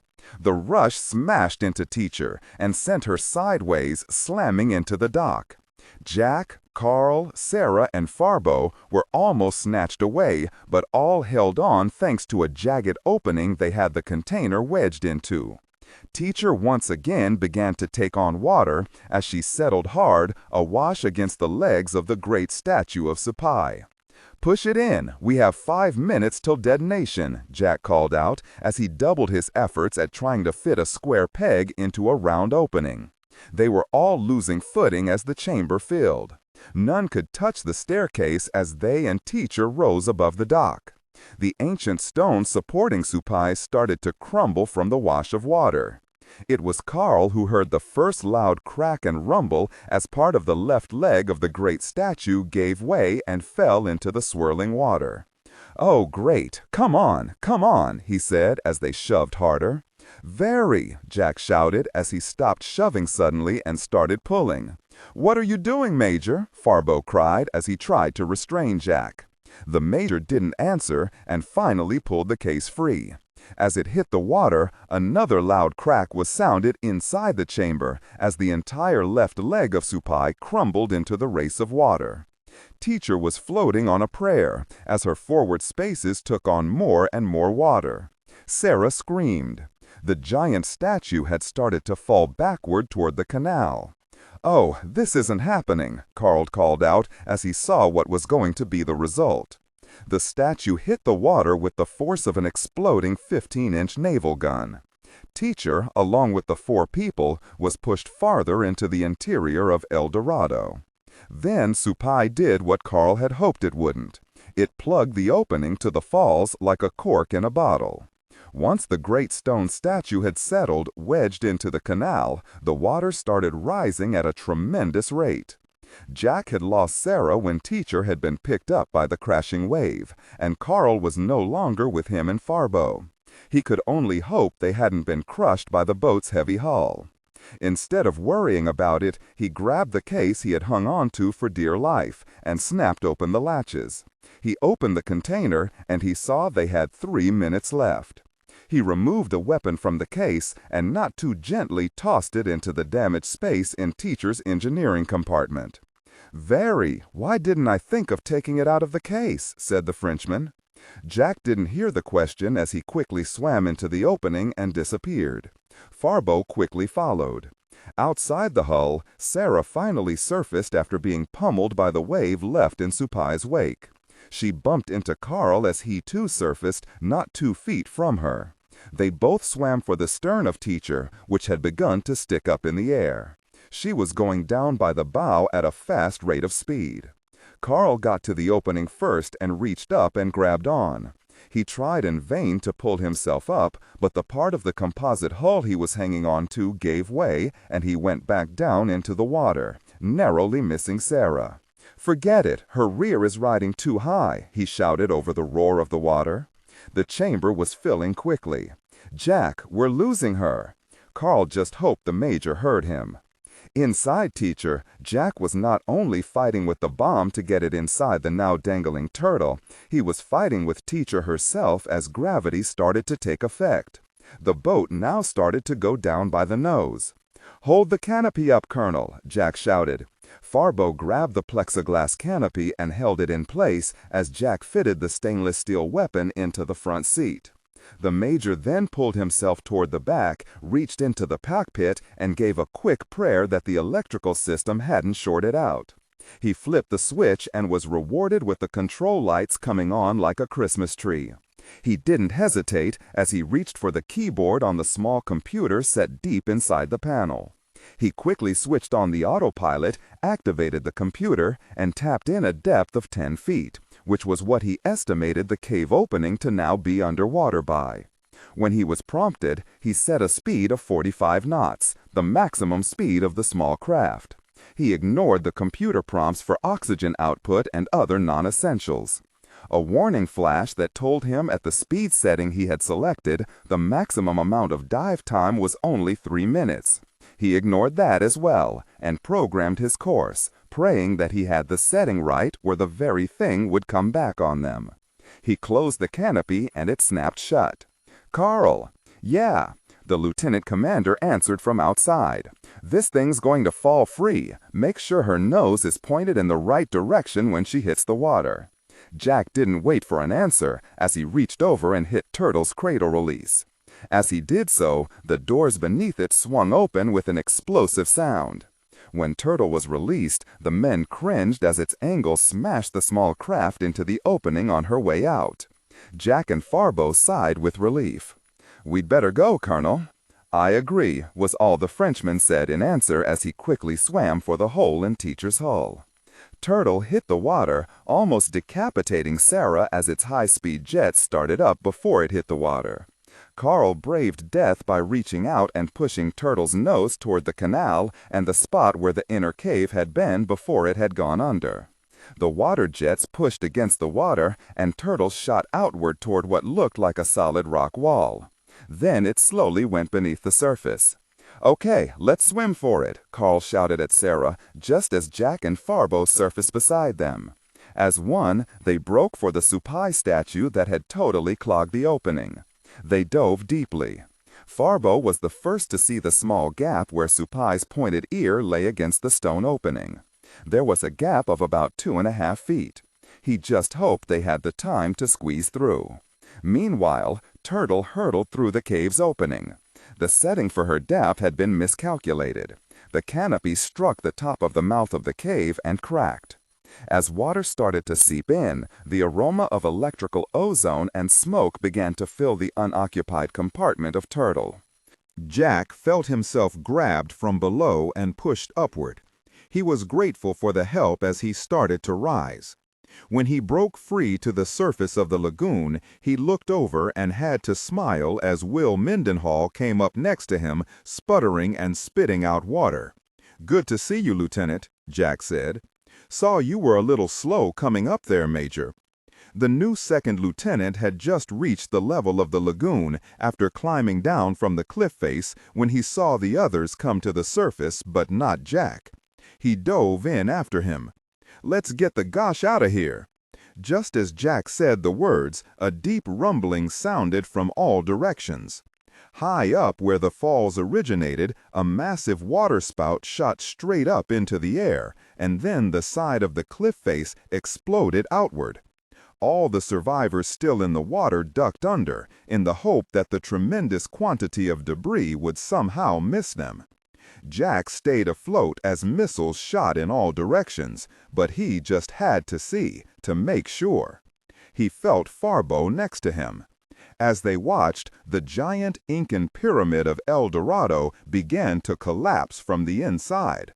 The falls, mountainside, and cliff face started to fall inward as the thermonuclear weapon melted stone from within. The weakened stone walls dissolved under the massive attack of gamma rays and fell in. The witnesses to the death of the legendary El Dorado would never forget how the mine died with an ear-shattering bellow as the entire northern end of the lagoon collapsed in on itself. The bomb took down a pyramid that had been constructed by ancient man to withstand a tremendous force equal to up to 10 tons of TNT. Farbo looked at Jack and not a word was uttered. The Frenchman raised his hand in a half-hearted salute, then turned and swam away. The Major watched him go, more confused than ever about the event group's most feared adversary. "We let him go, Jack." Collins turned toward Carl, Mendenhall, and Sarah, who were treading water close by. "This time, he earned it. We'll see him again." Carl was about to say something when a new sound entered his ears. They turned as one to see a most welcome sight. It was large and looked like the boat they had seen the day the Marines had dropped them off at the tributary, which seemed like years ago now. The men who now lined the rails were beginning to pull the survivors of Teacher and the Zachary expedition from the lagoon. At the bow, a large, heavy-set man in a filthy white shirt and with a thick 5 or 6 day growth of beard stood with a leg propped up on the gunwale. Even from their poor vantage point, they could see he was looking straight at them. Jack, Mendenhall, Everett, and Sarah started to swim toward the oncoming boat. As the boat's engine chugged to a stop only feet from the 4 swimmers, the man at the bow smiled and removed his cigar.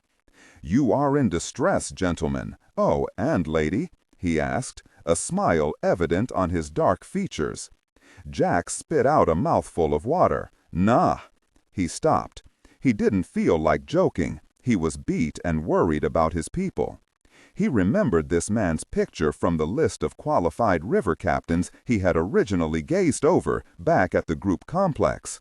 He knew what to call him because most of the captains on the list had the same last name. "Captain Santos, isn't it?" "Sí, Capitan Ernesto Santos at your service," he said as he replaced the cigar in his mouth and half bowed toward the 4 floating Americans. "Pull us up, Captain, and let's talk business," Jack said as he swam the last few feet to the boat and helped the others secure the dangling cargo net. Farbo gingerly pulled himself out of the water and looked back at the spot where the students and event personnel were being rescued. The Frenchman saw large bubbles as something swam toward shore and then quickly turned away. He watched as the bubbles diminished. Whatever it was turned around and swam back toward the center of the lagoon, then Farbo wanted to look no more. He weighed his options as he watched Santos and his men start picking up the Americans. He decided he and Danielle would take their chances in the forest after the rapids. As he started to turn away, he saw something floating at the lagoon's edge. He blinked when he recognized what it was. His vision blurred as his heart sank at the sight. He stepped to the water's edge and pulled out the satchel he had strapped on to Danielle. He turned the weightless bag over. His eyes widened when he saw the claw marks that had shredded the thick material. He touched the edges and saw that the marks had wicked up fresh blood. He slowly let the empty satchel fall from his hands as he went to his knees in the fine sand of the lagoon's bank. He stayed that way, kneeling and looking at the water for many moments, beating himself. His wife had been killed. Why had he helped the Americans? He closed his eyes and then looked at the now collapsed El Dorado. Then his eyes went to the Rio Madonna as it picked out the last of the survivors. His eyes narrowed as they focused on the last man pulled out, Jack Collins. At that moment, the mind of Henry Farbo snapped as he took in Collins. He no longer blamed himself for his momentary burst of generosity that had cost his dear wife's life.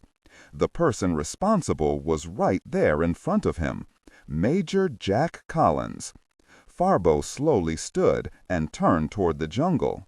He started walking and thinking of how he was going to get even with the people who had fooled him into thinking he was human. Colonel Henry Farbo walked into the jungle where he would be as one with the other animals, because that was what he had become in his instantaneous insanity, an animal.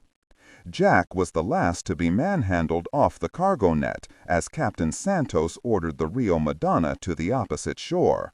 Sarah, Carl, and Mendenhall were safe among the others. The students all looked his way in silent thanks. That was as much as their sorrow and fatigue would allow them. They knew it had been the 4 people before them who had saved everyone from being stranded in the mine, just as Helen Zachary and a lot of their friends had been. The Major now located Virginia and a scowling Master Chief sitting by the wheelhouse in silence. Then he reached out to Sarah and half smiled as he took her hand. "I didn't exactly get them all out, did I?" he began. Sarah turned on him and looked him right in the eye. "Don't even start with that gosh, Jack. You did all you could. The result is right before your eyes. 10 kids will see home again because of you." Just beyond her, Carl nodded his head, agreeing with Sarah. Jack, Sarah, Virginia, and Carl stood at the bow and looked at the falls, which had been reduced to only 60 feet from their tumble to the lagoon. 300 feet of mountaintop had collapsed in on El Dorado, enough tonnage to keep the plutonium and gold away from the hands of man for many decades. The lagoon itself was silent again as life sounds returned to the rainforest around them. I guess Farbo would have made off with enough uranium to guarantee we would all be scared to death for the next 50 years, Virginia said, as the captain of Rio Madonna gave orders for getting underway. No, his plan would have ended right here, Jack said.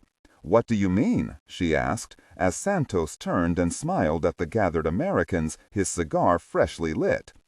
Our friend here, said Jack, nodding toward Captain Santos, would have killed anyone involved with the mine as soon as they returned to his boat.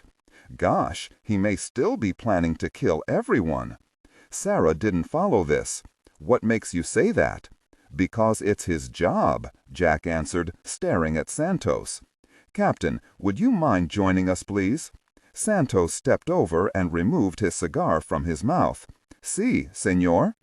Captain, you can knock off the peasant act now and show these ladies your jewelry, Jack said, smiling.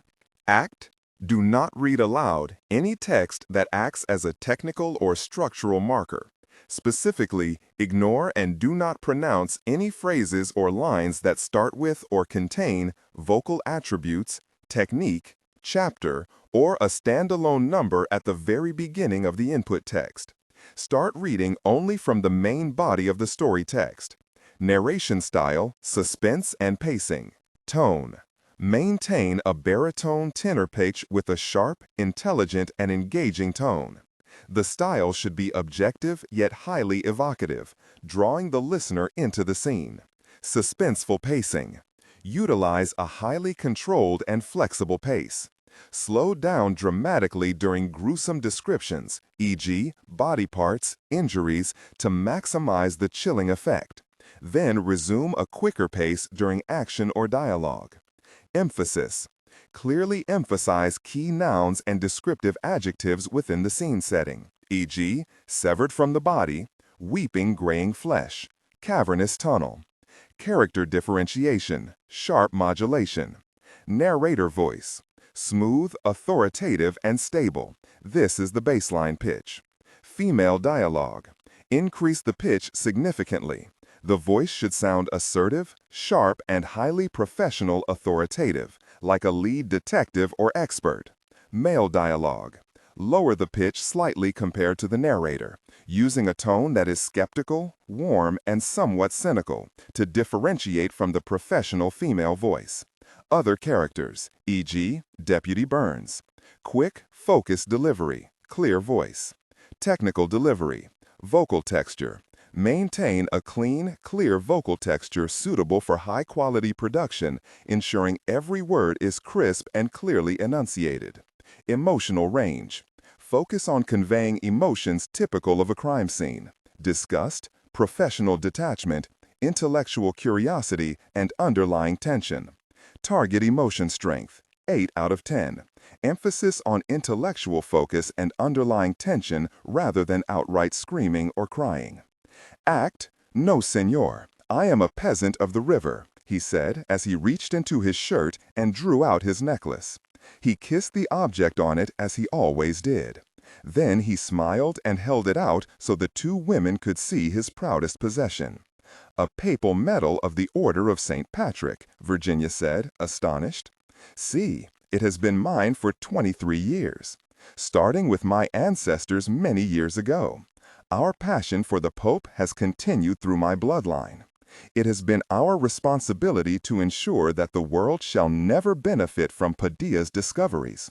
To make sure no one ever goes beyond the borders of the river and her surrounding sisters, he said, as he dropped the medal back into his sweat-stained shirt.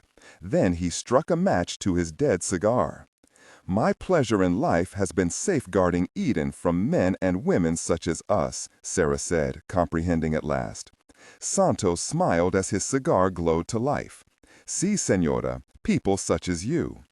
Captain Santos and his family were listed by Europa as having been awarded the first medals back in 1865. Your great-great-grandfather, I believe, Jack said, as he remembered the papal medalist list he had studied after Niles had hit on Keogh's name in Virginia. See, this is true. You are surely a man with great knowledge, and I must assume you would not be easily disposed of, Senor. No need. We are going to make sure El Dorado remains just a myth, a place where legends go to die, Jack said, looking the captain straight in the eye. Santos didn't say anything, but just nodded and puffed on his cigar. Then he briefly looked toward the collapsed mine that was hidden behind the waterfalls. The waters allowed only wisps of smoke to escape from the devastation inside. It must get tiresome out here, Virginia said. Santos laughed heartily as the Rio Madonna's engines came to life and the old boat made for the far shoreline. Alone? No, I have my loyal crew and all of this, he said. He looked up into the bridge and gave an up and down motion with his fist. The boat's whistle sounded loudly in the silence of the valley. Santos laughed as he looked up along the lip of the extinct volcano. Then Jack and the others heard chanting, almost a gentle song as sung by hundreds of people. They looked at the spot Santos was indicating and saw that the edge of the caldera was lined with Sincaro, who stood watching the boat as it chugged its way out of the center of the lagoon. Professor Charles Hendershot Ellenshaw III broke away from the other survivors and held a hand to his bandaged head when he saw the ancient people of this lost valley. He began to cry for Professor Keating, who had died before he could see the prehistoric success story now unfolding before them. The Sincaro had taken everything the outside world could throw at them, be they Inca, Spanish, or modern man, and it was they who God allowed the sole ownership of Eden. It is a hard life, but my friends up there and not El Dorado is why we have always done this service for our Pope. Not gold, not strange minerals. He turned and looked at the Major. This place is truly Eden, but it does have a few snakes that will protect it at all costs. A large group of Sincaro watched from the sandy beach as the Rio Madonna dropped anchor on the eastern shore of the lagoon. Santos hummed the very tune of the Sincaro as he stepped to the gunwale. He gestured for Jack, Carl, Sarah, and Mendenhall to join him. I have it in my power to kill all of you. It is within my right to do so, he slowly explained without one iota of accent to his English. He turned away from the shore and the jungle beyond to address the Americans, his face a death mask of seriousness. Then he smiled a sad sort of smile, replaced his cigar in the corner of his mouth, and tilted his filthy saucer cap back on his black hair. But, I think, you have acted honorably in this place, as others have not. Those that have not are now a part of the legend of the valley. See? Yes, Jack answered as he heard noise coming from the bush. Good. Now, I think you may have lost something of yours in the jungle, Senor. You may have them back. My friends the Sincaro are quite finished with them. As Jack and the others followed his eyes to the shore of the lagoon, the bushes parted and an even larger party of Sincaro came forward, marching in a straight line. Jack smiled when he saw who they had in tow, tied with hands behind his back and strung along like a dog on a leash, but very much unharmed. "Hey guys, what's up?" Jason Ryan asked with his boyish grin. It quickly became a grimace when a small spear was probed into his lower back. The Sincaro chattered something in their own tongue as they herded him and the 13 survivors from Operation Proteus forward. "Think we could get a lift out of here?" Ryan flinched and looked back at the miniature man pointing the stick behind him. Half an hour later, after Ryan and the Delta and Air Force personnel had been pulled aboard and the Rio Madonna began to make its way out of the lagoon, the lone creature breached the surface and stared at the departing boat. Then the beast slowly sank beneath the surface as the small monkey-like creatures came out of the trees and started jabbering and jumping into the water. And so life returned to normal in the Garden of Eden, which returned to serenity in front of a collapsed legendary treasure that would continue to tease the mind of greedy men the world over, the lost mines of El Dorado. Pete Golding paced outside Niles Compton's office. Alice watched him walk by her desk for the 20th time. She shook her head, wondering when people would learn that you can wear the carpet down to fibers pacing and worrying, but that still couldn't change the speed at which things happened. She had learned this after her 10,000th mile of doing exactly what Pete was doing now. Pete stopped as the door finally opened. Niles was finished with his phone call to Scottsdale, Arizona. "Well?" Pete asked. Niles had spoken directly to the surviving member of the 1942 expedition to Brazil. Charles Kaufman, an associate professor under Enrico Fermi at the time, was still very cognizant of what they had achieved back in the war years. His mind was sharp and he remembered everything. The Army Corps of Engineers, along with the U.S. Navy and Army, removed 102 pounds of enriched uranium from El Dorado. Niles sat on the edge of Alice's desk as he spoke. They had discovered information from a spy in 1941 that the ore samples were indeed real and were stored in the archives, the same samples and crossfire bow got his hands on in just the last few years. Anyway, Mr. Kaufman explained to me that Fermi and the effort at the University of Chicago had yet to achieve that which they had been theorizing since Einstein had said it was possible. A sustained chain reaction, Pete said for him. That's right. They needed something that they did not have, a source of enriched uranium. Well, we now know the source fell directly into their laps, thrown there by the U.S. military and Corps of Engineers when they confirmed the existence of Padilla's Lagoon and samples. It was never about the gold. It was always the uranium. "Let me guess from my memory of the dates," Pete said. "By the time the expedition had met its ill-fated end, Fermi and his team had achieved their reaction in the States." "Yes. And the material?" "It was placed in storage in Utah by the Army Corps of Engineers and forgotten about until just recently." "Is that it?" Pete asked. It was Alice who guessed at it. "The material has come missing, hasn't it?" Disregard and do not read aloud any text that acts as a technical or structural marker.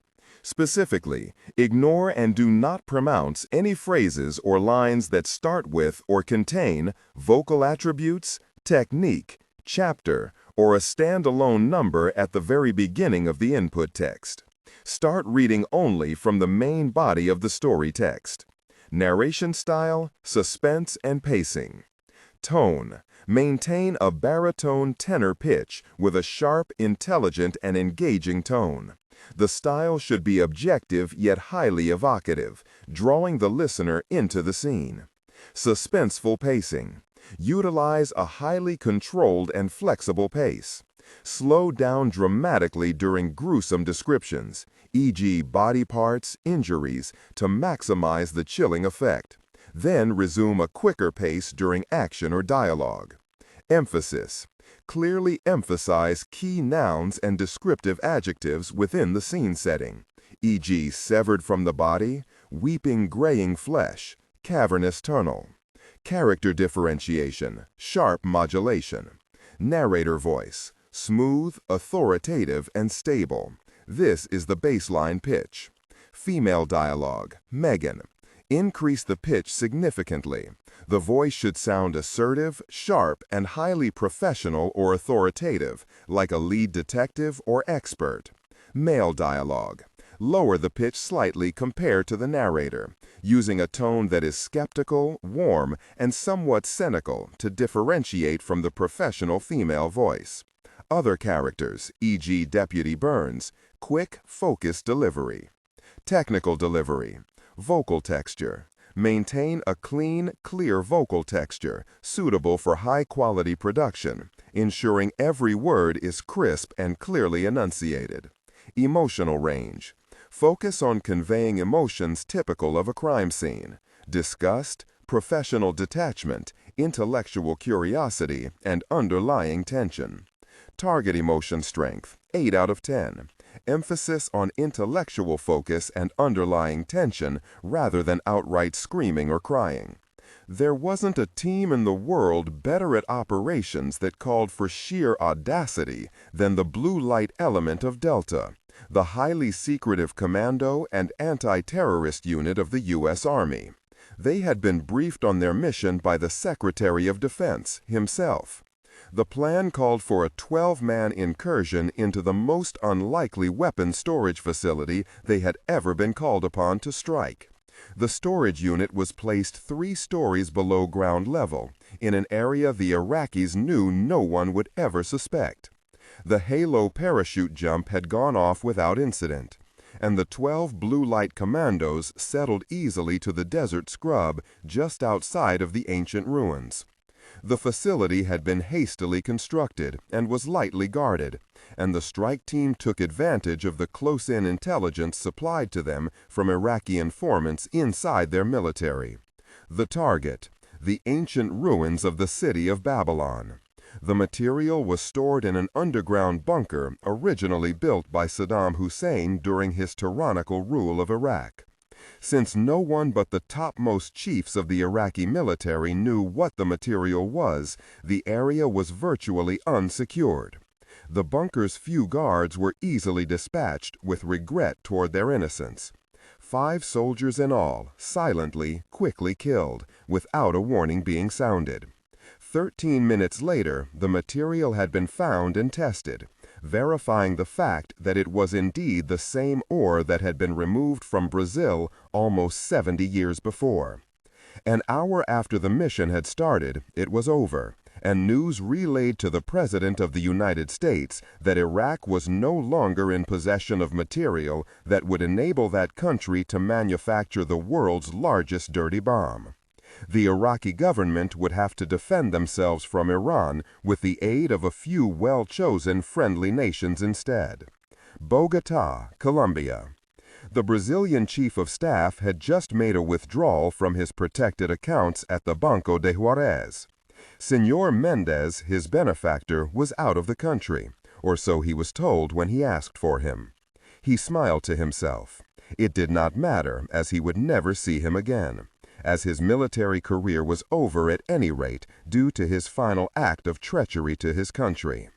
As he stepped from the suite of offices, he looked at his watch. Plenty of time to make his charter flight to Venezuela. As he strolled casually toward the elevator, his briefcase pleasantly heavy with more than $6 million American dollars in payoff money earned over the years from various cartels to allow drug overflights of his country, he was appreciative of the attractive 20-something woman who joined him as he waited for the elevator. As the express car arrived, he smiled and gestured for her to enter first.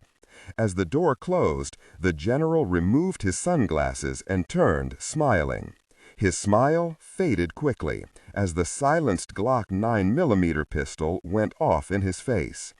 The woman placed the smoking weapon in her handbag and waited for the elevator to arrive at the private lobby on the first floor. Before the door opened, she reached down and removed the briefcase from the dead hand of the general, then popped its latches and poured the money out onto his prone body. The President of Brazil did not care to be made a fool in front of the Americans. The White House.